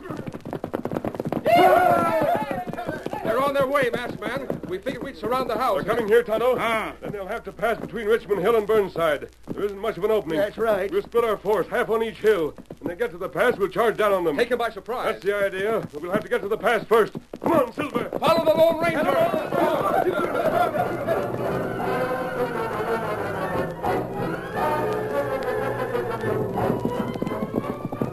Let me get this straight, Judge. We set fire to the buildings first. Yeah. Then when they come running out, we shoot them down. That's it. It's shoot to kill. Pass the word along. You'll see the range when we get through the pass, men. Right. Remember, shoot to kill. Wipe them out to the last man. Look, It's an Air Force. That's the Lone Ranger. Come on, come on.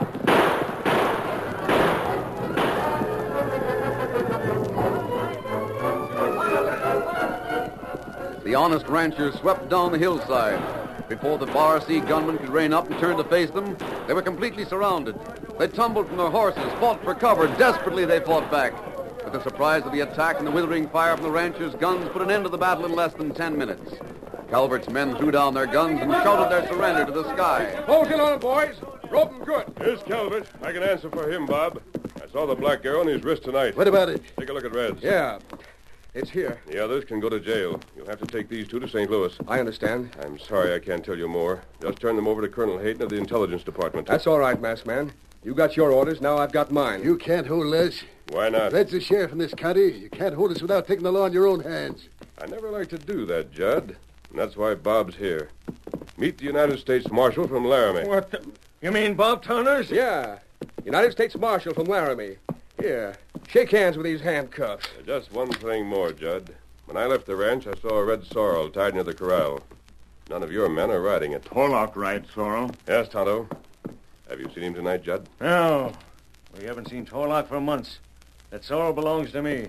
Judd? Yeah, he was there. Well, you double-crosser. What about him? He ordered us out here tonight. He knew we'd get this. Is he still at the ranch? No. Which way did he go? South to Salt Lake. No. It was west of the Yellowstone. And I hope you'll get him. We'll certainly try. Come on, Tonto. Tonto ready. Get him up, Scout.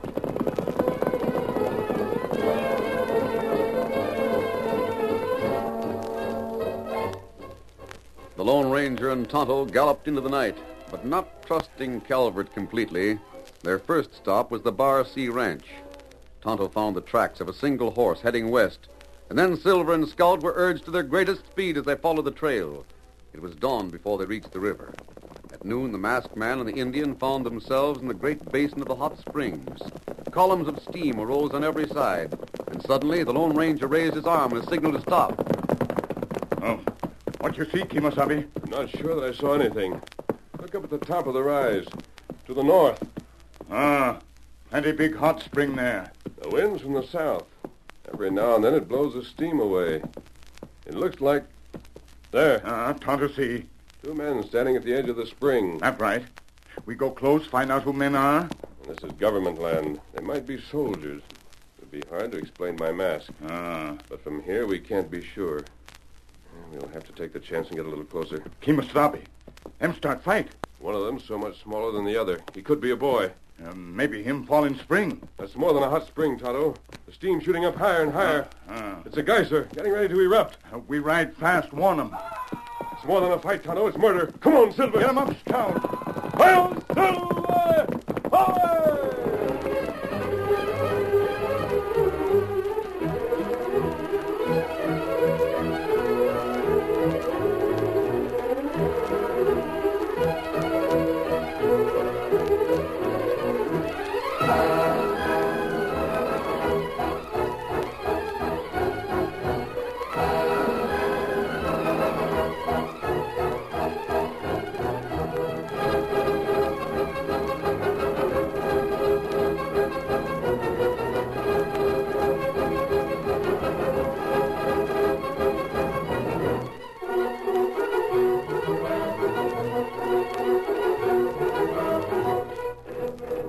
The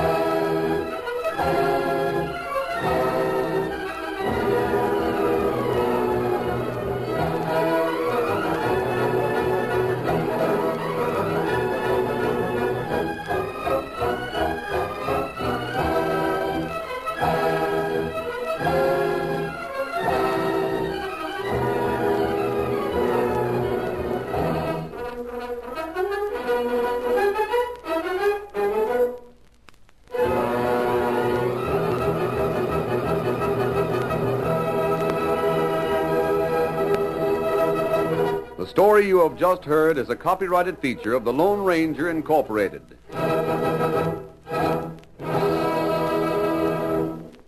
Get ready for adventure with Blue Beetle up next on Nightly Old Time Radio Shows.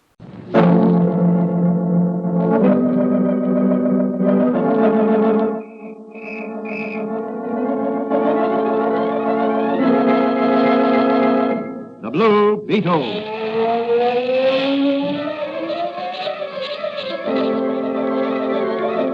Sweeping down upon the underworld to smash gangland comes the mysterious, all-powerful character who is a problem to the police, but a crusader for law. In reality, Dan Garrett, a rookie patrolman, loved by everyone, but suspected by none of being the Blue Beetle. As the Blue Beetle, he hides behind a strange mask and a suit of impenetrable blue chain armor, flexible as silk, but stronger than steel.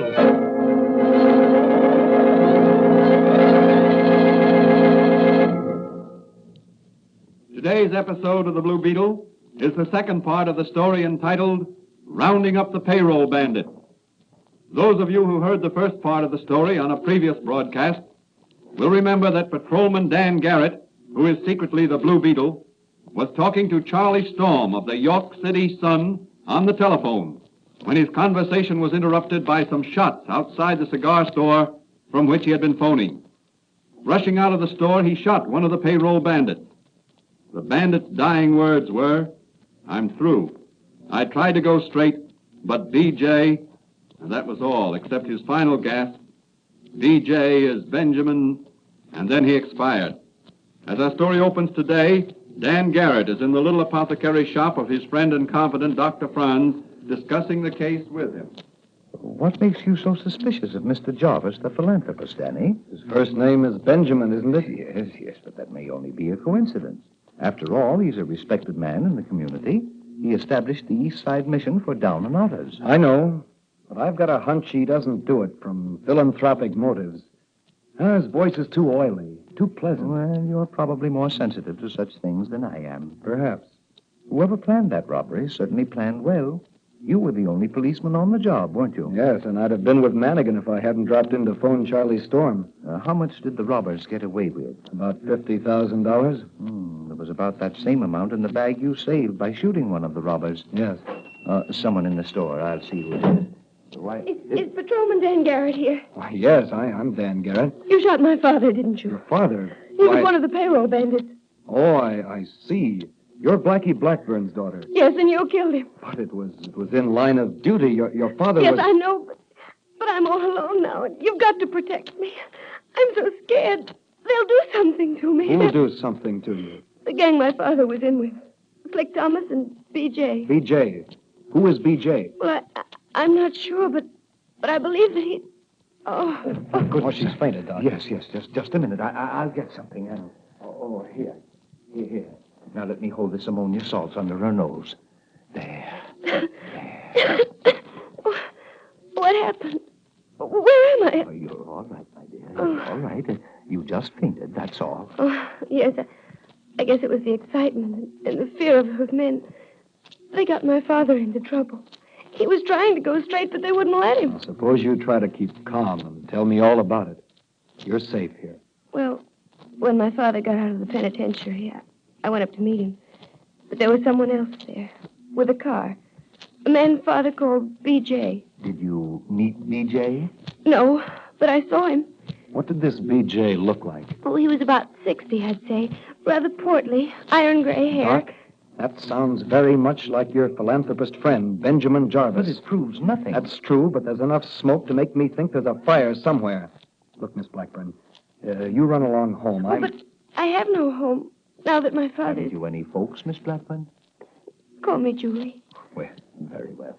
Julie, where's your mother? I don't know where my mother is. She left Father years ago. You see, I really haven't anybody. Dr. Franz, why couldn't I stay here and keep house for you? Well, I'm afraid that wouldn't work out. The proprieties and... Oh, look out! Okay, look get out, your hands men! up, covering you too, Doc. We've come for the girl. You won't get the girl, but you'll get this. Oh, you asked for it, copper. That'll keep you quiet, copper. Shut up, kid, or I'll wrap you on the bean, too. Back up to the wall, Doc. I don't want to mess up your place, but we came for the girl, and we're going to get... If you think you can get away with such high-handed business as this, you're mistaken. Oh, yeah? Try and stop us. Hey, Penny, get up. Come on, get up, get up. Let's scram with the dame. What happened? The copper socked you, and I beat him with my gat. He's out like a light. Come on. What'll we do? Take the girl and scram. Let's take them all. B.J. will decide what to do with them. Okay. You tie up the cop while I tie up the girl. You take your hands off me or I'll scream. I won't. Release that girl. Says who? He's got something in his hand. Yes, a chemical so strong that if I hit you with this ampule, it will break, and the contents will burn you to a cinder in 10 seconds. Ah, he's bluffing. No, he ain't. Doc Franz knows his business, I heard. Think fast, gentlemen. Better drop those guns or I'll... Okay, all right. Now, gentlemen, back against the wall. Yeah. While I phone to Benjamin Jarvis and tell B.J. I have 2 of his rescued souls here in my apothecary shop. Oh, no. No, Doc, Hey, listen. No. Turn us over to the police, Doc, but don't tell B.J. He'd bump us off. That's just what I wanted to find out. Julie, Yes, Dr. Franz. telephone the police department and tell them to send the patrol wagon over here for a pair of B.J.'s thugs.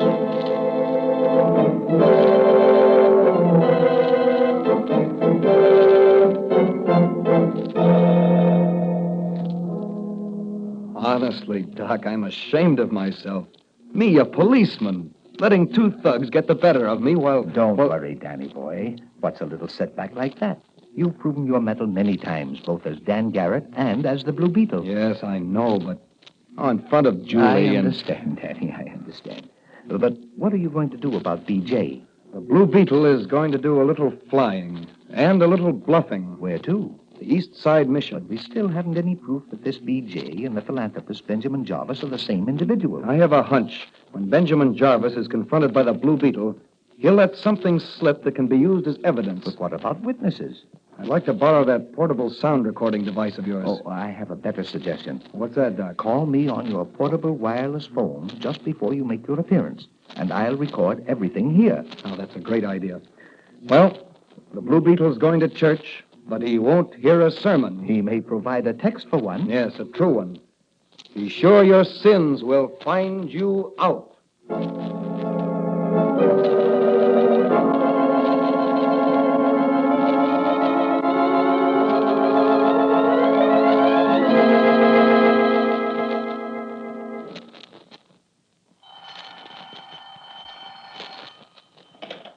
Hello?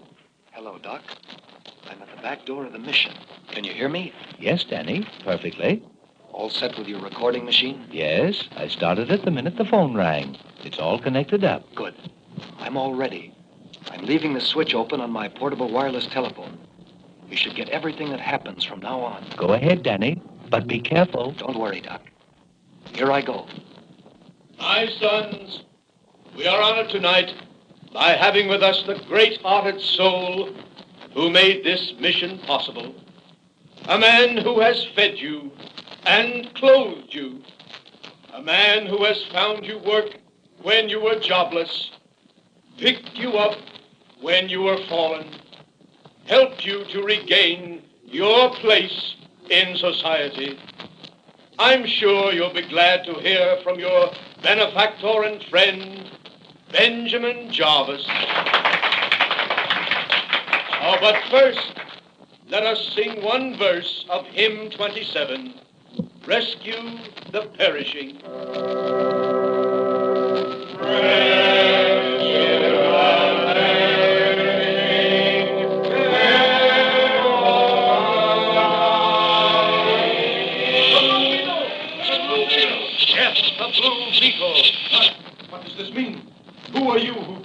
interrupt our service. Why, this is an outrage. Who is this masquerader? I'm sorry, Reverend Morehouse, to interrupt your services in this manner.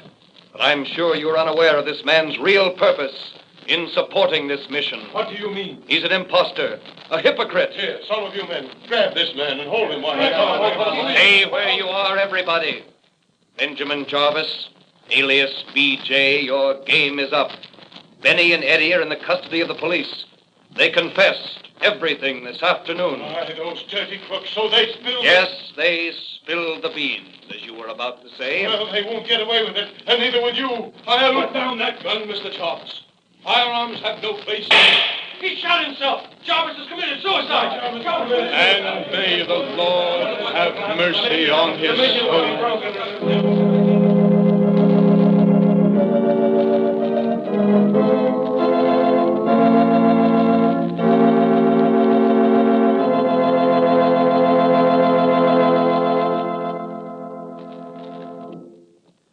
Well, Danny, you were right. Yes, luckily. What about those other men that Jarvis placed in positions of trust throughout the city to help him in his nefarious schemes? Reverend Morehouse has their names. He'll talk with them and try to really put them on the right track again. He's confident he can make them go straight. You see, Jarvis threatened to send them back to jail if they didn't do what he wanted them to do. He'd have framed them. Yes, he was a bad man. But he's gone now. And his payroll racket is smashed. Yes, thanks to you and the Blue Beetle. The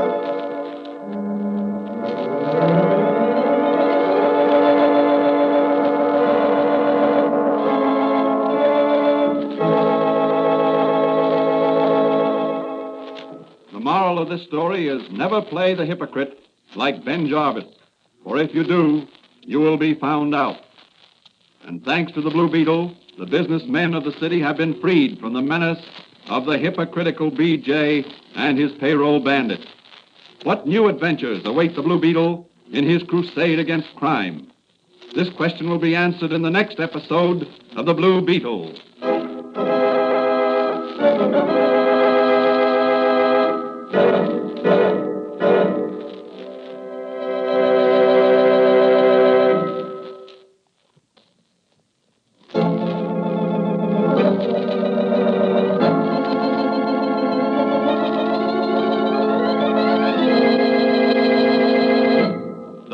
Is a copyrighted Fox feature appearing in Mystery Men Comics magazine and the Blue Beetle magazine. The Blue Beetle is on the air twice a week on this same station. Consult the broadcast schedule in your local newspapers. And don't forget to listen in to The Blue Beetle.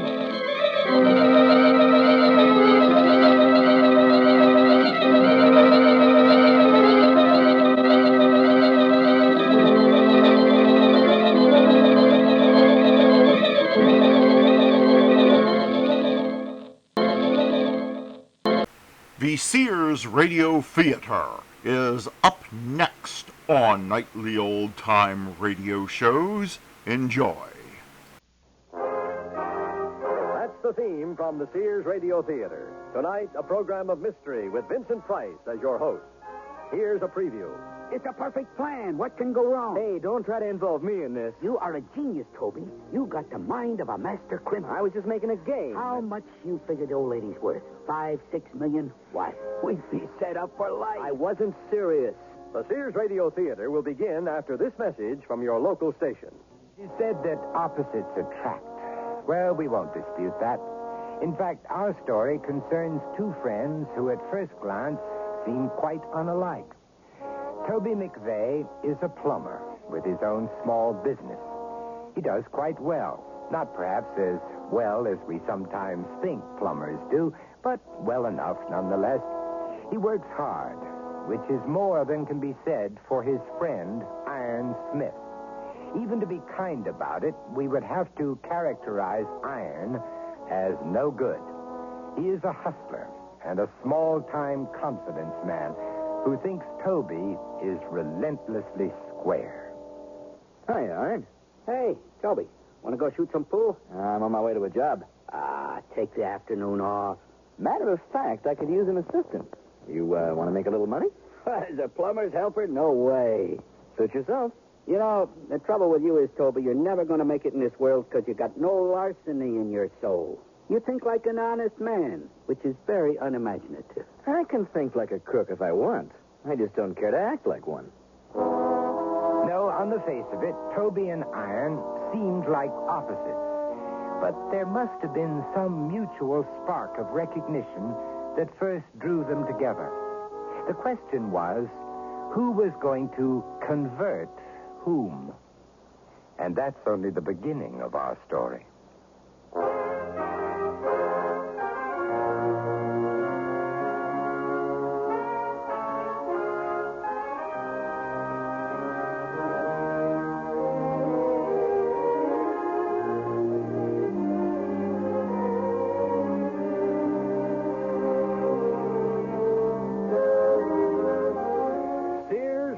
Theater, a new adventure in radio listening.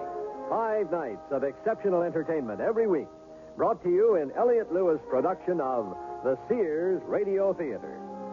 Our story, The Ransom, by Percy Granger. Our stars, Lurene Tuttle, Stephen Markle, and Vic Perrin. The Sears Radio Theater is brought to you by Sears, Roebuck and Company. Sears, where America shops for value.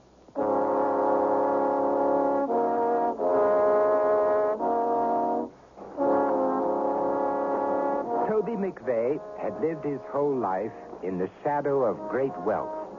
He was a local tradesman in a Westchester community. Like most of us, he considered himself to be hard-working and honest. He took for granted that his life would never rise to any profoundly dramatic dimensions. He knew his place in the great scheme of things. And because he presumed to know himself so well, he took his envy of the rich in stride. He was naturally above temptation, so it hardly bothered him when he speculated, idly of course, on fantastic ways he might improve his lot. This is one hefty piece of real estate. It must be a quarter mile from the main road to the front of the house, let alone around the back. Yes? You, Mr. Carson, the butler? I am. Toby McVeigh, the plumber. You called me? We did. Come in. Did you park your truck down the drive out of sight of the house, as we asked? Yep. Sorry about that. Mr. DePalfrey seems to have an aversion to anything that reminds you we're living in the 20th century. Don't we all, sometimes? This way. Well, these are some digs. She collects iron, huh? Well, they all do. The problem is in the basement, down here. You worked for the old dame long? Oh, only 2 months so far. That's a record. I hear she's not easy to work for, not since her husband died and left her all alone. It's her personal maid I feel sorry for. Mrs. DePalfrey has to sleep in the room next to hers, and every night at 1 o'clock she gets her up to bring her a glass of warm milk. Even the rich have trouble sleeping, eh?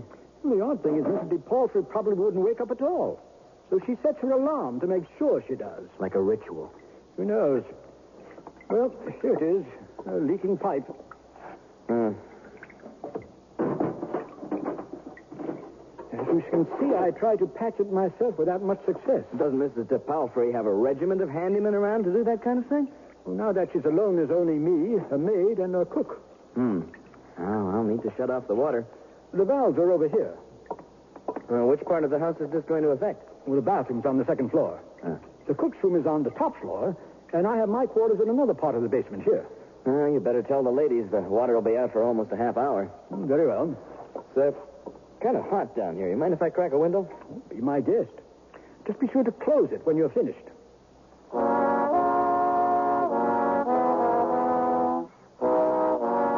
Mr. Carson? There you are. Oh, finished? Well, not exactly. I made a temporary patch for that pipe, but the whole section ought to be replaced. In fact, she could probably do with a whole new set of pipes. Those look like they arrived with the creation. You want to clear that with the old babe? Oh, you just go ahead and order it. She'll take your word. It'll take a couple of days to order the pipe. I'll call you when it comes in. How much do we owe you for this visit? $20. But you can pay me when I... Mrs. DePalfrey likes to pay all her bills immediately. Another ritual. Whew. There you go. That's quite a wad she gives you to carry around. Petty cash.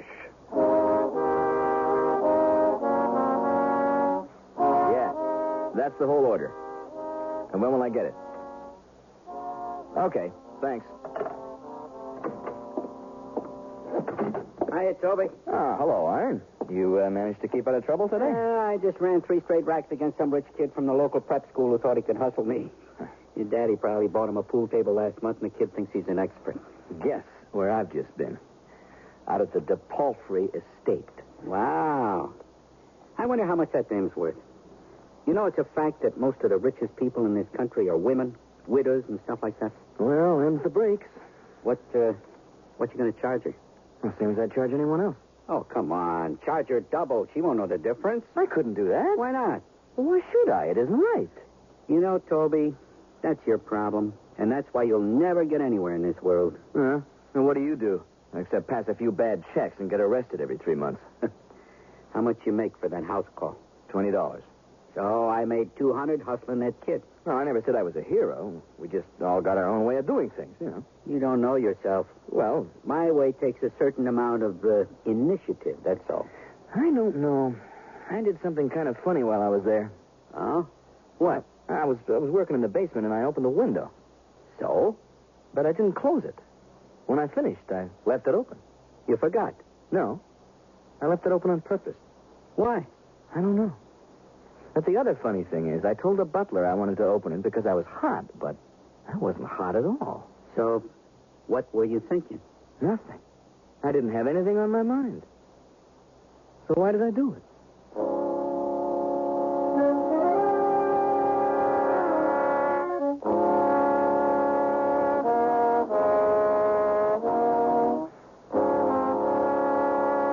How well do we really know ourselves? What we are capable of and what we might do in certain tempting situations? How often do we think one way and act another, as if our subconscious mind were saying, this is the real me? So, you didn't lock the basement window. Why not? I don't know. The butler told me something, see, but I didn't really think about it. Well, what did he tell you? Well, he said there were only 3 servants in the entire house. Oh, yeah? That's all? Anyway, I just did it. I guess it gives me a little buzz or something, just knowing that window's still open. Thanks for the tip, pal. Hey, Iron, no. Well, what are you kidding me? It sounds perfect. She's a big art collector, ain't she? The stuff in that house must be worth a mint. Well, what can you take out through a basement window, huh? Plenty. But the butler knows who opened it. I'll be the first person the police come to, and if you think I'm taking a rap... Relax, Toby. It's very simple. After I enter, I shut the window, and when I leave, I go out the front door. Hey, you want to come along? Me? 2 guys can carry twice as much loot as one. I'm not a thief. Well, who's going to know? I got fences that'll take the stuff off our hands for cold cash. Nah, I got a better plan. Yeah? Sure. Stealing art objects and silverware's no good. It's too bulky. It can be traced. So, what would you take? Mrs. DePalfrey. The old lady? Sure. You mean kidnap her? And hold her for ransom. Yeah. Well, that is crazy. That's a major offense. Sure, but it pays top dollar. So, how would you do it? I was thinking about it on the way back to the shop. I worked out a whole plan. In the first place, there are no gardeners, no security people, and the front gate is broken, and they leave it open. We can just drive right in. There's a stand of trees just inside that I happened to notice as I was driving away. We could park the car in there, and no one would see it. You were figuring all this out? Now, there are only 4 people in the entire house, right? The butler sleeps in the basement. The cook sleeps on the top floor. The maid sleeps in the room next to Mrs. DePalfrey's on the 2nd floor, so she's the only one we'd have to worry about. But nobody gets away with kidnapping. I could. I'd take her up to my cabin at Mohawk Mountain, and then I'd hit the family fast for the ransom while the shock of it still has them scared. And they don't want any trouble, no cops or anything. So they pay. I release the old lady, no one gets hurt. Now, that's pretty good, wise guy, except for one thing. What's your alibi?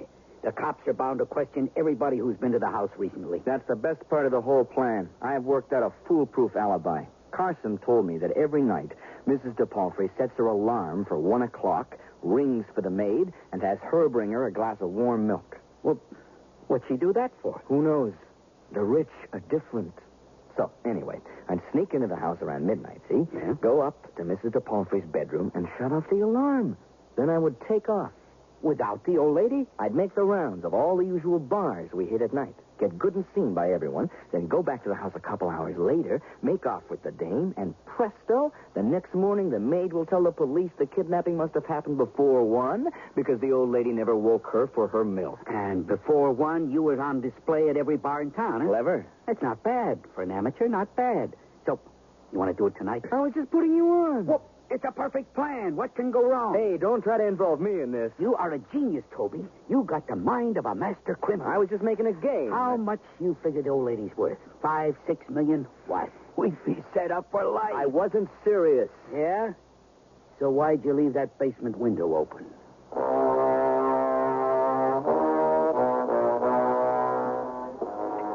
Hey, Toby, another draft? Huh? Toby. Huh? Oh, yeah. Yeah, sure, Pete. Anything wrong? You're kind of quiet tonight. No. Kind of strange. I haven't seen Iron come in. Yeah? What of it? Well, nothing. I was just making an observation. Hey, there he is now. Hello, Pete. You want a draft, Iron? No, thanks, Pete. Not tonight. No beer? You must be on something big. No. All right, give me a draft. You see, Toby, it's very important we make like everything's normal. Here you go. Excuse me. Well, what happened? Did you get in all right? Was the window still open? No problem. The alarm's turned off. So, you see how easy it is? I'm back safe and sound, phase 1 completed. Now, are you in this with me? 1 million, maybe 2, maybe more. Okay, let's do it.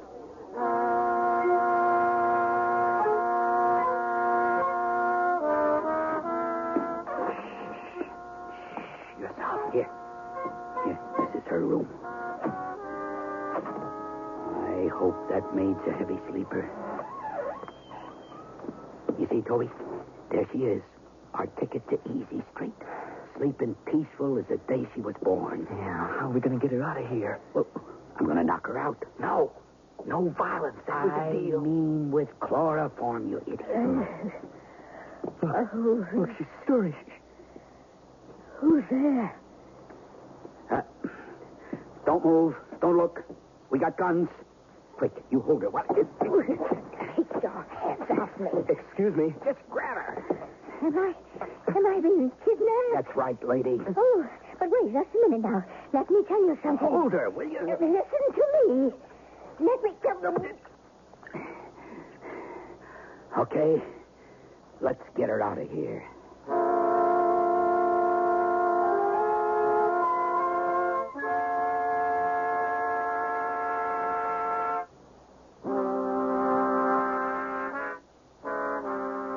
Toby McVeigh and Iron Smith thought they'd planned the perfect crime. It all looked so easy.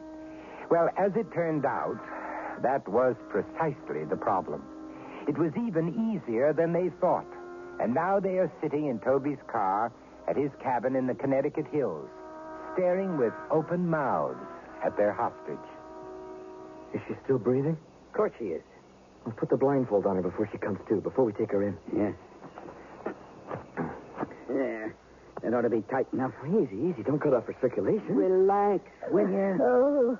She's coming around. Iron, I just thought of something. Names. We've got to have names for each other. She can't hear our real names. What, Oh, I can't think of any. Mutt and Jeff, okay? Mutt and Jeff. Well, oh. It ain't going to do any good to scream, lady. Oh, I was right. I've been kidnapped. Hey, Jeff, I just thought of something else. How much we going to ask for? I don't know. $1 million. We'll make it 2, huh? Have you taken me a long way from my home? Maybe. Maybe not. Oh, that's too bad. I could have saved you a lot of trouble. Yeah, sure.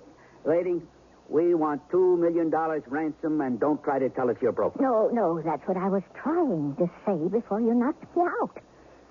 All my money's in my house. What? In fact, it's all in my bedroom. Your bedroom? Yes. $7 million in cash. Not 10 feet from where I was sleeping. Why didn't you say so? I tried to. But you pushed that chloroform in my face. Well, what's the money doing there? I don't trust banks. My 3rd and 5th husbands were bankers. That's the silliest thing I ever heard. Banks are perfectly safe. I certainly wouldn't try to rob one. Well, look, the fact is that's where it is. And now we've got to figure out how to get it. Well, it's all there. $7 million. Unless you're intending to kill me, please, you're welcome to some of it. Just where is it? I told you, in my bedroom. Where in your bedroom? Where? What will you do if I tell you? Oh, well, once we have the money, man, we'll let you go. What assurances do I have of that? Hey, who's asking who for assurances? It's a two-way street. Why, I ought to... Matt, take it easy. Matt? Oh. Don't tell me is your partner's name Jeff? Yes, ma'am. That's what you can call us. Oh, how wonderful. I never thought I'd be kidnapped by Mutt and Jeff. Well, in that case, I'm sure I can trust your word. The money is in the back of my closet. What's it in? Some kind of safe? No, plastic garbage bags. Plastic garbage bags? Double strength. Come on. Let's get her inside and tie her up, and then we'll figure out how we're going to get to that cash.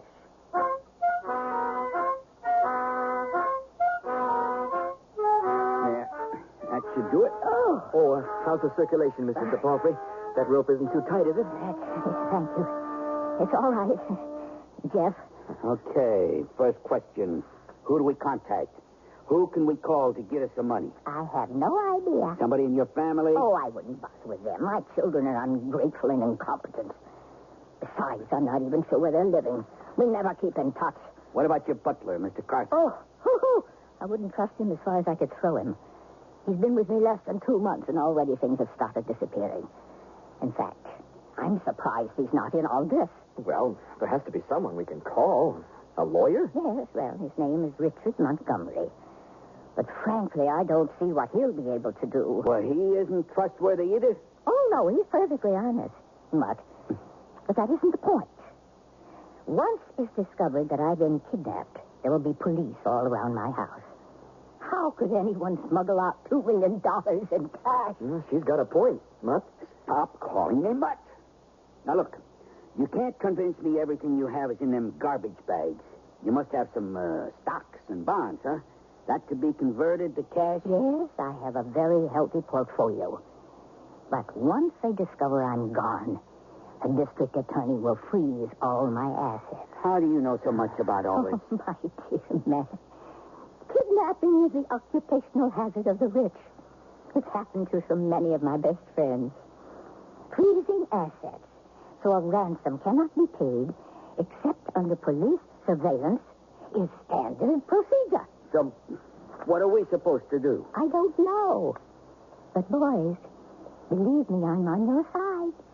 Anything I can do to help, please let me know. This is all very convenient for you, isn't it?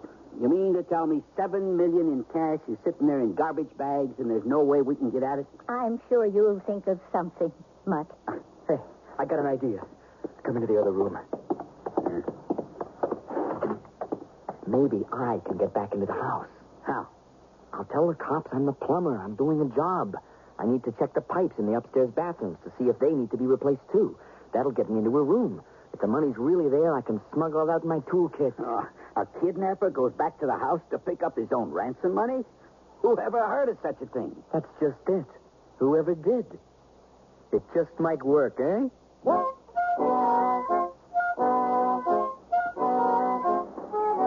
Hold it there. Oh, hi. Are you Captain Shriver? Yeah. Well, your man down by the road said I should talk to you. I'm Toby McVeigh. I'm doing some plumbing work for Mrs. DePalfrey. Oh, yeah. We've been looking for you. You have? Well, I've been out on calls all morning. What's going on here anyway? There's cops all over the place. Looks like the old lady may have been kidnapped last night. Kidnapped? Really? Hasn't been any contact yet for ransom money, but I expect that's coming soon enough. Well, I certainly hope Mrs. DePalfrey's all right. I'd like to ask you a couple of questions, if I can. Sure. Mr. Carson says you were here yesterday, that right? I was working down in the basement. Mr. Carson? Yes, sir? Is this the man who was here yesterday morning? Oh, yes. For about a half hour. Captain? Yes, Sergeant. We checked the whole house, top to bottom. There's no clue how the kidnappers might have gotten in. Oh, just a minute, Captain. Mr. McVeigh, the window you opened in the basement, did you shut it when you left? You opened the window? Oh, yes, sir, but I shut it. Sergeant? We checked the basement windows. They were all locked. Okay, that's all for now, Mr. McVeigh, but keep yourself available for further questioning. Oh, thanks, Captain. But, you see, I came here on the job. I got to take some measurements in the second-story bathrooms for pipes that needs replacing. Well, I'm afraid that'll have to wait. Wait? Not letting anyone in the house until we get some kind of a break on the case. But why not? What possible difference can it make? It's a matter of procedure, Mr. McVeigh. But those pipes, they're pretty old. They really ought to be fixed. Why are you so anxious to get into the house? Me? I wouldn't worry about it. As long as Mrs. DePaulfrey is missing, she won't be using her bathroom, will she? But... Good day, Mr. McVeigh.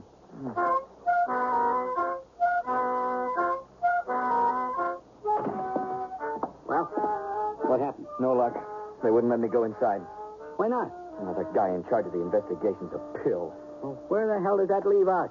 While you were gone, I called her lawyer. She was right. They've frozen her assets. Our only chance is to get at that money in her bedroom. This is the most unbelievable situation I ever heard of. Oh, how's the old lady? Oh, she's fine. I'm the one that's a wreck. She talks constantly about horse shows and garden shows and dog shows. I tell you, I'm ready to strangle her, call it murder, and be done with it. Oh, you haven't done anything? No, I haven't. Mrs. DePaulfrey. Oh, you're back. I'm afraid I've been boring your partner here with all sorts of nonsensical prattle. But when one is blindfolded, it has an emetic effect on the tongue. There. You see what I mean? She just don't stop. Iron, relax. Iron? You idiot. Now she knows my name. No, I don't. No. I didn't hear a thing. I won't say anything. You don't have to kill me. Oh, this whole thing has been botched from the beginning. Now, I'm going to take over, and we're going to get some results. You're not going to get violent, are you? Dames like her can always get their hands on dough in a pinch. I'm going to call that lawyer back. He sounded like a reasonable man. Oh, he is, and from a very good family. Shut up, you. I'm going to deal with him. We'll tell him we want $2 million or else. Or else? You start sending parts of me to them? Toby, find a way to shut her up. What? I didn't kill a thing. I didn't. Now she knows my name, too. So? Well, that makes us even. But she knows who we are. If we let her go... that's right. So, what do you think, Toby? You were capable of kidnapping? You think you're capable of murder? What? Jeff, my lips are sealed. Iron, come back into the other room. Oh, this is a real problem, huh? Yeah, and I don't like problems. We got no choice now. We'll have to kill her. No. Relax. We'll get the money first. No, there was going to be no violence. We agreed on that. Well, the situation has changed, and we got to improvise. All right. But I got a better idea. Let's hear it. Okay, now, this is how I figure it. The only way we can get to her money is to get into the house. And the house is under constant police surveillance. Right. The only way to get into the house is to get rid of the cops. And the only way to get rid of the cops is to let Mrs. DePaulfrey go. What? It's our best hope. Are you crazy? As soon as you let her go, she'll tell the cops our name. Not necessarily. Well, what's going to stop her? Listen. Where are you going? Back to enter into a little negotiation with our prisoner. Negotiation? You said I had the makings of a master criminal? Well, I'm about to prove to you how right you were.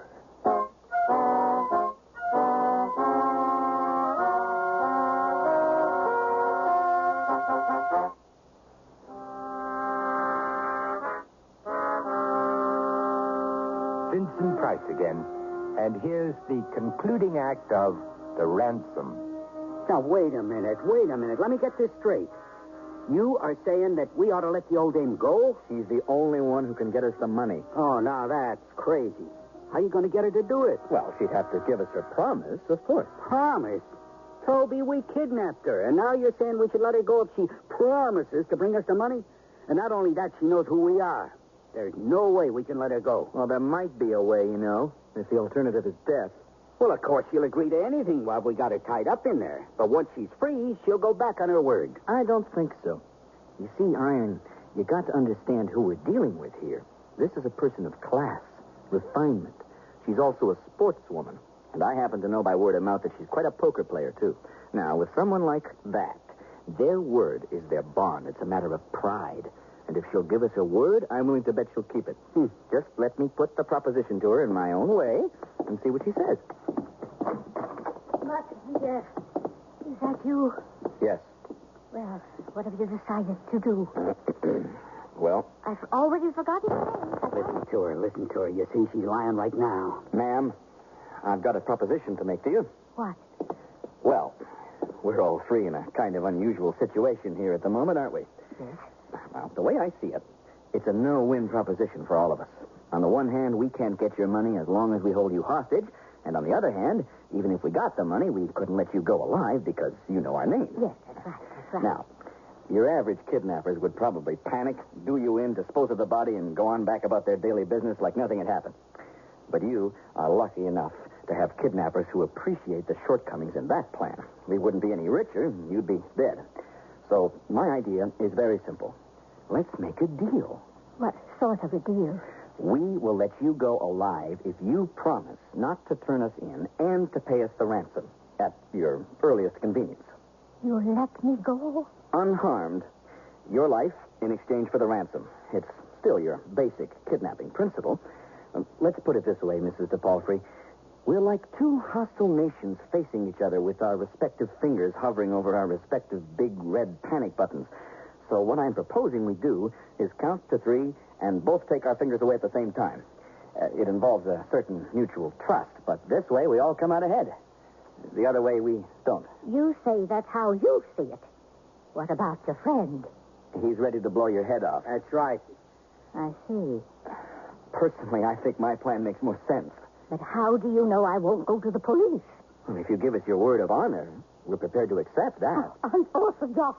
Plus, which, if you try any funny stuff, I got friends who'll do me a favor, even if I happen to be in jail. Oh, that rather takes the honor out of it, but I get the general idea. So what do you say?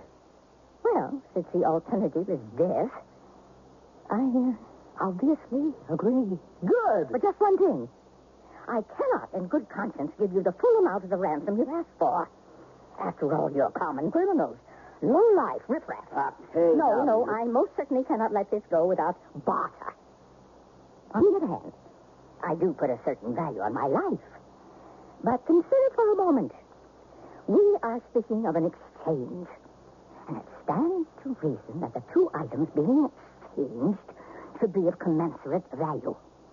Now, if I were a young woman with the lion's share of my life in front of me, I might be willing to consider it worth the $2 million you asked for. But, gentlemen, I am 86 years old. What am I getting for my ransom money? 3, maybe 4 good years at most. And the rest devalued by senility. Therefore, I can't really see paying you anything more than $100,000. A lousy $100,000? Well, that's peanuts. It's $100,000 more than you had when you brought me here. Oh, you are in no position to be making deals. Oh, but that's just it, Iron. She is. And $100,000 cold cash, tax-free, split 2 ways is an improvement over the scenery, as they say. I move we accept. No. Be reasonable. It's a princely sum for 2 days' work. What's the alternative? To become a murderer and to come away empty-handed altogether? Think of your professional pride. When did you ever do something for nothing? Okay. Good. Mrs. DePalfrey, with your indulgence, we'll leave the blindfold in place until we let you go. It'll make it easier for you to stick to your story that you can't identify us. Thank you. How considerate.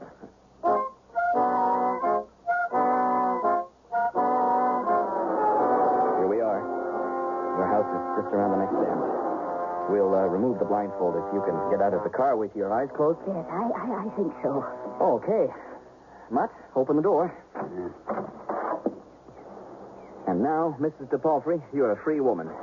Once you're out of the car, open your eyes and walk straight ahead without looking back. Very well. You got your story straight? Yes. I was kidnapped and taken out on a boat into the Sound. After several hours, they brought me back to shore and released me. I was blindfolded the entire time, and I never heard them speak a word. I saw and heard nothing that could identify them. And I have no idea why they let me go. I can only assume they got cold feet. Oh, the cops will think we're a couple of cowards. Sticks and stones, Mutt. Sticks and stones. Just remember, lady, any funny stuff and... Well, I'm pretty good at funny stuff, too. Yes, Mutt. I'm sure you are. May I go now? Yes, ma'am. Bye, boys. 10 to 1, she looks back. No, you lose, Iron. She's a woman of her word. There she goes, out of sight. I don't like it. Something's going to go wrong. Oh, I think it'll work out. Now, let's get out of here before the police see her.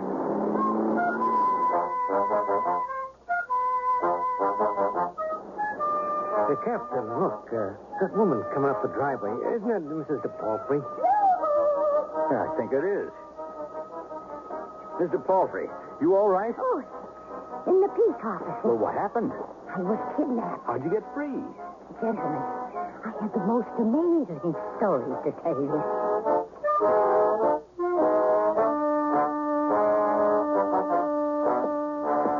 I tell you, something's gone wrong. Iron, relax. Well, look at the time. It's almost 2:30. The agreement was she'd be here in your shop at 2 o'clock sharp with the money. She'll be here. Oh, we really blew it. A couple of amateurs, that's what we are. Small-time penny-ante creepos. If we were smart, we'd blow town. Just keep thinking of that $100,000, Iron. Let that be your anchor. You know what hurts most? When the full story of this ridiculous caper hits the streets, the guys ain't going to believe it. I won't be able to show my face. I'll be a laughingstock. I don't think so, Iron. Look who's coming through the door. Hello, boys. We made it last. You think she's been followed? Wait. Now, before either of you speak, let me guess which one of you is Mutt and which one is Jeff. Well, that's not hard. The one with the teeth missing and the permanent scowl is obviously Mutt. And you, Mr. McVeigh, are Jeff. Are you alone? Entirely. I told the police the story we agreed on, and I stuck to it. In fact, if you're interested, here's the latest edition of the paper. It has the entire story. Wealthy widow's abduction a mystery. At this very moment, the police are down at the marina checking out everyone who owns the boat. Well, it looks as if you've kept to our bargain. So, where's the money? Well, now, that's what we have to talk about. I thought it over, and I really don't see how I can honor that part of our bargain. What do you mean? I'm a woman of my word, it's true. But I was forced to make that deal under duress. And I think that excuses me from my obligation, don't you? Anyway, I've decided not to give you a cent. You told the cops? No. That much of the bargain not kept. What I'm saying is, I'm prepared to forget the whole business. Well, gentlemen, good day. Just a minute. You're not going anywhere. You think you can double-cross us like that and get away with it? Maybe you didn't think I was serious, but I got a gun here. And I'm going to blow those last 3 or 4 years right out of your spindly frame. Iron, no. Oh, let him go ahead, Mr. McVeigh. As a matter of fact, if you want the money I promised you, this is the one way you'll get it. What do you mean? I was quite certain Iron was serious about doing me in if I didn't give you the money. And I didn't fancy the notion of spending my last few remaining years looking over my shoulder. So, before I came here, I took a certain precaution. I went by an insurance office and took out a life insurance policy for $100,000. Payable to the two of you, Iron Smith and Toby McVeigh. To us? Yes. But there was one stipulation. The policy is only good if I die by violent means. So, go ahead, Iron. Fire away, and the money is yours. But there will be some very awkward questions, gentlemen.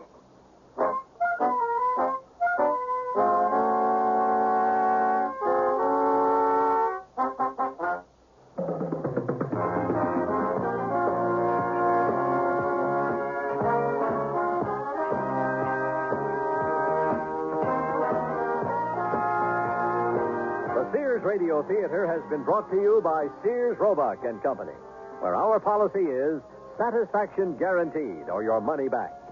Sears, where America shops for value. The Ransom was written by Percy Granger, produced and directed by Fletcher Markle. Your host was Vincent Price. Our stars were Lurene Tuttle, Stephen Markle, and Vic Perrin. Featured in the cast were Jack Carroll, Barney Phillips, and Don Diamond.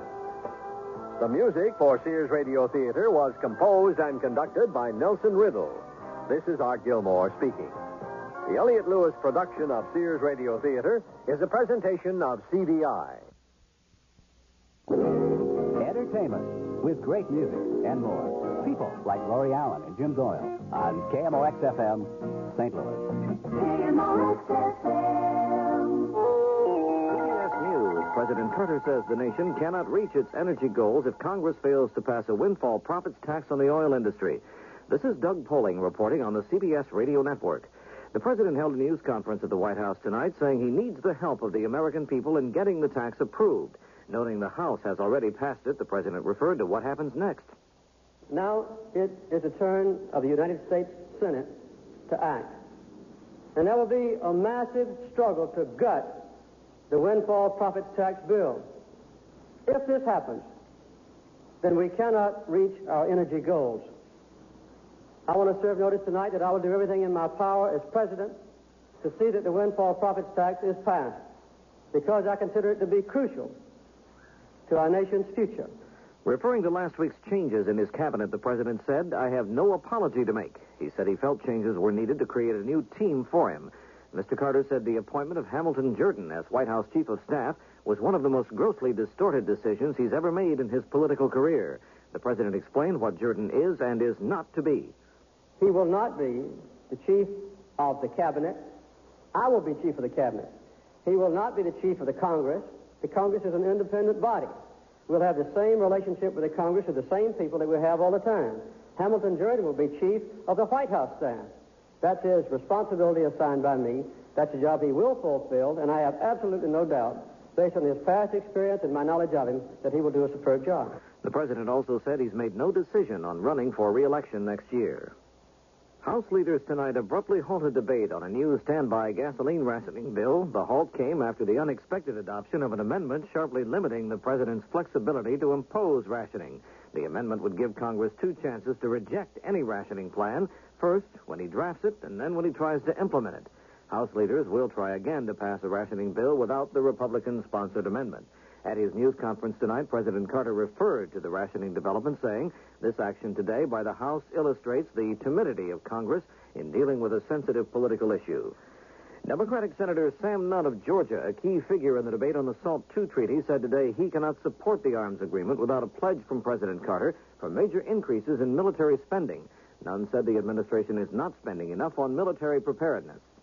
The administration's budget for the past 2 years and the President's defense budget projections through fiscal year 1984, together with the Secretary of Defense's own testimony, make it abundantly clear that the Carter administration is not yet prepared to compete effectively with the Soviet Union in the military arena.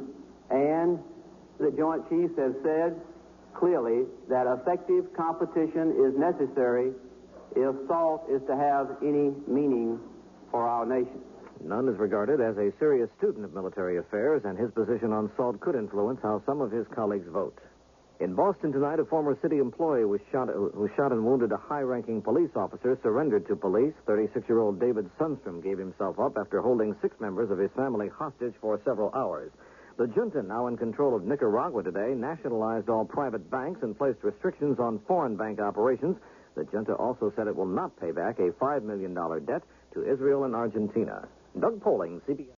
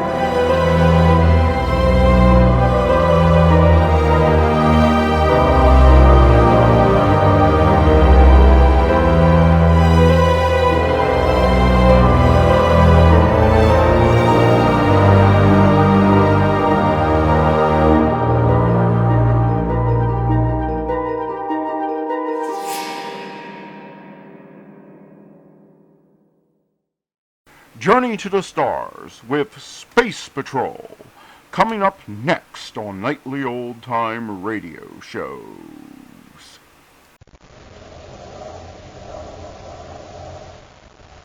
Nestle's Ever-Ready, the instant cocoa. Nestle's Quick for great chocolate milk. And Nestle's chocolate bars now present Space Patrol. High adventure in the wild, vast reaches of space. Missions of daring in the name of interplanetary justice. Travel into the future with Buzz Corey, Commander-in-Chief of the Space Patrol. In today's transcribed Space Patrol adventure, Buzz and Happy are aboard the Terra 5 approaching the planet Venus. We're on vector for the Venus City atmosphere shell, sir. Fine, Hap. Cut our velocity. Yes, sir. Hey, that's strange. The controls won't respond. There's the warning from Space Control. Decelerate quick. I can't, sir. Nothing happens. Well, try changing vector. The controls are frozen. Someone sabotaged the ship. What?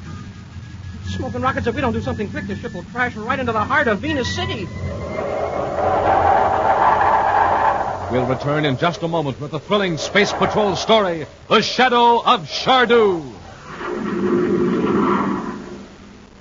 What's new? Nestle's new. Nestle's what? Coconut. Ah, Nestle's new coconut bar. That's for me. You have to eat one to believe that there could be such a wonderful flavor combination. Just imagine. Thick, rich, smooth milk chocolate, crammed to the edges with fresh, toasted coconut. And it's such fun to eat, too, because it gets crisper with every bite. Care to add anything to that, Hap? Hap. You're dead happy, will you please answer? Oh, golly, Commander, I'm sorry. You know what happens to me when you start talking about Nestle's new coconut bar? I just close my eyes and leave this planet. Yes, sir, I imagine I'm eating one right then and there. I can just taste that sensational, creamy, rich chocolate and all that super coconut. Oh, it's so crisp, so delicious, so... There I go again. That's the way it is, Commander, and there's only one cure for it. Oh, what might that be? Why, I gotta eat a Nestle's coconut bar, of course. Well, now, that seems like a good idea. For you, for me, for all space patrollers, too. Gang, why don't you find out for yourself? Treat yourself to a brand new coconut bar. You'll really go for it. Everybody goes for Nestle's, Commander. Wonderful milk chocolate, almond chocolate, and crunchy crunch bars. And naturally, the new coconut bar in the red and cream-colored wrapper. Smoking rockets, Nestle's certainly makes the very best chocolate. And now, our Space Patrol adventure, The Shadow of Shardu. Commander Corey has discovered that agents from the planet Dargida near the star Antares are secretly at work in the solar system searching for a jeweled crown. Of the two known agents from Dargida, one has been captured. The other, Orkan, escaped from Earth. Buzz fears Orkan will try to locate the one man in the United Planets who may know the whereabouts of the crown, the archaeologist Howard Sterndorf. So far, the commander has been unable to contact the scientist to warn him of the danger he faces at the hands of the ruthless intruders from Dargida. Right now, Buzz and Happy are in the commander's office at Terra headquarters. Well, there's one thing in our favor. If we can't find Sterndorf, then neither can Orkan. You forget, Hap, that we don't know how big an organization Dargida may have in our solar system. The would-be emperor, Shardu, may have agents everywhere. We sure didn't find out much from the one we captured, this Torzak, not even with a brain attack. These men from Dargida have tremendous control over the minds. This mental power, psych forces, they call it, enables them to perform incredible feats of strength. Yeah, we sure found that out the hard way. What I can't understand, sir, is why a super smart race of people would put so much value on a crown. Why couldn't Shardu be emperor without it? I don't know enough about Dargida to answer that, Hank. I don't see how we're going to protect Sterndorf, even if we do find him before Orkan does. Unless we keep Sterndorf a prisoner for his own protection. There's just one way to protect Sterndorf from the agents of Dargida. That's to make him useless to Shardu and his spies. And how can we do that? If Sterndorf knows where the crown is, he can... Excuse me, Hank. Commander Corey here. Yes, Captain. Fine. Lowell City? Good. He doesn't know why I want to see him. Well, don't tell him. Just keep him there. It won't be long. I'll blast off immediately. Corey out. Hap, Howard Sterndorf is on Mars. Captain Walden in our Lowell City headquarters got a bright hunch and checked with the curator of the Lowell City Museum. That's a break. Now we can get to him before Orkan does. Let's get to the spaceport.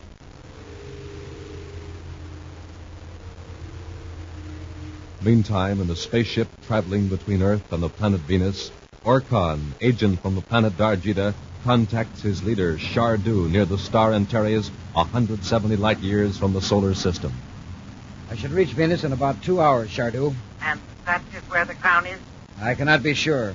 I do know that the scientist who found the crown in the Zanapi ruins lives in Venus City. It shouldn't be difficult to locate him. Once I find Howard Sterndorf, I will force him to tell me where to find the crown of Darjita. I am somewhat concerned, Orkhan. Have you contacted Agent Tordak recently? No, Shardu. I saw no necessity for it. I have tried repeatedly to reach him. He does not answer. His last report is long overdue. When did you last hear from Torzak? Shortly after you left the desert region. He told me he had this Commander Corey and the cadet Harvey under control. That is true, Shardu. When I left, Corey and the cadet were still dazed from the weakening effect of my psych force. Suppose they succeeded in overpowering Torzak. That's impossible. Then why hasn't Torzak reported? Until I learn differently, I must operate on the theory that they did escape. We must change our plans immediately. But Shardu... We must run no unnecessary risks.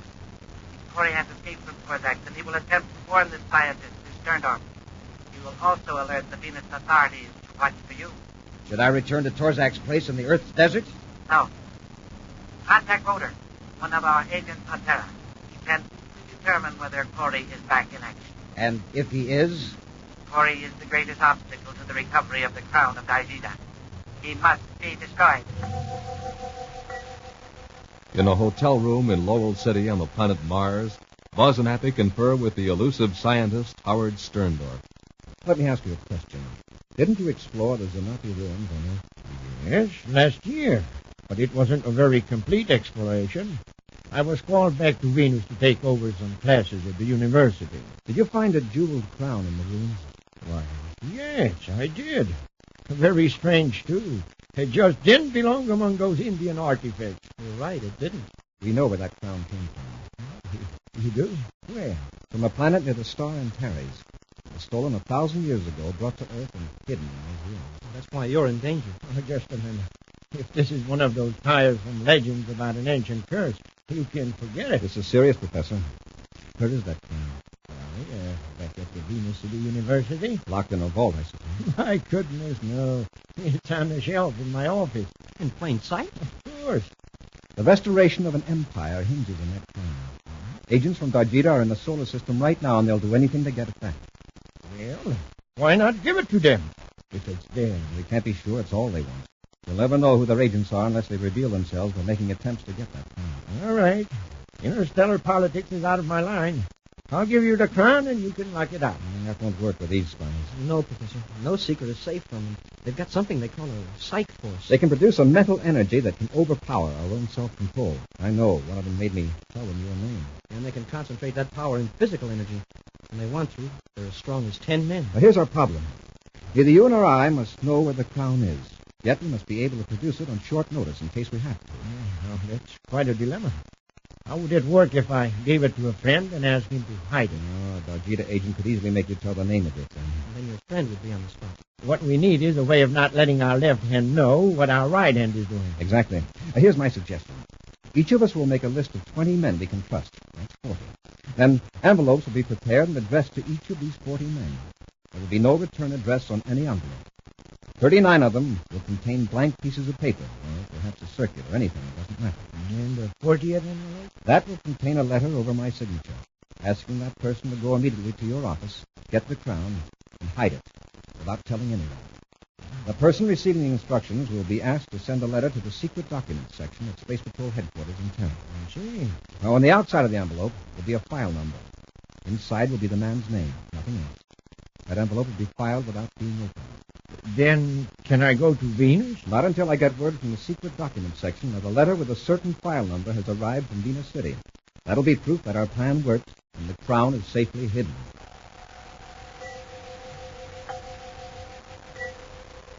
Nearly 2 days later, in a hotel on Terra, Professor Sterndorf impatiently awaits word from Commander Corey that he can return to his work at the Venus City University. As the hours drag on, he nervously paces the floor, muttering to himself. Commander Corey overestimates these Darjita people. Wasting all this time, and I could be... That's the commander. And high time, too. Well, I was wondering... Oh, hello. Professor Sterndorf? Yes. What can I do for you? I'd like to come in, if you don't mind. Well, I'm rather busy. Thank you, Professor. Oh, just a minute, young man. It shouldn't take very long. You're certainly a hard man to find. I heard you were in Lowell City, but by the time I got there, you'd left for Terra. However, what's the matter? I don't know. Suddenly, I felt a trifle dizzy. Think nothing of it. I usually have that effect on people. Who are you? What do you want? It doesn't matter who I am. You took a jeweled crown from the Zanapi ruins on the planet Earth. Where is it? You're a Darjita agent. Where is the crown? I don't know. Don't lie to me. Eventually, you're going to have to tell the truth. You'll save yourself much mental torture if you stop fighting your impulse to answer. Where is it?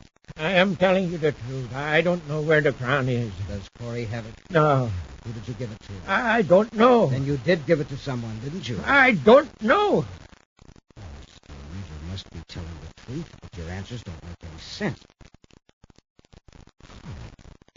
Corey sent someone to get it. Yeah. We're getting someone. Who did he send? I don't know. Are you expecting someone? Yes. Commander Corey. That's probably who that is. What's he coming here for? Well, most likely to take me to Venus. To get the crown? No. Neither of us knows where the crown is. I'm stepping into the next room. Answer the door, but get rid of Corey. Tell him you don't need an escort to Venus.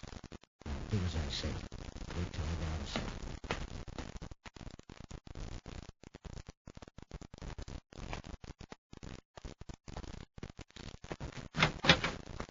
Good afternoon, Professor. Hi, Professor Sterndorf. Good afternoon. Everything has worked out fine, Professor. We'll take you to Venus as soon as you're ready. I'm not ready to return yet. I have found a few matters of interest here on Terra. When I attend to them, I can return to Venus by myself. I do not need an official escort. Good day, gentlemen. Professor. Happy the Professor knows his own mind. Very well, Professor. Thanks for your cooperation. Come on. Yes, sir. Goodbye, Professor. Goodbye.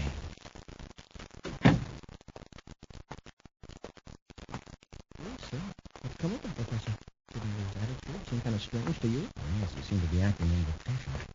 There's someone in there with him. I'll take him by surprise. Darjita agents. Trouble. I'll take them off guard before they have a chance to generate super strength with the psych force. Then you're going back? Yes, sir.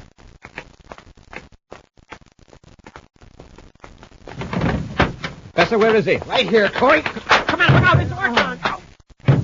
You shouldn't have done that. It's their fault I had to knock them out. They stormed in here ready for trouble. It would have been difficult to overpower them with mind energy. All right, Professor. Bring me a sheet from the bed. What are you going to do? Tie them up. I'll have Voder come here and revive them. You're coming with me to Venus. But the commander and Cadet Happy. Who is Voder? Another Darjita agent. And if they don't tell us where the crown is, Voder will show them that the psych force can be more torture than a severe beating. We'll return to Space Patrol in just a moment. Say, gang, how's your morning tempo? Do you go around like this?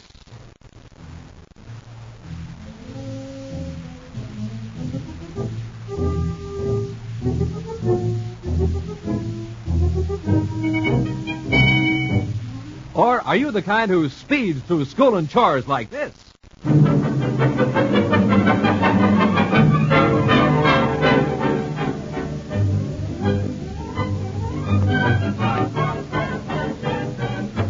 Well, I bet you the difference is breakfast. Yes, sirree, a good big breakfast topped off by a good big cup of Nestle's Ever-Ready Cocoa can make all the difference in the universe. Breakfast eaters are never slow starters nor mid-morning slumpers either, because they get the pep and go they need to last clear through. And let me tell you, when you have Nestle's Cocoa with your breakfast, you're treating yourself fine. The flavor's so rich and chocolatey and delicious, just like those sensational Nestle's chocolate bars. Another thing, Nestle's is the only instant cocoa that contains rich whole milk and sugar. That's where the pep comes from. And of course, Nestle's is so easy to fix, you can do it yourself in no time. Just put 1, 2, 3 spoonfuls in your cup and add hot water. Easy? Why, you never saw anything simpler. Good? Well, you just take a big swallow, and you'll say it's the greatest. And boy, wait and see how you speed through the morning just like this.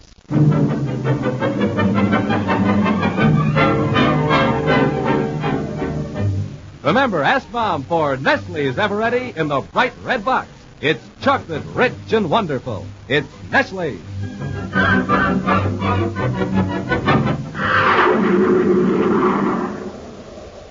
And now, back to our Space Patrol adventure, The Shadow of Shardu. Commander Corey knows that agents from Darjita with their specially trained brains can generate a psych force strong enough to make any ordinary person reveal any fact that he knows. Buzz, therefore, worked out a plan so the crown of Darjita can be hidden by an unknown third party. Thus, neither Buzz nor Professor Sterndorf have any direct knowledge of where the crown is or who has it. But Agent Orkan captured the professor and knocked Buzz and Happy unconscious. The two space patrolmen come to their senses in the professor's hotel room on Terra to find themselves securely bound by strips of sheet torn from the bed. I think I'm getting it, Hap. The strands of sheet around my wrists are beginning to give. I'm not making any headway with mine. Orkan used too much of his super strength in tying me. He pulled the knot so hard he weakened the fabric. Listen, we'll be on our way. Commander, someone's at the door. I'll step out of sight and keep a vigilant conversation.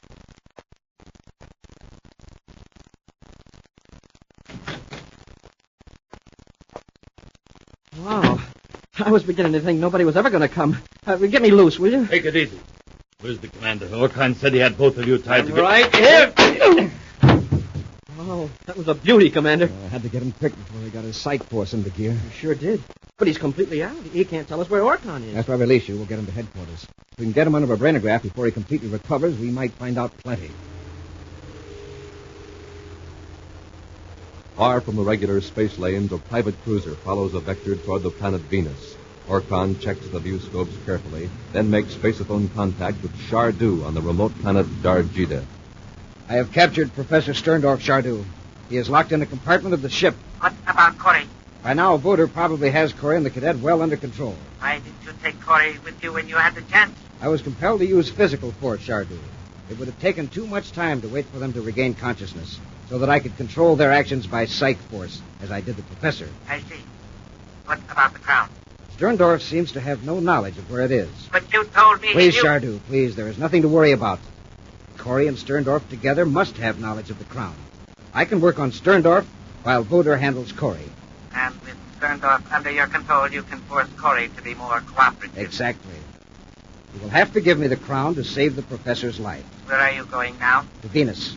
In all probability, the crown is somewhere on that planet. I can operate from Venus City location number 3. You must find the crown without delay, Orkan. Proceed to Venus.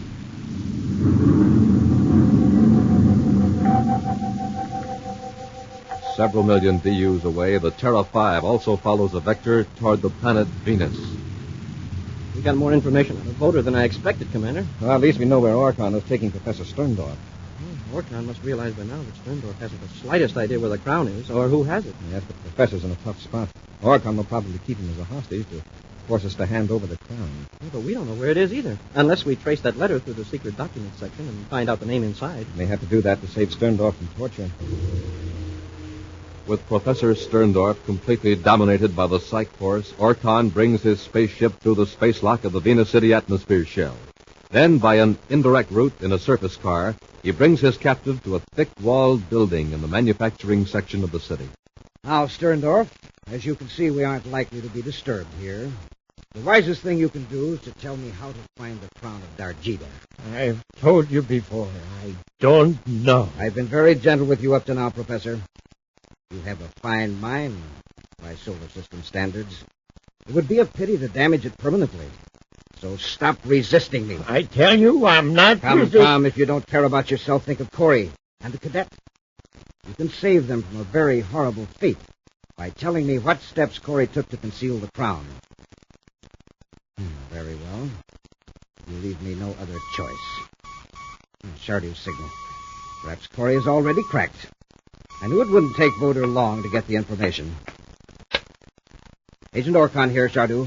Orkan, Corey has escaped from Voder. What? That's impossible. I received a report from another Terra agent. Corey and the cadet blasted off from Terra on a Venus orbit. What about Voter? He has not reported. Very likely Corey has him locked up at headquarters. There's no telling how much information Corey got from him with their brainograph. I still have Sterndorf. Corey won't dare do anything to endanger the professor. Don't tell me what Corey will do. You keep telling me that the people of the solar system are weak, that they're powerless against our psych force. Well, Corey has captured 2 of our agents, Tarzan and Voter. You are probably next. No, he'll never take me. He won't if you obey my instructions. He must never reach Venus. How can I stop him? The thought radiation unit on your spaceport. You know the standard space patrol frequency? But Shardu projecting the psych force by spaceophone, it's a tremendous strain on my mind. It's painful, exhausting. But you have exercised partial control over Corey before. Receptivity has already been established. I know, but I can't be sure I can project a command over such a distance. Even when it's amplified by the thought radiation unit, it could be distorted, diffused. Do not project a complex command. A simple, strong, non-action impulse is all you need. Non-action impulse? Yes. Soon Corey will approach the Venus City atmosphere shell.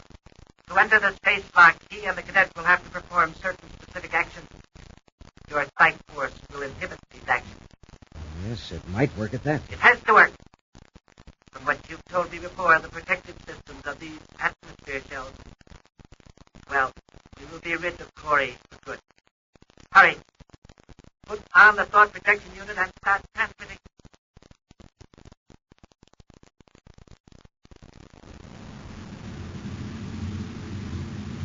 We're on vector for the Venus City atmosphere shell, sir. The fine half. You bring it through the locks.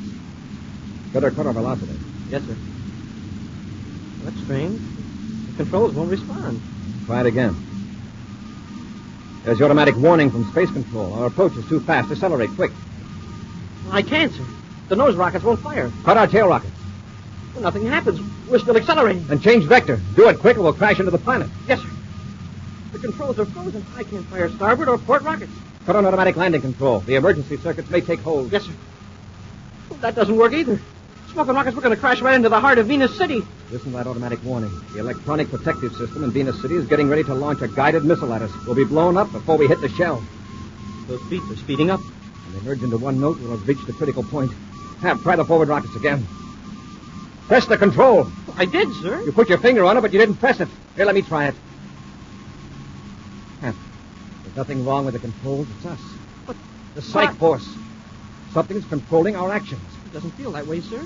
We can do anything but decelerate the ship. Orcon must be using his psych force by remote control. The spaceophone, I'll cut it off. Now we can't hear the warning. Try the controls quickly. Fire port rockets. It worked. It worked. We're changing vector. Let's hope we swerve quick enough. Full repel array. We're zooming in awfully close to the ground.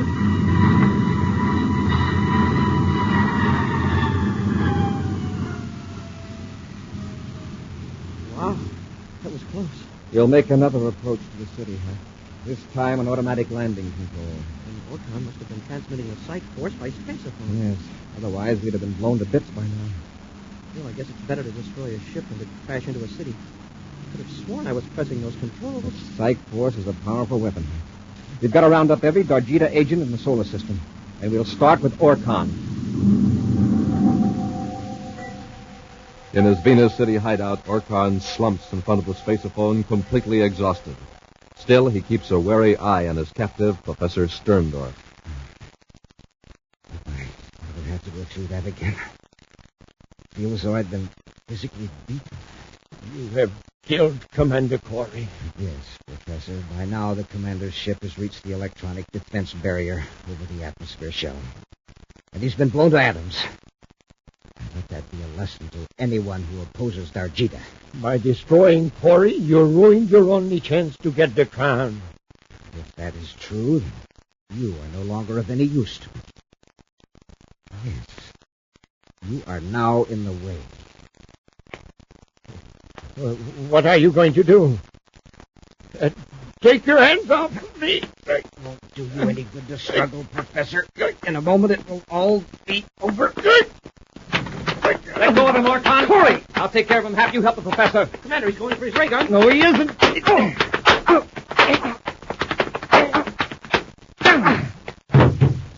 Keep him covered. Yes, sir. Are you all right, Professor? Yes, Commander. But if you'd been a moment later... You'll get Orcon to a brainograph before he builds up his mental resistance. He can probably tell us who some of the other Dargida agents are. He won't get anything out of me. Shardu of Dargida will see that I am liberated. Come on, Orcon. Let's go. There is Shardu calling me now. Forget it. Very well. When I don't answer, he'll know I'm in trouble and send other agents to help. He is right, Commander. That gives me an idea. All right, Orcon. Talk to your boss. Go ahead. Say anything you like. Do you mean that? Answer it. You've got some trick in mind. You think you'll learn something about the Dargida master plan? All right, don't answer it, but make up your mind. Very well. But you won't learn anything. Agent Orcon, here, Shardu. I'm surprised that you answered, Orcon. Shardu, listen. Be careful what you say. Silence, Orcon. I have just heard of the failure of your plan to destroy Corey's spaceship. That's what I wanted to explain. Silence. Do not interrupt. To repeat this one thing means only one thing. You are a traitor. You are working with my enemies. That's not true. I'm loyal to you, Shardu. Protect me from such loyalty. Henceforth, you will be regarded as a traitor of Dargida. I have ordered certain agents in the solar system to give you the treatment we reserve for traitors. Goodbye, Orcon. Shardu, listen to me, please. That's the way he repays me for my faithful work. Commander, you've got to protect me. You don't have any idea how vicious Shardu can be. Oh, don't we? You've given us some pretty good demonstrations. Come on, Orcon. We'll see that nothing happens to you for a long time to come. An action preview of next week's exciting Space Patrol adventure in just a moment. Say, Commander, take a look at these drawings for the new type spacesuits. See here? Energy restoration units built right in. Pretty cosmic, huh? I've got a better energy restorer and builder right here. What's more, it tastes good. You couldn't be talking about anything but good old Nestle's Ever-Ready Cocoa, I'll bet. After you go to the head of the clan. Nestle's Cocoa is the hot drink all space patrollers need to make them peppy and keep them peppy. So delicious, too. Just packed with the rich, true chocolate flavor of Nestle's chocolate bar. And that's the best chocolate there is. Nestle's is so easy to make, too. Just 1, 2, 3 spoonfuls in the cup, add hot water, and it's ready. Smoking rockets, let's not stand here talking about it. Let's have some. Roger. Let's everybody have a big, delicious cup of Nestle's Ever-Ready Cocoa. And Nestle's is the one with the real chocolate flavor. That's Nestle's in the bright red can. And now, a preview of next week's exciting Space Patrol adventure. Buzz and Happy are on the planet Dargida, pursued by a band of Shardu's agents. They're gaining on us, sir. We're nearly at the top of the ridge. Then it'll be downhill to the ship. It's lucky for us they don't have any weapons. Shardu probably gave them orders to take us alive. From what we know of him, that isn't going to be any picnic. If we can keep this lead, we'll be safe. Wow, they have got weapons. It's the top of the ridge. Now a final spurt to the ship and... Smoking rockets, Commander, look. Our ship is gone. Be with us next week for the thrilling Space Patrol story, Planet of Discord.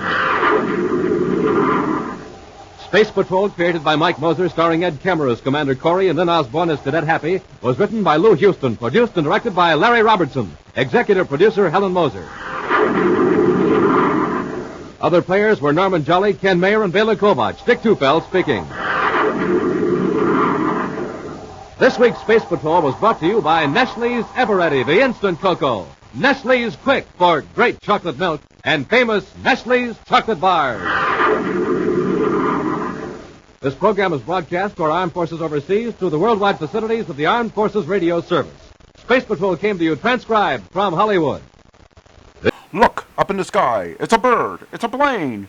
It's the Adventures of Superman on nightly old-time radio shows. Coming up next. Presenting the transcription feature, Superman. Up in the sky. Look, it's a bird. It's a plane. It's Superman. And now, Superman, strange visitor from the planet Krypton, who has come to Earth with physical powers far beyond those of mortal men, and who fights a never-ending battle against crime and oppression, disguised as Clark Kent, mild-mannered reporter for a great metropolitan newspaper. Returning from an adventure in the Caribbean Sea, Kent and young Jimmy Olsen found themselves head over heels in mystery. $5 million worth of stolen crown jewels were hurled through the window of the compartment adjoining theirs on the Atlantic Railroad's cracked Thunderbolt Express. almost hitting a young girl, sole occupant of the compartment. Recalling that 2 cars had been speeding along the highway near the railroad tracks, Kent, as Superman, left the train and flew back to see whether there was any connection between the cars and the jewels, leaving Jimmy alone in their compartment with the fabulous gems.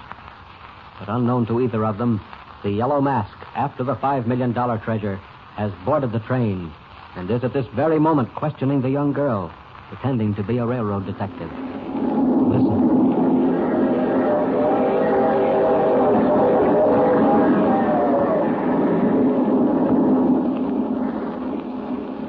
Please go on, miss.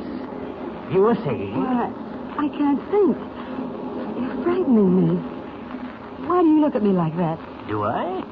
I don't mean to. You stare as if you would look right through me. As if you thought I was lying. Aren't you? Aren't you lying? Answer me. Please go away. You're upsetting me. If you don't leave at once, I'll call the conductor. I beg your pardon, miss. You see, we railroad detectives have to examine every possible clue. So you are not lying. Of course not. I don't know what you mean. Let me go on. When this thing came through the window, had you been looking out? Admiring the scenery? No, I was reading. Reading a magazine. You saw nothing out the window? I tell you, I was reading. You saw nothing? Nothing. And then the crash. It must have been very terrifying. It was, believe me. Very well. Go on. What next? What happened? I don't remember. I screamed and people came running. Ah, yes, of course. People came running. And what did they find? I don't understand you. What did they find? Oh, a broken window. Glass all over the compartment. No. The object. The thing that broke the window.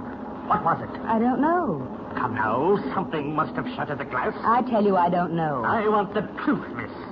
There is no reason to hide anything. This is no fault of yours. I'm not hiding anything. We searched. Everybody searched. But there was nothing. Nothing at all. That's not possible. What do you think broke the window? How should I know?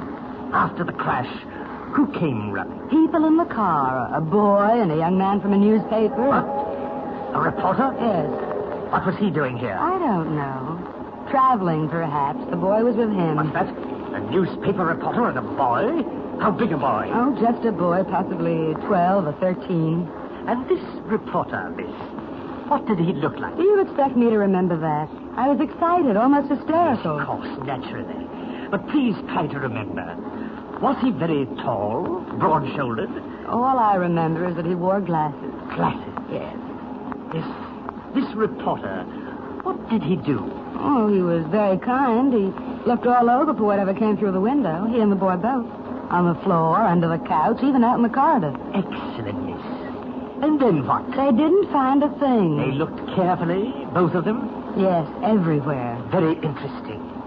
So whatever it was that broke your window simply vanished. Is that what you tell me? Yes. Thank you, miss.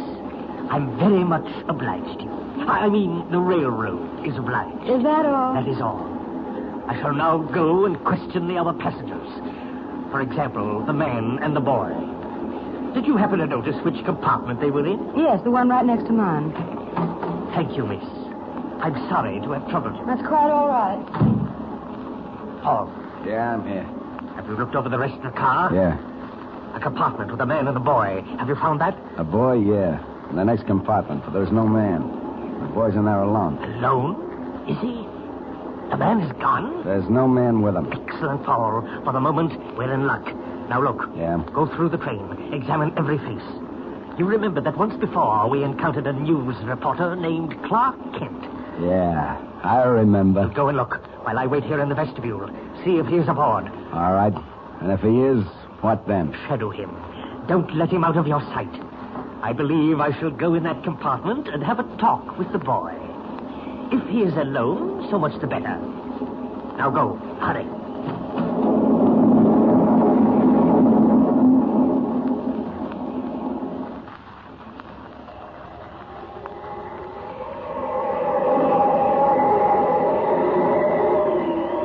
Getting dark. Been gone almost an hour and I haven't found a thing. I've combed that highway 100 miles in each direction. If those cars were mixed up in this jewel business, they've gone now. Oh, wait a minute. What's that? Looks like a fire on a back road. It is a fire. A burning car. There's been an accident. Have to look into this. Hello? Hello, anybody here? Anybody hurt? Help. I'm coming. What's the matter? Quick. They got me. They got me all right. I fooled them anyway. Quick, man. Tell me where you're hurt. What happened? Jewels. Thought they got the jewels, but they didn't. The jewels? We was fighting. They stopped me on the road. Then the train came by. She was supposed to meet me on the back platform. She didn't. She? Who is she? I knew which car she was in. I kept fighting them off till the train caught up with us. Listen, man, what are you talking about? I fooled them. I slammed it right through the window. Even if they got me for it. Who was it? They chased me. I thought I'd make the station before the train came in. That's what I was supposed to do, but they held me up. You tell her. That's what made me right. Done the best I could. Look, listen to me. Who are you talking about? Who held you up? Who shot you? Quick. It was after the jewels, too, but I beat him to it. The yellow mask sure got left this time. What? Who did you say? The yellow mask? Is he back of this? Yellow mask. Plenty smart. Wait till he meets her. The yellow mask after the jewels. And Jimmy alone back there on the train. Got to get back before something happens. I can't leave this poor chap. Wait. What's that? It's a police siren. They've seen the fire. They'll take care of him. And I can't have them finding me here. Not now. Up! Up!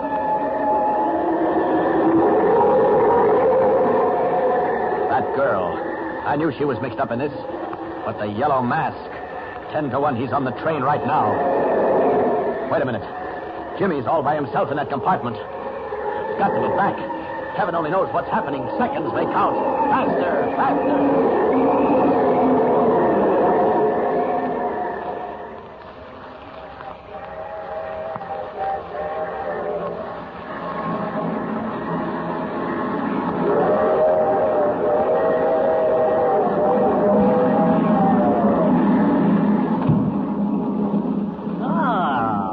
Excellent, Paul. Back so soon. What have you found? Nothing. He ain't anywhere around. Don't be a fool. The train hasn't stopped since I got on. He must be on board. I say no. I searched the whole train.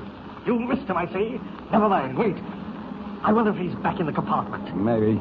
You sure he didn't pass you in the vestibule, boss? Nobody came this way. But it's well to make sure. Come along.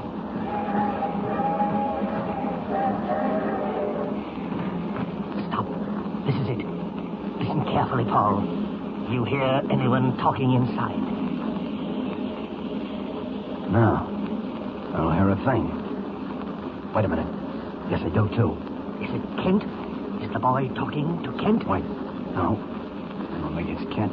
That's the porter. The kid's telling him what he wants for supper. I'd prefer to find him alone, but I can't wait. Either the boy or Kent may have picked up the jewels. And if they did, they're hidden in that compartment, and the boy will know where. What'll I do, boss? You wait in the corridor or in the vestibule. If the man I described to you, the one I think may be Kent, if he does come back, keep him away. Keep him away, boss? How? My dear Paul, however you think best. Believe me, I shall ask no questions. Okay. But what if the kid won't talk? What if he puts up a holler? He'll talk, Paul. I'll promise you that. And he won't yell, not even once. That is also a promise. Now then, keep your eyes open. And if Kent comes back... Okay, boss. If he does, I know what to do. Very well. Now, quiet. Is the door unlocked? Must be. The porter just went in. Quiet. And some roast beef and French fried potatoes and a big glass of milk. Yes. Is that you, Mr. Kent? Oh. Who are you? I am the railroad detective, son. Oh, I thought it was Mr. Kent coming back. What do you want? So, you thought it was Mr. Kent. Mr. Clark Kent of the Daily Planet, eh? Stay right where you are, Potter. Don't move. Yes, sir, boss. What's your name, son? Jimmy Olsen. What do you want? Where are the jewels? What? Don't play with me, boy, and don't cry out. Don't make a sound. Where are the jewels? Why should I tell you? Who are you? So, then they are here. As for who I am, I will tell you. The Yellow Mask.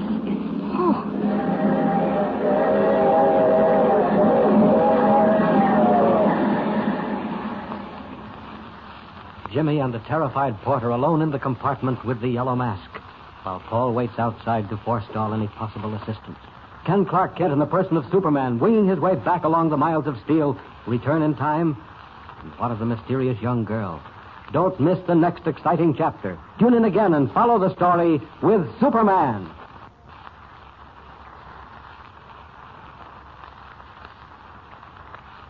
And remember, tune in the next thrilling installment of the transcription feature, Superman. Up in the sky, look! It's a bird! It's a plane! It's Superman!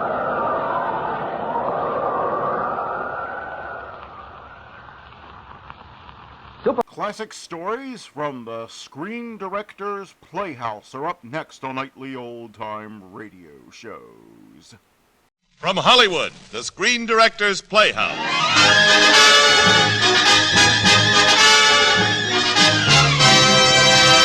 Screen Directors Playhouse, star Ray Milland, production The Uninvited, director Louis Allen.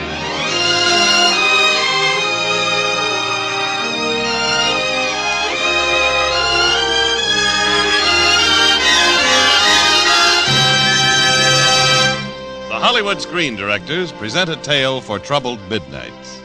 The motion picture drama, The Uninvited, starring Ray Milland in his original role of Rick Fitzgerald.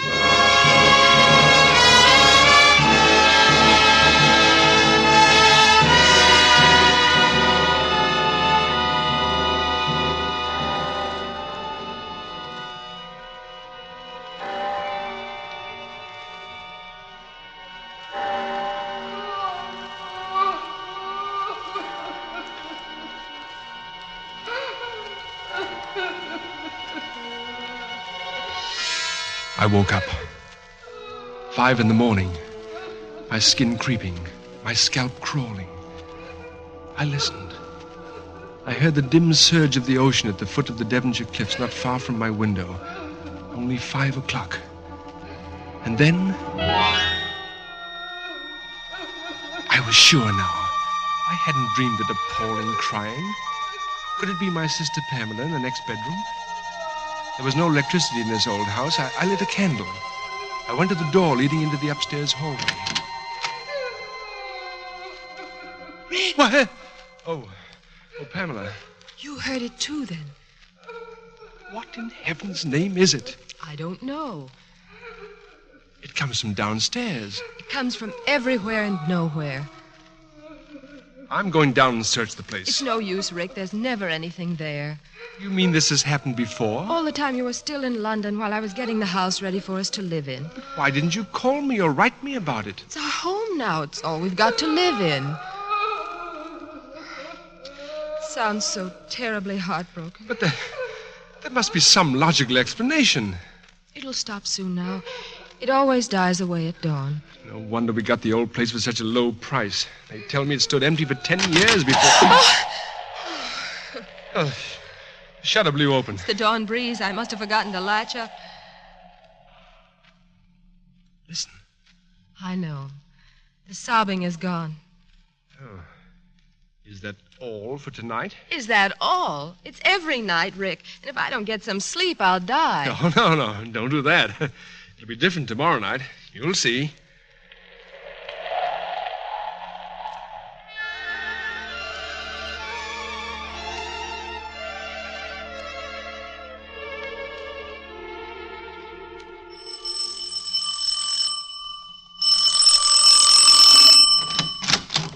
Oh, hello.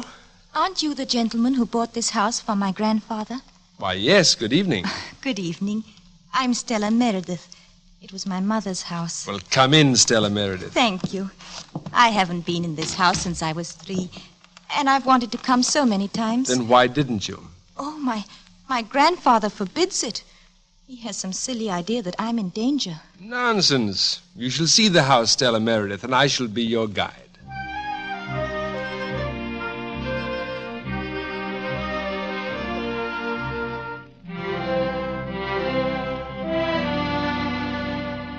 And this is my old nursery.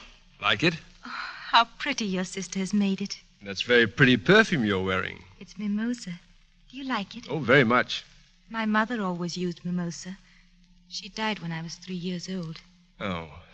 May I see the studio now where my father painted? Only it's the studio where I play the piano now. You may even persuade me to play something for you.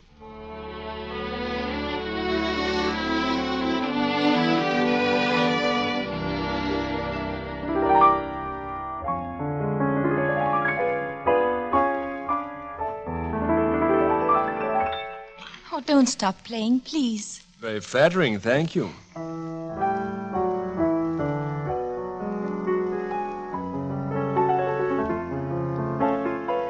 Father painted my mother's picture in this very room. You don't remember that. No. But Mother would sit on this platform wearing her soft white dress. Sometimes, of course, he'd paint the other one. Other one? He had a model, you know, a Spanish girl. People seem to get awfully hush-hush when I try to ask about her, though.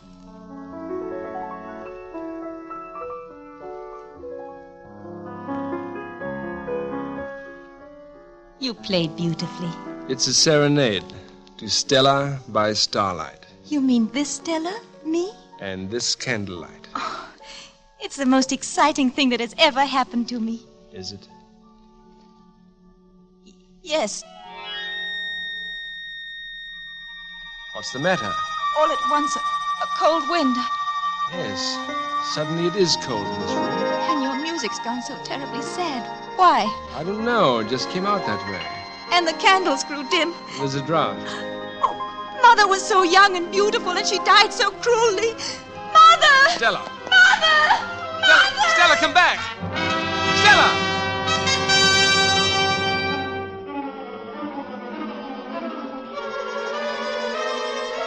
I gathered my scattered senses and jumped up and ran after her. I passed Pamela standing amazed at the foot of the stairs. Rick, what's the matter? What's happened? There's something evil in that blasted room. Stella! But she was out the front door, her dark hair flying, running wildly in the darkness, heading for the cliffs. Stella! I shouted after her. Stella, come back! Shouted again, pleading with her. No, Stella, no! The cliffs, I thought. Stella, the cliffs! The cliffs and the boiling sea beneath. Stella! Whatever sinister force had driven her out of the house was now driving her to destruction on those killing rocks. The brink was only yards away, a few steps. I reached for her, and my fingers caught in her belt, and I pulled her back. Back from the very edge of that awful precipice. Stella. What's the matter? Matter? You were going over the edge. Was I? Why did you do it, Stella? What drove you toward death? Death? Why, nothing. I didn't feel I was in any danger. Look below you. Oh, the sea. Yes. This is where my mother fell. Your mother fell here? By this dead tree. She... Are you all right? Help me. Stella.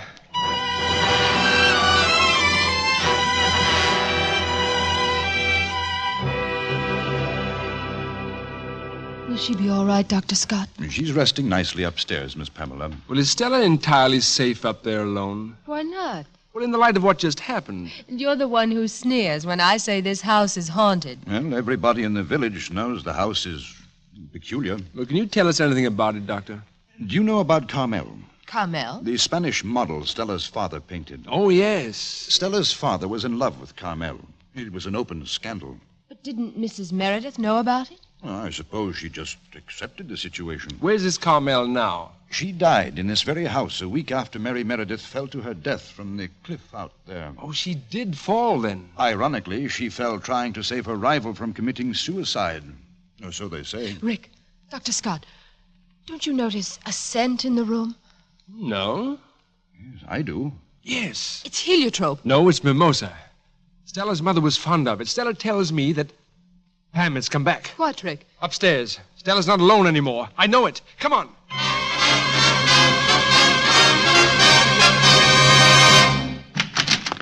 Stella. Stella, are you all right? She's gone. I'm here, Stella, darling. at the window. Now, don't be frightened. I'm not frightened. Don't you know who it is in your house? It's my mother. Your mother? Did you see her? No. But when I woke up, I felt her in the room. Her scent, the mimosa, it was all around. I could feel her warm presence everywhere. And I felt something else. Something I've never known in my whole life. The knowledge that someone loved me very dearly. You'd better take her home, Rick. No. No, Mother is here. She wants me with her. Your mother is dead, Stella. I know. But your grandfather will miss you. He'll be furious if he finds you here. I know, but I love it here. I'll always come back. Another time, Stella. Another time.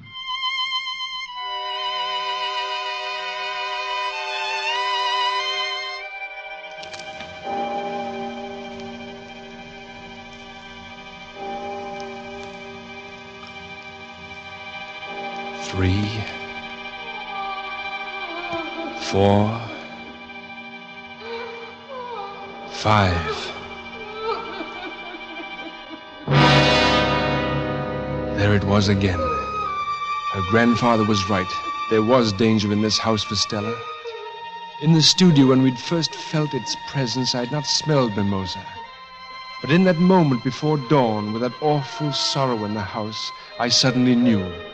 I knew that there was a cold, cruel spirit which hated Stella, and a warm, scented spirit that loved her. There was not one ghost.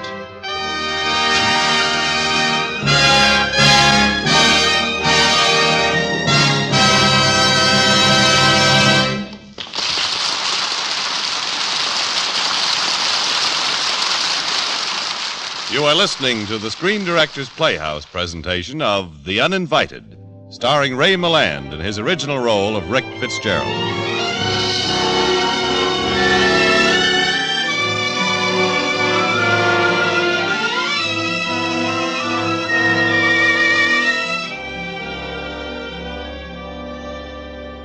Pamela, I know this. Stella Meredith is in danger in this house. She mustn't come here anymore. But she loves it, Rick. How can we possibly keep her away? By holding a seance.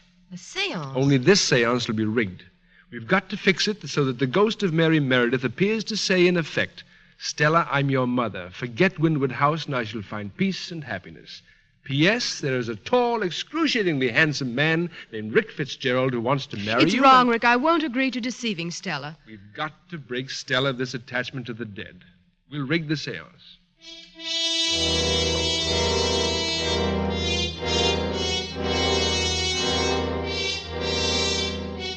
That very night, we held the seance. We all sat around a table. Stella, Pam, Dr. Scott, and I. A single candle was burning. On the table, I chalked the alphabet in a big circle, and the words, yes and no, opposite each other. An inverted wine glass stood in the center of the table. My stage was set. I think the room is dark enough to begin. The important thing is that we should all believe. Yes, so I understand. Well, what now? Everybody puts a finger on the glass. Now, ask a question, Stella. Is there anybody here? Is anybody... The glass is moving. Yes. The glass is on yes. Go on, Stella. Are you my mother? Yes. You don't want me to go away from Windward House, do you, Mother? They want me to stay away. Do you? Rick, let go. You're keeping the glass from moving. I'm not. Let go, I say. Better let matters take their course, Fitzgerald. All right. No. You see? She said no.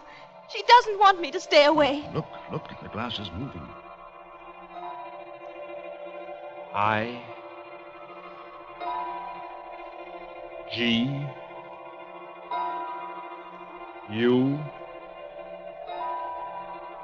A, God. I, God. Guard me from what, Mother? What?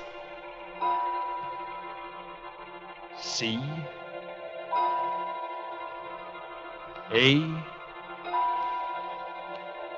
R, M, Carmel. That's enough. Who smashed the glass against the wall? You, Pamela? No one, Rick. No one was touching it. Stella's in a trance. Stella! Don't touch her. It may be dangerous. May I ask a question? No. It might help to try to reach her mind. Yes, try it. Whoever you are you Mary Meredith, Stella's mother?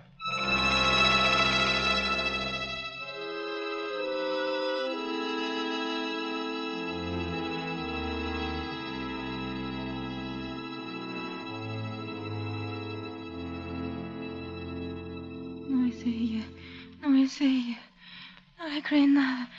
No le haga caso. Está mintiendo. This is awful. I won't ask her anything else. Es ladrón. Ladrón de mi cariño. Is that Spanish, Scott? I don't know. Ladrón de mi cariño. Stella. She's fainted. I'm afraid this has all been a dreadful mistake. It was wrong. But she'll never be cured until this house is cured. Until then, Stella must never come here again. I won't answer it. I'll answer it. I'll go.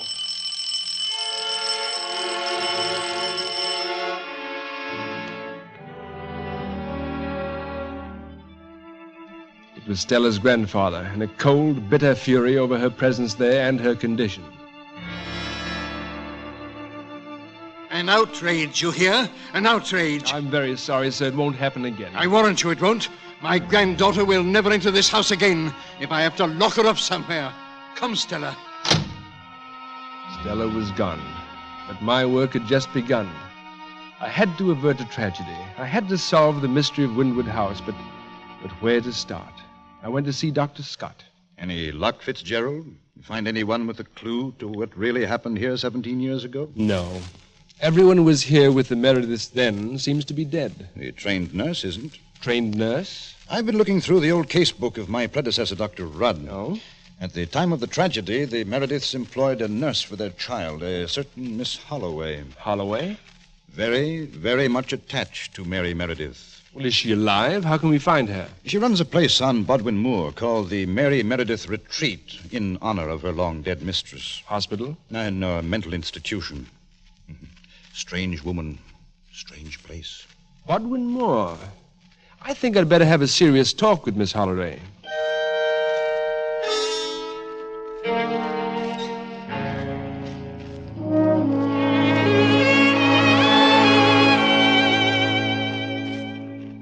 I shall be happy, Mr. Fitzgerald, to assist in any way I can concerning these manifestations at Windward House. Well, to begin with, Miss Holloway, I know about the Mary Meredith Carmel triangle 17 years ago. Yes, it was the delight of the local gossips. What were Mary and Carmel like? Extraordinary women, both of them. But Mary Meredith, she was a goddess. Even her talk was lovely and sparkling. Oh, the night we sat before her fireplace, planning our lives. Yes. She met her humiliation and her fate magnificently. About Carmel. A Spanish gypsy. Beautiful and crafty and cruel. Why did Mrs. Meredith stand for the situation? She felt the decision to end it must come from her husband. Did it?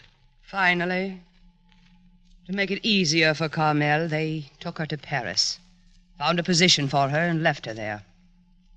Then they came back here with their infant daughter. For a while, they were almost happy together. Then? Carmel came back. She still wanted Mary's husband. Then, one stormy night, Carmel had been told that she must leave, this time for good. Oh, there was a ghastly scene, and finally Carmel, in a rage for revenge, ran to the child's room and snatched her up and ran toward the cliff. Mary raced after her. In the struggle, Mary fell to the rocks below. The baby was unharmed. What happened to Carmel? She escaped in the storm. Next morning, she crawled back in the early stages of pneumonia. I had to nurse her. I see. And now, please. I must be alone. Please.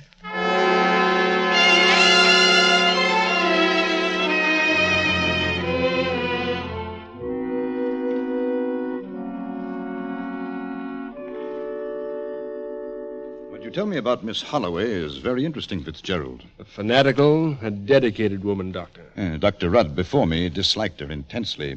Professionally? Personally? How? Listen to this entry from Dr. Rudd's casebook for December 10th, 1932. Called to Windward House, Meredith's model, Carmel Quesada, double pneumonia. That tallies with what Miss Holloway told me. December 12th, Carmel Quesada much worse. No attempt to warm her room. Found traces of snow in her bedroom. Snow? Spoke severely to Nurse Holloway. Absolutely criminal negligence. Well, isn't that a pretty serious charge, Doctor? When a man of Dr. Rudd's generation used it, it was very apt to mean murder. Miss Holloway murdered Carmel? She was very fond of Mary Meredith. Perhaps that's why Stella's grandfather sent her to Miss Holloway's for safekeeping this afternoon. You mean Stella's there now? In that genteel madhouse? Well, I venture she's safe with her mother's dearest friend. Who was also guilty of criminal negligence? Oh, no. Dr. Scott, I must hurry. Be good enough to call my sister Pamela at Windward House. Say I'll pick her up in 15 minutes and call Miss Holloway, will you? Tell her to expect us. I'm on my way.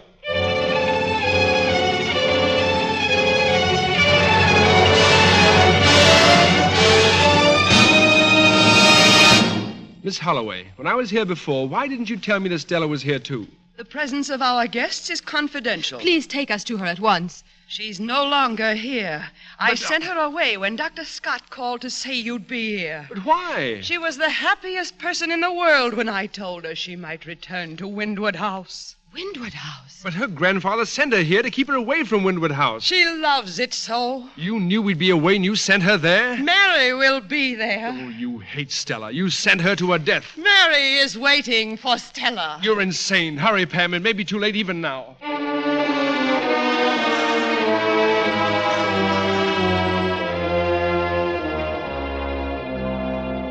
We drove headlong through the rain, racing the train to Windward House. We arrived in the early hours of the morning. The house was dark. We were on time. Stella hadn't arrived yet. And then, from the inside of the house...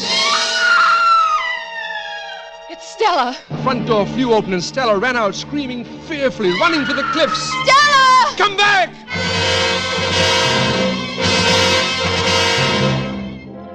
Something she'd seen or heard or felt in that horribly sick house of ours was sending her screaming in the darkness toward the windy cliffs.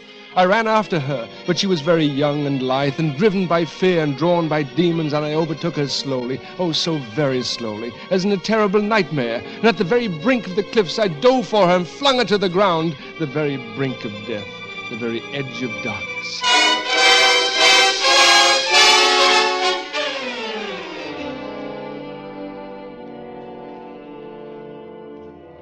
Nothing but a few bruises, Stella. You'll be fine. Dr. Scott, Rick, why would my own mother want to drive me to my death? Darling, whatever drove you from this house couldn't have been your mother. But it was. I saw her. It was a kind of a mist that glowed softly in the dark, coming toward me, just as my father painted her. And why did you run away?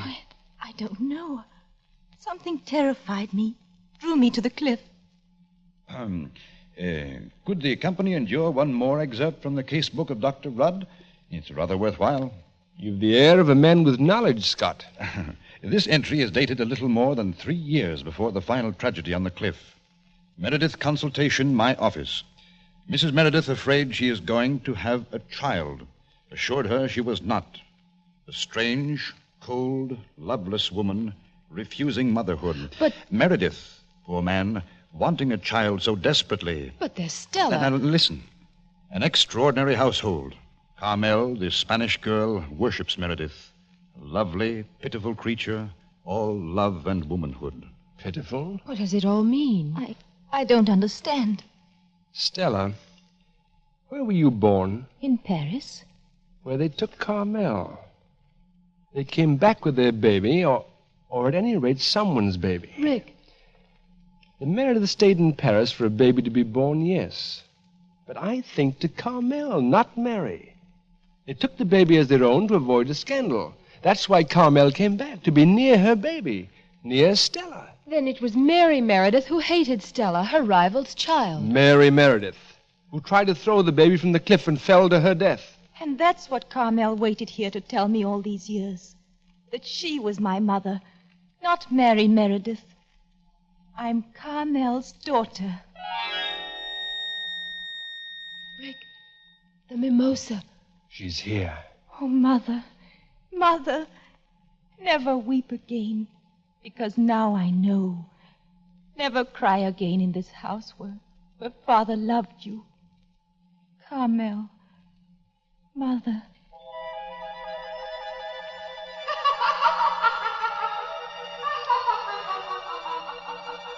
She's happy. Mother's happy. She's at peace at last.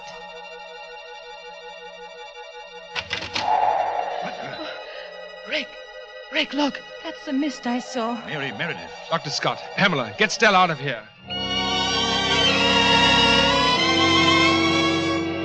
I was alone.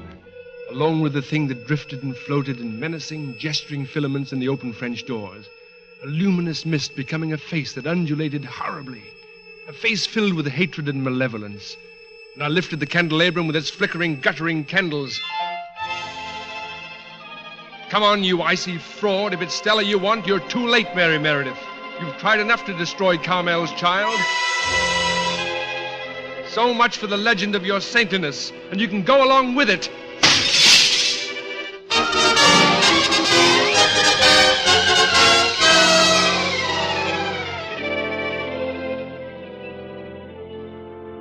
Rick, Here, darling. are you all right? All right. I am magnificent. It's so dark, darling. Never brighter. Mary Meredith. Gone forever. And I always thought she was my mother. What? Good saints preserve me from ghosties and ghoulies and long-legged beasties and a future mother-in-law like that.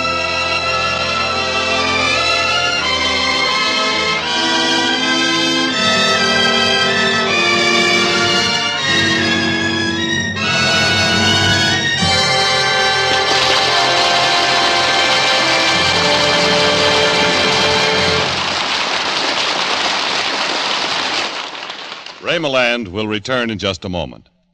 Next week, as always, another great star recreates one of her most memorable roles on Screen Director's Playhouse. Our story is The Spiral Staircase, and our star, Dorothy McGuire, with Screen Director Robert Siodmak. Now, here again is tonight's star, Ray Milland.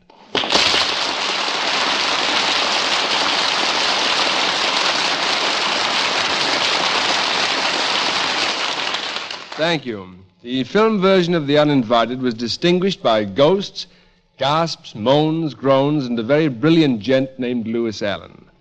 Lou directed the picture, furnishing the assorted horrors out of his bag of tricks. Since then, we've done 3 other films together, and his amazing know-how still has me fascinated.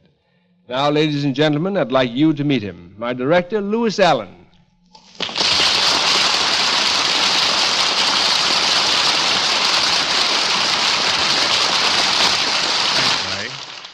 But I hardly think I deserve those compliments. Why not?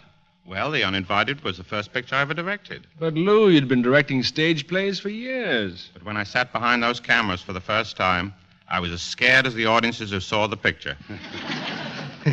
Well, how do you feel about cameras after all the pictures you've made since then? They still scare me. You know what? What? They scare me, too. Well, at least we weren't scared of the ghosts in The Uninvited. Well, you know, Lou, you made everything so real, for a while I almost believed in them myself. But, Ray, there's no such thing as ghosts.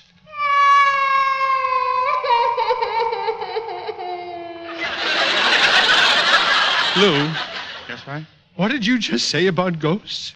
I'd rather not talk about it. Good night, Ray. Good night, Lou. Good night, everyone.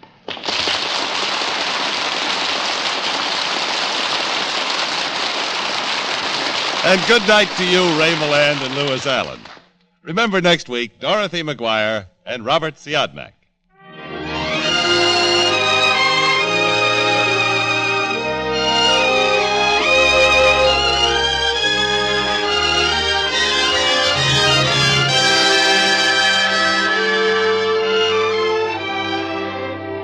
The Uninvited was presented through the courtesy of Paramount Pictures, whose current release is the William Wyler production, The Heiress, starring Olivia de Havilland, Montgomery Clift, and Ralph Richardson. Ray Milland will soon be seen in the Paramount picture, Copper Canyon. Lewis Allen's current production for Paramount is Chicago Deadline. Included in tonight's cast were Alma Lawton as Stella, Norman Field, Mary Shipp, John Daner, Georgia Backus, June Foray, and Dan Ritz. The Uninvited was adapted for radio by Milton Geiger, and original music was composed and conducted by Henry Russell. Screen Directors Playhouse is produced by Howard Wiley, with dramatic direction by Bill Karn. Portions of the program were transcribed. This is Jimmy Wallington speaking, inviting you to listen again at this same time next week, when we present Screen Directors Playhouse, star Dorothy McGuire, production Spiral Staircase, director Robert Siodmak. Sunday on Hollywood Calling, you may be called by motion picture stars Maureen O'Hara and Dan Daly to win a wonderful prize and crack the Film of Fortune jackpot. Make a note to stick close to your radio and your telephone Sunday for Hollywood Calling. It might be your lucky day. Listen to Hollywood Calling Sunday on NBC. Stay tuned for Bill Stern and the Sports Newsreel on NBC.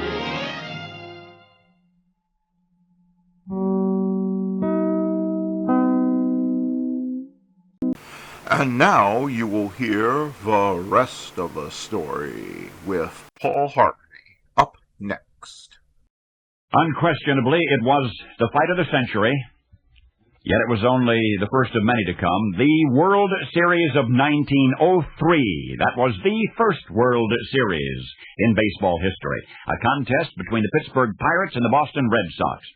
And you know what? For the first game in that historic first-ever battle between the National League and the American League, the Red Sox manager sent to the pitcher's mound, of all people, Denton Tecumseh.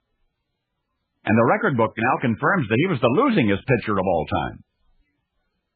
Why Boston decided to start him against Pittsburgh, well, that's something as significant as the World Series itself.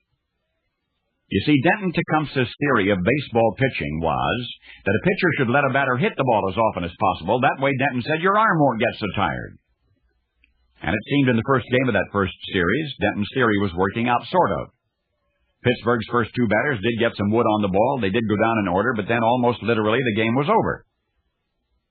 Because that second out was followed by a Pittsburgh triple, a single, a stolen base, an error, a double steal resulting in a run, and the score after one inning was Pirates 4 and Red Sox 0.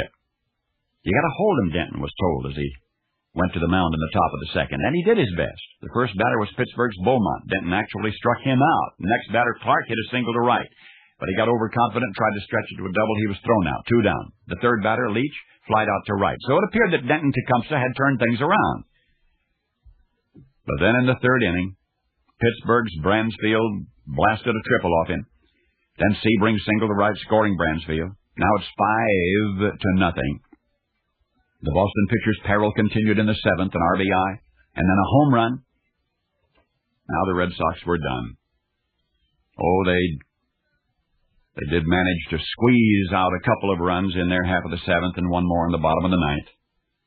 And yet the defeat of the Boston team, at the hands of a supposedly inferior National League club, the defeat, the ignominious defeat, was charged to Denton Tecumseh, who was to lose more games on Major League mounds than any other player in baseball history. If you forget everything else I say about Denton Tecumseh today, I want you to remember 2 things. First, he was the losingest pitcher in all Major League history. But then I want you to remember one thing more. Today's visit's going to give you a new perspective. When later this season, awards bearing his name will be passed out to the best pitchers in baseball. You see, not only did Denton lose more games than any other pitcher in history, a total of 313, he won more games as well, 511 of them. And it's this latter record for which the sports world hails him, a hurler who was actually